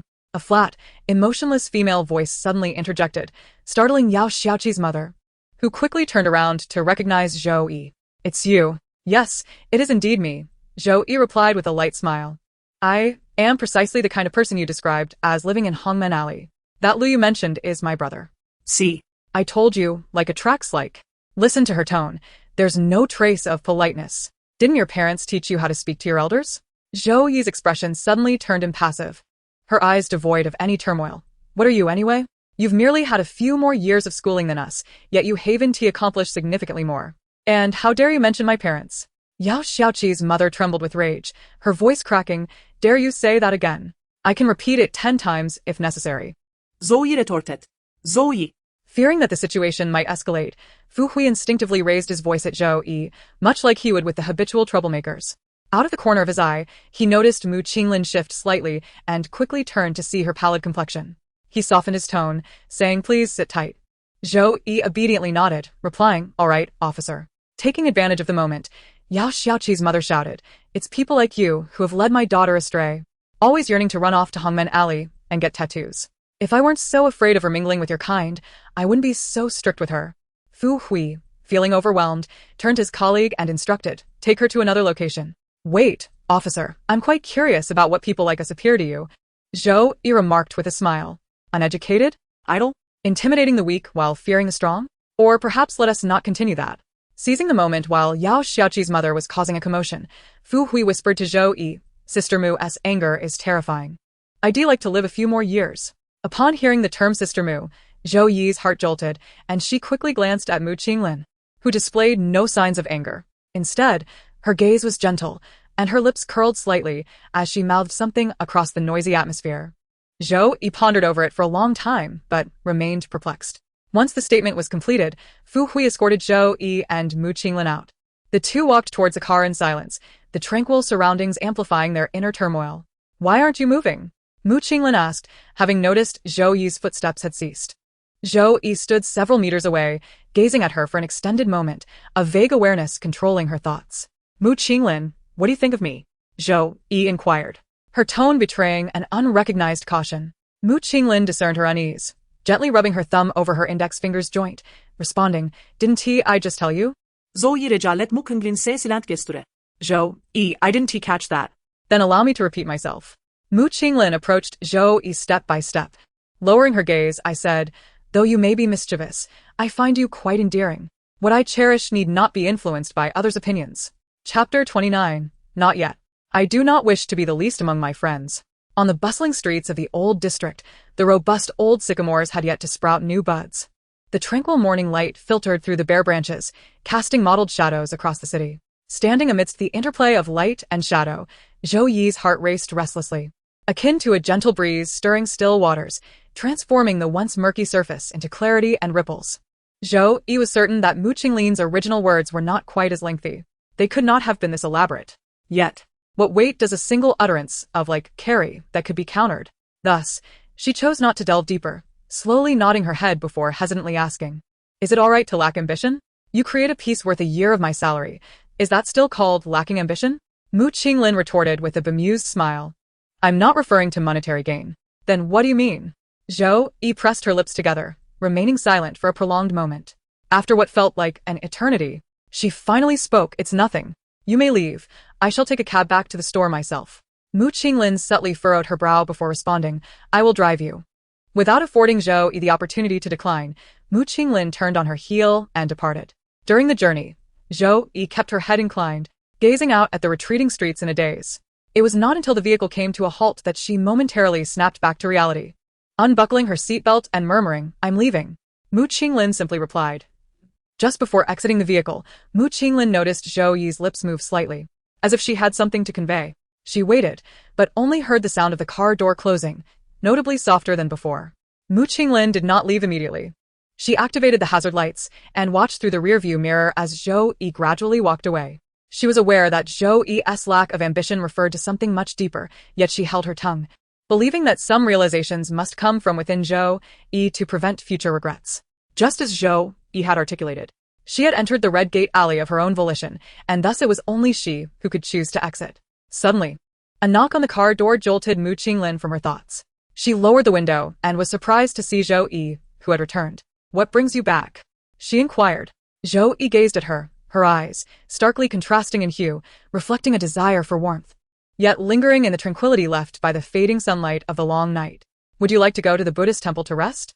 Zhou Yi glanced at the watch on Mu Qinglin's wrist. "It's nearly 10. Mu Qinglin hesitated for a moment before breaking into a smile that radiated an invisible force, compelling the sunlight in Zhou Yi's eyes to shift towards midday. "All right," she replied. Tang Yuanzhou and Yang Ling were anxiously pacing at the Buddhist temple. Upon seeing the two enter, they seized Zhou Yi and inquired, "Has anyone troubled you?" "Why would they trouble me?" Zhou Yi shook off her outerwear. "I say what I know about Lu Chang's situation. As for what I don't know, who could possibly force that upon me?" Tang Yuanzhou exhaled with relief. Having been on edge all morning, fearful that Lu Chang's predicament might involve Zhou Yi. "Mu Qinglin, we owe you one this time," Tang Yuanzhou expressed gratefully. "Please." "I truly did nothing," replied Mu Qinglin. "If you had done a bit more, we would have lost all face standing here," Yang Ling interjected, advancing with a knowing look. "We only realized something was amiss at home when the police came knocking in the dead of night." Zhou Yi's gaze darkened. "Who has lost face?" Yang Ling, came the reply. Without turning around, Zhou Yi directed her words to Mu Qinglin. "You go ahead. I have a matter to discuss." Suppressing a laugh, Mu Qinglin ascended the stairs, enduring the puzzled stares of Yang Ling and Tang Yuanzhou. As soon as her footsteps faded, Yang Ling and Tang Yuanzhou chorused in unison. "What's going on?" Zhou Yi glanced at them, lowering her head to bury her chin into her down jacket. "Are you blind? You can't even understand when someone is brought home." Yang Ling remarked, "We understand, but we didn't expect such initiative." "Initiative is not against the law," Zhou Yi retorted with a smirk. "I've nearly finalized that drawing in my hands. I want to be working today," Zhou Yi informed Tang Yuanzhou. Tang Juanzhu, Without a moment's hesitation, expressed his willingness for Zhou Yi to languish in idleness daily, believing that the overly diligent version of Zhou Yi was not the true essence of his character. "All right then, take good care of the house. I am off to work." Yang Ling unknown jet. The two watched her depart before Zhou Yi turned back. Halfway through his stride, he suddenly halted. "Brother," Zhou Yi called out. Vet ponde Tang Juanzhu. "I have been staying in Hongmen Alley. Do you think that is advisable?"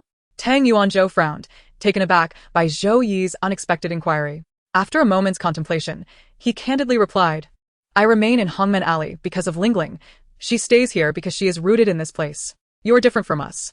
If you have the opportunity, you should venture out and explore. Anything is better than merely sitting on the porch, treating fights as entertainment." Zhou Yi nodded calmly. "Oh, I understand." "Wait." Tang Yuanzhou called out to the departing Zhou Yi, "I have something for you." Zhou Yi observed as Tang Yuanzhou went to the next room and soon returned with a card, which he handed to her, saying, "This is from Lu Kang on Christmas Eve. You were so inebriated that you fell to the ground, and I completely forgot to give it to you." Zhou Yi acknowledged with a sound and took the card, heading straight upstairs. In the room, Mu Qinglin had already lain down, his breathing tranquil and elongated, appearing to be asleep. Zhou Yi removed her shoes at the door and, attempting to find a place to sit quietly, noted that the stool was wedged beneath the desk. Pulling it out would inevitably create noise. Sitting on the bed would likely rouse Mu Qinglin. After a moment's hesitation, she chose to sit cross-legged on the carpet beside the bed. At 10 o'clock, Hongmen Alley had yet to fully awaken, and the shadows cast by the provincial office building at the window rendered the room dim and chilly. Zhou Yi took out the small card and unfolded it. The handwriting was rather unattractive, yet each stroke was penned with utmost sincerity. "Xiao Jiu, Merry Christmas. By this time next year, I might be leading a new life with my sister. I wonder if I will ever have the chance to return to Hongmen Alley. Do not dwell on me, or I shall feel uneasy. Someone like me is not worth anyone's concern, haha. And also, I know you possess more than just the elementary diploma that Yuanzhou mentions. If the opportunity arises, be sure to return to your studies and experience all that life has to offer, for otherwise, I shall never find peace." In just over 100 words, Zhou Yi took 5 or 6 minutes to absorb the message. Her fingers trembled as she grasped the card. It seemed that Lu Kang truly bore no resentment towards her. The regret and bitterness in his eyes stemmed not only from his inability to locate his sister, but also from the thought of her not having a bright future. Why did he have to be this way? She had never shown him kindness, so why was he so generous toward her? Did he wish for her to carry a burden of guilt for the rest of her life? If that was his intention, he had certainly succeeded. For as long as she lived, the mere mention of Lu Kang would remind her of her debt to him, as well as the myriad of favors she had received. How could she ever repay such kindness? With his absence, how could she make amends? Zhou Yi curled her legs against her chest, slowly arching her shoulders down. In the quiet room, she silently struggled, unaware that Mu Qinglin, who should have been sound asleep, was quietly observing her. Time drifted past 11 o'clock. Zhou Yi sat up for a moment, retrieving a dust-covered cardboard box from beneath the bed. She remained motionless for a long while, then reached out to open it. Inside lay a thick stack of books and a pile of used scrap paper. Zhou Yi methodically pulled out each item until the iron box at the very bottom was revealed, prompting a brief pause in her actions. Due to years of backlighting and proximity to the river, the environment of Hongmen Alley was perpetually damp. If metallic objects were not well protected, they would rust swiftly. Zhou Yi placed the box on her lap, searching for a corner that could be pried open. Inside, she found a badge inscribed with Zhou Yi, Class 1, Senior 3. Several score reports detailing her grades and rankings, and a stack of certificates stripped of their covers. Zhou Yi silently scrutinized the contents, connecting them with long-buried memories. Many were fleeting, ultimately leaving only the chaotic day in June. It was a sunny day, yet she stood by the teacher's desk, drenched like a drowned rat, saying, "I don't want to continue." The homeroom teacher sighed heavily. "Zhou Yi, the college entrance examination is just days away. Can't you hold on a little longer? What good will it do to get in?" Zhou Yi calmly tugged at her collar, revealing a wound on her neck that was still oozing blood. "If I get in, will these things disappear?"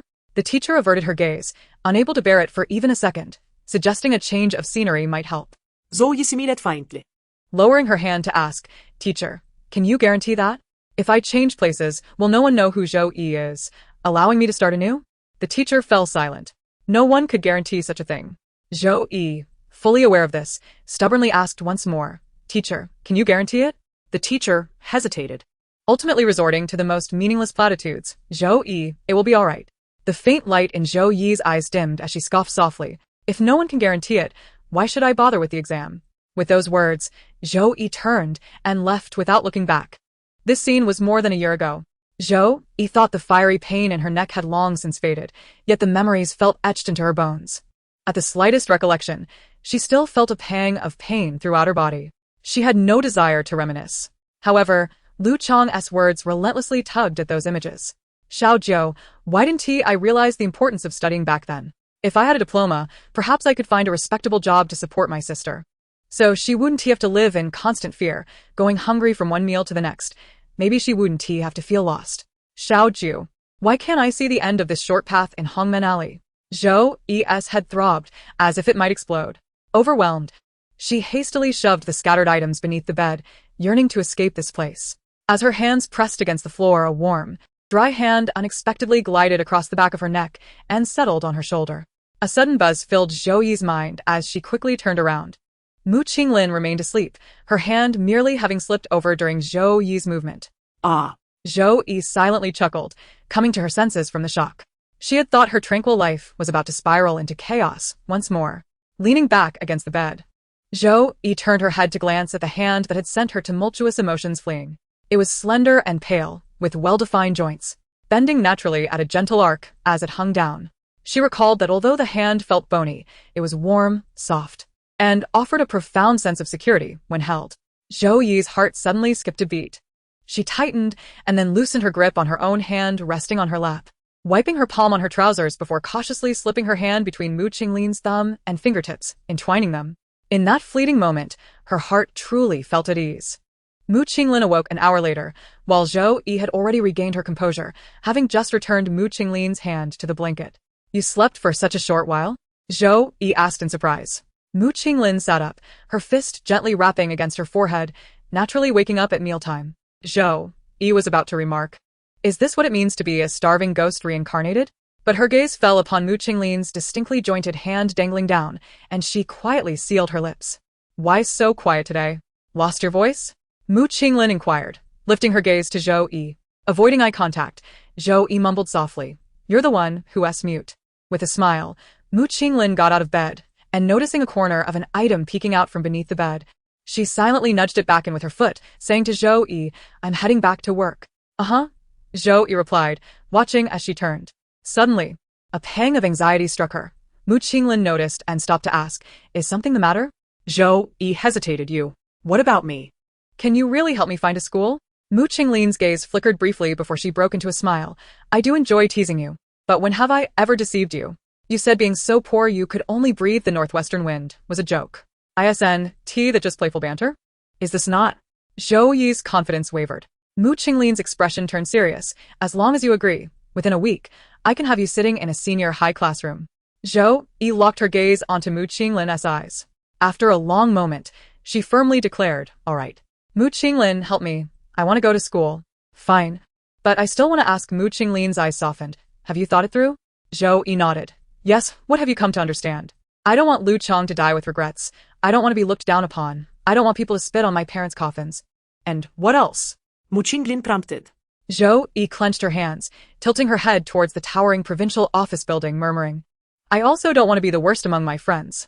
Chapter 30. Fingertips. A gentle touch grazed Zhou Yi's face, lifting a strand of hair as it passed, tracing her ear and gently tapping behind it. As soon as Zhou Yi finished speaking, she felt a subtle warmth rising in her cheeks.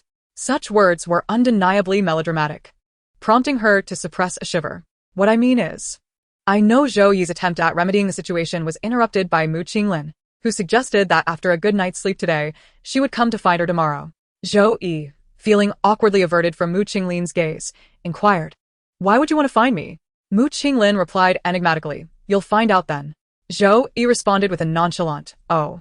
The wait was indeed excruciating, as she found herself restless, her eating resembling a chick pecking at grains, utterly uninspiring. Dan Zhuanzu. Annoyed by her manner of eating, which he believed affected the appetites of others, sent her off to Grandma Miao's bun shop for lunch. By the time Mu Qinglin arrived with the Buddha and demon, she had already been gone for over half an hour. Just sit tight for a moment. I'll call someone for you, Tang Yuanzhou remarked while holding his phone, likely lamenting about releasing souls somewhere, always dawdling, wherever he went. Mu Qinglin smiled and interjected, No need. I'll go over myself. I've been running around all morning without a chance to eat. It's perfect to catch her for a meal. That's fine. She has money. Just remember to choose something expensive. ISNT that a bit unfair to the child? Mu Qinglin hurriedly made her way to the bun shop. Zhou Yi was currently slurping down a steaming bowl of rice noodles, overwhelmed by the spiciness. The bun shop featured low tables barely higher than the knees, accompanied by small metal stools that scorched the skin in the summer sun and grew increasingly cold in winter. Unfortunately, Zhou Yi arrived late and could only secure a spot by a drafty window, wrapping herself tightly like a bun, yet still unable to suppress her shivering body. Upon seeing her, Mu Qinglin kindly sat beside her to block half the wind, but was taken aback by the untouched food strewn across the table. Are you feeding pigs? Zhou Yi, sniffling from a nose irritated by a crumpled tissue, replied without sitting up, Feeding you. Mu Qinglin chuckled, nudging her with her foot and offering a bun towards her mouth. Zhou Yi continued to pick at her rice noodles, her hair tousled by the breeze, standing on end as if it might just end up in her mouth with a careless bite.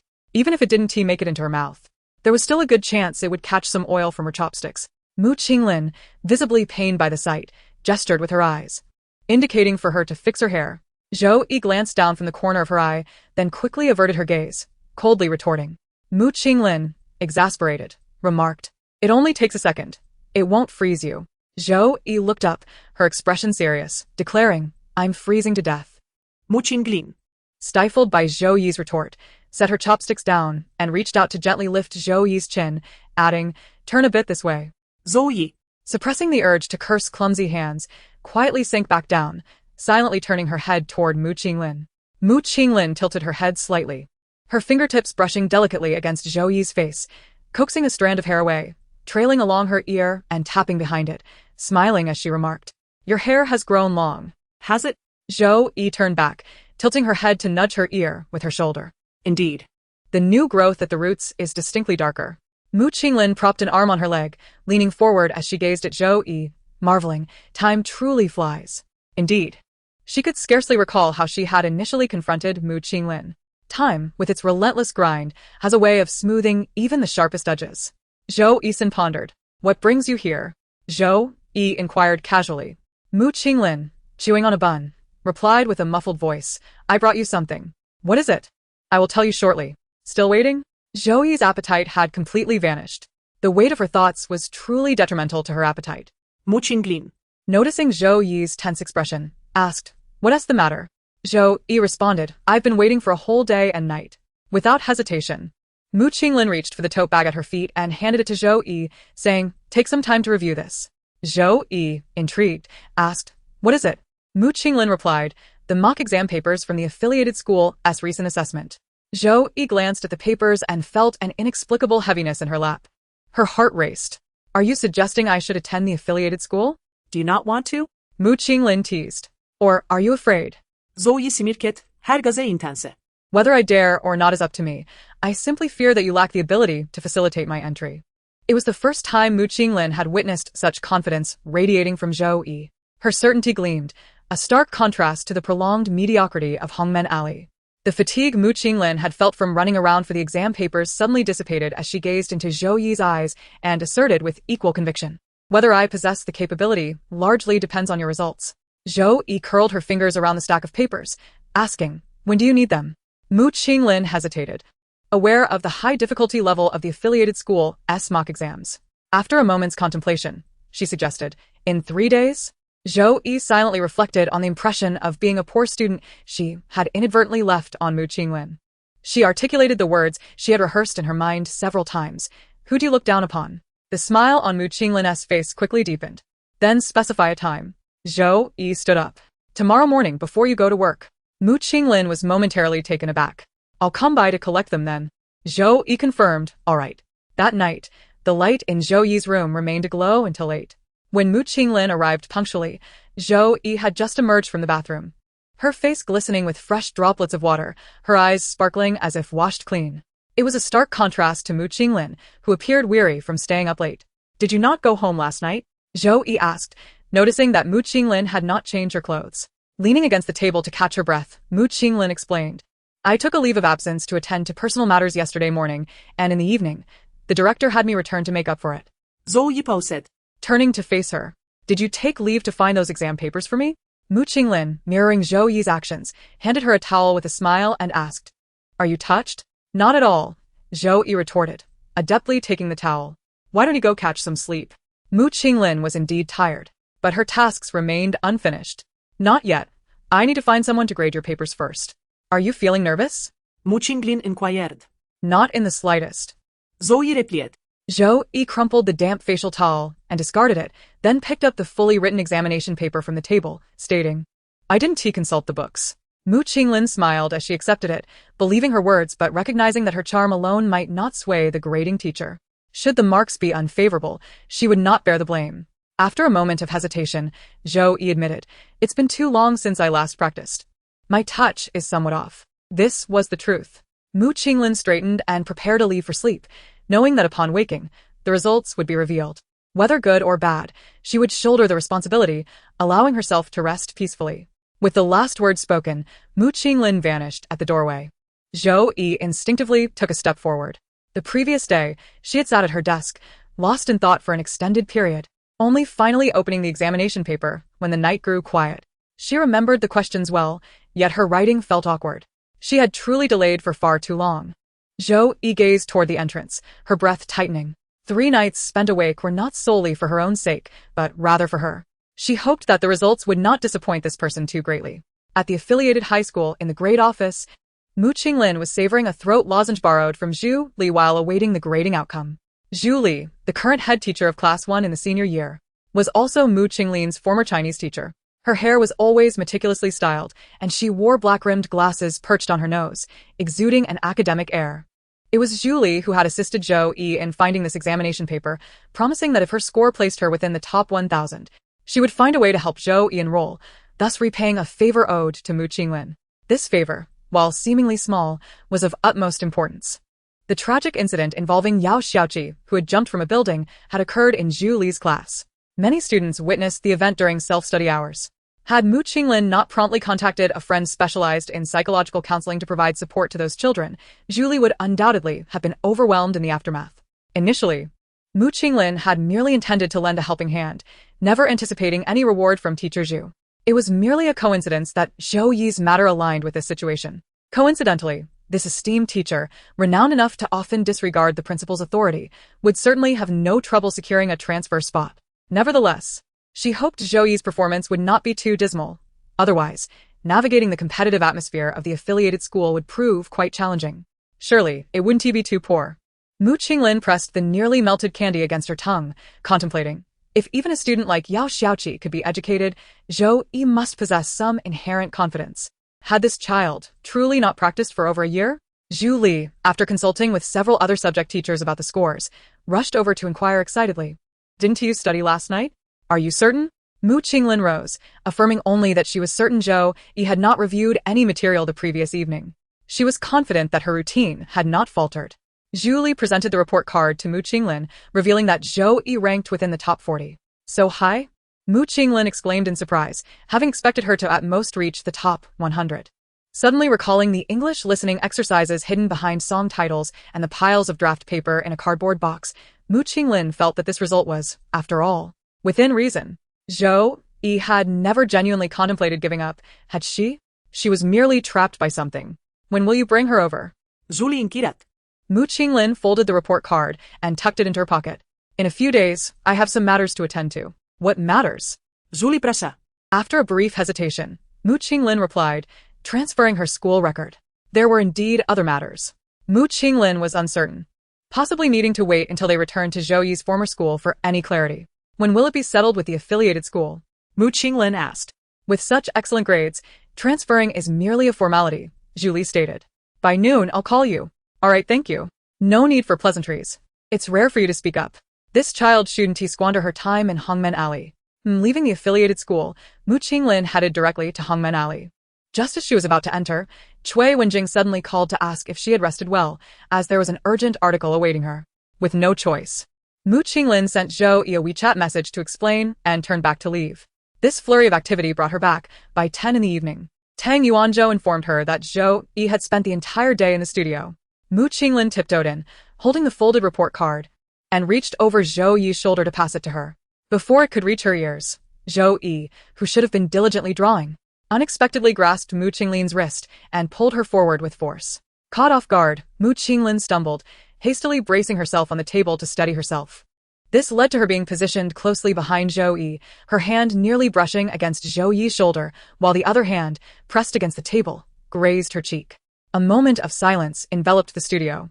Zhou Yi, with a sidelong glance at Mu Qinglin's slender arm, slowly released her grip. Mu Qinglin lanet beside Zhou Yi, similing. Your reflexes are quite sharp. Zhou Yi lazily reclined against the chair's back. It's not that my reflexes are sharp. I heard you the moment you entered. Mu Qinglin chuckled. So you were waiting for me to fall into your trap? Zhou Yi merely smiled in silence, her expression betraying her satisfaction. Mu Qinglin raised the report card in her hand. Guess what rank I got? Zhou Yi tightened her grip on the pen. Not great, but not too bad either. Mu Qinglin, smiling, extended the report card towards her. 35th. Good enough to enter class 1. Zhou Yi's mind momentarily blinked. Upon seeing the handwritten score, all the uncertainties that had plagued her since yesterday suddenly found resolution. Thankfully, it was not too late to start anew. Thankfully, she had not let this person down. In Mu Qinglin's serious tone, devoid of her usual teasing, she asked, "Where is your school record?" Zhou Yi's hand, gripping the report card, visibly trembled. "I don't want to go back." Her voice carried an unprecedented resistance. Mu Qinglin clasped her hands on the edge of the table. "Even if the school record doesn't transfer, you can still study as a guest, but you must return for the final exam, and that one requires your personal presence." Zhou Yi clutched the report card tightly in her palm, raising her head to ask, "What about this time?" Mu Qinglin gazed at her and said, "I will go alone." "Is that acceptable? What could possibly be wrong with that? It merely involves visiting a few places and exchanging a few courteous words. I am far more adept at this than you. If you prefer not to join, just stay at home and wait patiently." Mu Qinglin's thoughtfulness warmed Zhou Yi's heart. It had been many years since anyone had considered her in such a manner. In fact, there had never been anyone like that by her side. Even Tang Yuanzhou and Yang Ling could only perceive the surface. "Thank you," Zhou Yi replied. "You're welcome." Mu Qinglin smiled, and after speaking, raised a hand to gently ruffle Zhou Yi's hair at the parting, saying, "Remember to dye your hair back. The affiliated school has strict regulations, and this color is unacceptable." Zhou Yi felt a tickling sensation but was at a loss as to why she couldn't pull away. After a moment of hesitation, she muttered, "Oh, women." Zhou Yi's academic registration was approximately 400 kilometers away from Jiangping. Mu Qinglin set off in the middle of the night, successfully arriving at Zhou Yi's former school by 7 o'clock. She needed to print Zhou Yi's basic student information form and other necessary documentation. At this hour, the academic office had not yet commenced operations. Mu Qinglin casually purchased breakfast from a roadside food stall, eating while observing her surroundings. The second-tier city was not bustling, yet it was rare to find such gentle clouds and mist, creating a languid and comfortable atmosphere. Zhou Yi must have appeared each day, stepping into such morning light. With her school uniform zipper undone, running into the school like a little wild child, swinging her backpack. The thought of that scene made Mu Qinglin chuckle. However, as she reminisced, the taste of her food suddenly diminished. As soon as working hours commenced, Mu Qinglin promptly registered her information and entered the school. She had never been here before and was apprehensive about encountering unforeseen circumstances due to her unfamiliarity with the place. Therefore, she had previously sought assistance from Wang Hejing, who had extensive connections, to obtain a verbal authorization. In just a few minutes, she acquired all the necessary documentation for the transfer of Zhou Yi's academic registration and sent the scans to Zhu Li to initiate the application for academic status change. Once the matter was settled, Mu Qinglin did not leave immediately. She lingered at the building's entrance for a considerable time before finally proceeding to the office of the senior class. Zhou Yi? I have a recollection of her, recalled CFA, the current homeroom teacher of Class 1. She had excellent grades, was beautiful, and possessed an enthusiastic and cheerful personality. She was quite popular at school. Then, suddenly, she began to skip classes, often disappearing for days on end. When she finally returned, she either slept on her desk or sat under the teacher's nose sketching tattoo designs. Eventually, she stopped attending exams altogether and nearly faced severe disciplinary action. It was only thanks to her homeroom teacher's intervention that she avoided a permanent record. However, she ultimately did not participate in the college entrance examination. When did this occur? About 2 years ago, not long after the new year. What was the reason? Unclear. Quite a pity, sighed CFA. Mu Qinglin's breathing became light, and a sense of mystery began to coalesce within her mind. What of Zhou Yi's parents? Did they not care? From the teacher's description, she had not heard any mention of Zhou Yi's parents. By that time, it was already beyond control. Zhou Yi's parents passed away shortly after the new year. What a coincidence. Is it conceivable that Zhou Yi's despondency to the point of forsaking the college entrance examination stemmed from the sudden passing of her parents? Mu Qinglin inquired. A child merely 16 or 17 years of age could understandably falter under such a blow. CFA responded, "It is indeed possible. I once heard Zhou Yi's former homeroom teacher mention that her parents, due to work commitments, seldom returned home throughout the year, only managing to bring her to their workplace during the brief interludes of summer and winter vacations. Nevertheless, she is a diligent student. Not only did she refrain from blaming her parents for placing her household registration under someone else's name for the sake of her education, but she also enrolled herself in a youth center to learn painting, declaring that she wished to illustrate her daily life as a diary, providing tangible evidence to her parents of how she had grown during their infrequent reunions. To be honest, it astonishes me that she could cultivate such an extroverted personality while living under someone else's roof." CFA remarked. Mu Qinglin could only discern the underlying sorrow. No wonder Zhou Yi's parental surnames on her personal information did not match her own. It seemed they had not even shared the same household. That day at FOMO, when she mentioned her parents' divorce, Zhou Yi exhibited no signs of distress, despite her life being far more complete than theirs. Why had they not brought her to live with them? Mu Qinglin tightly grasped the file and asked, given their long-term work commitments, wouldn't it have been better to bring her along? CFA shook her head. That remains unclear. Family matters are private, and as educators, we cannot pry too deeply. However, it is evident that Zhou Yi shares a genuine affection with her parents. Each holiday, she would sit patiently on the steps of the teaching building, working on her exercises while awaiting their arrival. Once, when her flight was delayed, she waited until the following morning, fortunate to have her homeroom teacher by her side to prevent her from being escorted away by security. As for her parents, once they promised to come, they would undoubtedly arrive, come rain or shine. Yet, the unwavering nature of their commitment hinges on the fact that the young girl did not let her solitary existence prior to their arrival weigh heavily on her heart. Mu Qinglin, unlike Zhou Yi, could not empathize and thus found it hard to accept. She suppressed the tumult of emotions rising within her chest and steadied her voice to inquire, has Zhou Yi ever been abused by those guardians listed in her school records? CFA immediately rejected the notion. Absolutely not. They are retired officials from a newspaper, far removed from such behavior. Mu Qinglin frowned. Hesitating momentarily before reiterating a question Zhou Yi had previously dismissed. Has Zhou Yi ever been bullied at school? Sapphic responded, that is even less likely. Her popularity extends from various teachers inviting her family for meals to security guards providing her with snacks. Who would dare? However, she does have a close friend who endured bullying throughout middle school, and it was only upon arriving here and meeting Zhou Yi that things gradually improved for her. A girl? Yes. Mu Qinglin began to understand the significance of Zhou Yi's remark in the hospital regarding Yao Xiaoqi, as she had likely perceived the bullying Yao faced at school due to the resemblance to her own friend. Yet, this revelation only deepened her confusion. If no one had bullied Zhou Yi, how had she sustained her injuries that led her to Red Door Alley? Abandoning the college entrance examination truly stems solely from the sudden demise of her parents. Mu Qinglin's heart was in turmoil. Such matters could only be unraveled by Zhou Yi herself. Today, I express my profound gratitude. I shall not intrude upon your work any longer, Mu Qinglin said. Sapphic replied, you are too polite. I have not imparted anything of significant value. If you seek to uncover more, you might consider reaching out to Zhou Yi's former homeroom teacher, who is stationed in the building behind us. As for that retired couple, it seems they have relocated abroad to be with their settled children, and there is no means of contacting them. Very well, Mu Qinglin responded. Sapphic, Zhou Yi is a remarkable talent. We, as educators, are genuinely delighted that she can return to her studies. Rest assured, I shall ensure she attends the finest school and treads the most promising path. That path may not be adorned with vibrant blossoms, yet it will certainly not be as congested and narrow as the alleyways. Upon exiting the office building, a biting cold wind pierced through. Mu Qinglin walked slowly. Her mind awash with uncertainty. The first-year teaching building was merely a 5-minute walk away, quite convenient. Yet, did she truly wish to delve deeper into the secrets, and perhaps, one day, speak carelessly, wielding words that could wound Zhou Yi? The revelations gleaned from Sapphic had likely already crossed the threshold of propriety. Mu Qinglin halted, turning to gaze at the aged teaching building. Young Zhou Yi had grown up here, lingering alone, day after day, awaiting someone to come for her, only to ultimately bid farewell to those who could take her away, departing alone into the shadowy confines of the alley that seldom saw the sun. Had she not arrived, would Zhou Yi have been destined to remain there for a lifetime? Clenching her fists, Mu Qinglin felt a sudden resolve. She may not possess wealth, but she had ample time to accompany this once-spirited child in starting anew. The past could be left as it was. As long as it ceased to affect Zhou Yi's life, she could feign ignorance. When not sketching, Zhou Yi enjoyed sitting on the porch, playing with her cat. If it did not come, she would sit alone, lost in thought.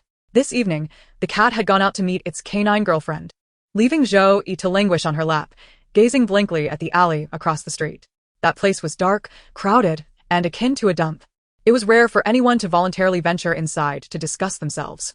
Yet, under the cloak of night, it transformed into a sanctuary for countless pairs of lovers seeking release. Zhou Yi had encountered this scene a few times before, but she was always whisked away by the watchful eyes of Tang Yuanzhou's minion before she could truly observe. Today, Xiao He was preoccupied and could not attend to her. As Mu Qinglin rushed over, she caught Zhou Yi at a pivotal moment, completely oblivious to the approaching presence until Mu Qinglin's finger lightly rapped her forehead, startling her into looking up. Mu Qinglin's hand hovered in the air. Are you up to no good? I am not. Zhou Yi vehemently denied. Then why the panic? Who is panicking?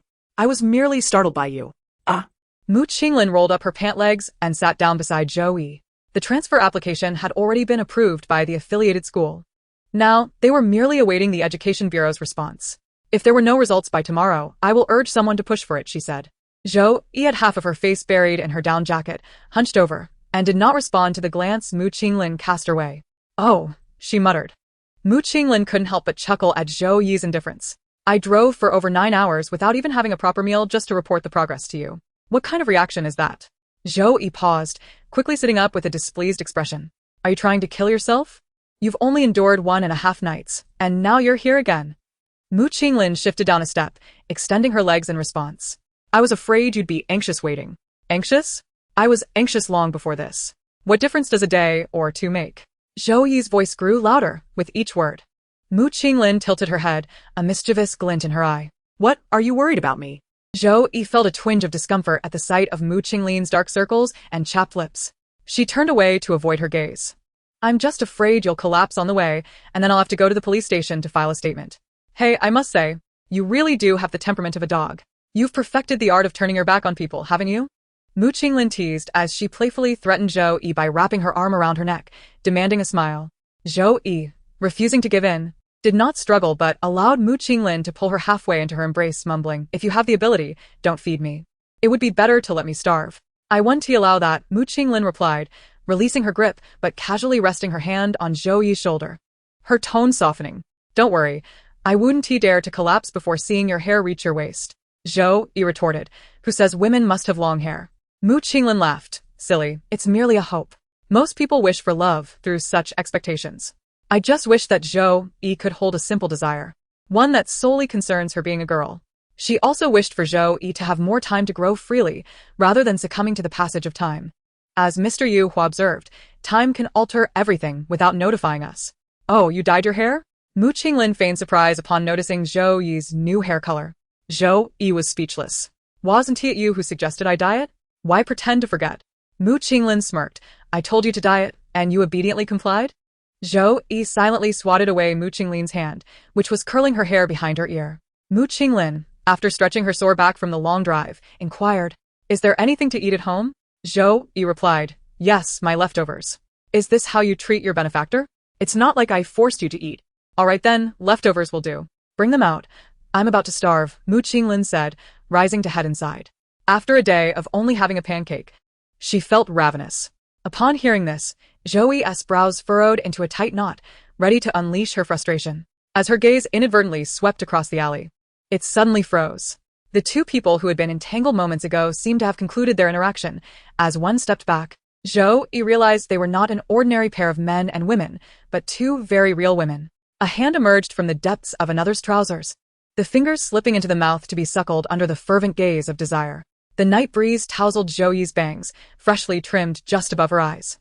A fleeting thought flickered through her mind, the hazy remnants dominating her consciousness. She swiftly grasped Mu Qinglin's wrist, tilting her head to inquire, "Mu Qinglin, can women love women too?" Mu Qinglin's expression momentarily froze, her gaze catching sight of two impatient women lurking in the periphery. She quickly pulled Zhou Yi's hat down to shield her eyes, stating, "Ask me such questions after you graduate." Zhou Yi, perplexed, responded, "Why? I am already an adult." Mu Qinglin released the hand Zhou Yi was holding, her thumb pressing against the delicate arm, while her other fingers grasped Zhou Yi's wrist firmly, yanking her upright as she proclaimed, "Clearly, because I forbid it." Zhou Yi, feeling vexed, retorted, "Are you this domineering? Does your father know?" "Unknown. Ah, an exceptional actress. Is there someone even more remarkable? Would you like to experience it?" "Not at all." Zhou Yi shrugged off Mu Qinglin's hand and squeezed past her into the room. However, Mu Qinglin did not allow her to stray far. With a swift motion, she grasped the exposed nape of Zhou Yi's neck, asking, "Do you remember what I just said?" Zhou Yi winced at the pain, retracting her neck as she exclaimed, I remember. No thoughts of women before graduation. What is this thing you claim to remember?" Chapter 31. The Small Flame. Her fingertips were soft and delicate, the warmth seeping through her skin into her veins, igniting an unknown small flame that danced within her body. Zhou Yi found herself taken to the affiliated high school by Mu Qinglin 2 mornings later. She donned a ginger-colored short down jacket, wrapped in a fluffy scarf, exuding a youthful and lively aura, albeit with a leisurely gait that paled in comparison to the briskness of an elderly man on the street, her expression sour. All of this was due to Mu Qinglin's influence. Upon disembarking, Mu Qinglin insisted that Zhou Yi sport a double-shoulder backpack, claiming it would enhance her student-like appearance. Zhou Yi found it foolish and refused, only to be compelled by Mu Qinglin's forceful persuasion, rendering her quite displeased. "I'll take you to meet your homeroom teacher, Ms. Zhou Yi. The swift processing of your enrollment is all thanks to her. Behave yourself, and don't be confrontational," Mu Qinglin admonished. Zhou Yi felt her tone resembled that of a mother, and upon a moment of clarity, swallowed her caustic remarks, mumbling, "Owe her a favor? Even if you do, you need not repay it," Mu Qinglin replied casually. Zhou Yi scoffed softly, spreading her damp palms that had been tucked in her pockets, feeling uncomfortable with this sticky sensation. Mu Qinglin, catching a glimpse of Zhou Yi's unusual demeanor, paused her activities and stowed her phone away, remarking, "With that expression of yours, it seems your classmates should be wary of you. Why are you so tense?" Zhou Yi turned to Mu Qinglin, her tone frosty. "Who is tense? I am merely respecting the identity of a mature repeating student." All right. Everything you say is correct. Everything you do is right." Mu Qinglin felt a sense of despair. However, with a mere change of hair color and a trim of her bangs, one would hardly consider her advanced in age. Just look at that youthful complexion. Oh. When did she learn to bite? Mu Qinglin blew on the imprints left by her teeth on her fingers, regretting her impulsive decision to pinch Zhou Yi's face earlier. But the softness was undeniably pleasing to the touch. In class 1 of the senior year, the class president Zhou Yi rushed in, clutching his assignments with great urgency, announcing, "We have a newcomer in our class." With the final exams looming, what could possibly possess him to make such a decision? No, it's a girl. And she's quite stunning. Just a glance from her, and I felt my heart skip a beat. Is it really that exaggerated? I've been quite reserved in my description. In that case, I must meet her. Speculations about Zhou Yi continued for 5 or 6 minutes until Zhou Yi arrived, and the previously boisterous classroom was enveloped in a thick atmosphere of studiousness. Some students, sitting under Zhou Li's watchful gaze, were sneaking questions about math while pretending to study physics.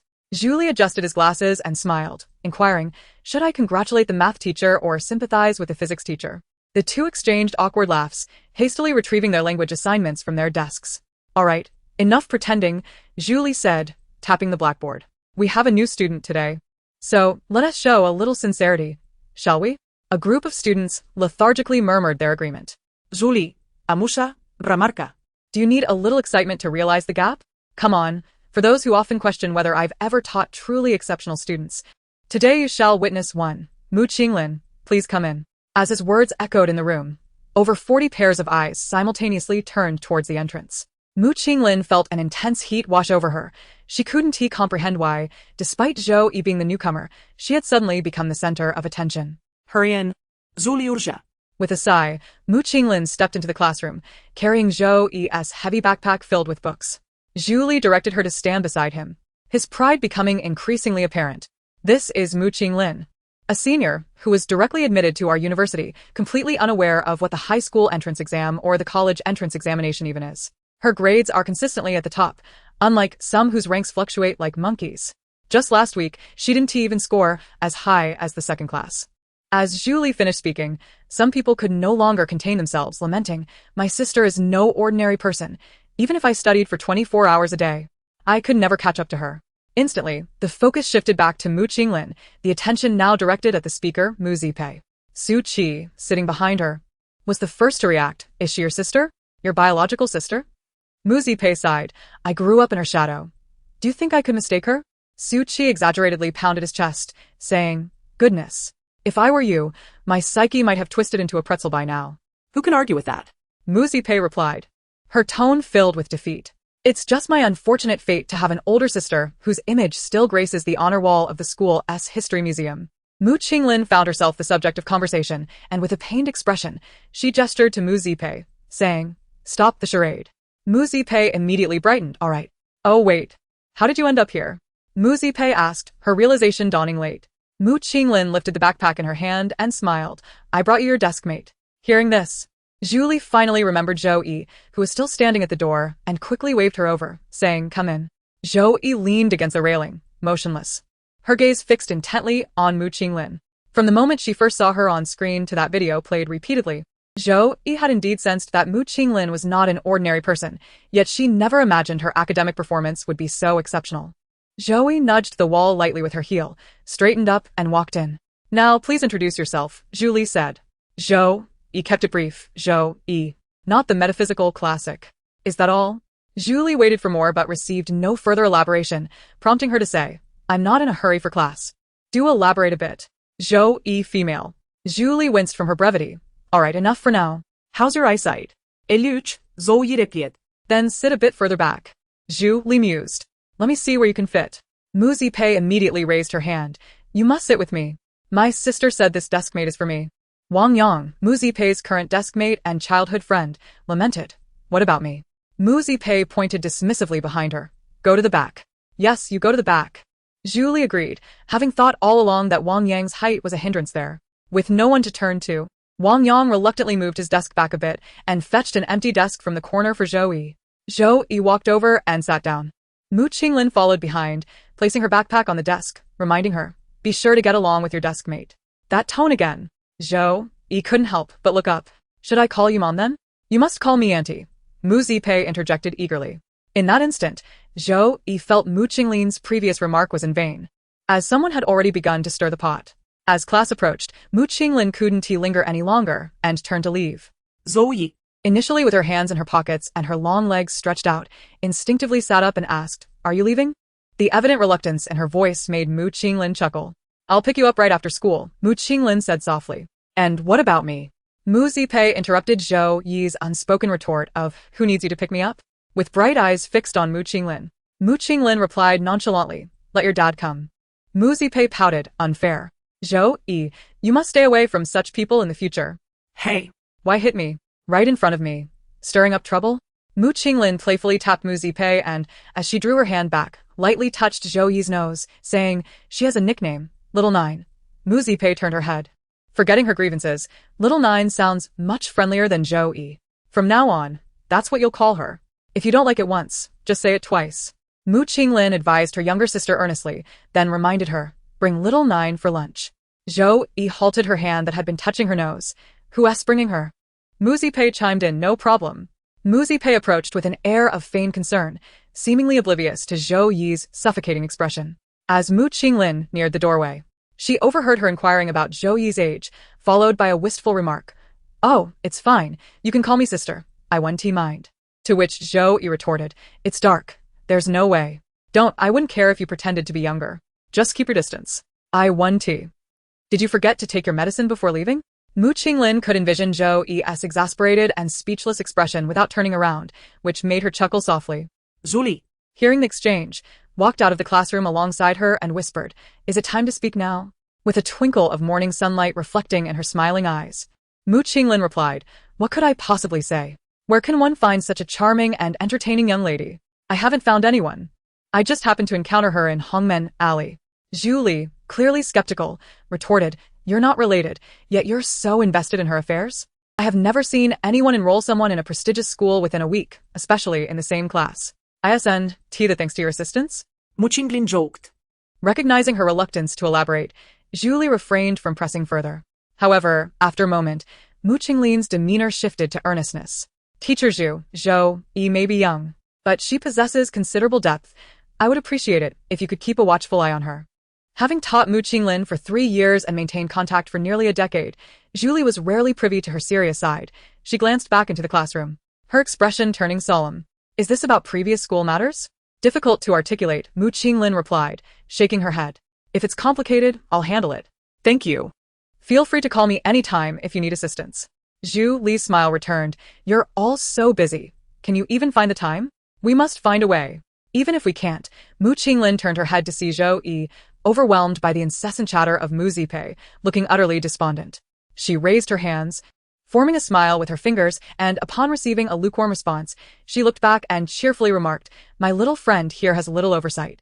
Just consider her as being with me." "Where did you transfer from?" Mu Zipei inquired eagerly while diligently copying her homework and prying into Zhou Yi's personal affairs. Zhou Yi, engrossed in the class schedule, initially hesitated to respond. Remembering Mu Qinglin's earlier words about sending a desk mate and her various admonitions to Mu Zipei before leaving, she nonchalantly replied, from a remote area. Mu Qinglin had already planned for her to sit with Mu Zipei, knowing that having such an outgoing desk mate would significantly ease her adjustment to a new environment. When Mu Zipei heard Zhou Yi's words, she squeezed closer, her eyes sparkling with curiosity. "So, you're the little deer my sister brought back from the mountains after her recent interview?" little what? "Little deer." Zhou Yi silently placed the newly purchased pen, adorned with diamonds and worth over 1,000, on the table. The replacement of the pen core incurs an additional charge. Mu Zipei gazed for a long while and, in a hesitant tone, inquired, "Have conditions in the mountains improved to this extent?" Zhou Yi, momentarily biriktes. Found herself at a loss for words. She began to believe Mu Qinglin's previous description of her sister's character, enigmatic and perhaps a touch unwell. As for the notion of being in dire straits, she felt a sense of deception. The bond between these sisters was evidently not lacking. Zhou Yi fished her phone out of her pocket, intending to send Mu Qinglin a smile. Just as she retrieved it, a hand suddenly appeared before her, followed by the weight of her phone being effortlessly lifted away. Annoyed, Zhou Yi looked up to meet Zhu Li's amiable smile, pondering whether the school had a prohibition against phones. "I'll have your parents come to my office after school to collect it," Zhu Li stated. Zhou Yi, perplexed, replied, "How can I call them without my phone?" "Indeed. How about this? I shall personally call Mu Qinglin later," Zhu Li suggested. Zhou Yi's expression froze. She truly did not have a mother like Mu Qinglin. Enduring musipes overwhelming enthusiasm. Zhou Yi felt as though her first day back at school had already reached its end. As soon as evening study sessions concluded, she swiftly gathered her belongings and made her exit. The louder Mu Qinglin shouted, "Wait for me, deskmate." The faster Zhou Yi ran. Upon reaching the entrance, Zhou Yi suddenly felt disoriented. Without her phone for navigation and unable to recall which bus would take her back to Hongmen Alley, she despaired at the thought of having to spend the night on the streets. With a heavy sigh, she lamented her situation. Suddenly, she felt a lightness on her shoulder, startling her into turning around quickly, only to see Mu Qinglin expertly lifting her backpack. "What enormous eyes you have. You ran past me without even pausing." Mu Qinglin teased. Zhou Yi rubbed her aching shoulder in protest. "Perhaps it's because you lack presence?" "Lack of presence certainly doesn't lead to being approached 3 times in just 10 minutes, Mu Qinglin countered. Zhou Yi paused, almost immediately retorting, "Approached? By whom?" "Don't shout." Mu Qinglin gently nudged Zhou Yi's shoulder toward the roadside, then covered her mouth with her hand, whispering in her ear, "Your classmate. Or perhaps a junior's parent." The warmth of Mu Qinglin's breath enveloped Zhou Yi as she glanced ahead and muttered, "Not my type." Mu Qinglin, unable to contain her amusement, leaned on Zhou Yi's shoulder and remarked, "However, even if someone is somewhat pleasing to the eye, I would never pursue a married man." "True." Zhou Yi agreed. "But what if this person is both attractive and single?" Zhou Yi pressed her lips together, her breath catching for a moment, and replied, "In that case." "Perhaps." "Wait a moment," Mu Qinglin said, pulling car keys from her pocket and extending them toward Zhou Yi. "Wait for me in the car for a bit." Zhou Yi furrowed her brow and asked, "What about you?" "I'm going to retrieve your phone from Teacher Zhu." Mu Qinglin replied, casting a glance at a suddenly awkward individual. To be called to the office on the very first day of school, what a talent. Zhou Yi turned her head aside, her face slack, and lamented, "It was unexpected, and no one informed me that phones would be confiscated. In the future, keep it hidden. Otherwise, it will be difficult for Teacher Zhu," Mu Qinglin said, once again extending the keys. "The car is by the roadside. If you can't find it, just honk the horn." Zhou Yi, with her chin tucked into her down jacket, murmured half-heartedly, "I'll go with you." Observing me, Mu Qinglin returned the keys to her pocket and asked with a knowing look, "Are you afraid that aside from brazenly playing on your phone, you've engaged in other clandestine activities that might prompt Teacher Zhu to inform me?" Zhou Yi discreetly glanced at the crooked sign by the roadside and slowly replied, "Let us say that that's the case." The affiliated school had a long history, and the teaching building bore the marks of time. Standing at the staircase, Mu Qinglin remarked on the dim corridor, "The lights are out again. 10 years, and this splendid tradition continues." "Zhou Yi, move aside a bit," Mu Qinglin instructed as she walked ahead. "Several teachers in your class enjoy taking students to the office to solve problems, claiming that a single session on the chopping block can stabilize grades for a fortnight. Therefore, a row of desks and chairs is perpetually stationed in the corridor, causing unknowing passers-by to collide with them." Just as Mu Qinglin was about to caution, "You're still unfamiliar with the situation, so watch your step." The leg of a desk scraped against the floor, emitting a sharp sound. Turning swiftly, she found Zhou Yi crouched on the ground, clutching her hip. Mu Qinglin hurried back, straightened the displaced desk, and bent slightly to inquire about Zhou Yi, who remained motionless with her head resting on her knees. "Did it hurt?" "Zhou Yi halet." The tension in her chest dissipating, her voice trembling. "It feels like my bones might crack." Concerned, Mu Qinglin quickly placed Zhou Yi's backpack on the desk and squatted before her, asking, "Where did you hit?" "Let me see." Zhou Yi leaned back, her hips pressed against the wall. Mu Qinglin knelt, her hands reaching around to apply gentle pressure. The down jacket enveloped Zhou Yi, making it overly fluffy. After several ineffective prods, Mu Qinglin slipped her hand beneath the fabric, unfastened the pants, and pressed directly against her skin.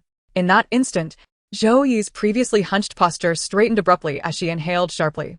Mu Qinglin, withdrawing her hand, looked up and asked, "Are my hands cold?" Realizing she had overreacted, Zhou Yi coughed and mumbled, "No, then why the sudden gasp?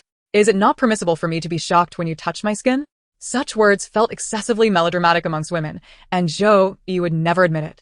After a moment of contemplation, she replied, "It hurts." Mu Qinglin retorted, "I was gentle. I'm delicate, just keep quiet for now." Thus, for the next few seconds, Zhou Yi stood rigid against the wall, allowing Mu Qinglin to press and prod at her bones. The pads of her fingers were soft and warm, the heat penetrating Zhou Yi's skin, igniting an unfamiliar warmth that danced within her. Chapter 32, Your Turn. "Today.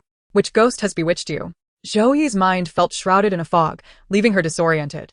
In the night, Mu Qinglin leaned slightly forward due to her movements, with a wall behind her offering no retreat.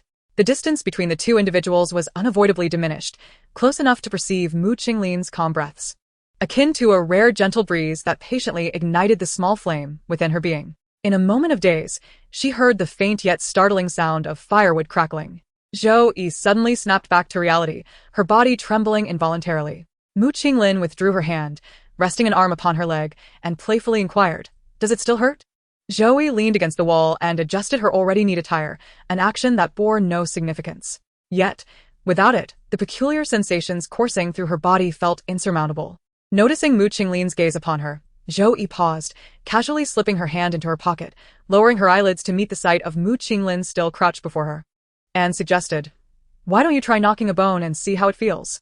Mu Qinglin supported herself on her leg, using the leverage to stand, and with a concealed smile replied, "Perhaps not. If the path ahead is clear, why would I wish to imitate your wall antics?" Zhou Yi turned her face and walked away. Mu Qinglin leisurely followed behind, reassuring her, "Rest assured, the bone is unbroken. As for the bruising, who knows?"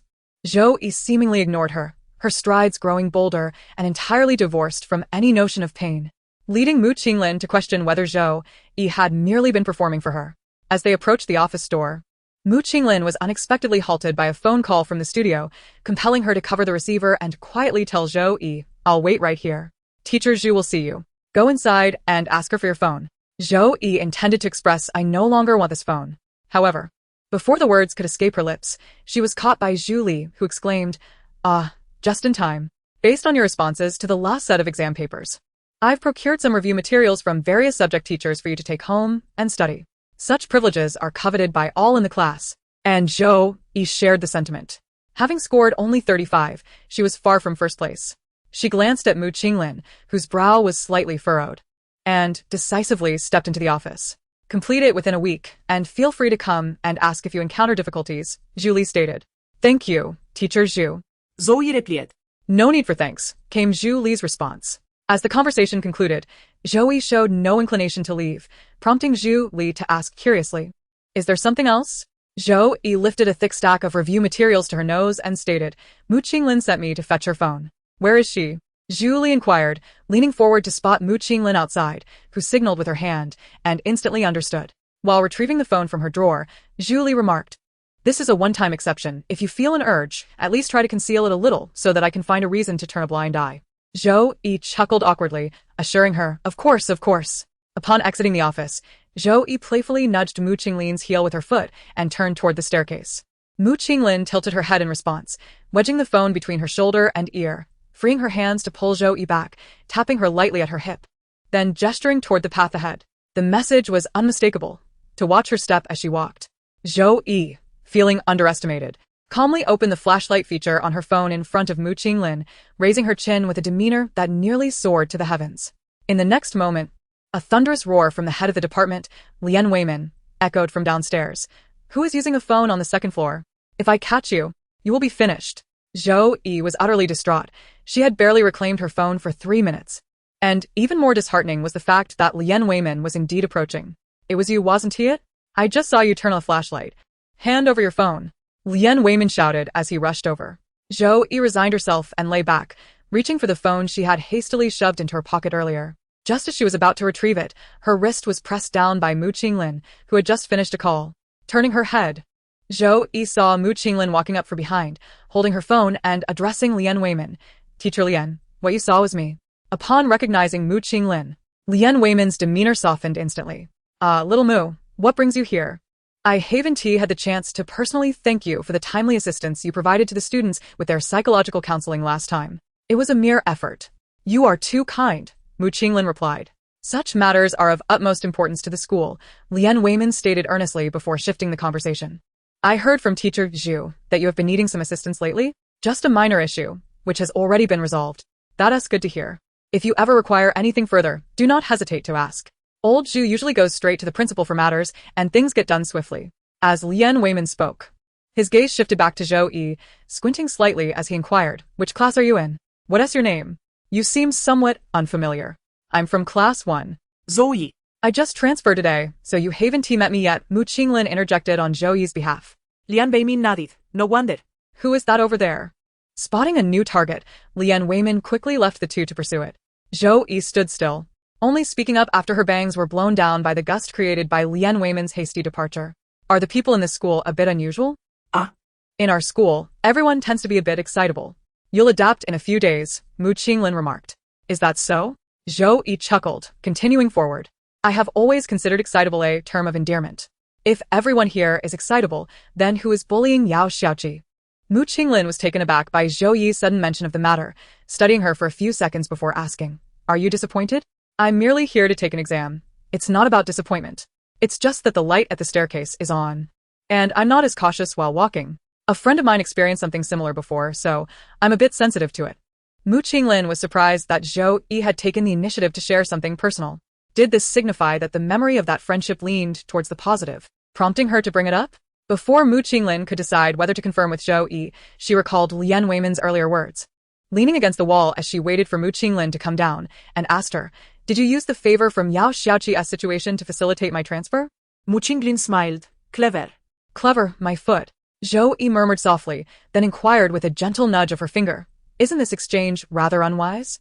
Mu Qinglin, without a moment's hesitation, replied with a lightness akin to a dragonfly skimming the water's surface. Zhou Yi savored the mirth hidden within those words, a fleeting glimmer igniting in her eyes. With a buoyant oe, she turned and exited the teaching building. After escorting Zhou Yi back to Hongmen Alley, Mu Qinglin promptly altered her course toward home. Not her own residence, but to visit Mu Jinghua, whom she had not seen for nearly half a month. Fu Xiao had misplaced her graduation photo and sought a copy from Mu Qinglin, who had fortuitously left it behind when moving out. Today, she had no overtime work, making it an opportune moment to retrieve it.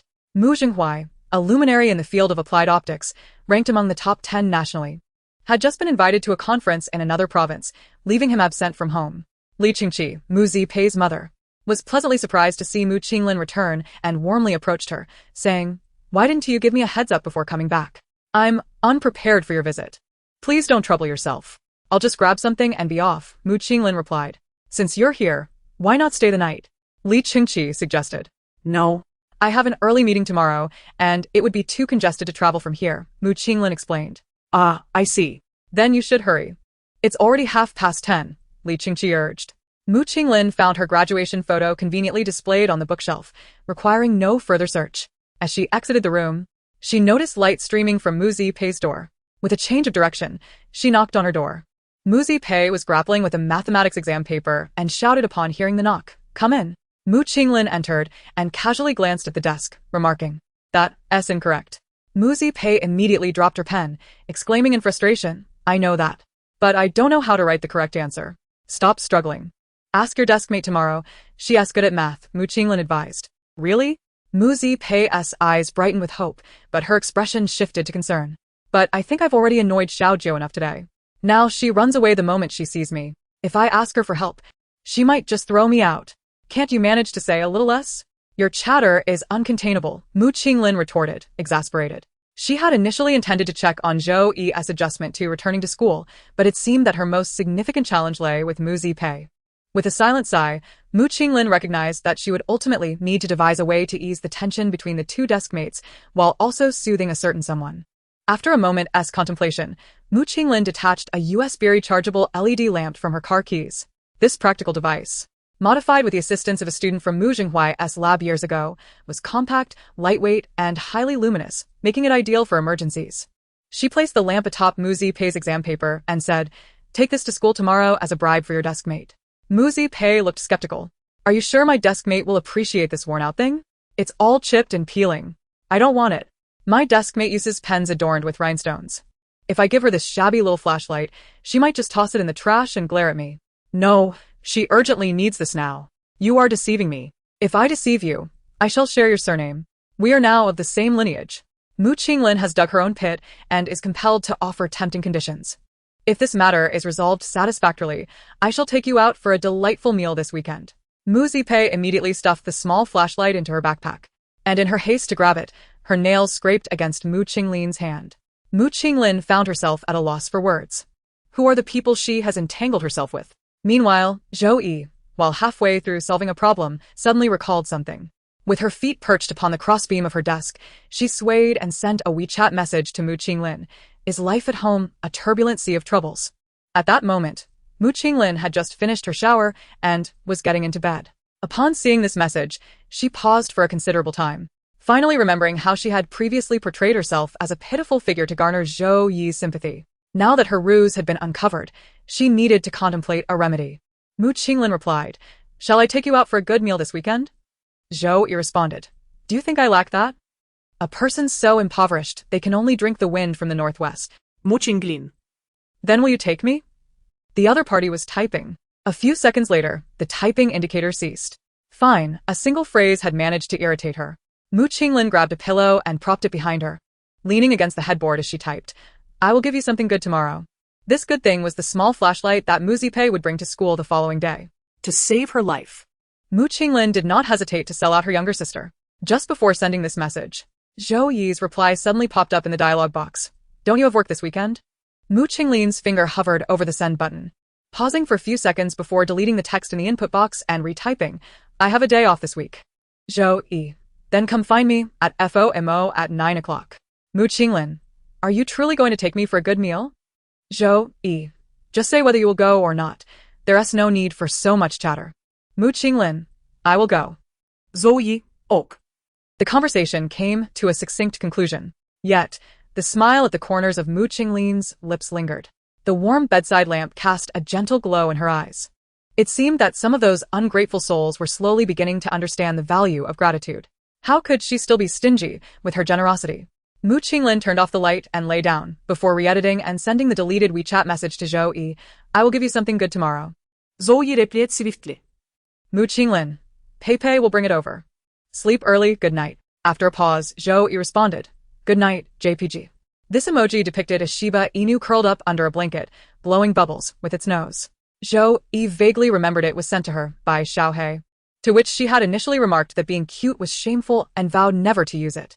Today, which mischievous spirit had ensnared her heart again? Zhou Yi stared at the screen for a moment before flipping her phone face down on the table. Chapter 33. For her. No worries, she wasn't feeling sour. Change the words. The next day, Zhou Yi entered the classroom, her spirit languid. As soon as she sat down, Mu Zipei rushed over, her face alight with excitement. "Xiao Jiu, I have a gift for you." Zhou Yi had lost track of time the previous night while poring over the materials provided by Yuri, falling asleep past 2 o'clock. And now her eyelids were heavy with fatigue. She carelessly shoved her backpack into the desk drawer and replied lethargically to Mu Zipei, "Refuse." Mu Zipei persisted. Xiao Zhu. "Xiao Jiu is dead. Burn some paper for her," Zhou Yi declared, resting her head on the desk, leaving Mu Zipei with a cold and indifferent view of her back. Mu Zipei sighed in exasperation. "Sister, you've miscalculated. Xiao Jiu simply does not accept bribes." Zhou Yi's heavy eyelids struggled for a moment. After a few seconds, she sat up and inquired, "What is it?" Mu Zipei eagerly placed a small flashlight tied with a pink bow in front of Zhou Yi, exclaiming, "An LED flashlight, rechargeable, with high brightness and an impressively long battery life, an essential tool for your school days." Leaning back in her chair, Zhou Yi rested her foot on the desk's crossbar, scrutinizing the small flashlight before her. Given its worn appearance, it must have accompanied Mu Qinglin for many years. From now on, it would belong to her. "Xiao Jiu, you actually smiled."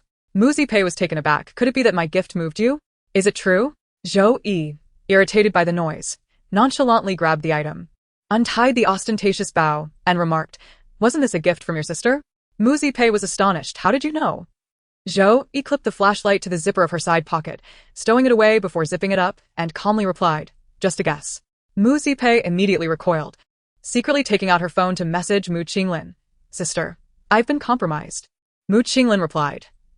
Mu Zipei continued, "The true origin of the flashlight has been exposed by Xiao Jiu." Sobi.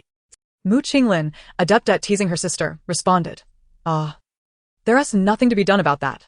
Mu Zipei lamented, "Is the dinner this weekend still on?" Mu Qinglin retained a sliver of humanity. "Yes." The shadow of gloom lifted from Mu Zipei's heart, and she tentatively probed Zhou Yi. "Xiao Jiu, I have a few math problems I can't solve." Zhou Yi remained silent, but readily handed over her compiled homework from various subjects to Mu Zipei. Elated Mu Zipei transformed, exclaiming, "Who said my desk mate is annoying? Clearly, she is so." "Xiao Jiu, where is the process?"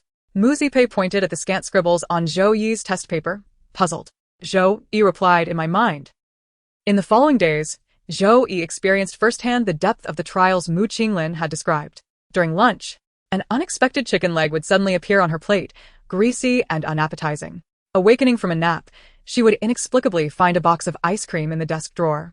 The flavor selection was commendable, yet regrettably too cold for her consumption. Subsequently, due to a photo of a complaint from Mu it was sent to Mu Qinglin, criticizing her for discarding the melted ice cream. The two were subsequently reprimanded for half an hour. The theme revolving around the absurdity of consuming ice cream in winter. What kind of intellect could conceive such an action? Upon exiting the restroom, Mu confronted her at the door. Lamenting, "Xiaojio, is it appropriate for girls to link arms when using the restroom?"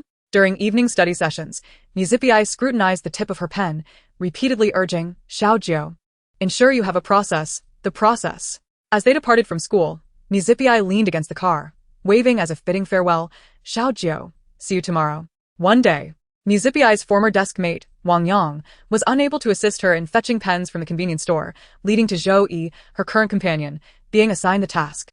The round trip took over 20 minutes, leaving Zhou Yi so chilled that she texted Mu Qinglin upon her return, "Perhaps I should just drop out." Mu Qinglin replied, "Am I not deserving of the effort I exerted for you?"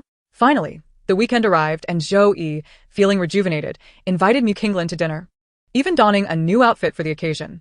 Upon spotting Mu descending from the car, Zhou Yi turned to leave, but was intercepted by Mu Qinglin, who gently embraced her from behind, whispering, "I only have this day off. Time is tight. Bear with it." Zhou Yi, exasperated, declared, "I will not invite her." Mu Qinglin insisted. "That is unacceptable." Zhou Yi retorted, "Then I shall not attend." "No, what I meant was, during dinner, we shall eat while she merely observes, standing beside us." "Really?" Zhou Yi questioned, skepticism evident. Mu Qinglin swore with utmost sincerity. Reluctantly, Zhou Yi acquiesced, but as she relaxed her watchful gaze, she noticed Mu Qinglin's arm resting around her waist. Instantly stiffening, her voice betraying a dryness. "We can converse, but must you always be so intrusive?" Mu Qinglin averted her gaze and withdrew her hand into her pocket. To achieve optimal results, one must employ different strategies for different individuals. Implicitly, was she implying that Zhou Yi was somewhat lacking? Zhou Yi pushed past Mu Qinglin, striding determinately toward the car. Upon arriving at the restaurant, Zhou Yi quickly realized she should never have trusted Mu Qinglin's dubious assurances. As the one footing the bill, she hadn't even touched the menu, let alone permit Mu to stand idly by and watch. "Xiaojio, what juice do you prefer?" Mu inquired, perusing the menu. Before Zhou Yi could respond, Mu Qinglin interjected, "Just order your usual." Following this, Mu Qinglin summoned a server to pour Zhou Yi a glass of plain water. Zhou Yi was taken aback. Here she was, the one paying, yet even the privilege of a fruit juice was denied to her, while someone's sister could order whatever she desired. That sounds delightful. "Sister, after dinner, let us catch a movie. There are many new releases." Mu exclaimed eagerly. Mu Qinglin turned to Zhou Yi, asking, "Would you like to go?" Zhou Yi remained expressionless, replying, "Not particularly." "Then we shall not go," Mu Qinglin stated. Oh. "Why must it be this way?" Mu reluctantly approached the table opposite, wrapping her arm around Mu Qinglin's, and said, "Sister, I want to see it." Mu Qinglin, holding a cup of water in her other hand, exhibited an unusually generous demeanor. "What about Xiaojio if we go in? She'll be sleeping nearby. As classmates, is this really appropriate?" When Mu Qinglin uttered these words, Zhou Yi felt as though she caught a fleeting glance directed at her. However, as Mu Qinglin shifted her gaze back from the beverage shop across, she only saw her sister, her eyes sparkling with laughter. "Perhaps another day. Be good." Mu Qinglin coaxed. Mu pouted but reluctantly agreed, "All right." Mu Qinglin chuckled softly, reaching up to ruffle her hair in a comforting gesture. "Later, we'll pick out a dress. It's on me." "Ah." "Thank you, sister." Mu leaned her head against Mu Qinglin's shoulder, murmuring, "You truly love me the most." Mu Qinglin shrugged in mock annoyance. "So, if you misbehave in the future, will you still blame me?" Without a moment's hesitation, Mu replied, "Of course." Mu Qinglin laughed in exasperation. "You little ungrateful one. Hee. Our parents might not dare to scold you, but they will definitely reprimand me," Mu sweetly remarked. "It's been said that there's nothing better than having an elder sister. Children without sisters are like mere weeds." Zhou Yi felt as if she were that very weed, seated alone while being forced to witness the harmonious bond of the sisters. It was fine. She wasn't envious. What was there to be envious about? After all, she was merely an outsider. "Hello, please be careful. Here comes the food." 2 waitstaff announced with smiles. Mu Qinglin was the first to rise, courteously requesting the staff to arrange the dishes on the table. Once the food was served, Mu Qinglin heated a pair of chopsticks and handed them to Zhou Yi, saying, "Go ahead, these dishes should be to your liking." Zhou Yi was momentarily taken aback and quickly lowered her gaze. The most recent dish was braised short ribs. The bitterness in her heart was instantly replaced by a pleasant sensation as she pressed her chopsticks against the empty plate, aligning them. With a gentle smile, Mu Qinglin, after a while, placed a piece of stuffed tofu onto Zhou Yi's plate, saying, "Try this, it's one of my favorites." Hearing this, Mu Pei eagerly chimed in. "I love it too." Amused, Mu Qinglin remarked, "Why are you always around? You brought Xiaojiu in to accompany you, and now you've left her all alone. Perhaps you shouldn't eat." Before Mu Qinglin could finish her sentence, Mu Pei had already returned to sit beside Zhou Yi, clutching her bowl and dishes. With Mu Pei's incessant chatter, the trio took nearly 2 hours to finish their meal. When the waiter presented the bill, Zhou Yi instinctively reached for her phone, only to find that Mu Qinglin had already taken the receipt from the server, preparing to scan the QR code for payment. "Zhou Yi, I said I would treat." Mu Qinglin continued her actions without pause. "You've already treated. Now it's my turn to pay." "Exactly, let my sister pay," Mu Pei chimed in. "Ever since my sister started working, she's been covering my living expenses and buying my clothes. She's quite wealthy." Zhou Yi frowned. According to her observations over the past few days, Mu Pei's monthly living expenses amount to no less than 2,000. The clothes she wears are far from cheap street market finds. How can Mu Qinglin, a small reporter covering livelihood news, afford to spend so much on her each month while still managing to pay her mortgage and various other expenses? Is this the reason for her financial struggles? Pondering this, her brows knit together, resembling a little old lady, Mu Qinglin inquired with a smile. "It's nothing." Zhou Yi shook her head and followed Mu Pei as they walked out. Upon exiting the restaurant, Mu Pei led Mu Qinglin directly to their favorite women's clothing store to select a dress. Zhou Yi recognized the store. It may not be a luxury brand, but even a simple pair of pants costs over 1,000. "Sister, what do you think?" Mu Pei asked, lifting the hem of her dress toward Mu Qinglin. "It suits you perfectly," Mu Qinglin replied. "Then I'll buy this one." "All right." Mu Qinglin proceeded to the cashier to make the payment. When she heard the price announced by the cashier, Zhou Yi instinctively covered Mu Qinglin's WeChat QR code. Startled, Mu Qinglin exclaimed, "What's wrong?" Realizing her action, Zhou Yi awkwardly attempted to withdraw her hand, but upon seeing the nearly 5-digit total on the screen, she decisively pressed Mu Qinglin's phone down and declared, "I'll pay." Understanding Zhou Yi's intention, Mu Qinglin leaned her arm on the counter and laughed for quite some time. "What's so funny?" Zhou Yi retorted, "Anlayed." Mu Qinglin playfully lifted Zhou Yi's hand off the phone and chuckled. "Are you worried I'll be left to drink the northwest wind for the rest of the month?" Zhou Yi replied with a hint of annoyance. "Aren't you?" "Of course not," Mu Qinglin said as she extracted her phone to scan the payment.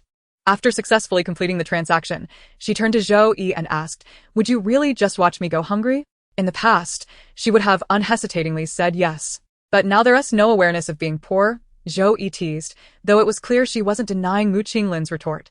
Mu Qinglin tucked her phone away and leaned back against the counter, saying, "Stop worrying about me every day. At 27, I'm no longer that impetuous youth. I wouldn't pretend to be capable of things I cannot achieve." Implying that she is still capable of earning money? I suppose so. Such an outstanding person. Wait. Are you complimenting Mu Qinglin for being so eloquent? "Sister, are you ready?" Mu Pei emerged from the fitting room, asking. "Yes," Mu Qinglin replied. "Shall we head downstairs? I want to buy a hairpin." "No rush. Let us go up to the 4th floor first." "What for?" "To buy a drink." "I'm not thirsty." "How about you, Xiaojiu?" Mu Pei inquired. Zhou Yi instinctively licked her dry lips. She hadn't even finished the glass of water, having consumed the entire meal without drinking. Festi, Mu Qinglin stated. "Oh," Mu Pei replied. Mu Qinglin ordered only a cup of milk tea. As the drink was prepared, the server asked if she wanted it for takeout or to drink in. "To drink in," Mu Qinglin said, nodding toward Zhou Yi, who was idly waiting nearby. "Give it to her." Just as Mu Pei returned from the restroom, she hurried over to ask, "What about mine?" Mu Qinglin remarked, "While you have already consumed juice during the meal, the milk tea is intended for Xiaojiu. This is a matter of equality. If you wish for more, you two at the same table can discuss who will treat." "Very well, but why can't I order Xiaojiu some juice?" Mu Pei inquired with curiosity. Mu Qinglin snapped his fingers in front of the distracted Zhou Yi, saying, "What are you daydreaming about? Continue." Immersed in this unexpected surprise, Zhou Yi regained her focus and picked up the milk tea that had been left on the bar. Only then did Mu Qinglin turn back to respond to Mu Zipei's earlier question. Xiaojiu cannot have juice. Why not? Mu Zipei asked. She is taking traditional Chinese medicine and must avoid cold foods for a while. Oh, I see. Now that I understand, please refrain from placing those random items in her desk. Got it, got it. Xiaojiu, hurry up.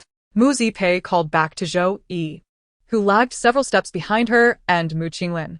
Zhou Yi responded with ahem. Still moving at a leisurely pace, her swirling emotions reminiscent of butterflies fluttering among blossoms, lightly pondering. So, what if there is no sister? It seems she is not living a particularly grass-like life. Chapter 34, Xiaojiu. So, does that mean I miss you? The brief weekend swiftly came to an end, and the high school seniors, having indulged in revelry, were either hastily completing assignments or dozing at their desks. Zhou Yi was the most unfortunate. Not only could she not catch up on sleep, but she also had to assist Mu Zipei in copying math test papers. Following the meal yesterday, Mu Zipei no longer treated her as an outsider. As soon as she arrived in the morning, before Zhou Yi could even settle into her chair, Mu Zipei had already pushed a stack of blank test papers toward her. Not only did she have to copy her own test paper, but she also had to write out a more detailed process than her own. Zhou Yi had never felt so speechless in her life. The class bell rang, and Yuri hurriedly entered with textbooks in hand, abruptly announcing, "Final exams start next Thursday, in conjunction with number 2 high school. After the tests, we will exchange papers for grading. You're all finished." A chorus of lamentations erupted from the students below. The atmospheres collapsed, startling Zhou Yi into drawing a long black line across Mu Zipei's test paper. Then, she heard Mu Zipei exclaim in a tone of exasperation, "Why are we testing with number 2 high school again? Are they really that formidable?" Zhou Yi casually asked, "Is no 2 high school really impressive?" To be precise, they are quite wild. 90% of their students are rather ordinary. However, the remaining 10% are prodigies from competition classes and elite groups. In 5 exams, there are often more of them in the top 50 than from our school. During these times, those of us who fail to make it into the top 50 suffer greatly. Like me, Mu Zipei lamented, "Why are the teachers so adept at ridicule in every subject?" As soon as she finished speaking, Yuri, having surveyed the classroom, tapped on the blackboard and said, "Those of you who have a severe bias in your subjects should prepare yourselves. If you do poorly this time, you'll be spending winter break with the math teacher." "Teacher, just name Mu Zipei directly," someone chimed in the last joint exam. "Her math score, didn't he even surpass class 3? Ha ha ha." The girl Du Wenfei, seated at the other end of the classroom, suddenly spoke up, her words echoed by several others. Though laughter filled the air, Zhou Yi discerned not a hint of jest, but rather a tone laced with sardonic mockery. After completing the final question, Zhou Yi cast aside her pen, her expression impassive as she leaned back in her chair, directing her gaze towards Du Wenfei. At that moment, Du Wenfei, who had been looking at Mu Zipei, inadvertently met Zhou Yi's unfriendly stare and instinctively remarked, "Did I say something wrong? Her mathematics has never failed to drag our class average down, has it?" Indeed, if it weren't for her sister's prowess in mathematics and her accolades in competitions, the math teacher would have scolded her to the point of her being unable to remain in class. Xue Qian, who was inseparable from Du Wenfei, chimed in from behind, reinforcing the disparaging remarks. Such words had already crossed the threshold of decency. Zhou Yi anticipated a retort from Mu Zipei, yet she merely laughed and said, "Oh dear. All the math genes in our family went to my sister. I'm just trying my best to aim for a score above class 3 this time." Mu Zipei's comments sparked uproarious laughter, even eliciting a chuckle from Yuri, who had sensed the tension and was on the verge of erupting, remarking, "If everyone had your mindset, we wouldn't have seen such a collapse in the last joint exam." Mu Zipei. "Fellow students who envy you can message me privately for free tips," she added, and before long, Wang Yang was the first to sign up, followed by nearly half the class, swiftly restoring a harmonious atmosphere that had once been fraught with tension. Zhou Yi remained silent. Had she not glanced at Mu Zipei, she might have quietly admired her for being carefree like Yuri did, yet that single look changed everything. Shielding her face with a book, Mu Zipei whispered, "Xiaojiu, please don't look at me like that. It's too embarrassing to cry just because of a few remarks." Zhou Yi remained mute. Seizing the opportunity while Yuri was adjusting the multimedia, she took out her phone and messaged Mu Zipei. "Have they always been like this?" Mu Zipei replied, "Yes. I've grown accustomed to it. Xiaojiu, you mustn't provoke them. Du Wenfei's father is a leader in the provincial education department." Upon receiving Mu Zipei's message, Zhou Yi scoffed, her eyes betraying a clear disdain. Mu Zipei hastily transformed into a typing machine, sending her a lengthy message. "You must believe me. We once had a girl named Yao Xiaoqi in our class, whose mother was the former vice principal. But what difference did it make? New clothes stained with ink, completed papers discarded in the trash, and the most outrageous incident, she was pushed into the fountain pool during her period. The water was so slippery and filthy. Girls have lower immunity during that time. I remember she didn't come to class for over half a month, and shortly thereafter, she tragically took her own life. All this was orchestrated by Du Wenfei, Shui Qian, and a few boys from upstairs. You must not provoke them. They harbor a strong desire for revenge. Mu Qinglin believed that her heartfelt message would resonate with Zhou Yi, but when she looked up, Zhou Yi's expression was beyond mere gloom. It was like a volcano on the brink of eruption. Zhou Yi inquired, "Is no one taking action? Not a single teacher or classmate?" Mu Qinglin responded, "No, no." No. Teacher Zhu has confronted the principal several times, and all the subject teachers have been quite considerate of Yao Xiaoqi. However, how does one articulate that phrase? The higher the official rank, the greater the oppression, a situation that cannot be avoided. It is precisely because I rendered assistance to Yao Xiaoqi that I have become a target for them. Nevertheless, I possess a good rapport with my peers. In a head-on confrontation, the majority of our class would undoubtedly side with me, thus they can only afford to mock me with a few jibes, for they dare not go further. Moreover, I genuinely struggle with mathematics. Alas, Xiaojiao, would you teach me mathematics? Mu Qingling's last two sentences were imbued with genuine emotion, causing her to involuntarily emit a couple of soft whines, which caught Zhu Li's attention as she stood at the podium and inquired, "What is the matter?" Mu Qinglin hastily concealed her phone and sat up straight, claiming, "I left my book at home." Zhu Li, why don't you forget yourself as well? Zhou Yi resumet her lecture. After a while, Zhou Yi felt someone tugging at her arm. She returned her automatically dimmed phone to her pocket and turned to Mu Qinglin, who was stealthily offering her a thermos, saying, "I noticed you seem to enjoy milk tea. So I took a detour to a trendy shop this morning to buy you a cup. I've heard it's absolutely delightful. Just pretend to drink some water and enjoy it, it's still warm." Zhou Yi was momentarily taken aback. Despite being compelled to collaborate with Mu Qinglin on numerous tasks, it was undeniable that her primary reason for acquiescing lay with Mu Qinglin. Beyond that, she had seldom shown Mu Qinglin any kindness, yet here she was, making a brief detour to purchase her milk tea. Just yesterday, Mu Qinglin had been scolding Mu Qinglin for her laziness, claiming she always arrived at school at the last minute. The oppressive feelings that had settled within Zhou Yi's chest suddenly dissipated. She accepted the thermos, meeting Mu Qingling's eager gaze, and took a sip. Upon witnessing this, Mu Qinglin blossomed like a flower. As the evening study session concluded, Zhou Yi stepped out to find Mu Qinglin waiting by the car. She seemed quite busy, engaged in phone calls throughout the journey. Finally, after hanging up, Zhou Yi gazed at the alternating shadows and lights of the street and asked, "Are you aware of the situation concerning Mu Qinglin at school?" Mu Qinglin responded, "What situation?" Zhou Yi hesitated as she turned to elaborate but faltered upon seeing the more defined contours of Mu Qinglin's profile compared to before. Recently, she had been assigned to another department temporarily, juggling responsibilities from both ends, leaving her quite occupied. Never mind, Zhou Yi decided, thinking that she could handle the matter herself without dragging Mu Qinglin into it. Mu Qinglin quickly glanced at Zhou Yi, her tone teasing, "Teacher Jiao, it's quite infuriating to leave a thought half-finished. If you have the courage, go ahead. Just don't wait for the day when I genuinely become angry." Zhou Yi remained silent, playfully beckoning Mu Qinglin with her fingers, only to have her swiftly return to her original position with a playful poke. Upon reaching Hongmen Alley, Mu Qinglin turned to Zhou Yi, who was retrieving her backpack from the back seat, and asked, "What are your plans for the evening?" Zhou Yi replied, "I plan to study. There's an exam next week." "Oh, so diligent. I was initially going to take you out for a nice meal," Mu Qinglin remarked. Zhou Yi hesitated momentarily before declining. "I want to go." From that evening forward, the lights in Zhou Yi's room would remain aglow until the early hours of 1 or 2. Soon, the day of the examination arrived. Zhou Yi, having never participated in the previous joint examination, found herself seated at the very back, necessitating a trek up to the 5th floor. Before ascending, she made a brief stop in the classroom.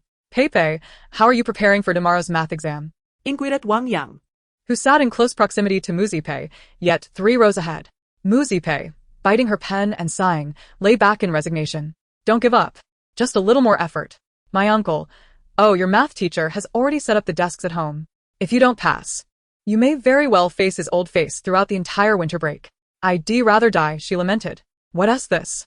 Mu Qinglin exclaimed, pulling a notebook from her desk pocket, adorned with colorful index tabs. Wang Yang and several others gathered around to take a look. "Wow. The class representative truly lives up to the title. This comprehensive and classic compilation of problems is something I've never seen in my lifetime, and it even includes detailed solutions." Wang Yang exclaimed, astonished. Class rep, are you aiming for first place this time? The expression of the class representative, Wang Susu, was somewhat ambiguous. It's not mine. But you took it out from your desk pocket, they protested. It's really not. It belongs to my desk mate. Mu Zipei's eyes sparkled with excitement. Doubtful. Wang Yang countered, I borrowed your desk mate's paper. It barely had a few words. Take another look at this one. It even has the solutions colons written out. It can't be wrong. I recognize Xiao Jiu's handwriting. Mu Zipei pointed to a page filled with words, saying, her handwriting is beautiful, but at first glance, it looks unrestrained. With a particularly wild style.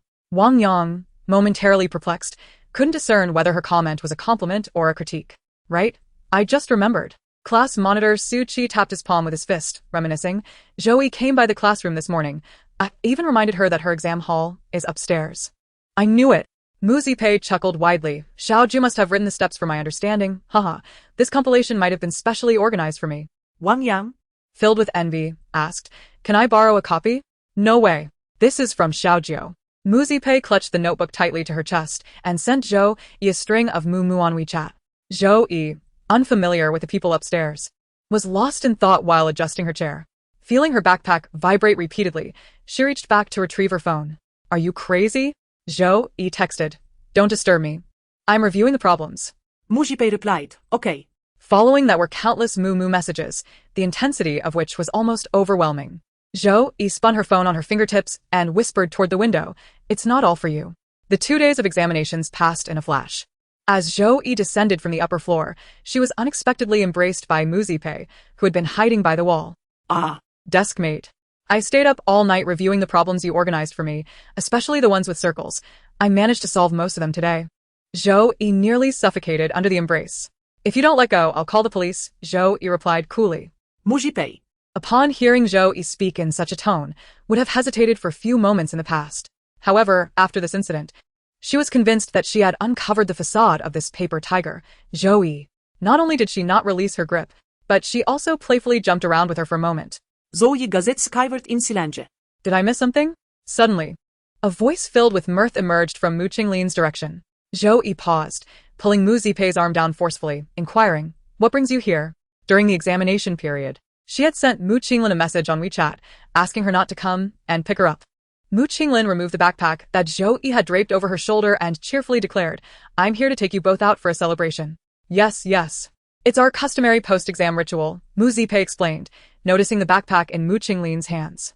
Pouting, she lamented, oh, you've never helped me carry my backpack. Mu Qinglin thought for a moment and nodded. Indeed, that's true. Mu Zipei pretended to cry, I'm feeling jealous. Unmoved, Mu Qinglin remarked. Xiao Jiu has a bad shoulder. She could cry for half a day from a pinch. Is this jealousy not a little misplaced? Who cried?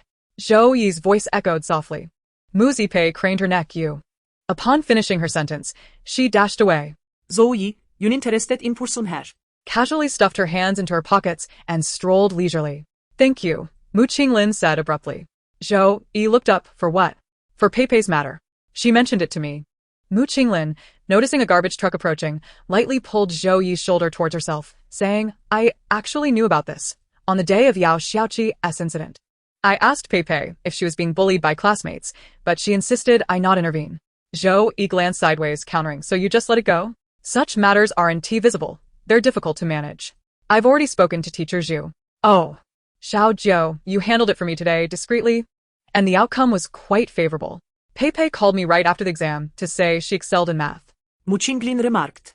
Zhou Yi, Rarely hearing her address her properly as Xiao Jiu, felt a tickle in her ears and rubbed them against her clothing, saying, just a little favor. Consider it a reward from your sister for buying me milk tea. Mu Qinglin responded, is that all?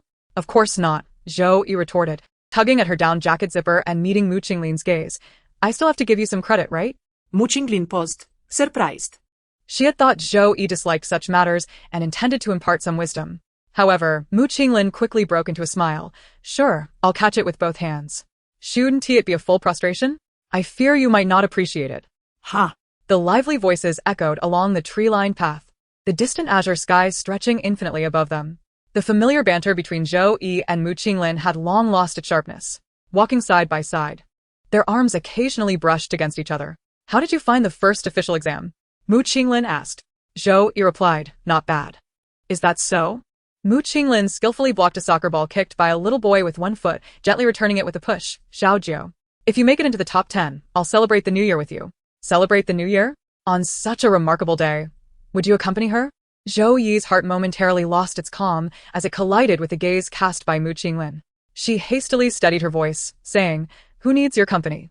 There is nowhere in Jiangping that celebrates the new year with more fervor than Hongmen Alley. Everyone from the realm of Buddha and demons will gather to celebrate.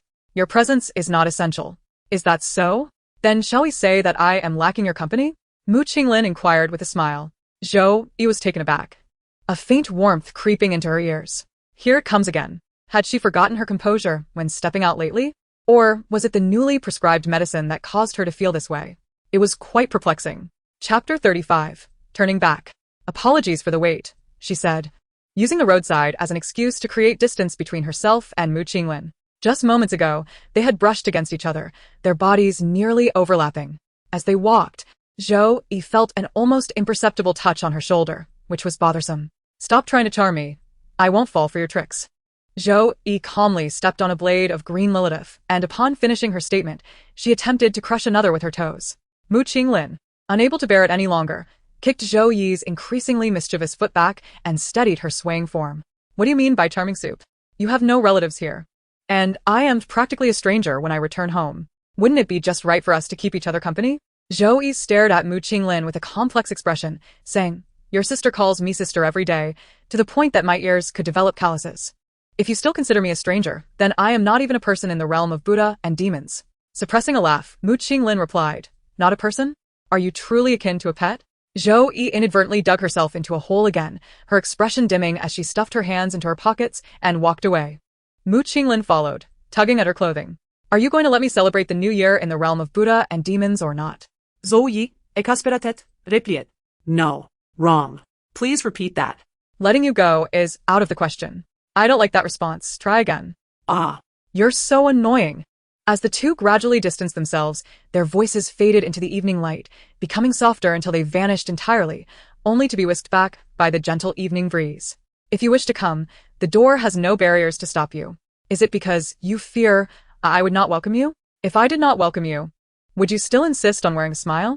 Then it is settled. Remember to wait for me on New Year's Eve.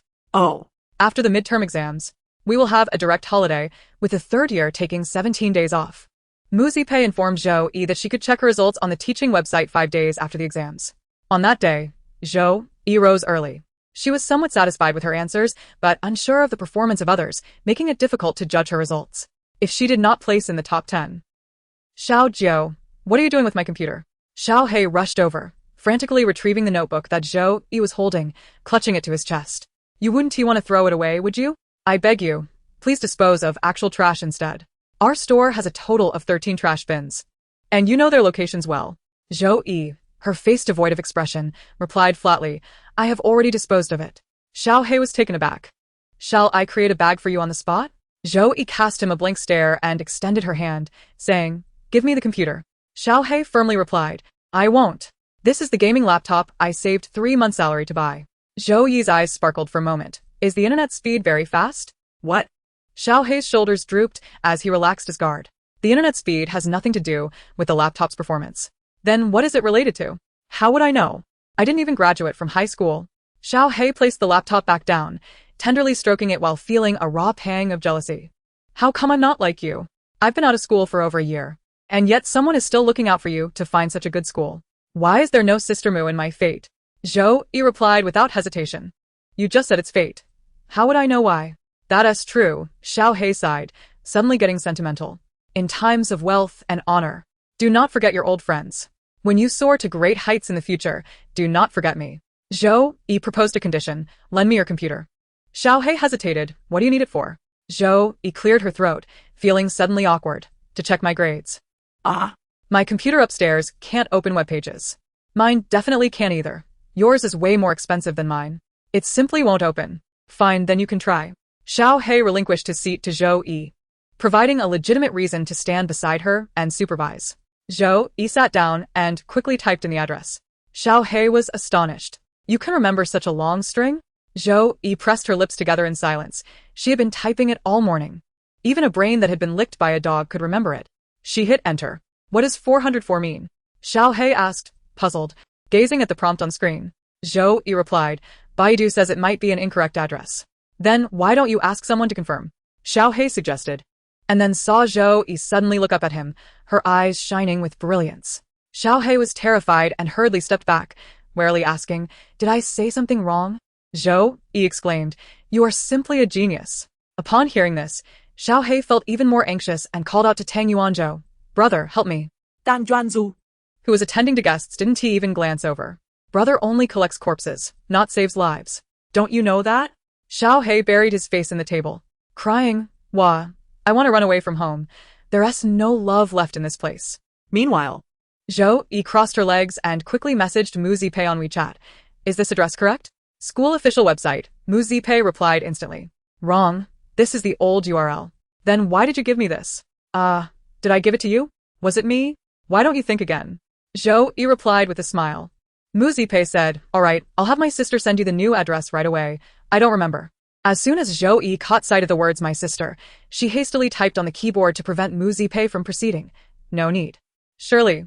Asking Mu Qinglin for the address would plainly indicate that she could check her scores today, which would inevitably lead her to inquire about the results. What if, something was amiss? Before Zhou Yi could untangle her thoughts, Mu Qinglin's WeChat message arrived.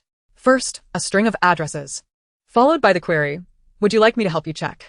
I am discussing the documentary with the principal at the affiliated school today. The internet is more stable than the external network. Zhou Yi's immediate reaction was to think, retract the address.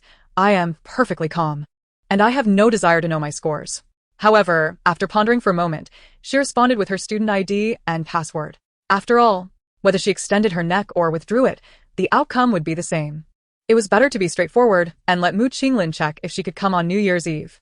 If not, this winter break would see her sleeplessly completing the stack of exercise books that Zhu Li had sent her to deliver yesterday. After receiving the student ID and password, Mu Qinglin fell silent. Zhou Yi leaned back in her chair, her brow furrowed. Time ticked away, second by second. 5 minutes passed, and Zhou Yi opened her phone to refresh the network. All was normal. After 10 minutes, under the despairing gaze of Xiao He, she took his notebook and made a round to the trash heap. When she returned, nearly half an hour had elapsed.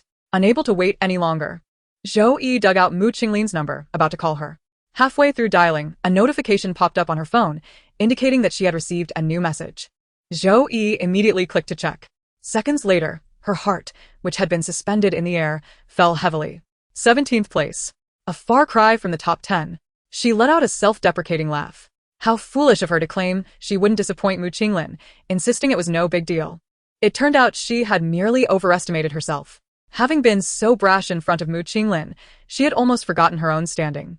It was akin to flaunting a sword before Guan Yu, destined for a slap in the face. From now on, Mu Qinglin retracted the screenshot of the score she had sent. Zhou Yi?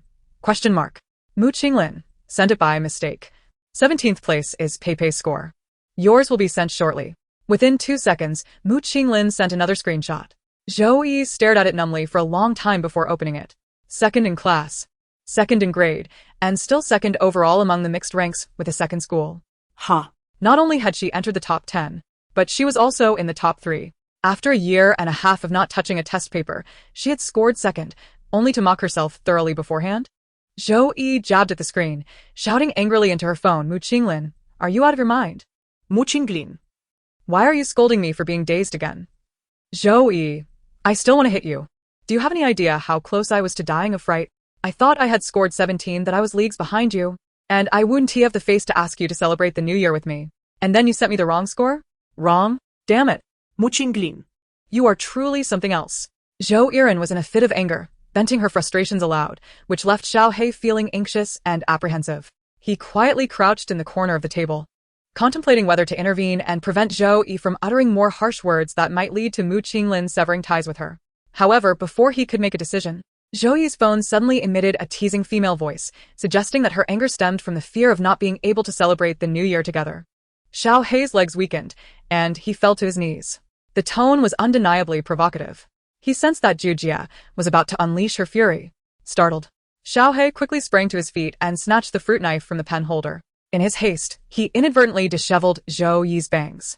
Zhou Yi's gaze towards him was filled with an indescribable complexity. Ignoring the situation, Xiao He fled with the knife. Oblivious to how awkward Zhou Yi's demeanor became once she regained her composure, her words dripping with melodrama. Yes, yes. I'm just afraid you'll contract jealousy upon returning home. Are you satisfied now? Mu Qinglin replied, satisfied. Thanks to Teacher Jiu for rescuing me from a predicament. I'll come find you as soon as I finish here. Unfazed by the distorted truth, Teacher Jiu remained blissfully unaware of how exaggerated her smirk was. On New Year's Eve, the atmosphere in the Buddhist and demonic establishment was a mix of tranquility and festivity. With the shop closed, everyone gathered on the rooftop to drink, barbecue, sing, and celebrate the countdown to dawn. Zhou Yi joined them, donning a hat, scarf, and gloves, completely wrapped up, making her appear rather out of place amidst the cold-resistant crowd. Xiao Jiu, come over and help us take a photo, Ming Kai called out to Zhou Yi. As she was the only one unoccupied, the others were either serving food and drinks or indulging in them. Zhou Yi rubbed her hands together through her sleeves, struggling to expose a few fingers to grasp her phone. Most of the patrons were young, lively individuals who enjoyed revelry and with their inherent artistic nonchalance. Any candid photograph taken would turn out special. Zhou Yi described it as strange and bizarre. After gleefully ridiculing them, she posted the photos on her social media, publicly shaming them. Before long, Mu Qinglin commented below, such a lively scene. It seems you wouldn't miss me this spring festival. I must come. Zhou Yi retorted. So where are you? Suddenly, a familiar female voice rang out from above. Zhou Yi was taken aback and quickly tilted her head back. She had forgotten. She was seated in the swing chair that Xiao He had relinquished under threat, her body suspended precariously with legs bent and feet perched on the edge. As she leaned back, the swing swung forward, bringing her closer to Mu Qinglin. She saw Mu Qinglin with one hand in her pocket and the other steadying the back of the swing, smiling down at her. Sorry to have kept you waiting. Chapter 36, Tugging. The delicate and fair complexion bore a subtle hint of crimson. From this vantage point, behind Mu Qinglin stretched the vast night sky, adorned with twinkling stars. She lowered her head, peering from the infinite expanse of stars, where her focused gaze ensnared a cluster of fireworks, clandestinely released by some unknown celebrant. Their flickering light intertwining in a dance of shadows and radiance, reminiscent of a mysterious and distant scroll, stirring the flickering ember of someone's heart. Why the silence? Mu Qinglin inquired with a smile, giving the swing chair a gentle push. Zhou Yi's eyes flickered momentarily before she returned to herself, nonchalantly leaning back. Her hand slipping through the gap between her body and legs to rest upon her heaving chest, she composedly remarked, I did wait quite a while. I almost thought you had gone missing, and was on the verge of posting a lost item notice on social media. Mu Qinglin chuckled softly. Approaching to sit beside Zhou Yi, her body lightly brushing against hers, her feet touching the ground as she gently rocked the swing chair, explaining, I was unexpectedly summoned to record a few congratulatory messages, hence my tardiness. Ah, indeed, you are quite the sought-after figure. It seems everyone is in need of your presence. Zhou Yi responded with a teasing tone. Mu Qinglin cast a sidelong glance at her, extending a hand, playfully asking, would you care to discover just how enticing it is? Upon hearing this, Zhou Yi instinctively retorted, I've encountered many shameless individuals, but none quite like you, only to turn and see the teasing expression on Mu Qinglin's face. Her mouth moved, and she suddenly bit down. Mu Qinglin's suspended hand flinched, seemingly colliding with Zhou Yi's teeth. Her tongue instinctively retreated, and before Mu Qinglin could evade, she felt the delicate softness of the girl's tongue pressing against her skin. Time momentarily froze, an unfamiliar and peculiar sensation swiftly spreading between them. Zhou Yi blinket her lasses. The festive fireworks that suddenly erupted over the Yongin River illuminated her gaze, casting a radiant glow into Mu Qinglin's dark pupils. Instead of withdrawing her hand, Mu Qinglin curled her fingers back, gently touching Zhou Yi's soft, smooth cheek, smiling as she asked, is it fragrant? The scent of cedar was not overwhelmingly aromatic, yet it bore a sophistication surpassing the citrus hand cream she typically used, Zhou Yi mused. However, what escaped her lips conveyed an entirely different sentiment. Zhou Yi released her mouth and turned her head away towards the empty space, spitting twice in exaggerated disdain. I might need to rinse my mouth before I dare continue eating. Mu Qinglin chuckled in amusement. On the last day of the year, can we not resolve this? Of course we can. Zhou Yi instantaneously changed her demeanor, inquiring amiably, are you truly a journalist for the people's livelihood? Mu Qinglin crossed her legs, resting the hand that Zhou Yi had bitten on her knee, letting it dangle to the other side, countering with a question, what makes you ask that? Zhou Yi replied. You seem increasingly unlike one. In what way? Your primary profession seems unfamiliar, yet you shine brilliantly in someone else's domain. After work, you should vanish without a trace. Yet here you are, retained to record New Year's messages for national broadcast.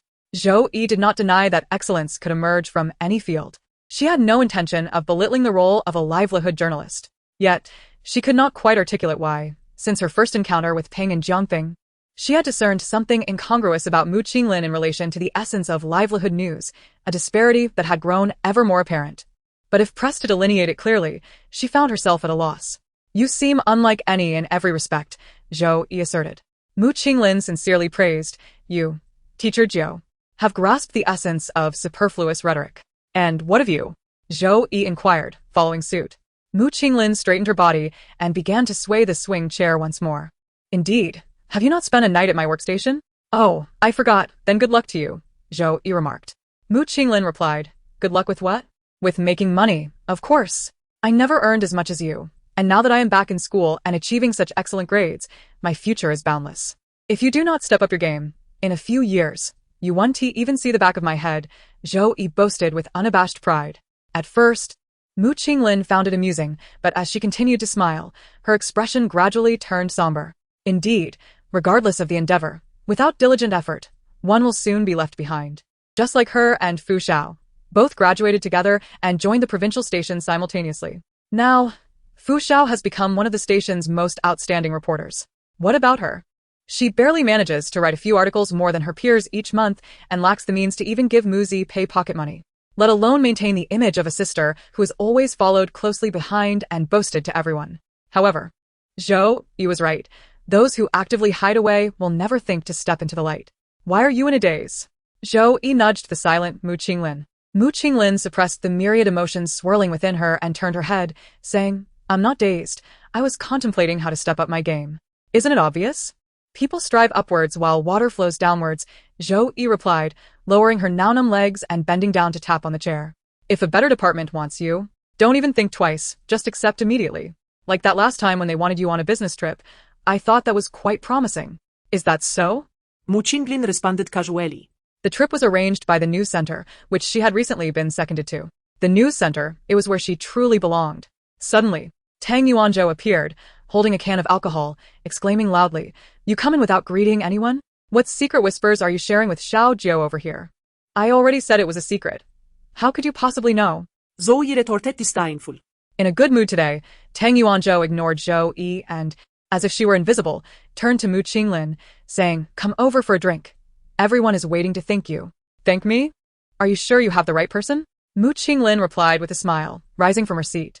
I have 0 spending records at your establishment. That's not what I meant, Tang Yuanzhou said, casually pushing the swing chair, startling Zhou Yi, who jumped up and scolded, Tang Yuanzhou, are you insane? Tang Juanzhu, digging in her ears, helplessly turned to Mu Qinglin and said, See? Without you, we'd be called lunatics every single day. Now that we don't see anyone, at least our ears can finally have some peace. That's why everyone wants to thank you for helping us solve this long-standing issue, right? Tang Yuanzhou called out to the group in the distance, where people were gathered, raising their glasses.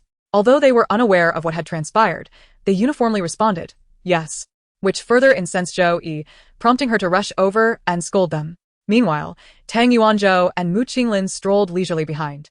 Upon arrival, the already beleaguered little black swiftly stood up, raising a glass of white wine above her head and bowing at a 90-degree angle towards Mu Qinglin, sincerely expressing, Sister, thank you for saving my life. Mu Qinglin accepted the drink, gently placing a hand on little black's arm, chuckling, We are all friends here. There is no need for such grand gestures. Little black scratched her head and let out a silly laugh. Once the drinking commenced, it became difficult to halt. Mu Qinglin was first honored with a round of toasts while standing, and as soon as she sat down, the second round began. Mu Qinglin welcomed all comers. Throughout the process, Zhou Yi, seated diagonally opposite her, silently spat out a plethora of sunflower seed shells. As another seed entered her mouth, Zhou Yi noticed Mu Qinglin pressing her hand against her stomach. She poured the unfinished seeds back, used her foot to gather the shells on the floor into a pile, and then squatted in front of the pile, attempting to peel the shell off the seed in her mouth. After a prolonged effort, Zhou Yi realized she had inadvertently swallowed the entire seed, shell and all. The moment she caught sight of Mu Qinglin's subtle gesture of rubbing her stomach, Zhou Yi felt a wave of exasperation. After a brief hesitation, Zhou Yi strode over to Mu Qinglin. pushing aside the cup that Ming Kai had just filled to the brim, saying, "You lot of heavy drinkers have had enough." Ming Kai exclaimed with a playful expression, "Are you already feeling sorry after just this little bit?" "Indeed," Zhou Yi blurted out, inciting a chorus of teasing from the crowd. Almost simultaneously, she heard a low chuckle beside her, unmistakably from Mu Qinglin. Perhaps due to the copious amounts of alcohol consumed, the laughter lingered in Mu Qinglin's throat, rendering it particularly sticky and resonant, especially given the proximity, making it all the more captivating. Zhou Yi's hand, which had been shielding the wine glass, trembled slightly, spilling a few drops. She composed herself discreetly, raising her hand to withdraw. As she passed Mu Qinglin, her index finger was suddenly caught. Zhou Yi instinctively lowered her head, only to be met by Mu Qinglin's beaming eyes. Unlike the teasing of others, Mu Qinglin's delight was genuine and heartfelt. Realizing this, the chill of the spilled wine in Zhou Yi's hand unexpectedly warmed, prompting her to ask, "What is it?" Mu Qinglin replied, "Go find me something to eat. Drinking on an empty stomach is uncomfortable." Zhou Yi instinctively wanted to retort with a "serves you right," recalling Mu Qinglin's earlier gesture. Instead, she withdrew her finger from Mu Qinglin's grasp, saying, "Just wait." With that, Zhou Yi turned and headed towards the nearby barbecue stall. Mu Qinglin, lifting her chin slightly, imperiously pointed out all the available ingredients on the table from left to right.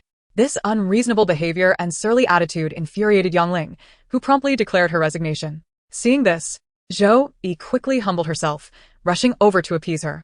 The drastic shift in her demeanor caused Mu Qinglin's previously discomfort stomach to find a measure of relief. "Can you still drink?" Tam Doan Du in quýt, Li Ning Cờ Lô. Mu Qinglin withdrew his gaze from Zhou Yi, raising his glass and saying, "This is merely the beginning." Soon, time passed midnight, and the night deepened.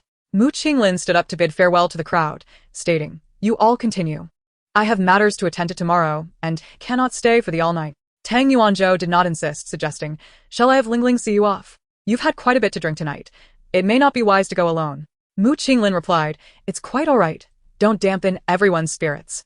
I will call for a designated driver." Suddenly, Zhou, who had transformed into a food courier for the latter part of the evening, spoke up. "What's the address?" Mu Qinglin turned to see her intently tapping away at her app. Tonight's attentiveness is a bit excessive, he thought to himself. The chef ensured that the freshly grilled items were always placed before her first, only allowing others to partake once they had cooled.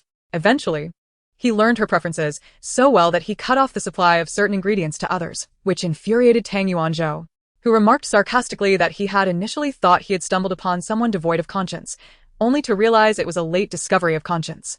Zhou Yi calmly retorted, "Isn't it your group of people who are unworthy of my conscience? Then tell me, what makes Mu Qinglin deserving?" Ming Kai pressed.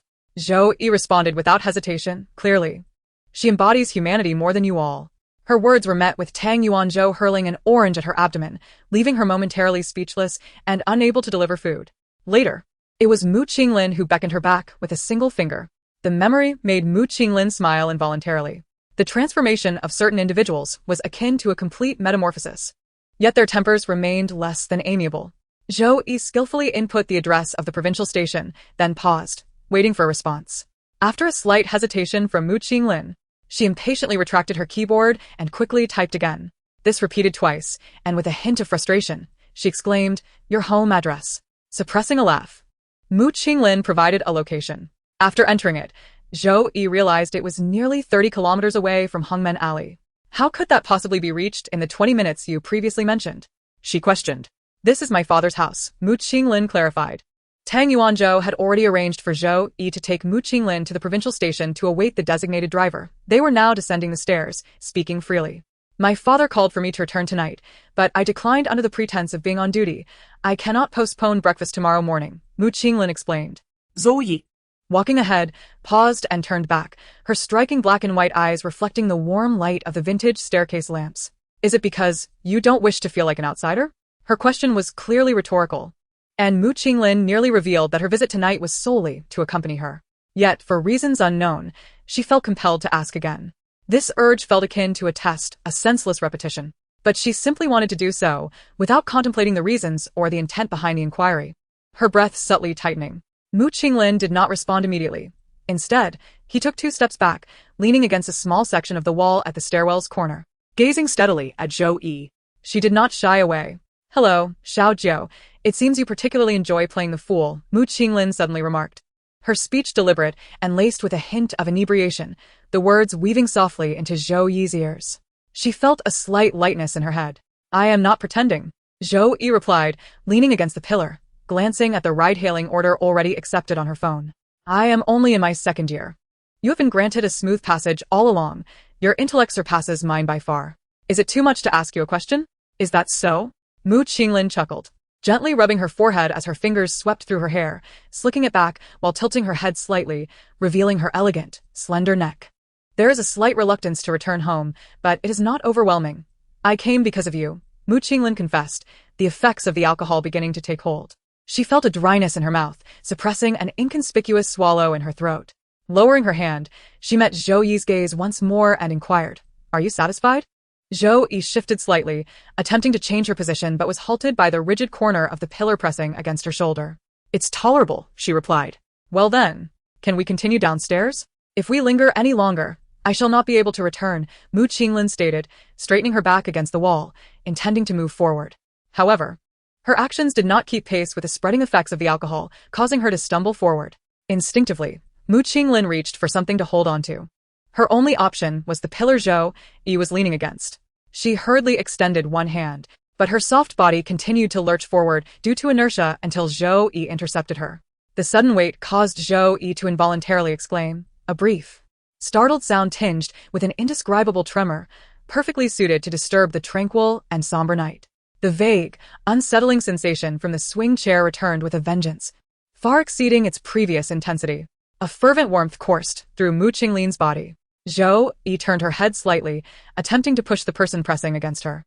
Upon touching Mu Qinglin's taut side, it felt akin to encountering a searing flame, prompting Zhou Yi to recoil in surprise, gripping the armrest tightly. Mu Qinglin remained frozen in her position, unyielding. After a lengthy pause, as the dizziness subsided, she lowered her gaze and beheld Zhou Yi's neck, partially exposed due to the tilt of her head, delicate and fair, adorned with a faint blush. Mu Qinglin's hazy eyes flickered with uncertainty.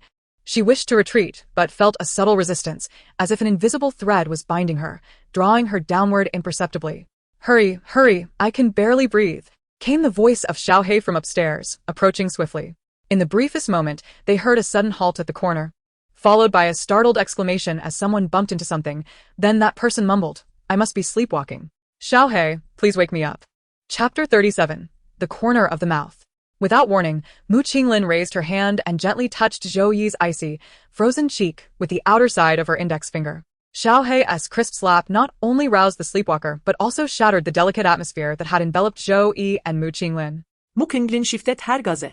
Placing her hand against the pillar as she stepped back, Zhou Yi remained motionless, feeling the ache in her hands as they released their grip, trembling uncontrollably in the aftermath. Xiao Zhou, what just happened? Xiaohei asked, a look of horror on his face. Zhou Yi unconsciously rubbed her neck, avoiding eye contact with Xiaohei. Are you blind? Your sister's drunk and can't see? Huh. Xiaohei scratched his head, acknowledging I see. Sister, are you alright? He then shifted his gaze to Mu Qinglin. Leaning against the opposite pillar, Mu Qinglin gazed at Zhou Yi, who was slightly bowed, and remarked, She's drunk. Her voice was low and deliberate, reminiscent of a soliloquy. Zhou Yi noticed this and quickly looked up at Mu Qinglin, who seemed somewhat distracted. I'll go with you, Xiaohei interjected, rushing down. What if you're too tipsy to walk? Xiao Zhou's slender arms and legs surely can't carry you. No need, Mu Qinglin straightened up, now fully alert. So soon? Xiaohei exclaimed, surprised.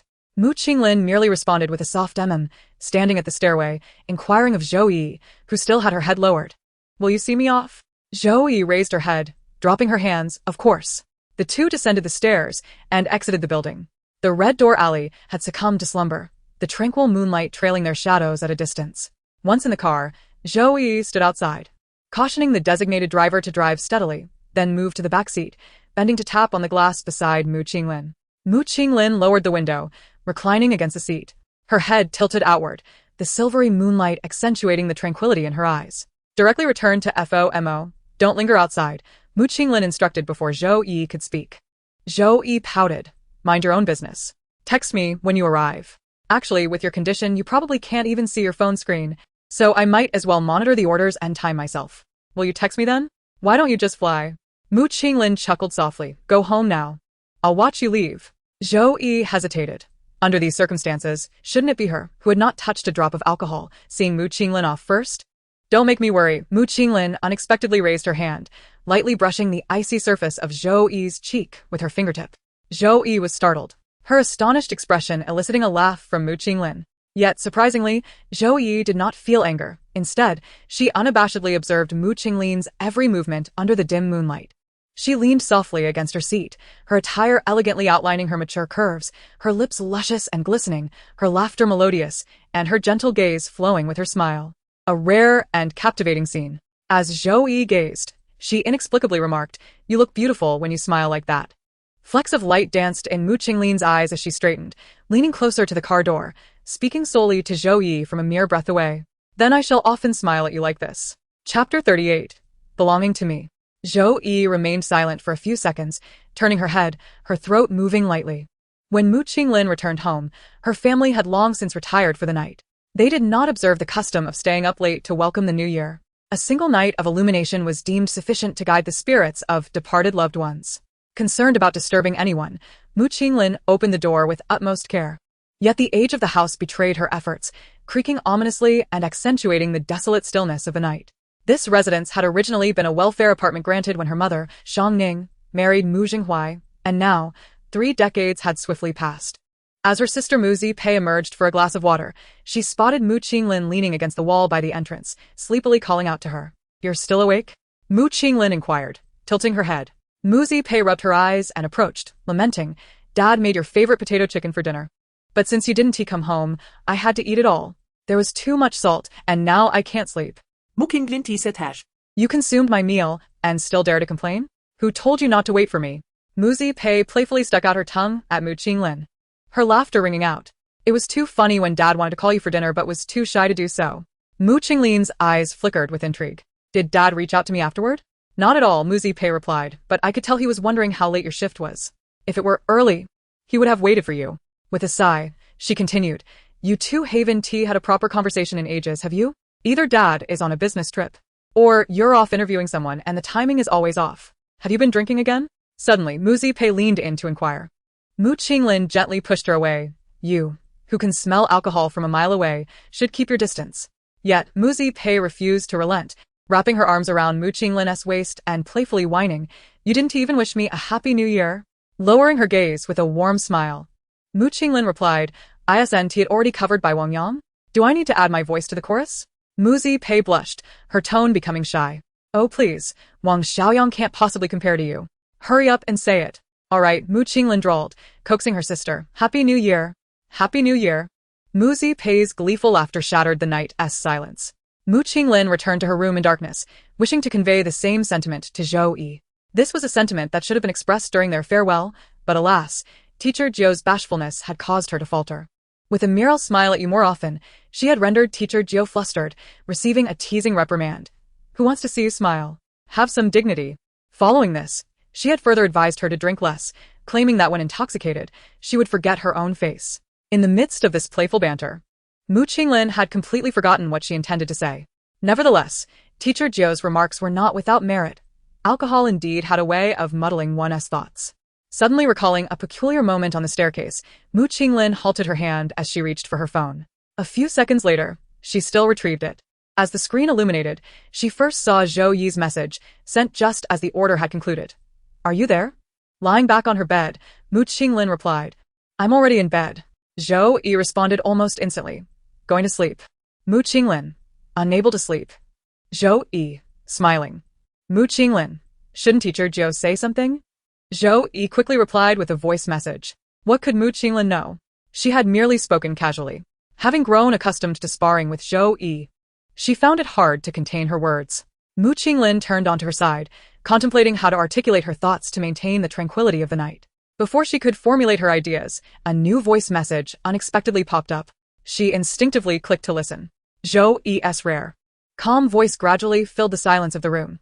Mu Qinglin, thank you for spending the new year with me. There are many Buddhas and demons. I am merely a bystander. I always believed I would spend the latter half of my life alone during the new year. Although Zhou Yi's brief sentences lacked coherence, Mu Qinglin understood her meaning at once. The revelry of Buddhas and demons is a collective celebration, and while Zhou Yi could partake from the outside, She could never fully enjoy it alone.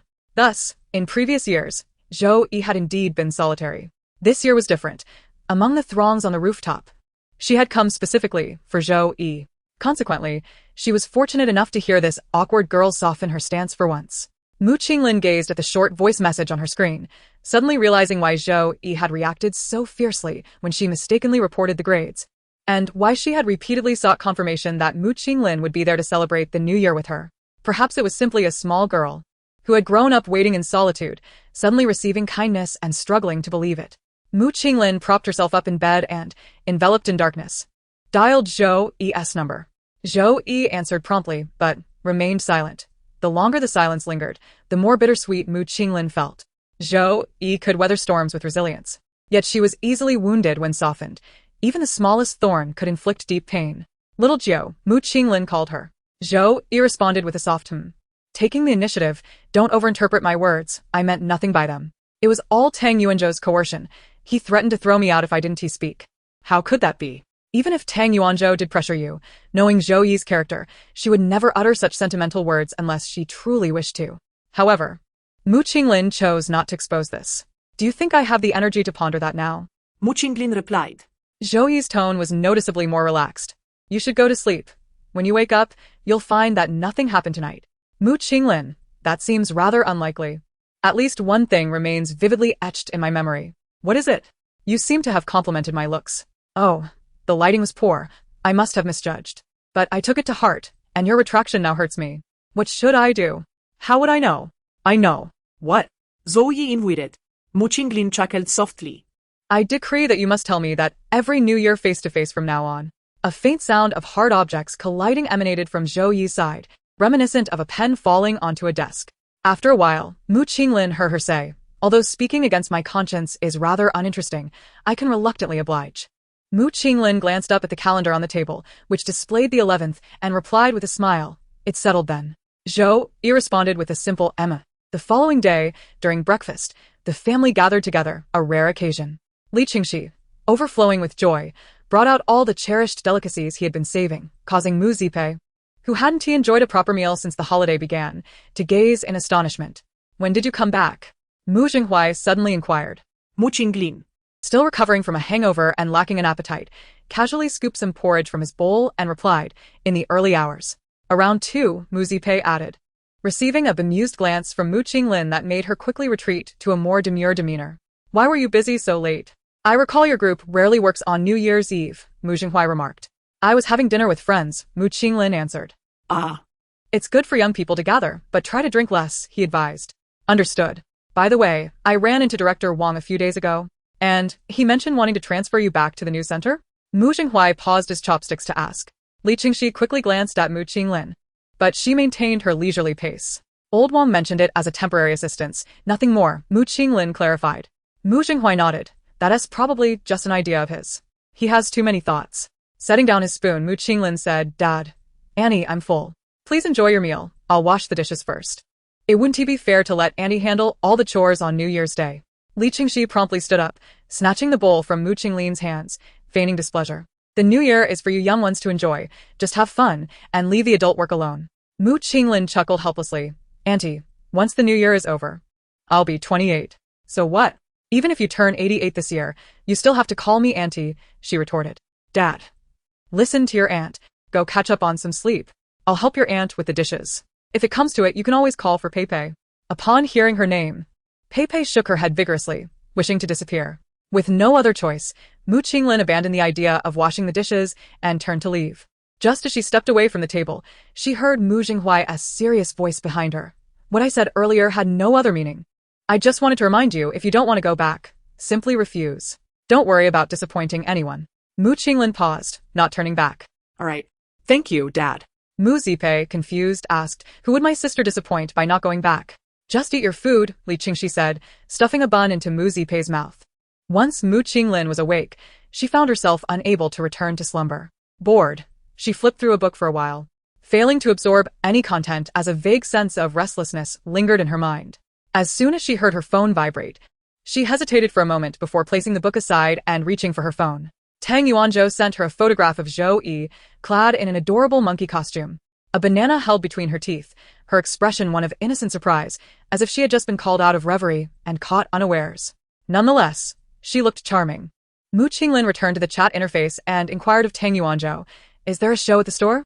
To which Tang Yuanzhou replied, "Where? We had dumplings at home this morning." Xiao Jiu mischievously tricked Lingling into eating one with mustard, all in the name of good fortune. Lingling, in her annoyance, forced Xiao Jiu into this performance outfit from school to stand at the door as a mascot. "What do you think? Does it feel tailored for Xiao Jiu?" Mu Qinglin reopened the photo for another look, responding, "Neither an inch longer nor shorter could capture teacher Jiu's spirit." Tang Yuanzhou messaged, sending on behalf, "Is it exhilarating to stir things up on the first day of the new year?" This was clearly a phrase from Zhou Yi. Mu Qinglin envisioned her expression, a smile tugging at her lips.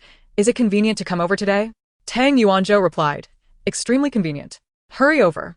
We're heading out to play soon." Mu Qinglin sent an OK emoji and promptly rose to leave. As she passed the kitchen, she overheard Mu Jinghuai and Li Qingqi conversing, their voices deliberately subdued. "I shouldn't have brought up old Wang with Yan Yan today," Mu Jinghuai lamented. Mu Zian, the original name of Mu Qinglin, carried a simple wish, to hope she would grow wise and beautiful. Upon starting school, Mu Qinglin realized that the character Yan was far too common, prompting her to visit the bureau that same day to request a name change from Mu Jinghuai. He, not being overly rigid, agreed to change it to the current Mu Qinglin.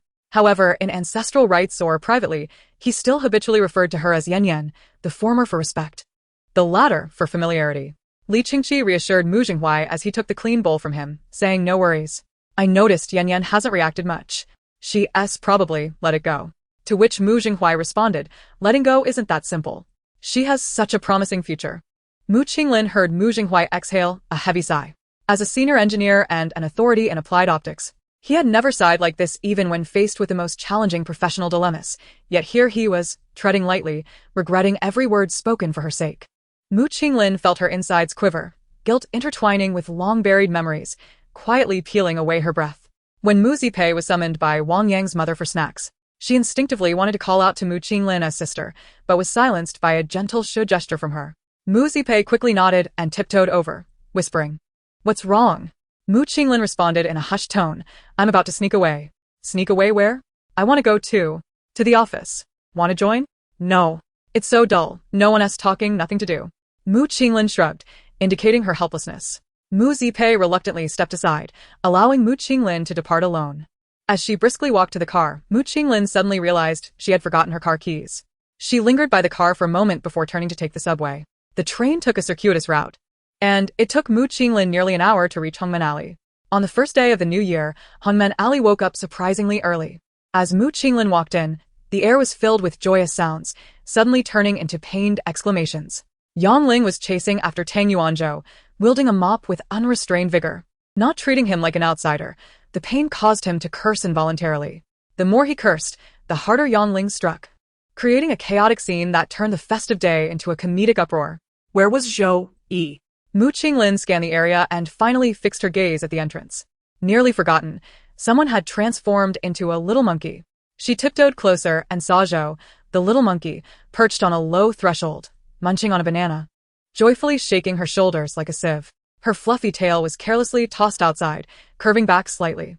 Amused, Mu Qinglin quietly approached Zhou Yi from behind, stepping on the tip of her tail, then leaned down, extending a hand in front of her face and said, "One hand for payment, one hand for the person." Zhou Yi let the banana peel slip from her grip, pondering, "What if I have no money?" Mu Qinglin replied, "Then the penniless shall belong to me." Zhou Yi turned back after a few moments of silence, her throat gently moving, "Then I have no money." Chapter 39. Astonishment. For a fleeting moment, she uncontrollably desired to know what it felt like to kiss such lips. Mu Qinglin subtly narrowed her eyes and after a brief pause, gently pushed Zhou Yi's forehead with her hand, saying, "Don't look at me like that." Zhou Yi leaned back from the push, her gaze fixed on Mu Qinglin, serene. "How should I look?" she inquired. "What do you mean by how?" Mu Qinglin replied. "Don't listen to her nonsense. She is the wealthiest among us," Yang Ling interjected, hastily approaching with the mop, logically debunking Zhou Yi's earlier fib. "You do everything here, and you possess nothing but a single bank card." The conversation was abruptly interrupted, leaving Zhou Yi quite displeased. She dodged the mop that Yang Ling inadvertently swung her way, maintaining a stoic expression as she stated, "Wealth and frugality are not mutually exclusive. You understand?" Yang Ling, with a swift motion, attempted to sweep Zhou Yi away with the mop, only to be stopped by Mu Qinglin, who chuckled. Don't make me go rummaging through the trash on the first day of the new year. That would be terribly inauspicious. Yang Ling grasped the implication behind Mu Qinglin's words, nearly bursting into laughter while Zhou Yi, on the verge of becoming an outcast at the garbage dump, turned around, gripping her tail and threatening coolly. If you don't lift your foot, I will break your leg. Mu Qinglin raised an eyebrow, recalling how she had been tender-hearted after a few drinks the night before. Now faced with Zhou Yi's abrupt change of demeanor, Zhou Yi, without hesitation, attempted a finger snap, but no sound emerged. Her fingers stung from the effort. Frustrated, she blew on her fingers and remarked, Am I as good today as I was yesterday? Mu Qinglin nodded. No, you are not. You resemble an increasingly prosperous fortune cat with each passing day. Zhou Yi smiled. Get lost. Mu Qinglin calmly entered the realm of Buddha and demon. Upon hearing Yang Ling's words, Mu Qinglin realized that their destination was an amusement park. This was Yang Ling's annual tradition every New Year's Day. As a kindergarten teacher, she believed in maintaining a childlike spirit at all times. Mu Qinglin felt little affection for such places. Growing up beside Mu Jinghuai, her childhood was predominantly spent in his laboratory, leaving her with scant opportunities to indulge in play. Although she had later been mandated to take Mu Zipei on numerous outings, each visit left her feeling utterly exhausted, as if she wished to chop off her legs in protest. As she reminisced, she suddenly felt someone lean against her arm. Turning her head, she saw Zhou Yi anxiously beside her, urging, You must refuse. It seemed there was someone even more averse to the amusement park than herself. Mu Qinglin shrugged nonchalantly and feigned interest, asking Zhou Yi, Don't you want to go? Far from it. The mere thought of such a cacophonous place sent shivers down her spine. It was loud, crowded, the food was terrible, and exorbitantly priced. Who in their right mind would willingly venture there? Mu Qinglin could not agree more, yet why should she be the one to play the villain? Hurry up! Zhou Yi urged, as she truly dreaded the thought of donning that ghastly monkey costume in public, which would make her a spectacle indeed. No, a true monkey in the circus. Perhaps? Zhou Yi, in her vexation, gave Mu Qinglin a gentle push from behind. Stumbling slightly, Mu Qinglin thought it might be too late to back out now since she had been invited. In truth, Yang Ling had not afforded them the opportunity to decline. She tapped her mop handle in her palm, her smile not quite reaching her eyes, declaring, I dare anyone to run today. Not far off, Tang Yuanzhou, with his back to the trio, shivered violently as he rubbed his legs. Mu Qinglin and Zhou Yi exchanged glances, and the latter decisively turned away, scurrying towards the kitchen while exclaiming, Why are you pulling me? I need to wash the fruit in a hurry. Stunned by Zhou Yi's unexpected betrayal, Mu Qinglin stood frozen in place. Yang Ling, who had a slight obsession with cleanliness and preferred not to use items from outside, always brought an abundance of provisions whenever they ventured out. Today was no exception. As one of the primary laborers, Mu Qinglin often felt as if she was not merely embarking on a short outing but rather preparing for a permanent relocation, judging by the bulging packages in her hands. In contrast, Zhou Yi remained bundled up as if it were still midwinter, her hands empty and tucked in her pockets, moving at a leisurely pace. Mu Qinglin, unable to ponder further, flexed her aching wrist and retreated to Zhou Yi's side, remarking, Didn't they say spring thunder awakens the insects? Why hasn't it roused you? Zhou Yi glanced at her, her tone indifferent. Am I a dog? I belong to a different classification than insects. Mu Qinglin paused momentarily before suggesting, Shall I buy you a bone to dangle beneath your nose? At this pace, by the time we reach the car, it will already be dark. Zhou Yi produced one hand, and upon hearing a beep, opened the rear door of the car, asking Mu Qinglin, Is it dark already? Mu Qinglin looked up to see the sun shining brightly. Bang! Zhou Yi slammed the door shut, sending a cloud of dust into Mu Qinglin's face. The Red Gate Alley is merely a 20-minute journey from the amusement park, yet locating a parking space consumed nearly half an hour. Upon seeing the throngs of people, Zhou Yi turned to flee, only to be swiftly seized by Mu Qinglin, who firmly declared, We share both fortune and adversity. Zhou Yi clutched her tight, which felt perilously close to being torn, seething with anger. What were you thinking? She exclaimed. Mu Qinglin, with a mischievous grin, waved Zhou Yi's tail before fastening its tip with a drawstring from her clothing, securing it in a tight knot. Zhou Yi stared in disbelief. Have you lost your mind? Mu Qinglin merely chuckled, sauntering ahead leisurely, causing Zhou Yi to stumble and reluctantly follow. Ahead, Tang Yuanzhou and Yang Ling, realizing they had fallen behind, turned back to search for their companions. Upon spotting the contented Mu Qinglin beside Zhou Yi, whose masked face could not conceal her furtive expressions, along with the sight of Zhou Yi's bound tail, they erupted into laughter. You too, what sort of amusement is this? Yang Ling lauget hertili, clutching her belly. Zhou Yi. Ever vigilant of her surroundings to avoid recognition, retorted without a moment's hesitation, clearly, it's a cruel form of monkey cosplay. Yang Ling collapsed in laughter. Mu Qinglin could not contain herself either, playfully pinching the tip of Zhou Yi's tail and inquiring, "Do you feel any pain?" Zhou Yi, suddenly aware, clenched her fists against her chest, exclaiming dramatically, "I'm dying, no need for revival." As Mu Qinglin, still holding items in one hand, instinctively stepped aside to catch Zhou Yi as she toppled, she supported her waist firmly. Zhou Yi was startled, her body tensing at the strange sensation of such a tight grip. Once Mu Qinglin regained her balance, she looked down at Zhou Yi, noticing her troubled expression, and inquired softly, "Did you twist something?" At the sound of this, Yang Ling and Tang Yuanzhou ceased their laughter, approaching with concern. "What happened?" they asked. Zhou Yi, quickly rising and noticing her tone was too serious for her usual demeanor, added a playful quip, "A full performance.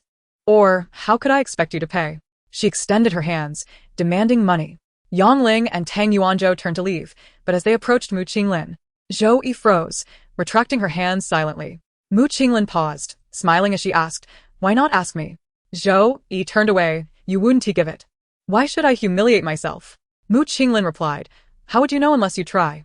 Zhou Yi glanced back, "You really would?" Mu Qinglin offered no answer, instead retrieving her phone from her pocket, lowering her head to tap the screen a few times, and said, "Look at your phone." Zhou Yi, somahat bejilderet, questioned. "What is it?" Mu Qinglin replied, "You'll find out."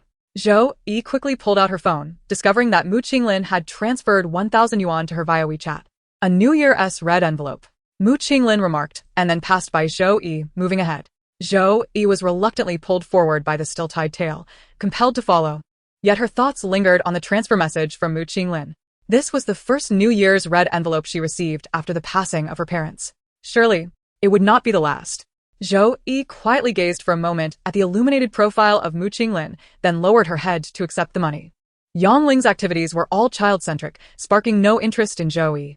Consequently, Mu Qinglin could not intrude upon the intimate world of Yang Ling and Tang Yuanzhou, leaving Zhou Yi and herself to bear the burden of carrying refreshments, only to feel a slight relief in the evening. "When are we returning?" Zhou Yi, utterly hausted.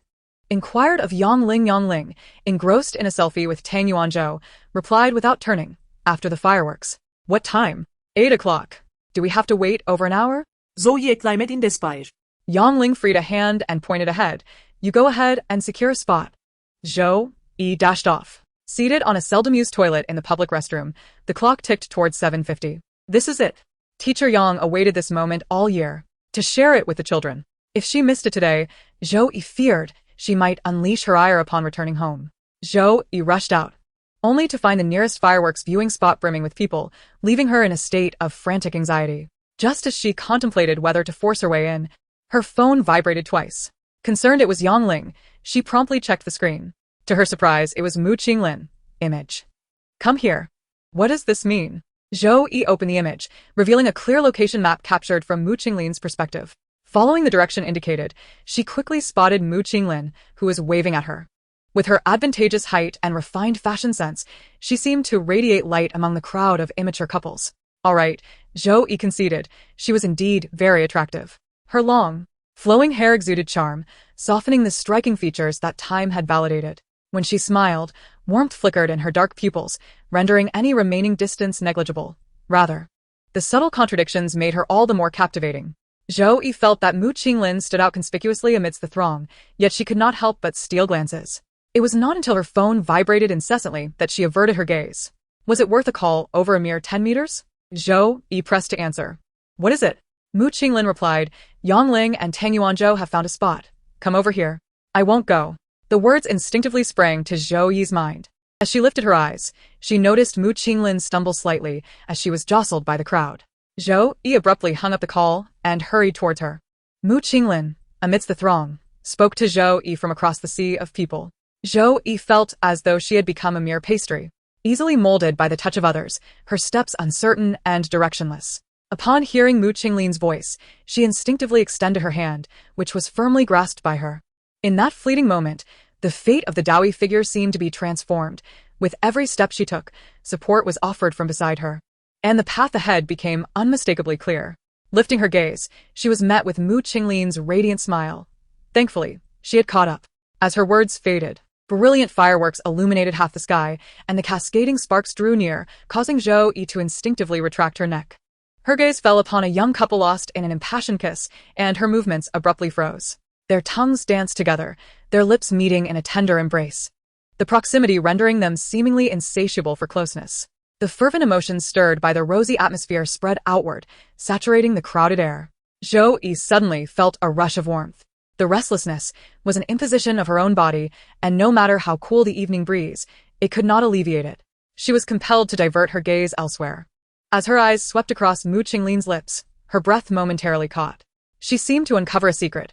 On Mu Qinglin's perpetually pristine lips, a veil of lipstick had appeared, subtle yet almost indistinguishable from her natural hue. As the fireworks burst above, Mu Qinglin's smile when she asked, "Do you like it?" became breathtakingly captivating. A dormant string within Zhou Yi vibrated. For several seconds, she found herself uncontrollably curious about what it would feel like to kiss such lips. Chapter 40. Vitality. Hadn't she been yearning for this all along? Now that the opportunity had arisen, why was she hesitating? The dazzling brilliance following the fireworks eruption continued to linger, resembling a sky full of shooting stars illuminating the deep blue night. And then, there were Mu Qinglin's lips, impossible to ignore. Just gazing at them, Zhou Yi felt as though she could touch their softness, yet, after a fleeting impulse, she still lacked the courage to explore their taste. Bang! The largest firework of the night burst above her, startling Zhou Yi, her heart pounding like a drum, echoing with the subsequent crackling sounds. Suddenly, the crackling ceased, and Mu Qinglin's gaze, unexpectedly locking onto Zhou Yi's, sent a tremor through her, as though the very earth had shifted. "Why aren't you watching the fireworks? Why are you staring at me?" Mu Qinglin inquired with a smile.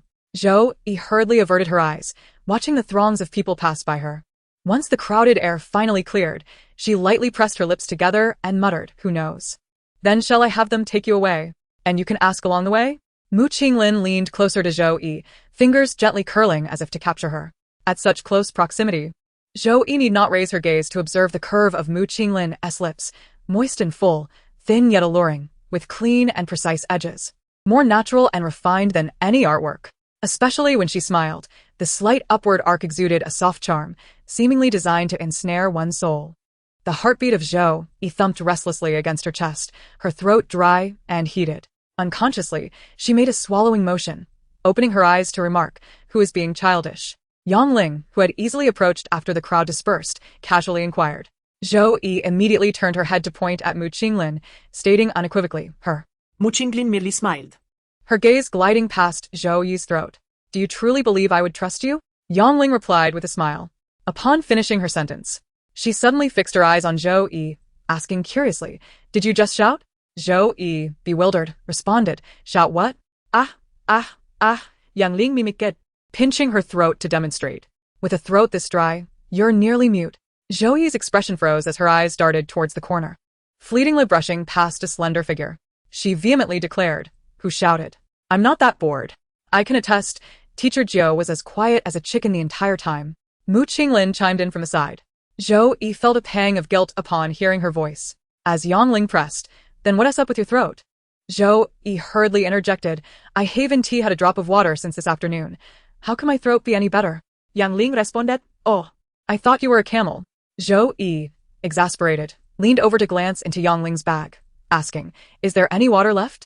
Yongling displayed an empty bottle, while Tang Yuanzhou bluntly remarked, "My legs are about to break. Don't expect me to buy you anything. Just hold on until we get home. I want to stop you from drinking straight from the jar." Zhou Yi surveyed both of them, unable to restrain herself from saying, "Do we really know each other?" They replied in unison, "Let us just consider ourselves strangers." Frustrated, Zhou Yi clenched her fist, only to be met with the cool touch of something. She recoiled slightly, seeing Mu Qinglin smiling as she offered the water she had just used to bump fists with her, saying, "I only had a sip, if you don't mind. Take it to quench your thirst." On a typical day, Zhou Yi would have been unreserved, but today, her mind was in turmoil. She feared the water might burn her hands, and drinking it could scald her lips. Yet, would refusing it not seem more like a denial of the obvious? Zhou Yi decisively snatched the water. What was she afraid of?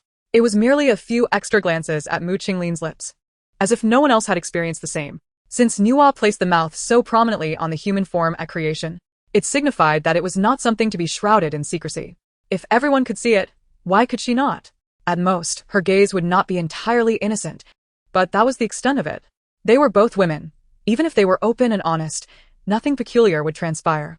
No. It seemed that women could, indeed, share such moments. A dim and ambiguous scene from the alley flashed through Zhou Yi's mind. She swiftly twisted off the bottle cap and tilted her head back to drink. The water was at room temperature, slightly cool for early spring. Observing Zhou Yi gulping down half the bottle, without pause, Mu Qinglin furrowed her brow and pressed her finger against the bottle, reminding her, your medication was just adjusted. The doctor advised monitoring your body's reactions. If you end up with an upset stomach, how will you report it? Zhou Yi's swallowing motion faltered, a trickle of water escaping the corner of her mouth. Just as it was about to cascade down her neck, Mu Qinglin deftly blocked it with her index finger. She gently traced the path of the water, teasing. It seems you're truly parched, so eager that you nearly drenched yourself. Yang Ling burst into laughter, collapsing onto Tang Yuanzhou. The sound sent vibrations through Zhou Yi's nerves. Feigning modesty, she bowed her head to evade Mu Qinglin's finger, then capped the bottle and returned it to her, saying, thank you, with a polite demeanor. Mu Qinglin accepted the half-empty bottle, but the sudden weight difference caught her off guard, causing her to inadvertently bump Zhou Yi's finger, making her recoil as if shocked. Home.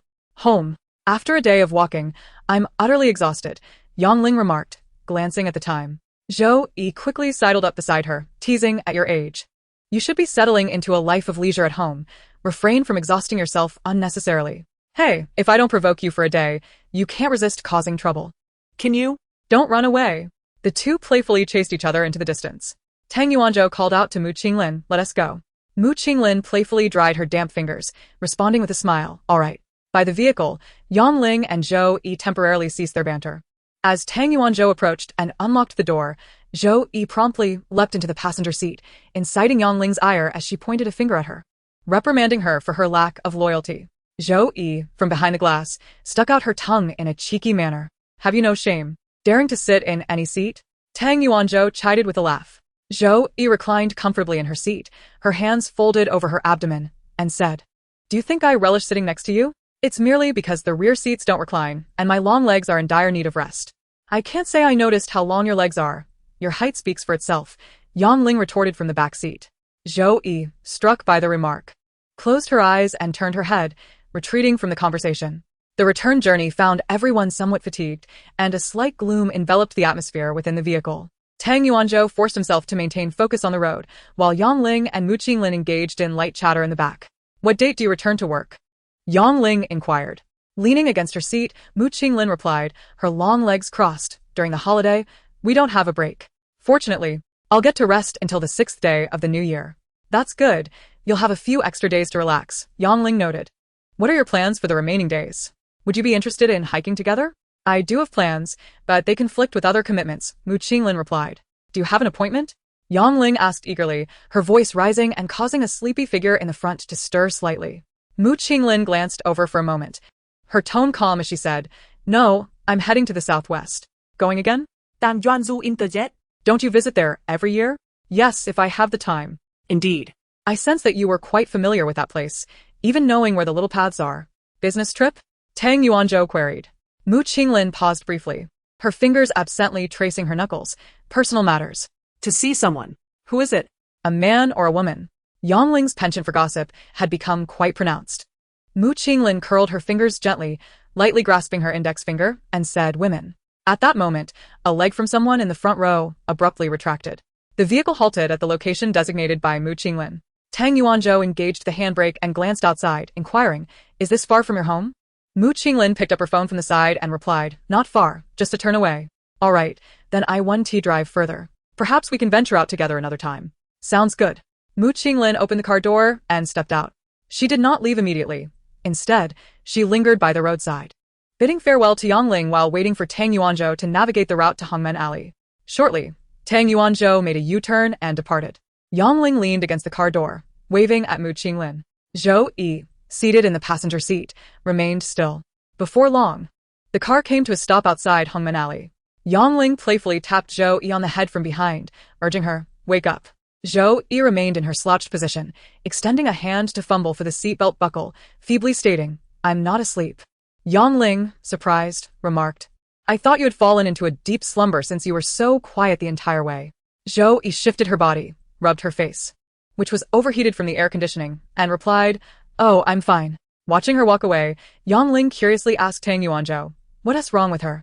Dan Zhuanzu. Busy retrieving items from the trunk, countered with the question, "What's wrong?" I teased her, but she didn't respond. Ah, indeed. Tang Yuanzhou promptly gathered the items and hurried after Yongling. Upon seeing Zhou Yi walk straight into Grandma Meow's dumpling shop, they unanimously concluded that hunger significantly diminishes one's combat effectiveness. After finishing their meal and returning, Zhou Yi, supporting her nearly collapsing body, managed to take a shower and barely crawled into bed before 11. She thought she would sleep soundly that night. However, her mind was plagued by incessant dreams, each scene intricately tied to Mu Qinglin. Fireworks lit up above, and no matter where she looked, there was invariably a couple kissing, be it tenderly or passionately. She could not escape this, for every time she lifted her gaze, her eyes would inevitably meet Mu Qinglin's lips, adorned with lipstick. She found herself being led away from the crowd by Mu Qinglin. In mere moments, they were back in that dim, oppressive alley opposite the Buddha and demon.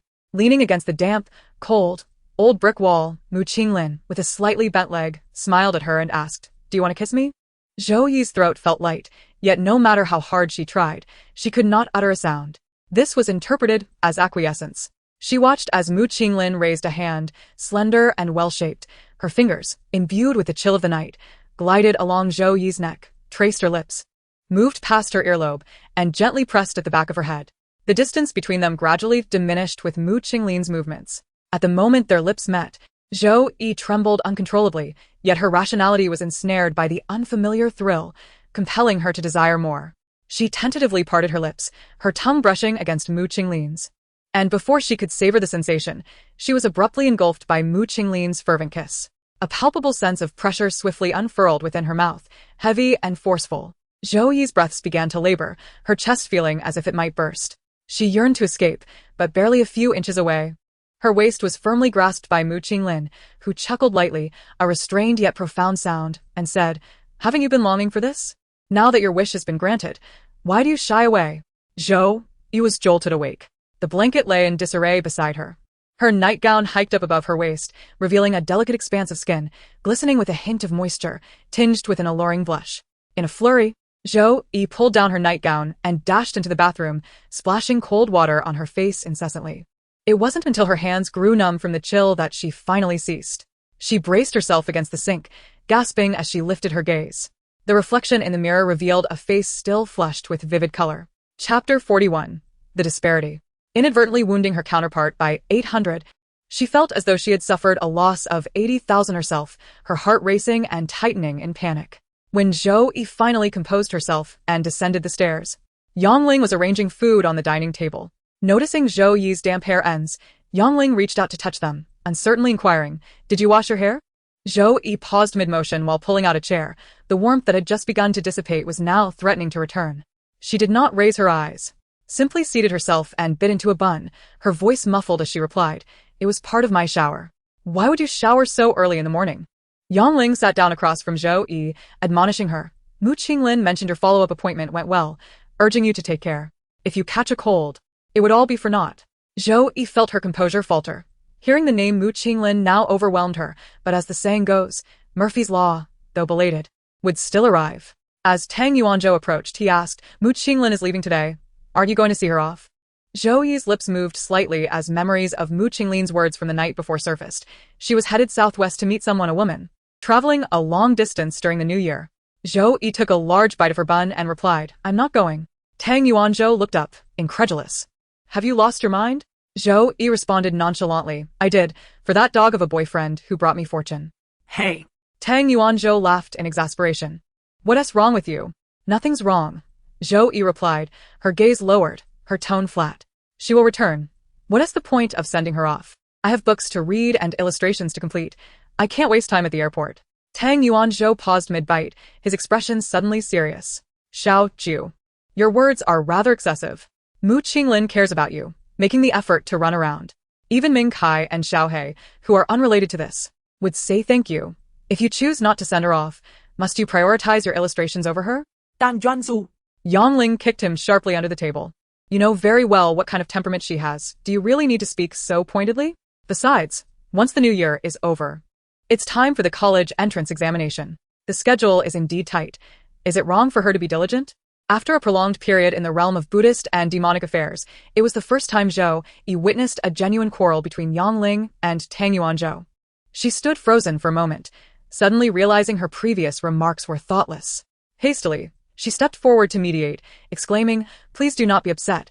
It was entirely my fault. I inadvertently spoke out of turn, and I sincerely apologize. Should I bow? Or perhaps kneel? I can fetch a washboard." Yang Ling, suppressing a smile, urged Zhou Yi back into her seat, saying, "Once you recognize your mistakes, it's wise to temper your words. Otherwise, you will inevitably alienate those around you." Zhou Yi nodded earnestly, declaring, "From this day forth, the word temperance shall be etched in my mind." She raised her hand in a vow, her peripheral vision catching Tang Yuanzhou's still sour expression, and meekly added, "Brother, I truly understand my error." Tang Yuanzhou scoffed, relaxing slightly, and retorted, "If you possess the courage." go apologize to Mu Qinglin. That was out of the question, unless she were mad. There was no way she would let Mu Qinglin know of her indiscretion. Such a thought was utterly outrageous. She herself had no idea what had come over her.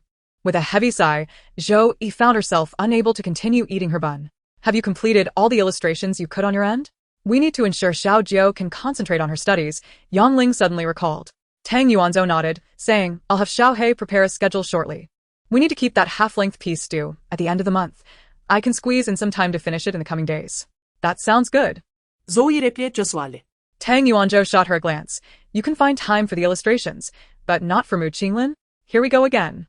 Was Tang Yuanzhou a yin-yang master in a past life? Fine. She was indeed heartless. Yet aside from that issue, there was still that dream causing chaos. It was all too exhilarating. At this moment, not only facing Mu Qinglin directly was daunting, even hearing that name sent shivers down her spine. Unable to endure any longer, Zhou Yi abruptly set down her chopsticks and declared, "I'm full. I'm heading to the studio. You haven't even finished one bun." Yang Ling called after her as she pushed her chair back and exited, but her voice faded into the distance.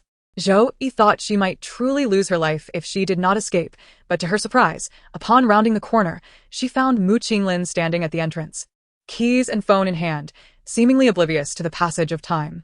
Zhou Yi stared blankly at her. Mu Qinglin, however, approached as if she had heard nothing, stating, "I figured you were sleeping in the car last night, and wouldn't he realize I was leaving today, so I wanted to inform you.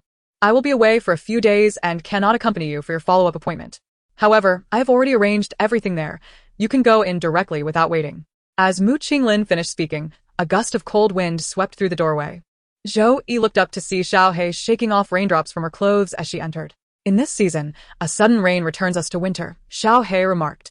Zhou Yi's heart raced, quickly glancing back at Mu Qinglin. Indeed, her hair and shoulders bore the marks of rain. Zhou Yi clenched her fists, a chill spreading through her chest. Mu Qinglin lived between the Buddhist and demonic realms and the airport. This trip had been an unnecessary detour. Yet, she had come, all because Zhou Yi had feigned sleep out of guilt yesterday. She had gone out of her way to inform her, even arranging matters for her absence over the next few days. What had she done to deserve this? Who could kindly take a knife and end her misery? Zhou Yi thought in despair. "Why the long face?" Mu Qinglin asked with a smile. "Did you not say that I would not leave without returning? Sister, I implore you. Spare me your words." Zhou Yi's composure had completely unraveled. "I must have been brainless, speaking without thought. Can you just consider it a fleeting whim?" Mu Qinglin responded with a soft her smile unfaltering. "It's still raining outside. Even if you wish to leave, I cannot allow it. Focus on your studies." "I shall take my leave," Mu Qinglin stated. Noticing Zhou Yi instinctively moving forward, Mu Qinglin planted her foot to block her path. "Stay indoors. It's rare you haven't caught a cold for so long. Do not venture out and risk it." Zhou Yi silently regarded the composed woman before her. She recalled that Mu Qinglin had not always been this gentle. In the past, she would have retorted fiercely. What had changed? Like cotton.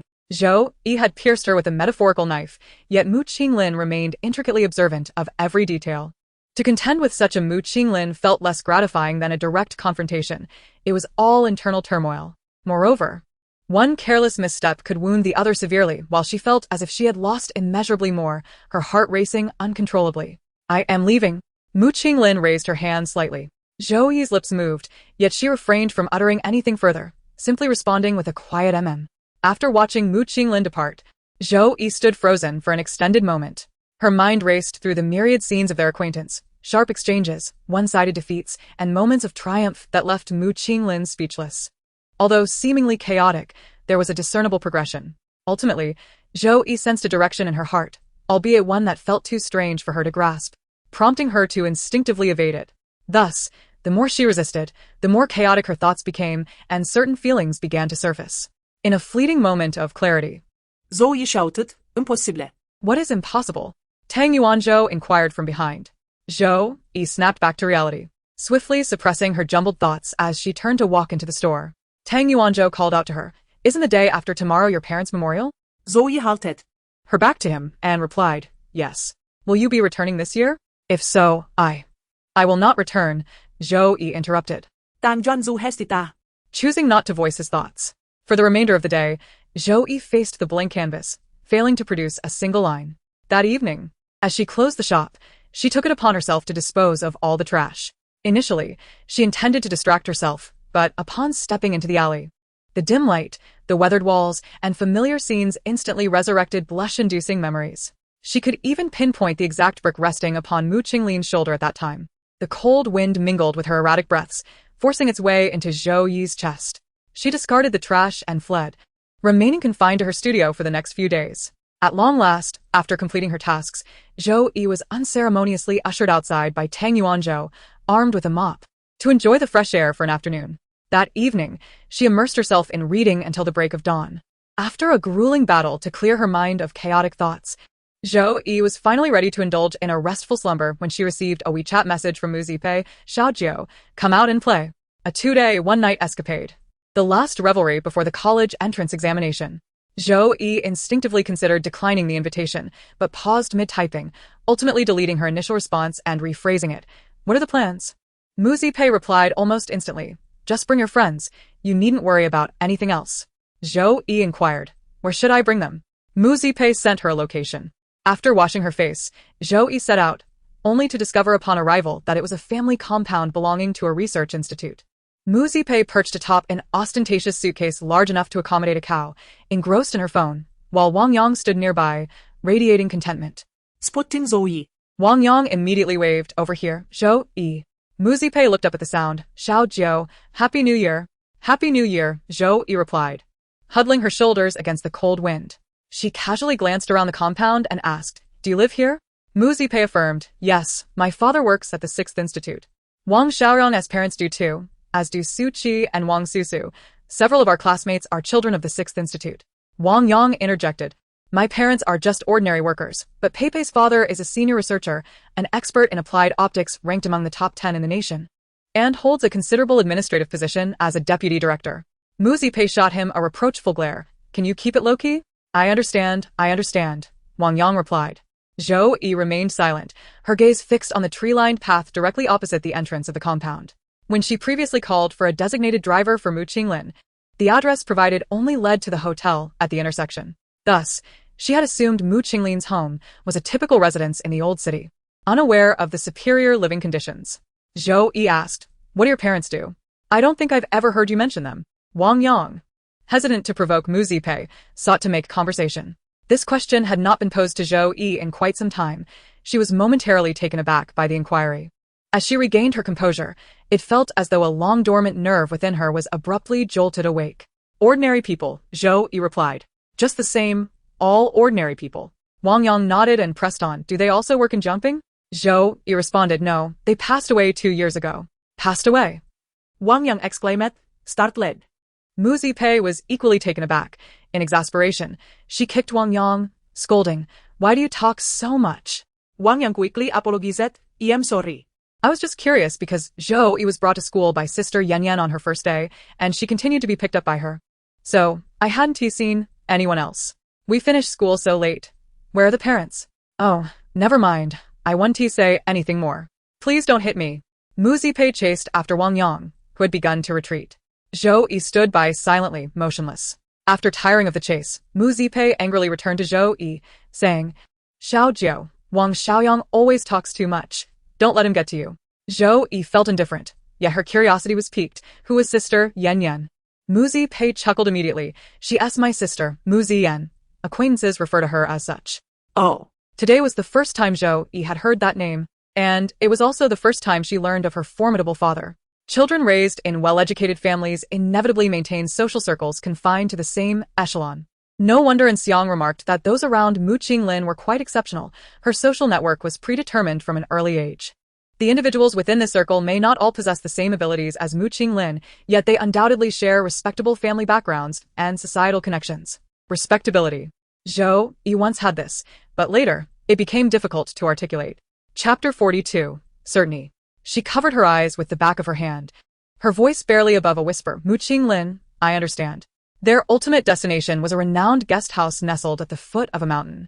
The early arrivals, Su Qi and others, were busy examining the barbecue grill, while the girls busied themselves washing vegetables. Upon seeing Zhou Yi and Mu Zipei, Wang Su shivered, exclaiming, Em Friesen. Mu Zipei hid behind Zhou Yi, chuckling nervously, just hold on a bit longer. I truly cannot manage this task. My mother says that vegetables washed by me lose a significant amount of weight. Wang Su, trembling, gave her a thumbs up before inquiring, and Zhou Yi? She's even worse. Mu Zipei declared, pushing Zhou Yi behind her with conviction.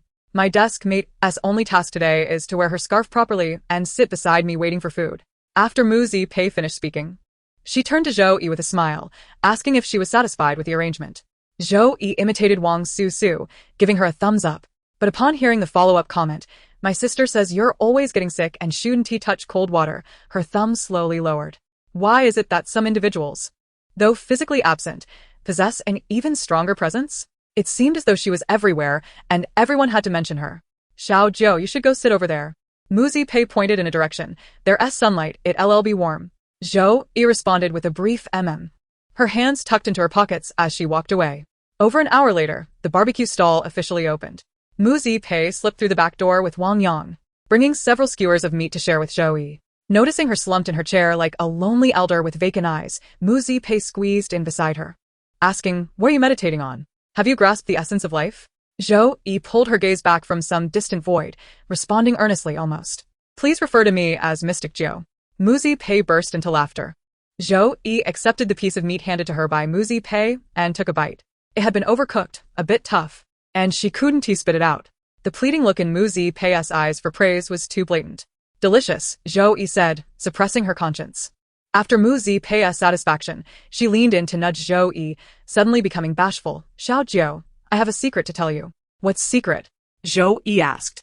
Mu Zipei exchanged a glance with Wang Yang, both quickly averting their eyes, and the former's fair face flushed crimson.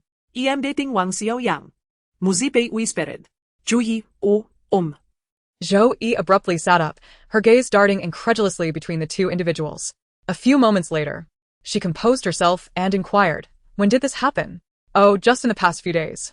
Actually, there were signs earlier, Mu Zipei replied, shyly adjusting her bangs. Haven't we grown up together? He is quite attentive and knows how to care for others. Over time, I found him rather appealing. Is it really possible for such trivial matters to evolve into affection? She currently finds Mu Qinglin quite agreeable, even admirable. As for caring for others, it seems Mu Qinglin surpasses Wang Yang in that regard. Zhou Yi's heart skipped a beat, and she said, taking a breath, friends can accomplish these things too.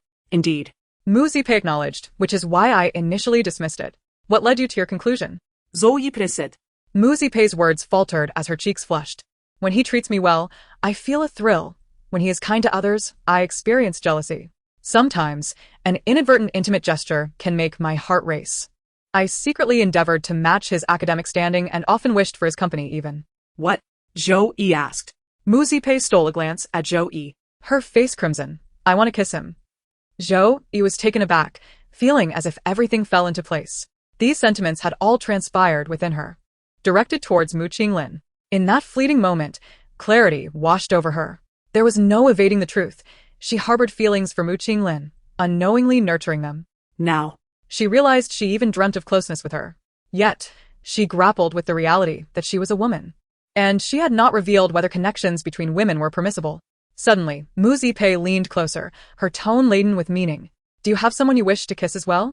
When I mentioned wanting to kiss Wang Xiaoyang, you licked your lips. That reaction mirrors my own whenever I secretly reminisce. Yes.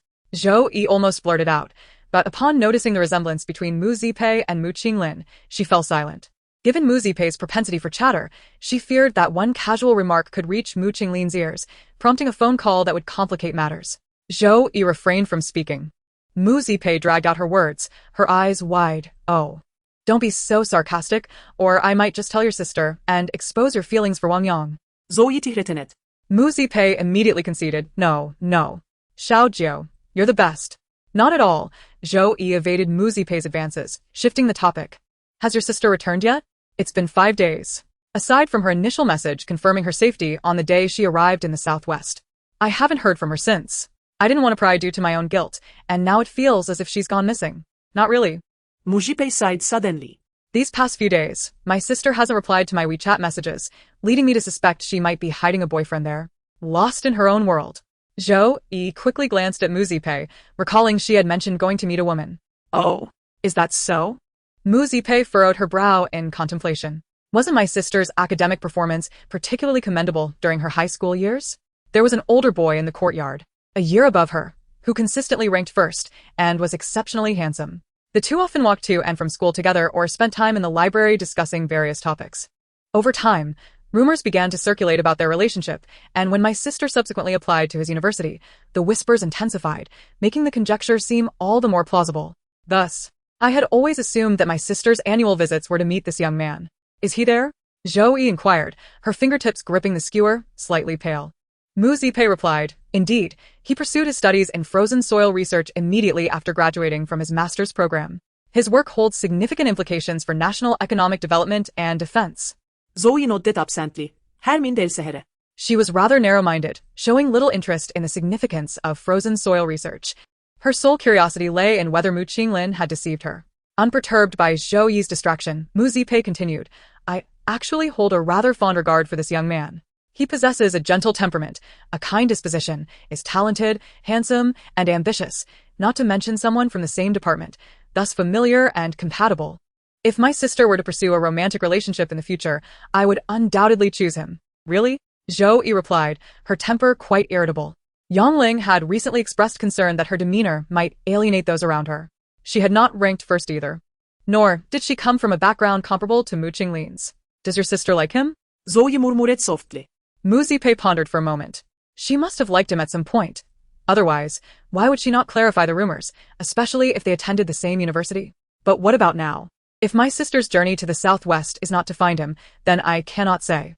In recent years, she had not witnessed her sister forming any significant connections with the opposite sex.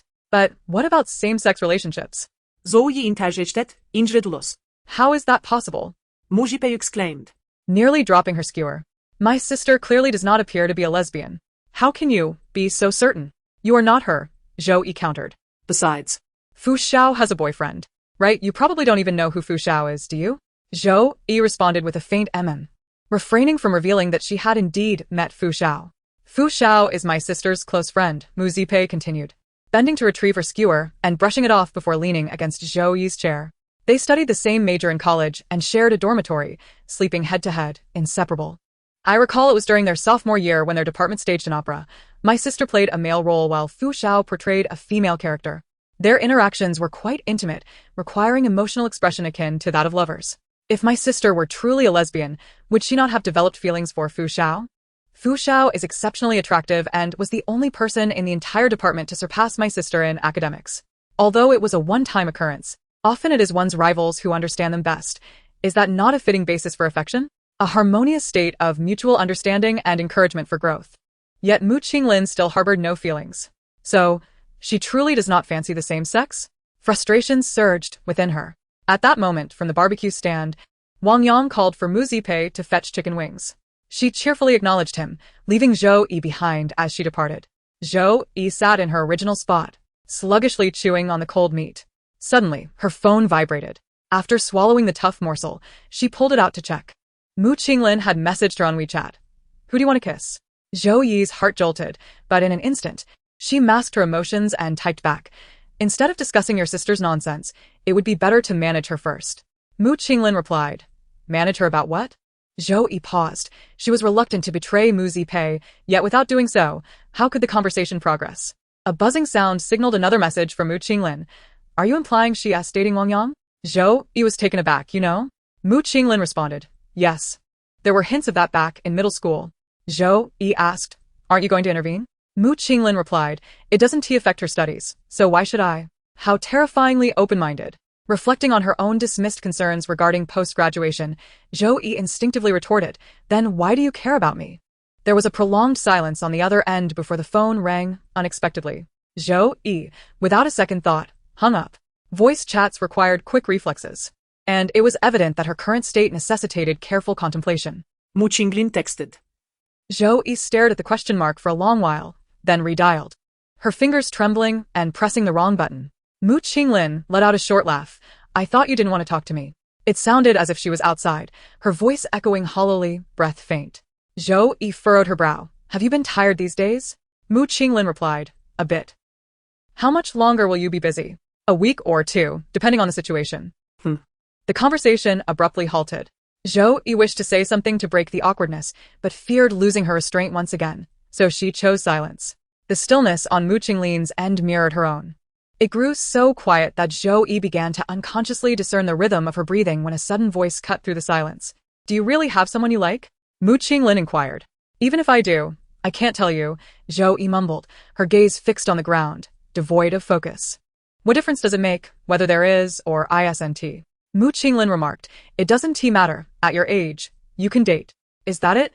Zhou Yi swallowed hard, struggling to control her temper. "Didn't you say I should think about these things after graduation?" The cold wind brushed her bangs aside, grazing her eyes. She felt an odd impression that Mu Qinglin hesitated, yet the outcome was unsurprising. Normal relationships were acceptable. Oh, so it's abnormal for women and women? How predictable. Quite good indeed. She had yet to voice anything, and the disparity between them felt insurmountable. Zhou Yi leaned back in her chair, breathing slowly. The sounds around her continued, faintly, as she discerned Mu Qinglin conversing with a man. "Yan, why are you standing in the wind?" The man's voice was filled with concern. Yet despite the weight of his emotions, his demeanor remained as gentle as Mu Zipei had described. Mu Qinglin was also smiling. "It's fine, just make a call, and I will return shortly." "All right, don't delay. I will wait for you upstairs." Soon, their conversation concluded, and Mu Qinglin's voice became clear once more. "Xiaozhou?" Zhou Yi responded, inquiring, "Is there something bothering you?" "I heard someone calling for you." Mu Qinglin. "A little then I shall hang up." I remembered what you just said, and I understand." Zhou Yi interrupted, covering her eyes with the back of her hand, and quietly stated, "Mu Qinglin, I comprehend." After a moment of silence, Mu Qinglin's voice, intertwined with the vast winds of the southwest, replied, "Good." Chapter 43, A Dull Ache. "What did you just call me?" In the southwest, winter often presents clear skies. During the day, the heavens are azure, the sun warm, and clouds absent, yet the winds are fierce.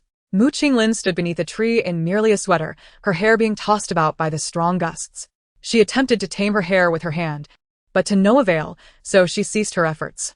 The prolonged silence rendered the wind's voice cacophonous.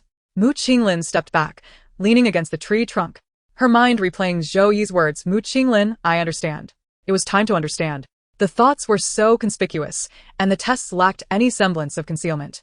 However, with both aware of the truth, did that mean they ought to begin evading one another? "Yan, why are you still standing there?" Chun Zhao, who had been waiting for Mu Qinglin to ascend, hurried over, holding an oxygen tank, and handed it to her, saying, "Take a few breaths if you're feeling unwell." Mu Qinglin smiled, feeling helpless. It wasn't to that extent yet. Chun Zhao's expression turned serious. "Don't be stubborn. The altitude here is high, and considering your current state, if you feel unwell, do not hold it in, or we will worry even more." Mu Qinglin's smile paused momentarily, before gradually fading. "I apologize for causing you trouble. If you continue to speak like that, I shall no longer concern myself with you." Chun Zhao frowned, stating, "We have endured the trials of scandalous rumors together. Our friendship is as solid as rock. Speaking of trouble feels too distant." Mu Qinglin raised an eyebrow. Who is it that allowed rumors to flourish just to reject the class flower? Chun Zhao. And who is it that, in youthful arrogance, couldn't even be bothered to explain? They exchanged glances for a few seconds before bursting into laughter.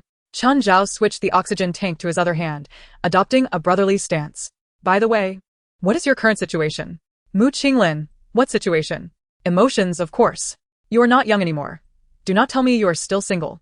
Chun Zhao's scrutinizing gaze locked onto Mu Qinglin. "A single WeChat message can make you so nervous that you run out without your jacket. After the call, you seem unscathed. Such rapid emotional fluctuations can only point to romance, right? Yan, do you have someone in mind?" Mu Qinglin chuckled softly, averting her gaze from Chun Zhao's scrutiny to the endless expanse of blue sky in the distance. Given my current state, if there is anyone, it can only be a non-existent one. Chun Zhao was taken aback, his tone suddenly turning stern. Yen, if you do not take a step forward yourself, no one can assist you. Mu Qinglin rarely witnessed Qin Chaosheng in a state of anger and wished to jest, but upon noticing the concern etched on his face, she refrained from speaking, merely gesturing with her hand before straightening her posture and making her way towards the nearby pure white building. On the other side, Zhou Yi sat alone, utterly still. The early February air still bore a chill, and the wind swept across the river, prompting exclamations from the crowd as they sought refuge. Mu Zipei hurried over, retrieving the scarf Zhou Yi had dropped. With a quivering voice, she urged, Xiao Jiu, why not retreat to your room for a while? The breeze here is rather cold, and my sister has instructed me to ensure you do not catch a chill. Your sister says. Again, it was her sister. She is not my sister. Why should I heed her words? Zhou Yi's sudden outburst attracted everyone's attention. Realizing a moment too late the embarrassment on Mu Zipei's face, she hastily released her tightly clenched hands, accepted the scarf from her, and exclaimed in a voice loud enough for all to hear, Deskmate, I apologize. Perhaps I froze to death in my past life, for I cannot control my temper when the cold sets in. You startled me. Mu Zipei sighed in relief, patting her chest. It's fine. You should head back. Once I gather enough food, I'll bring it to you. That would be rather embarrassing. Zhou Yi playfully hooked her arm around Mu Zipei's shoulder, leading her towards the barbecue stall. To be honest, my grilling skills are unparalleled in Hongmen Alley. I usually do not showcase them, but today, I shall delight you. That's wonderful. I happen to think that what Wang Xiaoyang grills is fit only for dogs. You've tried his? Huh? Mu Zipei pondered for a moment before resolutely declaring, from now on, I shall follow your lead. Zhou Yi. I will ensure your dreams come true. In the latter half of the day, Zhou Yi took it upon herself to manage the food for the remaining 30 or so people spinning around like a top. A top must concentrate to maintain its balance. Any lapse in focus leads to wobbling. She relished this role and executed it splendidly. After everyone had eaten their fill, a lively debate erupted regarding where to spend the afternoon. Zhou Yi remained uninvolved, sitting with her back to the group by the barbecue stall, gazing vacantly at the tranquil lake surface. The cold wind buffeted her, and she lowered her head to swallow, her throat dry and sore, a familiar precursor to an impending cold. Zhou Yi chuckled softly to herself, thinking, splendid, a certain someone didn't even glance her way, and yet here she was, falling ill. Fortunately, it was merely a brief intermission from her usual health. With a little adjustment, she could endure it. Xiao Jiu, let us go have some fun. Mu Zipei called from behind. Zhou Yi turned slightly, waving her hand, and after a moment, stood up to approach, her eyes crinkling into a smile as she asked, where to? Mu Zipei was astonished. Xiao Jiu, this is the first time I've seen you smile so joyfully. Is it? Quite evidently. Is there good news? Must it be good news to smile? Absolutely.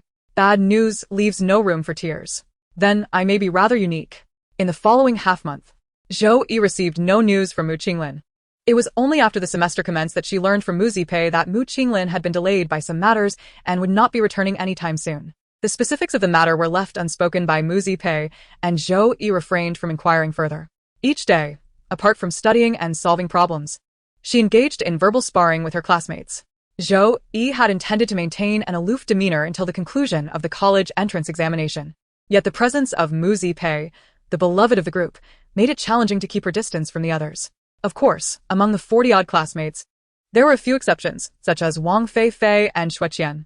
On the first day of school, Zhu Li publicly praised Zhou Yi and Mu Zipei for their remarkable progress, particularly highlighting Mu Zipei, whose mathematics score surpassed the average by 7 points, leaving Wang Feifei and Xueqian, who had fallen out of the top class, in a state of envy.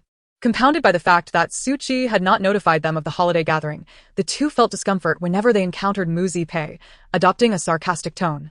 Since learning of her grades, Mu Zipei had adopted a serene and unperturbed demeanor, allowing Wang Feifei and Xueqian to express their sentiments freely. Zhou Yi, however, was resolute in her presence, never hesitating to confront them, a gesture that moved Mu Zipei to express her gratitude daily on social media.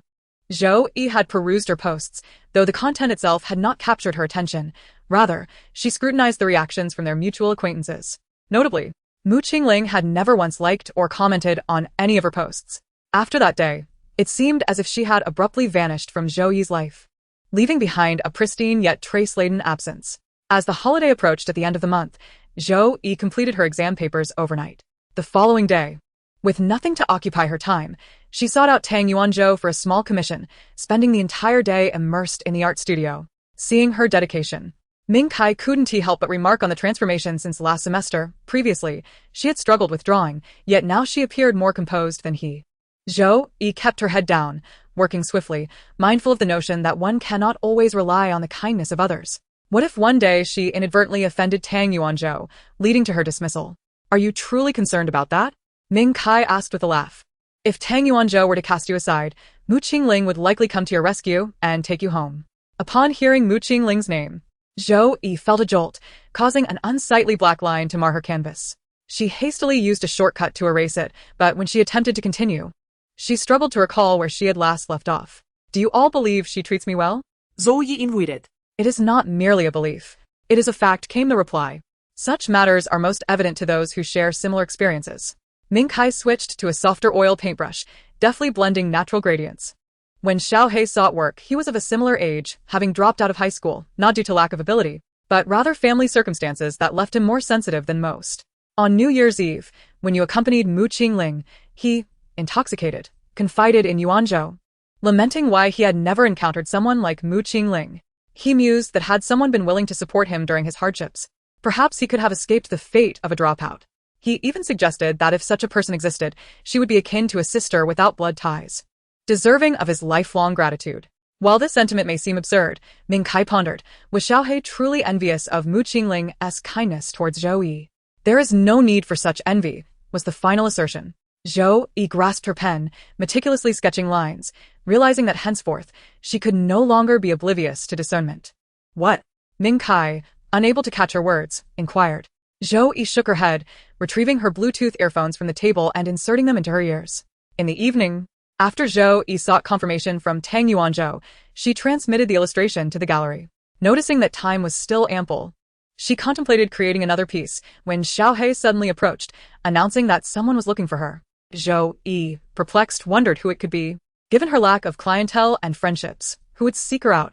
With a mysterious wink, Xiao He teased, "You'll know once you head down." Zhou Yi retorted. "Then I prefer not to know." "Oh, come on. Someone has made the effort to find you. Is it appropriate to ignore them? Hurry," urged Xiao He, nudging her from behind. Left with no choice, Zhou Yi set down her pen and followed him downstairs. Upon catching sight of Mu Qinglin leaning against the cash register, Zhou Yi instinctively considered turning away, only to be halted by Xiao He behind her, forcing her to pause. In that fleeting moment, clarity returned to Zhou Yi. Why flee? She had asked what was necessary and withheld what should remain unspoken. There was no need to evade what was unknown to all. As long as she maintained her composure, her affection for Mu Qinglin could remain buried within her heart. Zhou Yi reminded herself internally. In the blink of an eye, her gaze was met by the familiar face of Mu Qinglin, who smiled leisurely and beckoned her with a finger from across the room, saying, "Come down. Join me." Yet, It was merely that. in that instant, Zhou Yi finally grasped the harsh reality of coexisting with tumultuous emotions and serene indifference. She utilized the gesture of tucking her hair behind her ear to shield herself from Mu Qinglin's gaze. Moments later, she descended the stairs at her usual leisurely pace and inquired, "When did you return?" "Just arrived," Mu Qinglin replied. And so it was. This person truly wished for her to be unsettled. "What do you have there? A candy box? Give me one." Zhou Yi could not respond directly to Mu Qinglin's remark and instead sidled to seize the candy box from her hands. To her surprise, Mu Qinglin swiftly raised her hand to evade her grasp. The motion was quick, nearly slapping Zhou Yi's hand away. Zhou Yi was momentarily taken aback. Was it really necessary to be so stingy over single candy? Noticing Zhou Yi's expression, Mu Qinglin seemed to suddenly comprehend, hastily stowing the candy box into her pocket, and said in a low voice, "Let me see your hand." As she spoke, Mu Qinglin had already grasped Zhou Yi's fingertips, pulling them closer to her. Zhou Yi briefly contemplated retreating but ultimately did nothing, allowing Mu Qinglin to examine her hand for a moment before remarking, "I thought your delicate skin would bruise from such a touch." Zhou Yi retracted her hand and casually replied, "That was merely a bump against your bones." Had it been the candy box, the outcome might have differed. Mu Qinglin responded with a soft, explaining, "Its throat lozenges quite bitter. If you consume it, you'll surely complain." "Oh, it matters not. I had no intention of eating it anyway," Zhou Yi replied, stepping back against the cash register. The distance between the two suddenly diminished, and Zhou Yi noticed that Mu Qinglin appeared significantly haggard, with a discernibly poor spirit.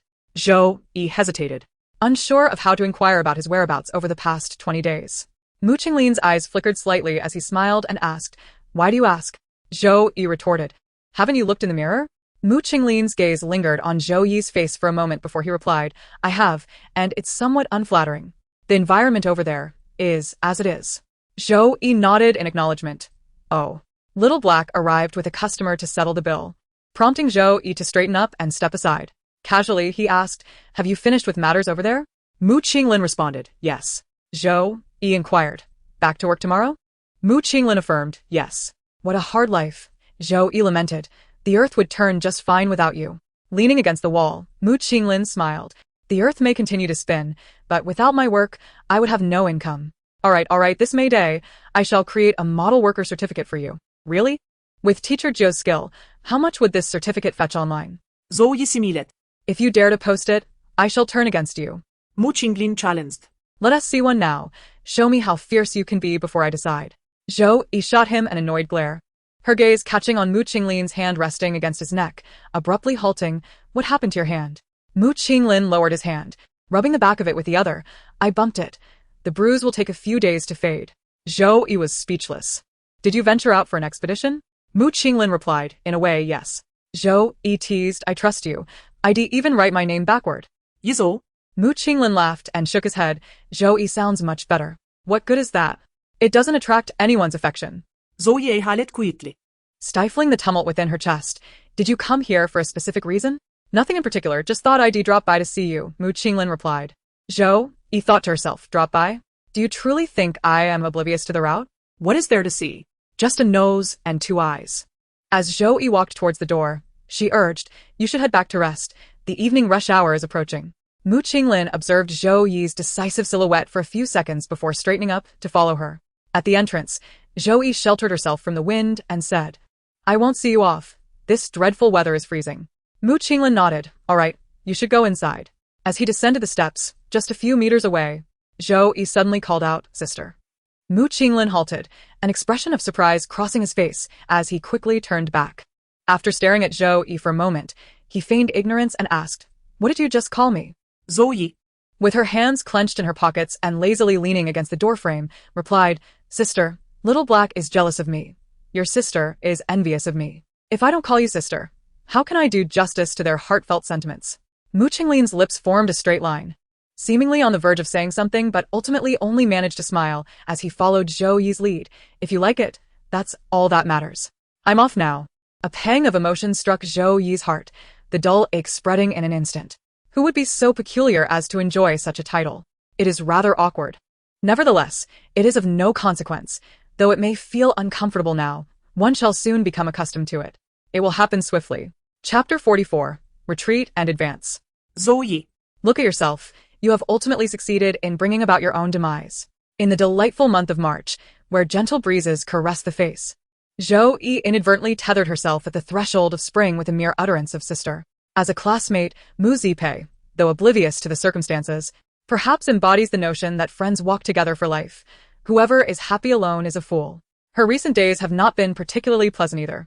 Ever since mathematics flourished, the substitute teacher, Luo Ming, seized the opportunity to call on Mu Qinglin during class, claiming it was to keep her perpetually alert, lest her next exam scores resemble those of a dog-esque chewed paper, resulting in a significant decline in her mathematics performance. After enduring this torment for a while, Mu Qinglin found herself in a state of despair. Fortunately, her grades consistently improved. Following a recent quiz, Mu Qinglin achieved remarkable results in mathematics, catapulting her into the top 10 of her grade. Luo Ming, who had been burdened by her since freshman year, generously dedicated 5 minutes during mathematics class to praise her. Mu Qinglin felt elated, folding her test paper and placing it in her book as if it were a royal decree, stating, "Old Luo, rest assured. With Xiao Zhou by my side, my mathematics scores shall remain firmly above average." Old Luo is the affectionate moniker the students use in private, as none dare to address him directly. When Mu Qinglin suddenly spoke so familiarly, the entire classroom stifled their laughter, nearly leading to internal injury. Zhou Yi, however, remained indifferent, continuing to write on her test while coldly remarking, "I'm sorry, but in the 21st century, we do not engage in arranged relationships. With ample witnesses present, let us formally sever ties today." The room erupted in laughter. Wang Susu, wiping tears of mirth from her eyes, feigned sorrow. lamenting the demise of the couple she had shipped. Mu Zipei, feeling heartbroken and aggrieved, asked, Xiao Jiu, do you truly want to break up with me? Is it real? I even brought you yogurt. Zhou Yi, without lifting her head, replied, leave the yogurt. The person is not worth it. In fury, Mu Zipei punctured the yogurt packaging with her straw and slammed it down beside Zhou Yi before turning to WeChat to complain to Mu Qinglin. Mu Qinglin replied, Expose her misdeeds. Mu Zipei responded, all right. Stealing a glance at Luo Ming at the podium, Mu Zipei noticed he was engrossed in his lecture, too preoccupied to pay attention to the happenings below. Cautiously, she shielded her phone behind her book and discreetly aimed it at Zhou Yi. Sensing Mu Zipei's subtle movements from the corner of her eye, Zhou Yi turned her head, asking, what are you doing? Mu Zipei pressed send, calmly closing her book and stating, the weather is quite pleasant today. Zhou Yi glanced outside, noting the overcast sky that hinted at impending rain. Not being part of the same family means not entering the same door. Zhou Yi suddenly found herself believing this phrase. The last time they visited the amusement park, Mu Qinglin had also used the weather as a diversion. Why does everything seem to connect back to her? Zhou Yi clenched her pen tightly, finding the yogurt in her mouth suddenly tasteless.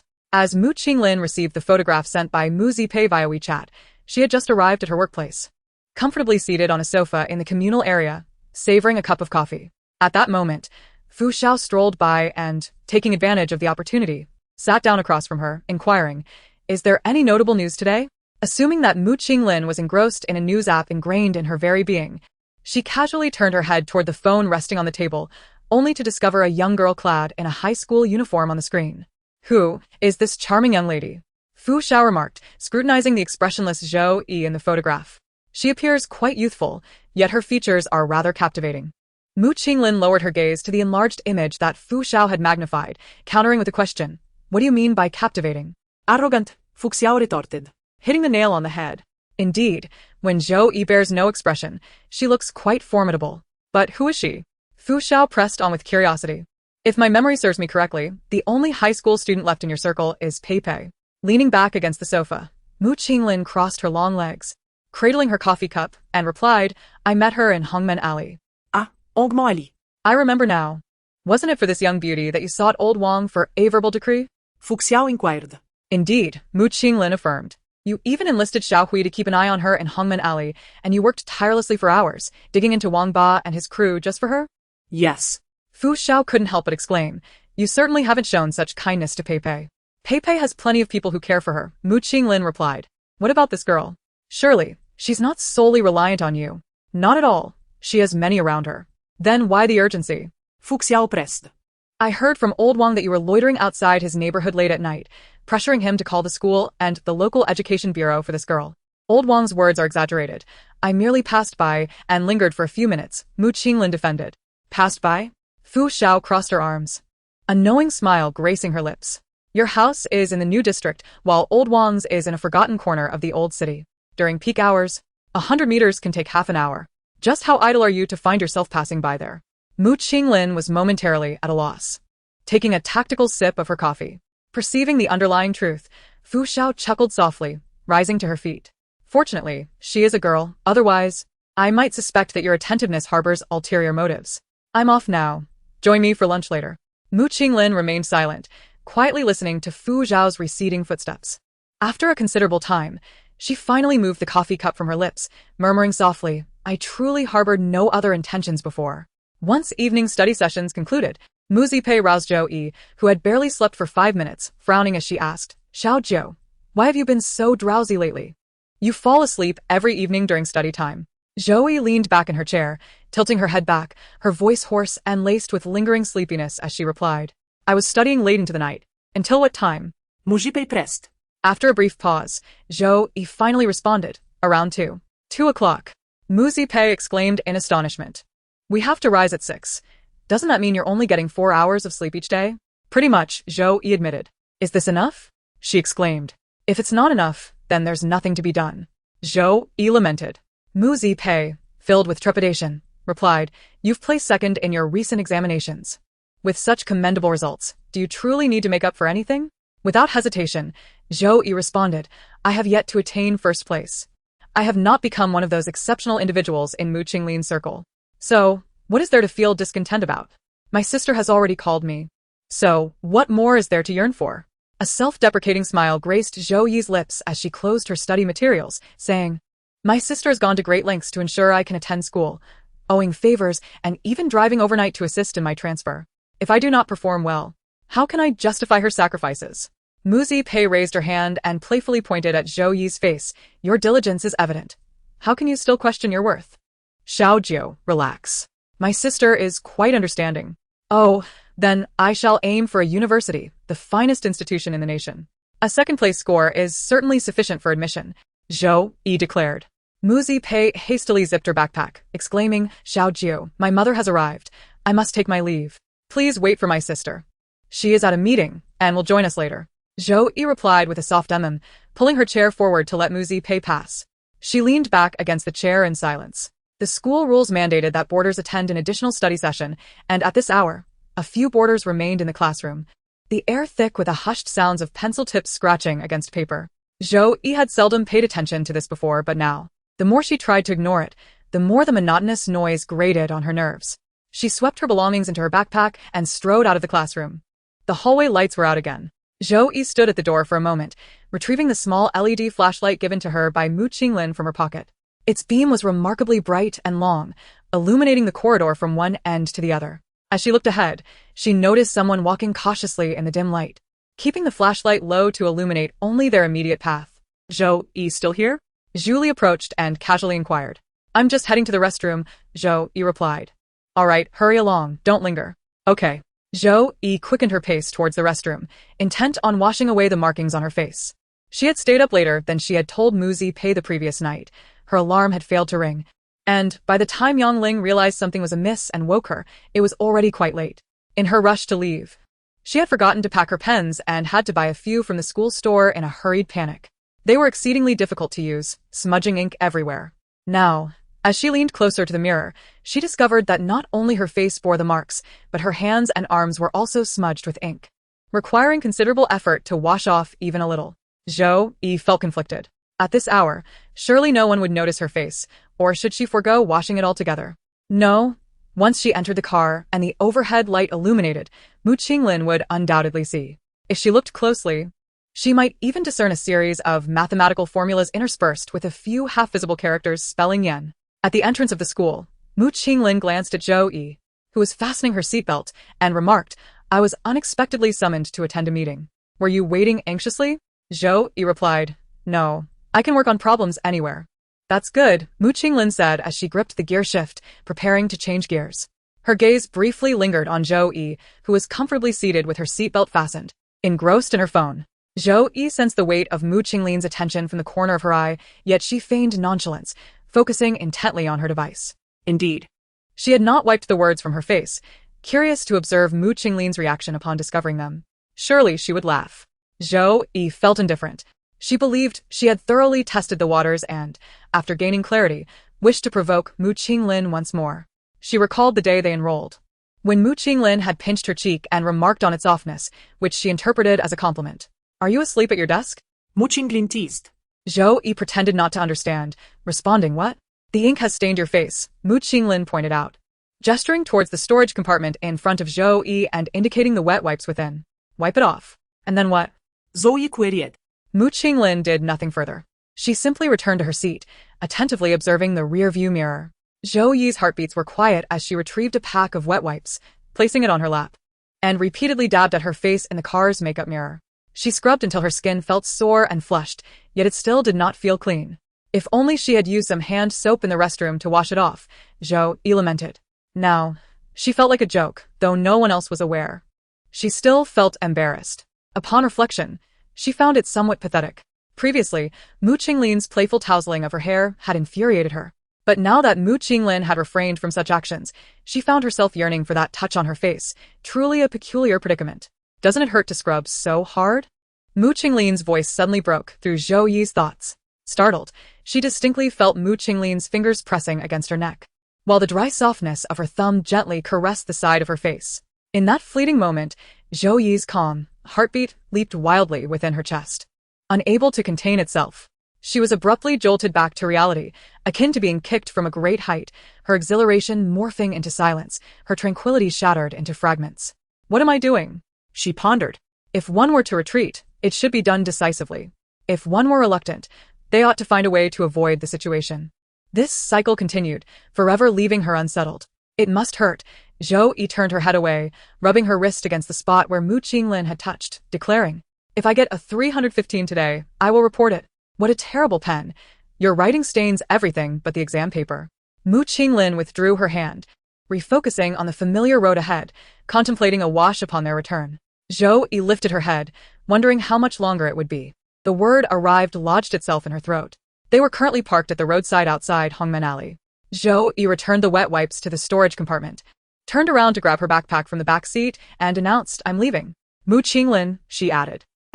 With her feet touching the ground, Zhou Yi paused her movements and, after a few seconds, turned to Mu Qinglin and said, "Sister, you need not pick me up anymore." Mu Qinglin, Resting her left hand on the steering wheel, inquired, "What happened?"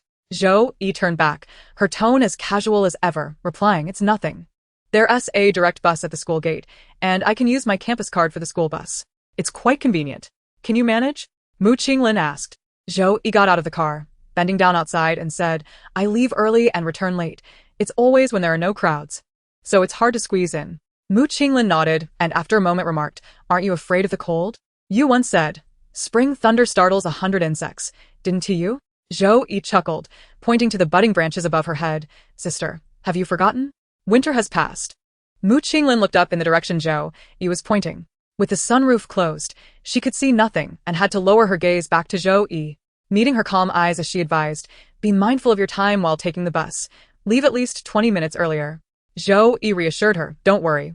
I'm aware of that common sense. All right, let us head back." sure. In an instant, Zhou Yi's expression vanished completely as she turned away, internally chastising herself.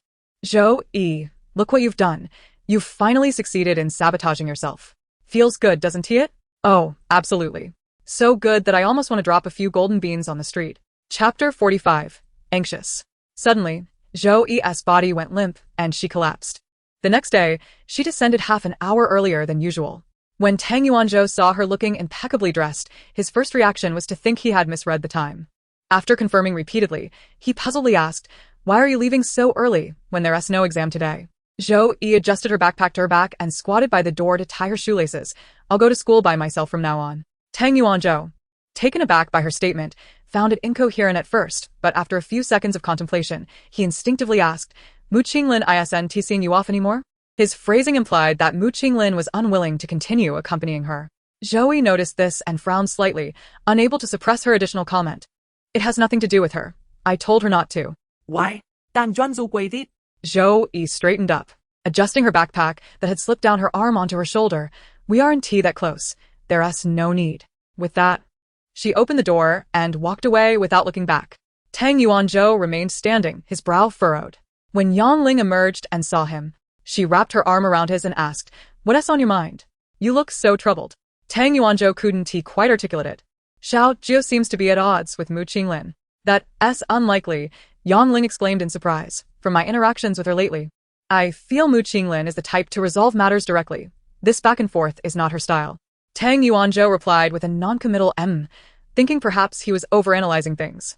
Meanwhile, one of the protagonists, Mu Qinglin, was waiting by the roadside, as she did every day to pick up Zhou Yi. This morning, like any other, she awoke, leaning against her headboard while browsing a news app. As the time drew near, she contemplated sending a WeChat message to rouse Zhou Yi from slumber, but paused momentarily upon opening the chat window. Zhou Yi had already decided against her escort. This outcome had been foreshadowed the instant Zhou Yi opted to address her as sister, yet the realization struck her with unexpected force, akin to stepping into an abyss mid-stride. An immediate discomfort engulfed her chest, and once she regained her footing, a quiet sorrow began to seep in. This was an uncontrollable tide, seemingly languid yet tumultuous beneath the surface, one she could neither resist nor evade. She was acutely aware of what this sensation signified, yet she refrained from pleading for retention then, and now could not afford to lament. She merely set down her phone, composed herself for the day as ablutions, and departed, driving to this secluded spot, hoping to observe whether Zhou Yi, who had so diligently distanced herself, would revert to her former, brash, and sharp-edged disposition. If she did, it would be a relief that certain stirrings had not transformed into the scars Zhou Yi would later clutch at her heart to recall. If not, she felt utterly powerless in that moment. Mu Qinglin pressed down firmly on the lid of the sugar box, gripping it tightly in her palm. Zhou Yi, you must strive harder, at least more than I do. Soon, Zhou Yi appeared at the mouth of the alley, her school uniform unbuttoned and casual. As it was her first time taking the bus and uncertain of her location, she stood at the intersection, glancing about before trudging in the opposite direction of Mu Qinglin. Like many students rushing to early classes, she stood listlessly at the bus stop, waiting for the bus to arrive, and only boarding after everyone else had gotten on. Tapping her card before settling into the last remaining seat at the back. The rear of the bus amplified the vehicle's jolts, and before long, nausea began to rise within Zhou Yi's stomach. Having recently consumed capsules, the bitter taste of traditional medicine surged up her throat in waves. She clutched her backpack tightly against her abdomen, attempting to quell the tumult within, but it proved futile against the erratic driving of the impatient bus driver. Finally enduring until her stop, Zhou Yi crouched by the roadside and expelled the contents of her stomach. Mu Qinglin was set to attend a meeting at another research institute they were collaborating with, necessitating an early departure. Mu Qinglin, eager to hitch a ride, too had to rise early. Upon disembarking and noticing Zhou Yi crouched by the roadside, she rushed over, asking, "Xiaojie, what is wrong?" Zhou Yi's face was devoid of color, her eyes glistening with tears born of discomfort. Upon meeting her gaze, Mu Qinglin was startled by the alarming red veins in her eyes. "Xiaojie, are you carsick?" Zhou Yi rose and explained her predicament to a nearby sanitation worker, requesting assistance to wash away the remnants of her distress. Before entering the school gate with a pallid visage. Throughout the ordeal, Mu Qinglin hesitated to speak to Zhou Yi, sensing her dismal mood. Just before entering the classroom, she suddenly recalled Mu Qinglin and quickly sent her a WeChat message. "Sister, didn't you accompany Xiaojie today?" "She is so carsick," she vomited. Mu Qinglin. Having just exited the dining hall, lingered at the door for a moment before replying, "Please ensure you look after her." Mu Qinglin. "Of course. I was just planning to go to the convenience store to buy little Gio some hot milk." Mu Qinglin. Is that all? Mu Qinglin inexplicably felt that her sister was a bit distant today. She furrowed her brows for a moment, then turned and dashed towards the convenience store. Upon returning to the classroom, Zhou Yi had already fallen asleep at her desk. Mu Qinglin didn't wake her. Instead, she quietly had Su Qi, her desk mate, slide the desk back a bit and stealthily settled in, glancing at the test paper while observing Zhou Yi. The class bell rang, and Zhu Li entered the classroom with her lesson plans. Noticing Zhou Yi's indifference to her arrival, Zhu Li tapped the blackboard and announced loudly, "Still sleeping? Class has begun." Mu Qinglin, anxious, covered Zhou Yi's head with a test paper and whispered, "Teacher, little Gio isn't feeling well." Zhu Li paused for a moment, then quickly approached to inquire, "What is wrong?" Mu Qinglin replied, "Her face is as pale as chalk dust. It's quite alarming. She should go to the infirmary right away. The second joint exam is imminent, and we cannot afford any setbacks. If she performs poorly, it could severely impact her mindset moving forward." "It's nothing, I don't need to go," Zhou Yi said, pushing aside the test paper that had been resting on her head and sitting up. Zhu Li remained unconvinced. "Your complexion is too poor." Zhou Yi vigorously rubbed her face, managing to generate a few uneven patches of redness. "I'm just carsick. It's nothing serious." "Really?" "Absolutely. I'm just being overly dramatic. If it were truly unbearable, would I still be sitting here?" Zhu Li momentarily found herself uncertain whether Mu Qinglin was affirming her deskmate's dramatics or asserting that Zhou Yi was indeed fine. After a brief hesitation, Zhu Li reminded her, "If it gets worse, report it at any time," before returning to the lesson. Zhou Yi listened intently. From that day forth, she remained glued to her seat, only leaving for meals or restroom breaks, dedicating every moment to solving problems. In the subsequent mock exam, Zhou Yi fell short of first place by a mere 5 points. In the following second joint exam, she ranked first among the 8 schools. On the day the results were released, Zhou Yi leaned back in her chair, lost in thought for quite some time. Her hard work had finally borne fruit. It should have been a moment of joy, yet she felt an emptiness within, unsure of what to pursue next. She was, in truth, somewhat lackluster. Her previous diligence in studying stemmed from a desire not to burden her parents, who were far away, with worries about her well-being. Now, having vented her frustrations, she suddenly found herself directionless. At 19, she had yet to contemplate her future, with everything propelled forward by Mu Qinglin. Now that person had been concealed away. Little Gio, little Gio. Mu Qinglin returned from receiving praise from the math teacher, excitedly running up to Zhou Yi. "To celebrate your first place, I'll treat you to the convenience store." Zhou Yi snapped back to reality, deftly twirling her pen between her fingers. "What shall we buy?" "Of course. I guarantee my sister's recent red envelope could purchase half of the convenience store. With a clatter, Zhou Yi's pen fell onto the desk. But she did not pick it up. Her gaze rested on the bold one on the score sheet, and with a tranquil demeanor, she inquired, "Why did your sister send you such a large red envelope for no reason?" Mu Qinglin, congratulations on being in the top 5. What a milestone achievement. Oh. It truly has nothing to do with her. What was I even thinking? Zhou Yi pressed her lips together, contemplating that she needed to bolster her defenses against Mu Qinglin. Or else she would continue to be plagued by suspicion. "Let's go. It's on me," Zhou Yi declared as she rose. "From now on, I shall remain at the top. It's nothing extraordinary. No need for celebration. However, this may be your only chance to be in the top 5. Her desk mate, Mu Qinglin, felt a pang of sadness and, noticing Zhou Yi's face suddenly pale, exclaimed, "Xiaojiu, what's wrong?" Zhou Yi leaned on the desk, her eyes shut tight, and murmured, "I stood up too quickly. I'm a bit dizzy." "Then you should sit down immediately." Mu Qinglin rushed over to support Zhou Yi. However, as soon as her hand made contact, Zhou Yi's body went limp, and she collapsed. In the infirmary, Mu Qinglin anxiously awaited outside. Having sent Wang Yang and Su Qi back to class, upon seeing someone emerge, she dashed over and inquired, "Teacher Gu, what has happened to my desk mate?" "You're asking me?" Teacher Gu strode to the desk and sat down, exasperated. She's exhausted. Mu Qinglin was bewildered. "Exhausted?" Teacher Gu continued, "Sitting idle and cramming day in and day out. It's unsustainable. It's impossible. My desk mate is naturally talented." "Oh, please go on." Teacher Gu retrieved a disposable 4-line from the cabinet and remarked as he walked, "At this stage, the psychological pressure is immense. And without knowing how to balance work and rest, if she faints in the classroom today, she might faint in the examination hall tomorrow. With her physical constitution." Sigh. Come here. Teacher Gu turned to the anxious Mu Qinglin, who was nervously peeking through the curtain. Mu Qinglin hastened to the bedside. Zhou Yi emotionless. Her brows furrowed, lips pale, clearly in distress. "Turn her hand over and press down," Teacher Gu instructed. With teary eyes, Mu Qinglin complied.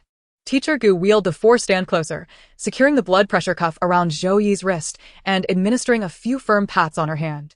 Mu Qinglin could distinctly feel Zhou Yi flinch in pain, and she quickly held her steady as Teacher Gu sanitized Zhou Yi's hand and expertly inserted a thin needle into her vein. Once the needle was secured, Teacher Gu turned to Mu Qinglin and said, "You should return to class. I will keep an eye on her." Mu Qinglin hesitated, but I took leave. With the college entrance examination approaching, there's no time for leave. Hurry back. This will take a while. But. No buts. I've already called your teacher. Wait. I'll leave right away.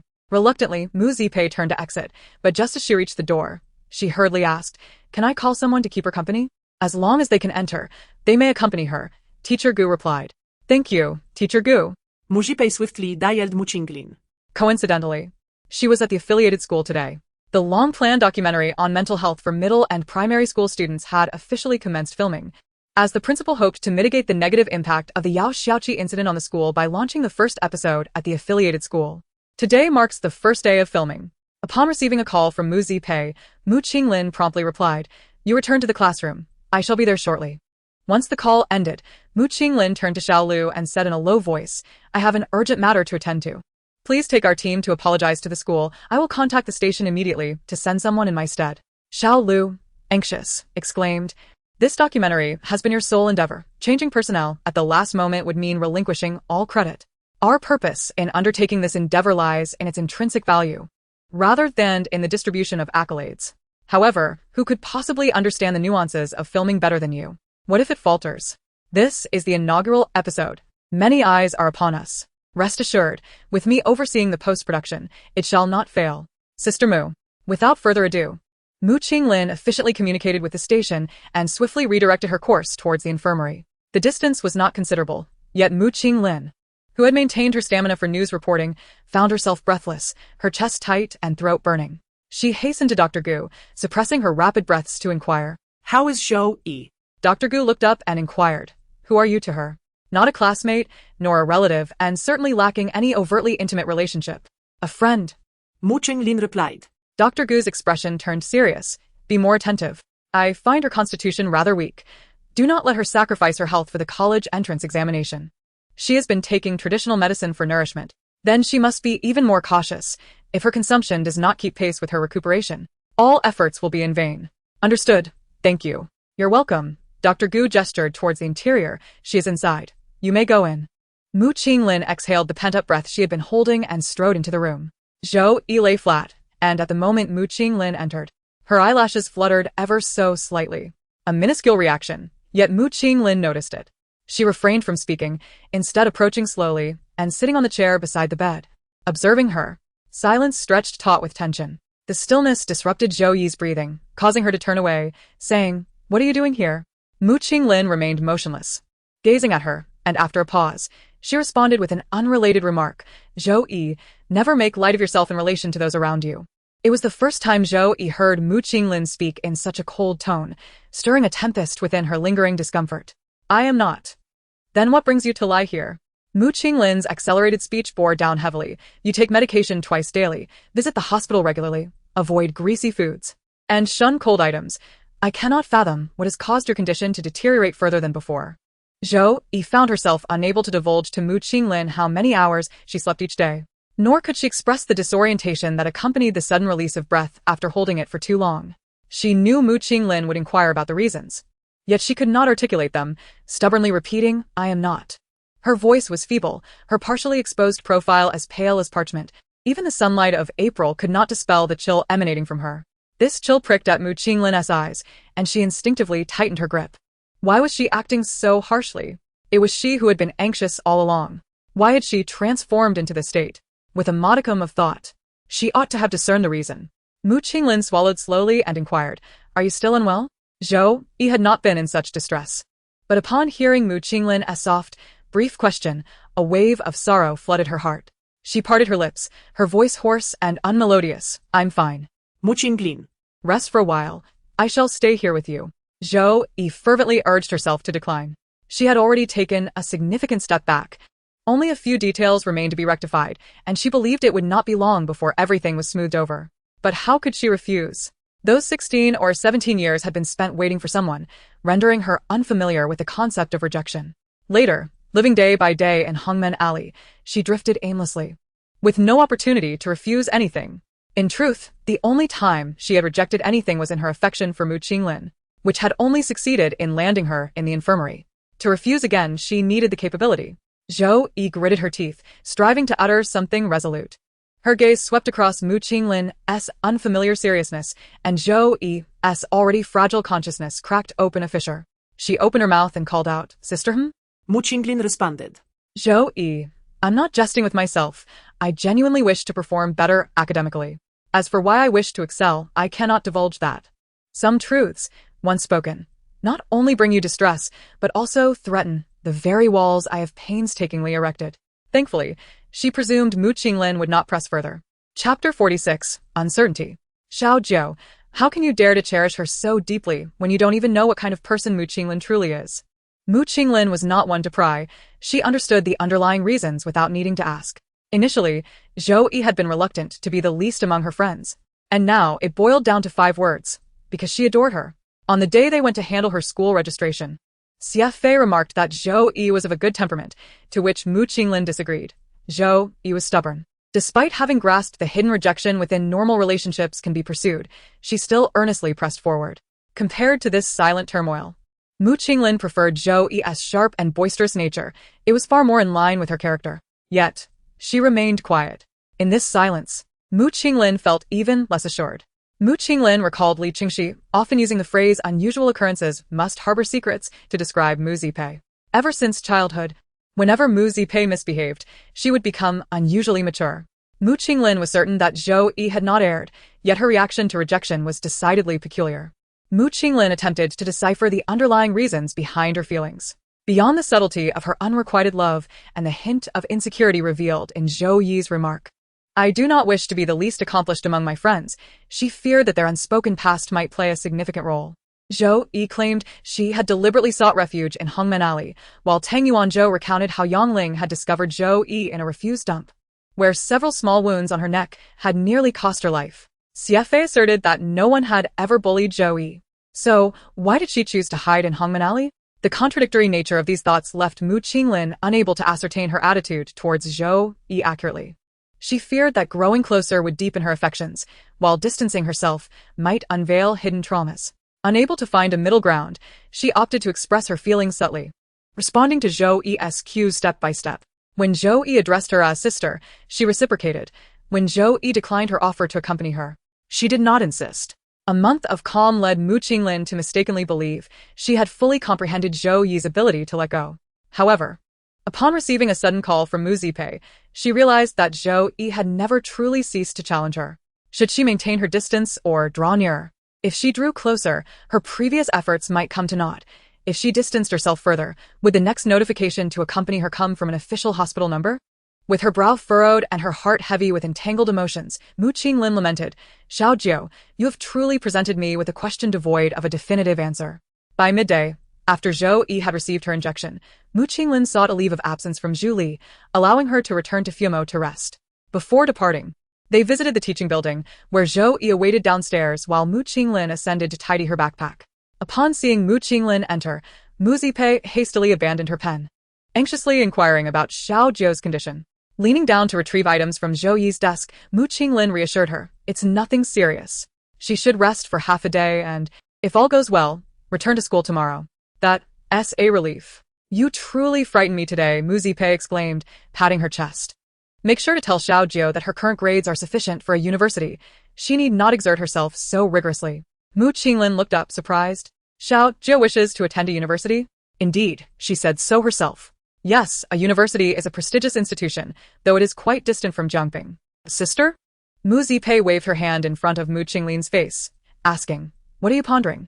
Mu Qinglin lowered her gaze, continuing to organize the belongings. "Nothing." Oh. "You must remember to inform Xiao Jiu that she has been sleeping only 3 to 4 hours each night lately, and aside from meals and restroom breaks, she spends all her time on exercises. Anyone would struggle under such conditions." Mu Zipei quickly glanced at Mu Qinglin and murmured, "You still haven't been picking her up. She looks pale after squeezing onto the bus every day." Mu Qinglin paused her movements and inquired, "Has Xiao Jiu been ill again?" "There have been a few instances. I fear the little flesh on her face is nearly gone." As Mu Zipei finished speaking, her gaze suddenly turned perplexed. "Did those little ones not mention anything to you? You must be closer to them than I am, given your prior acquaintance. It seems that distance has grown between us since that moment she referred to me as sister. There was a week where they did not interact with each other on WeChat at all. You focus on your studies. I will take Xiao Jiu home first," said Mu Qinglin. Let Xiao Jiu know that I will visit her at the shop after school," replied Mu Zipei.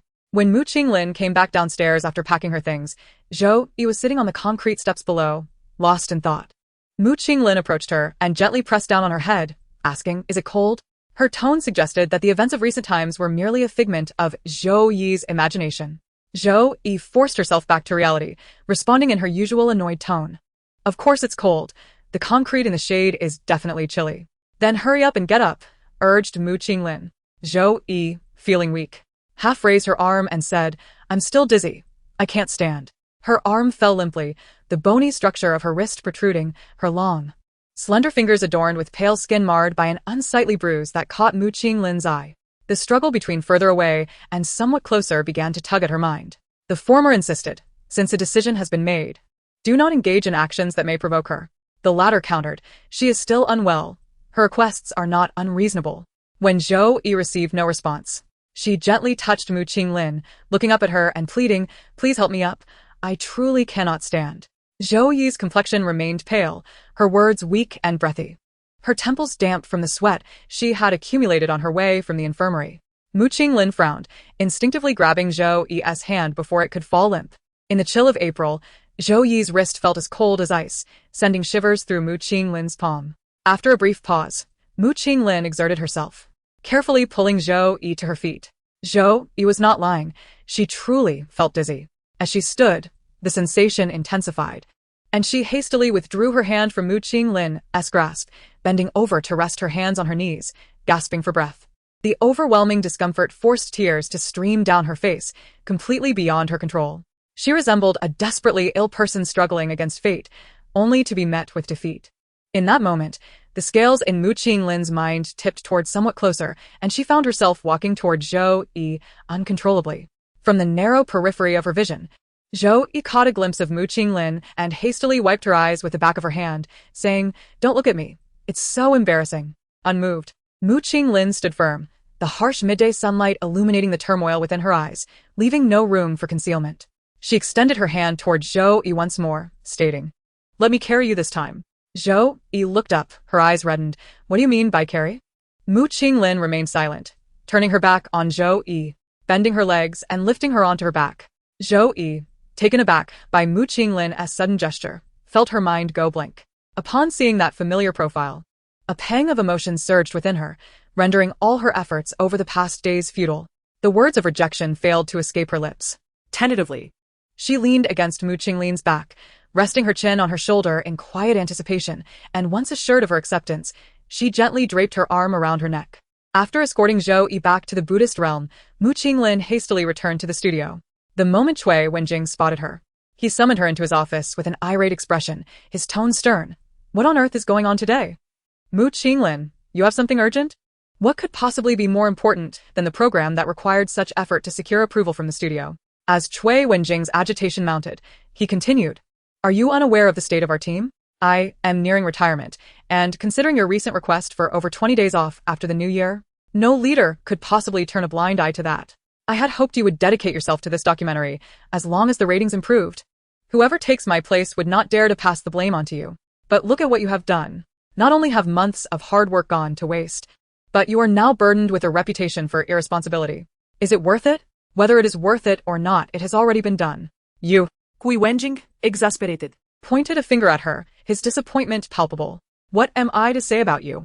Just before you entered, Old Wang remarked that you were not someone who failed to discern priorities, insisting that any oversight was mine. I can't even articulate my defense. I will explain it to Old Wang shortly." "Explain what?" Approaching him now will only invite reproach. Wait a few days until his anger subsides. Cui Wenjing's words clearly leaned in favor of Mu Qinglin, eliciting both gratitude and remorse from her. "Rest assured, I understand the importance of the first episode. I will personally oversee the post-production process. Your post-production skills are among the best, so I am not concerned about that. The main issue is the impact," Cui Wenjing sighed. "You were brought here at Old Wang's request, and before leaving, I must ensure you are well situated. Otherwise, I would be too ashamed to invite Old Wang for retirement tea. Director, I know what you wish to say, but please hold it back." Cui Wenjing leaned back in his chair, his demeanor serious. "If you truly do not wish to complicate matters for me or disappoint Old Wang, then strive to move forward. Life is filled with obstacles, and failing to find a way to overcome them will leave you stranded halfway. Xiaomu. None of us view planning for your future as a burden. The key lies in the choices you make." Mu Qinglin understood. On New Year's Eve, when Zhou Yi encouraged her, she had already contemplated the consequences of complacency and realized Zhou Yi was correct. However, life is often intertwined with another phrase: things do not always go as planned. By the way, Old Wang mentioned wanting to transfer you back to the news center. What are your thoughts? Cui Wenjing recalled. You performed exceptionally well during the overseas visit, and there would be no issue with a transfer before the year ends. Old Wang has already made arrangements with the higher-ups, and as long as you consent, you can return at any time. Mu Qinglin's previously calm expression shifted, her voice dropping to a somber tone. "I cannot return. I am uncertain if I can continue working here." Cui Wenjing hesitated, contemplating his next words before sighing. "Then let us focus on producing this documentary well. Mu Qinglin will certainly not disappoint you." Cui Wenjing waved his hand, stating that she had no business that afternoon and should submit a request for official leave and simply return home to rest. Mu Qinglin did not decline. Upon leaving the office, she drove straight back to her residence. However, it was not for rest. She sat on the living room floor, consuming one bottle of liquor after another. In the evening, Fu Xiao called Mu Qinglin, inquiring about her whereabouts and stating that she needed to discuss something. Mu Qinglin replied. At home. Fu Xiao detected a dissonance in her voice and asked gravely, "Have you been drinking?" Although Mu Qinglin had developed a habit of drinking over the past 2 years, it was typically only after work. Today, however, she had begun drinking before dusk to the point of slurred speech, which was a first for Fu Xiao. Was something wrong? Fu Xiao pressed anxiously. After a brief silence on Mu Qinglin's end, she laughed and said, "No, I just suddenly realized how cowardly I am. In the workplace, I am a source of concern, and even at home, I must tread carefully around my own father. Now, even in matters of the heart, everything is muddled. A mere silence can throw some lives into chaos. When I finally speak up, that person, fully aware of the risks, still chooses to yield and quietly drapes their arm around my neck. What charm do I possess that warrants such treatment?" Ha! Xiao Ju. You still do not comprehend what kind of person Mu Qinglin truly is. How dare you hold such affection for her? She is merely a deserter, and furthermore unwell. Chapter 47. Confession. It is merely a newfound affection, likely to fade away swiftly. After hanging up, Fu Xiao immediately drove to Mu Qinglin's home. Leaning against the door, Mu Qinglin, her eyes clouded with lingering intoxication, asked, "What is it?" "Don't mind me. First, tell me about your situation," Fu Xiao replied, entering uninvited and shutting the door behind her. "Can you walk on your own?" Fu Xiao attempted to assist Mu Qinglin, but she raised her hand to reject the offer. Leaning against the wall to straighten herself and make her way to the living room, Fu Xiao followed closely. Clearing away the empty bottles from the floor before sitting beside Mu Qinglin and directly asking, "Did something happen at school today?" Feigning ignorance, Mu Qinglin responded with a rhetorical question regarding her recent actions. "As a top journalist, shouldn't you be scolding me for my lack of professional ethics? You are not that kind of person," Fu Xiao replied without hesitation. Mu Qinglin chuckled, her hand gently swaying the wine glass resting on her lap. After a moment, she candidly addressed Fu Xiao's inquiry. "Seeing her exhaust herself to the point of illness made me anxious." Fu Xiao was taken aback. "Who?" Mu Qinglin, Zhou Yi. "The petite beauty I saw on your phone?" "Yes." "Is it a complicated situation?" Fu Xiao asked, sensing that under normal circumstances, Mu Qinglin would not so easily abandon her work. Yet, Mu Qinglin stated no. "Then why would you neglect your filming?" Fu Xiao questioned, puzzled, before a thought struck her, and she hesitated to ask, "What is your relationship with her? Or are you adept at pinpointing the crux of the matter?" Mu Qinglin tilted her head towards the horizon, where only a hint of twilight remained, speaking slowly, "She likes me, and I like her too." The fleeting surprise on Fu Xiao's face was swiftly replaced by excitement and joy. "When did this begin?" she inquired. Mu Qinglin reflected on the scattered moments since she and Zhou Yi had met, unable to suppress a smile. She suspected Zhou Yi was equally unaware, as their bond seemed to have blossomed naturally, becoming closer over time. It was no mystery. Matters of the heart are often inexplicable. Initially, I simply found her amusing, but later, I developed a sense of sympathy and compassion. Mu Qinglin meticulously unraveled the seed that had taken root in her heart. At that time, I interacted with her without reservations. When she broached the explicit topic of whether women could engage in intimate relations, I could even retort playfully. Perhaps it was this lack of inhibition that allowed me to take bold steps. When I suddenly realized her tongue had brushed against my hand, I felt a heat rising within me. I discreetly hid my hand from her view, speaking to her nonchalantly. I thought a moment of impulsiveness was merely human nature. At 28, I was not averse to homosexuality. I had even explored the topic during my university studies. However, after drinking, when I noticed the flush on her neck, a fleeting thought crossed my mind. I genuinely did not wish to be human anymore. In that moment, I came to certain realizations. Mu Qinglin tightened her grip on the wine glass, resolutely declaring, "I like Zhou Yi." Fu Xiao nodded, and her? Was it at that moment she realized? Later for her. But her hidden intentions likely emerged sooner than mine. Mu Qinglin smiled as she lowered her gaze, contemplating her own clarity before observing Zhou Yi, whose subtle feelings were akin to being exposed in the open, though she stubbornly refused to admit it. Fu Xiao, what a peculiar description. You must ensure she becomes aware of her feelings. Indeed, I am not one to dwell in indecision, nor am I a morally superior individual. I did not intervene when Pei exchanged glances with Wang Yang at 13 or 14. Zhou Yi was of a suitable age, and once she understood her own feelings, I began to flirt with her. Mu Qinglin reclined against the sofa, believing that my smile was appealing. I promptly assured her that I would smile at her more often. She yearned for my company during the new year, and I quickly made plans with her for every New Year's Eve thereafter. When we ventured out, I would keep her close, ensuring she remained within my sight. While watching fireworks, I intentionally applied lipstick and beckoned her to my side, fully aware that she had seen things she shouldn't. Yet, I offered her a drink, playfully helping her wipe the corner of her mouth, watching her flee as though she had touched a live wire. Even under less than ideal lighting, Mu Qinglin could vividly recall every change in Zhou Yi's expression, including the unconscious swallow that stirred ripples in her heart. However, Zhou Yi remained ensnared in her own doubts. She dared not frighten her. Thus she had to find her own way to overcome it. Who knows what emotions she felt while listening to my conversation with Yang Ling about why voices become hoarse. Once her feelings were clear, every little gesture from Zhou Yi fascinated me immensely. The more intrigued I became, the more I yearned for her to awaken to her own understanding. Thus, I too have succumbed to mischief. Despite knowing she feigned sleep on her way back, I still chose to speak in ambiguous terms, eager to see her peek out from her stubbornness. Mu Qinglin remarked, to which Fu Xiao speculated, and she showed no reaction. Mu Qinglin shook her head, expressing her helplessness. Indeed, Upon reaching our destination, I lingered by the car for quite some time, wanting to strike up a conversation. Yet she did not even spare me a glance. She deserved it, Fu Xiao commented callously. At this age, still engaging in such juvenile tactics. Indeed, she deserved it. After all, I rushed out in the rain the very next morning to apologize. If it were me, I would have simply kicked her out. Is playing with people's feelings truly amusing? Instead of being cast aside, Mu Qinglin pressed her hand against her chest, as if plunging a small dagger into her heart.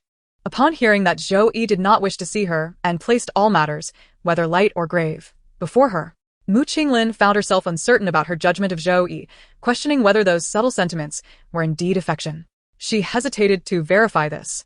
Calmly ensuring all matters were settled before departing from Hongmen Alley, contemplating for a prolonged time while seated in the car. Realizing Zhou Yi's words might stem from jealousy over her going to the southwest to meet another woman, or simply not having bored herself enough with her predicament. Mu Qinglin suddenly experienced a moment of clarity, to the extent that she nearly ran a red light on her way to the airport, laughing at her own folly. Fu Xiao, uninvolved in this peculiar joy, earnestly questioned her, "Is this girl foolish?" Mu Qinglin stifled a laugh and shook her head.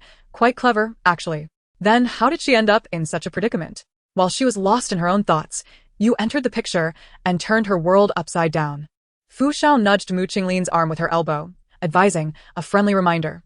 "Leave a line for others. You may meet again in the future. That's exaggerated." "I only played with her for those 2 days," Mu Qinglin replied, her smile fading like the receding twilight.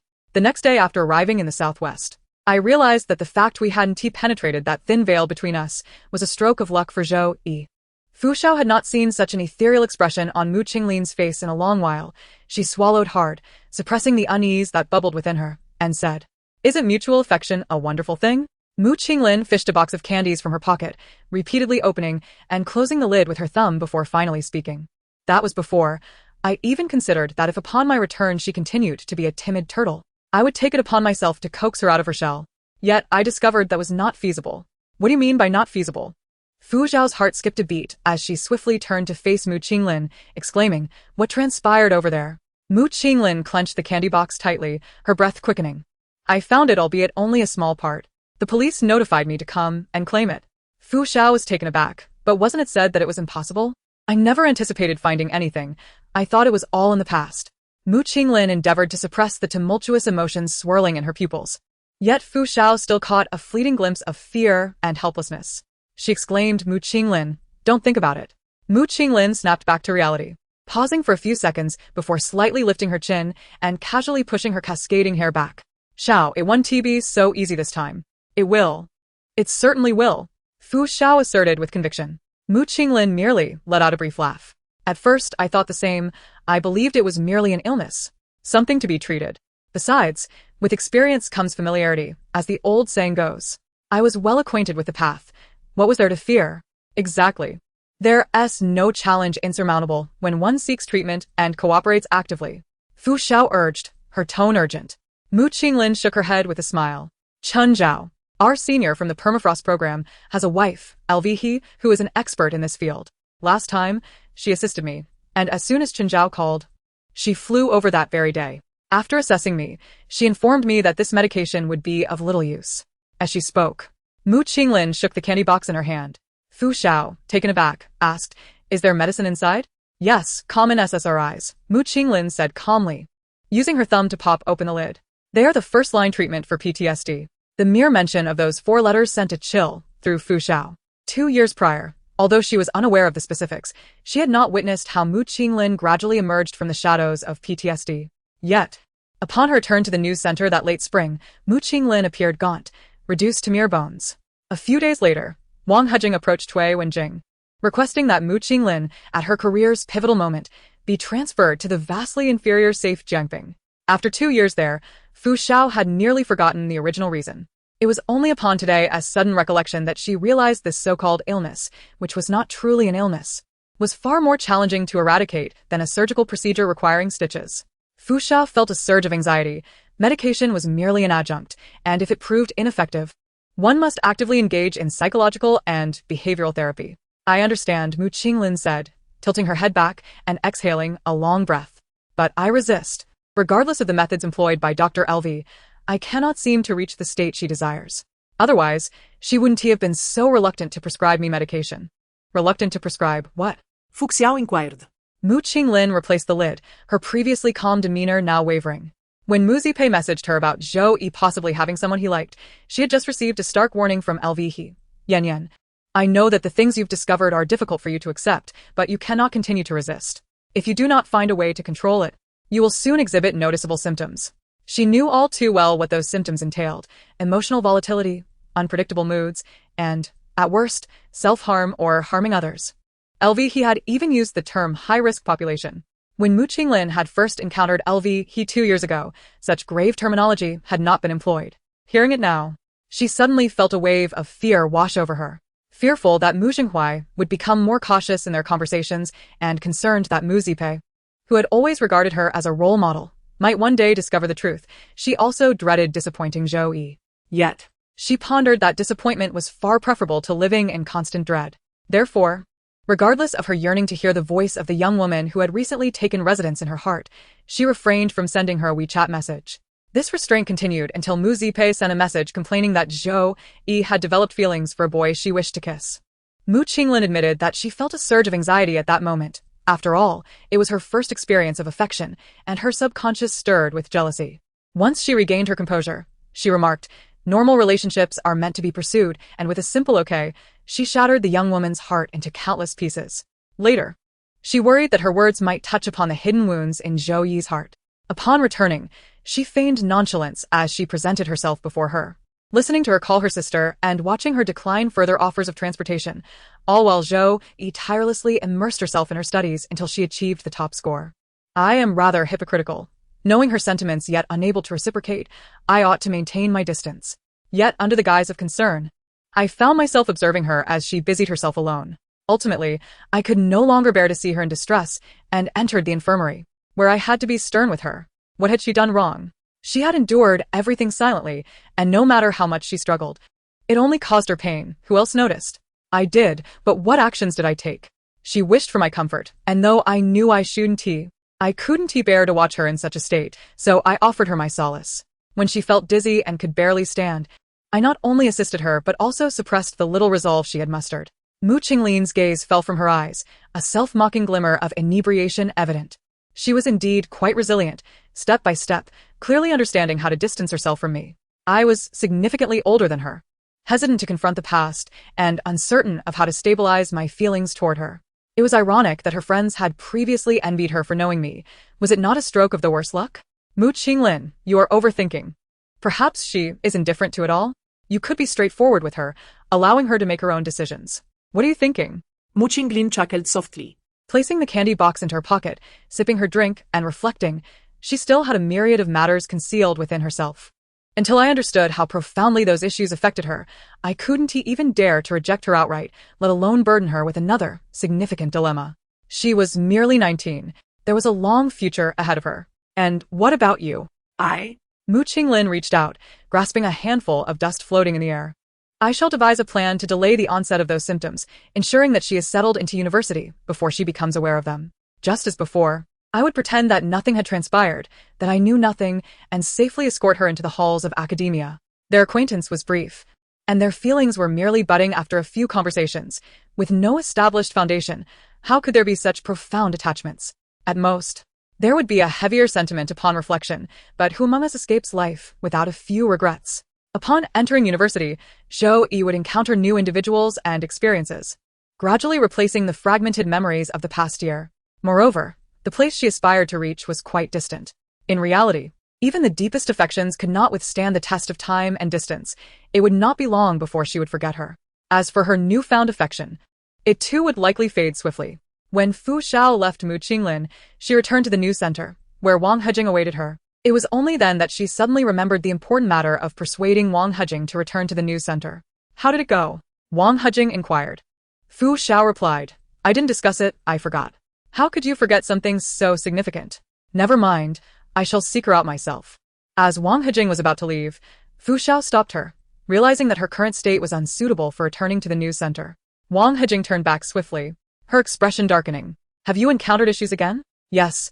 Fu Xiao leaned against the table, gripping its edge tightly, her brow furrowed as she asked, Old Wang, What exactly did Mu Qinglin experience during that spring festival 2 years ago? This is her private matter. She will share as much as she wishes. Wang Hejing replied after a moment's silence, her voice lowered. I can only tell you 5 words. What 5 words? Not something an ordinary person can endure. Chapter 48. Enlightenment. Mu Qinglin's eyelashes fluttered as she raised her hand, caressing Zhou Yi's nape and leaning in for a kiss. Preoccupied with thoughts of Zhou Yi's situation, Mu Zipei found it hard to concentrate on her studies. After enduring the first evening self-study session with great discomfort, she could no longer remain seated. She feigned illness to request leave from Zhu Li and took a taxi to find Zhou Yi. Upon seeing her in her school uniform, Xiaohe assumed she was yet another restless child causing trouble and placed a minors not admitted sign at the entrance, insisting she experience it herself. After a moment, Mu Zipei shouldered the sign and entered, declaring, I am looking for Zhou Yi. There's no such person, Xiaohe retorted, but immediately felt a sharp pain on his forehead, realizing it was a pea that had struck him. Enraged, he crushed the pea underfoot, preparing to confront her. Looking up, he encountered Zhou Yi leaning against the doorframe and quickly stood. Why aren't you resting upstairs? Hey, whose hand are you touching? Xiaohe stared incredulously at Mu Zipei, who had squeezed herself beside Zhou Yi, threatening, if you don't let go, I will call the police. Mu Zipei seemed oblivious, continuing to express her feelings towards Zhou Yi's hand, which had turned blue. Does it still hurt? Zhou Yi's lips twitched in pain as she held her breath, replying, if you don't press with your finger, it actually doesn't hurt. Mu Zipei gasped, quickly releasing her grip. Xiaohe, standing nearby, was inadvertently affected by her exaggerated motion and received an elbow to the stomach. With a twisted expression, he demanded, who are you anyway?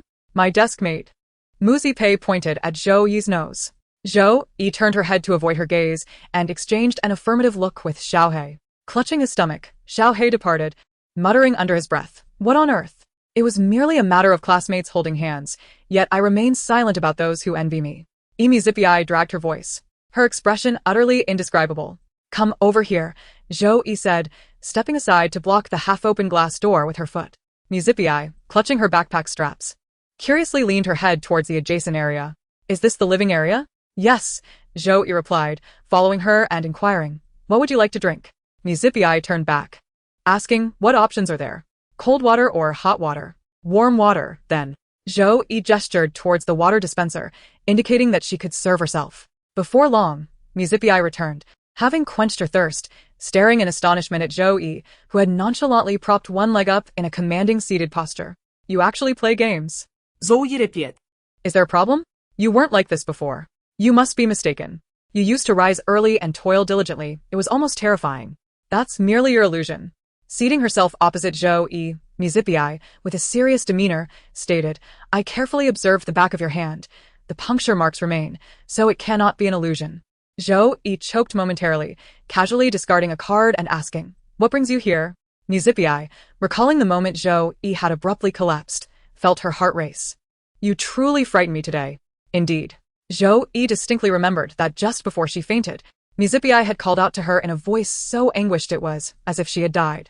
Setting aside the exaggeration, it was clear that Mu Zipei genuinely cared for her. Thank you for today, Zhou Yi replied softly. Mu Zipei, taken aback, responded, no need to thank me. I hardly did anything. It was Wang Xiaoyang and Su Qi who took you to the infirmary and my sister who accompanied you for the injection. I merely made a fuss.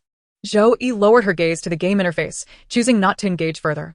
Yet Mu Zipei, as if discovering a new continent, suddenly leaned forward and rested her arms on the table, exclaiming, Xiaojiu, when others fall ill, they are usually listless and lackluster. But how come I feel your mood has actually improved? Zhou Yi's eyelashes fluttered, and she let her gaze fall, concealing the flicker of light in her eyes. Has it? Indeed. You haven't just been playing games. You hardly even bring your phone with you. You spend all your time on exercises. And now being able to play games without being mute is practically a transformation.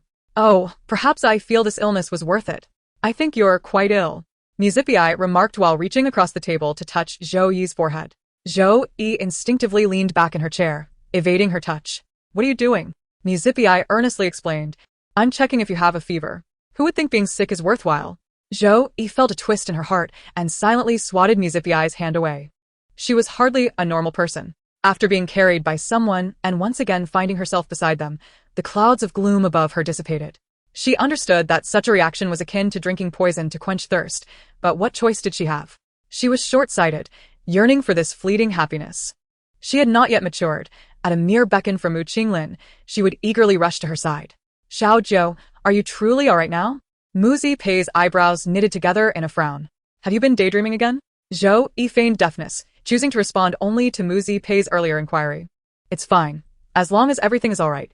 My sister seems quite busy lately, so let us try not to trouble her. Mu Pei rested one arm on the table, cradling her chin as she continued. I called my sister today to accompany you to the infirmary, and she seemed to be filming something with her colleagues at our school. Upon hearing that you were ill, she immediately agreed to come without a second thought. I hope it didn't derail her work. Zhou Yi paused her movement in the chair and inquired, were they filming a documentary? Mu Pei looked bewildered. What documentary? I have no idea. Zhou Yi exited the game and turned to WeChat to inquire with Xiang. And Xiang embellished the story of how Mu Qinglin had been reprimanded by Cui Wenjing and how all her hard work had seemingly gone to waste, relaying every detail to Zhou Yi. Zhou Yi, frozen as if struck by a spell, held her phone motionless. Mu Qinglin had never confided a word of these matters to her. While in the infirmary, she had slept for nearly 3 hours, and Mu Qinglin could have used that time to attend to pressing matters. After all, they were on campus and the journey wouldn't consume much time. Yet, she had remained by Zhou Yi's side throughout. Oh no! Mu Pei's exclamation jolted Zhou Yi from her reverie. My mom has come to pick me up. Zhou Yi extinguished her phone screen, flipping it face down on the table, and asked, You didn't inform your mother that you were here? Of course not. I feigned illness to take leave. If she finds out, she'll surely skin me alive. Mu Pei, in a panic, called Mu Qinglin for help.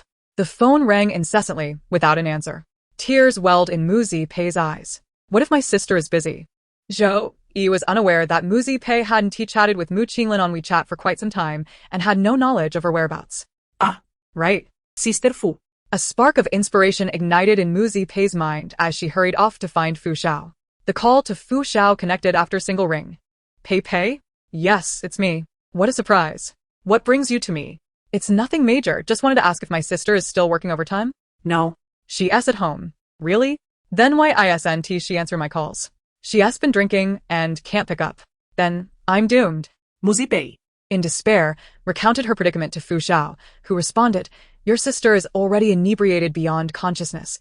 There's no way she can come to your rescue. Mu Pei felt utterly hopeless. Is it truly the end for me? Not quite.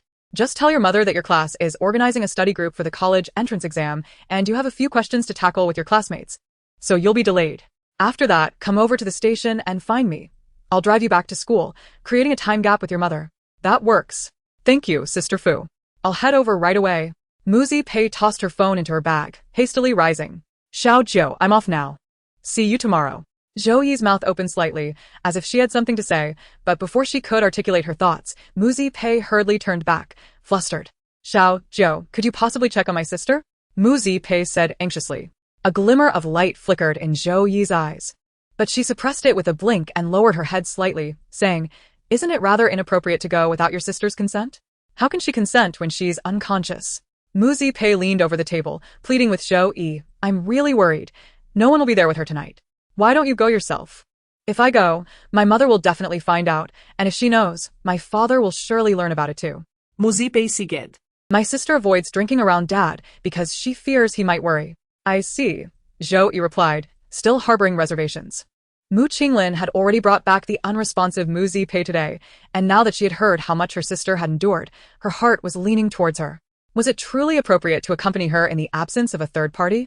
Though she did momentarily consider asking for Mu Qinglin's specific address as Mu Pei turned away. Unaware of Zhou Yi's internal conflict, Mu Pei continued to persuade her. Last year, my sister once got drunk in the middle of the night and went looking for water. She ended up cutting her hand on a broken glass. Fortunately, it wasn't deep, otherwise, it could have been dangerous. Xiao Jiu, I'm begging you tomorrow. Address.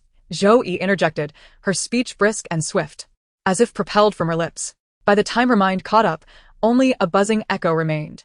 Mu Pei hurriedly sent Zhou Yi the address via WeChat. The password for my sister's front door is 123,321. Zhou Yi glanced at her illuminated phone screen, pressed her hand against the table, and stood up. All right. She summoned a ride-hailing car. The driver arrived promptly, and as she confirmed the last digits of the license plate, the flickering lights outside began to rush past her window, finally quieting the buzzing in her mind and bringing a sense of reality. She was indeed going to care for Mu Qinglin. Could she guarantee that she would think of nothing and do nothing? Zhou Yi grasped the small arm that encircled Mu Qinglin's neck, her lips pressed into a straight line. From the moment she leaned against Mu Qinglin's back, quietly wrapping her arms around her neck, she had already relinquished any thought of distancing herself from her. Suddenly back in that place, her feelings for her only intensified. A casual glance revealed the clear contours of her jaw, as if delicately carved by a skilled artisan.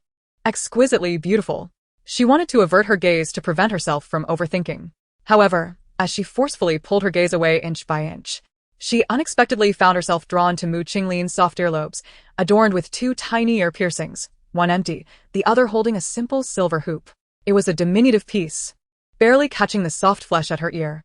Zhou Yi had seen a myriad of earrings on the women in Hongmen Alley, extravagant, exquisite, gaudy, elegant. And those like Mu Qinglin who wore merely a single simple earring. Yet, they either adhered to the seriousness of a professional elite, worn neatly, or leaned towards niche designs. Possessing a hint of nonconformity, Mu Qinglin is unlike anyone else.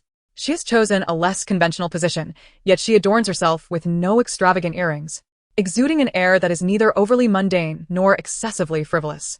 Much like her character, she possesses an alluring charm when genuine need arises. None can provide the reassurance and steadiness she offers, just as she has supported others in times of need, as she has done numerous times before. Zhou Yi, lost in thought, has not diverted her gaze from Mu Qinglin's ears even for a moment. The longer she gazes, the more reluctant she becomes to sever their connection. Such a remarkable person, such a striking individual, she cannot bear to share her with others. "Young lady, is this the right place?" the driver inquired, slowing the vehicle as he glanced at the roadside signs. Zhou Yi snapped back to reality, turning her head to look outside. Yes, Zhou Yi affirmed, recalling that on the second day of the new year, Tang Yuanzhou had stopped here after their visit to the amusement park. After paying the fare, Zhou Yi disembarked and followed the walking directions for about 10 minutes until she finally arrived at the door number provided by Mu Zipei. Though still not yet 10 o'clock, the corridor was infused with faint voices drifting from various homes. Standing at Mu Qinglin's doorstep, Zhou Yi felt as though she could hear the silence of the room beyond the door. Releasing her grip, she clenched her clothing and carefully entered the passcode. With a soft beep, the door unlocked. As Zhou Yi stepped inside, she was greeted by the dimness, illuminated only by the slanting moonlight. Mu Qinglin lay sprawled on the sofa, one arm hanging over the edge, the other draped across her forehead. The hazy moonlight filtered through the window, enveloping her in its gentle glow. Zhou Yi's thoughts lingered on the interrupted but from the driver, and upon unexpectedly seeing Mu Qinglin so unguarded before her. The once distant buzz in her mind resurfaced, unsettling her usual composure. She approached slowly, so quietly that even her breath was inaudible. Suddenly, her foot struck a glass on the floor, the sharp sound startling her heart as if it might leap from her chest. Instinctively, she glanced at Mu Qinglin, who merely furrowed her brow, showing no sign of waking. Still uneasy, Zhou Yi lingered for a while before cautiously making her way closer to Mu Qinglin. It was only when she sat in front of her that she realized her limbs were sore from the tension she had held since entering.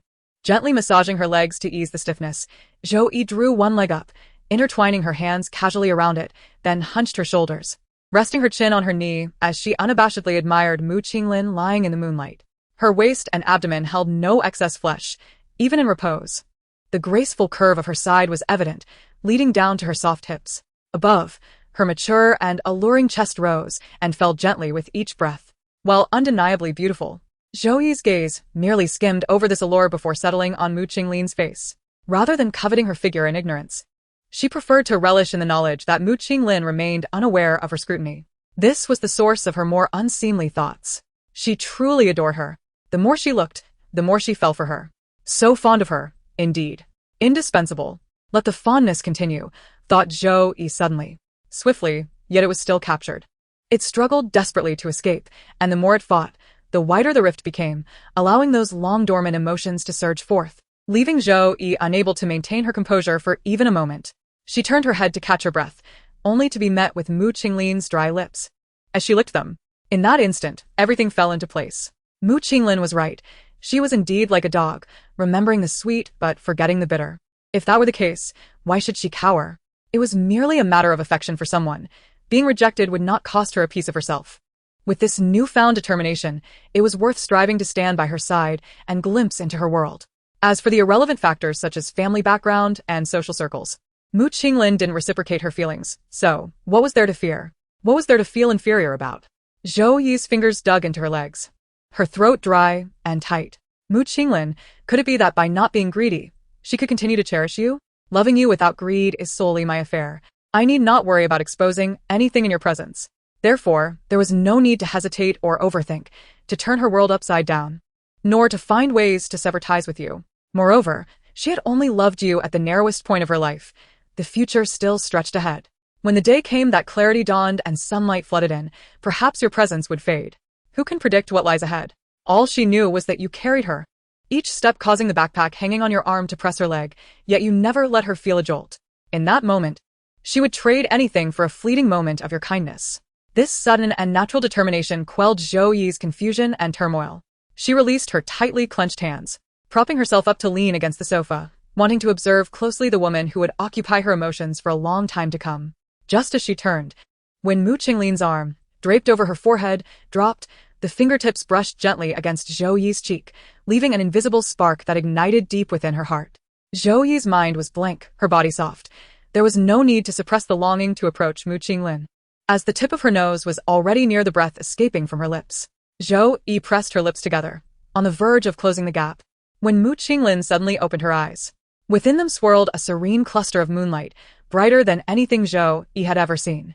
Zhou Yi was taken aback, frozen just a breath away from her lips, unable to react. Time stood still in that fleeting moment. After what felt like an eternity, a single name echoed in Zhou Yi's mind. Mu Qinglin. The girl's dry, wooden voice gently nudged the halted timeline. Mu Qinglin bilinket her elashes. And the hand that hung by Zhou Yi's side lifted, grasping the nape of her neck, drawing her in for a kiss.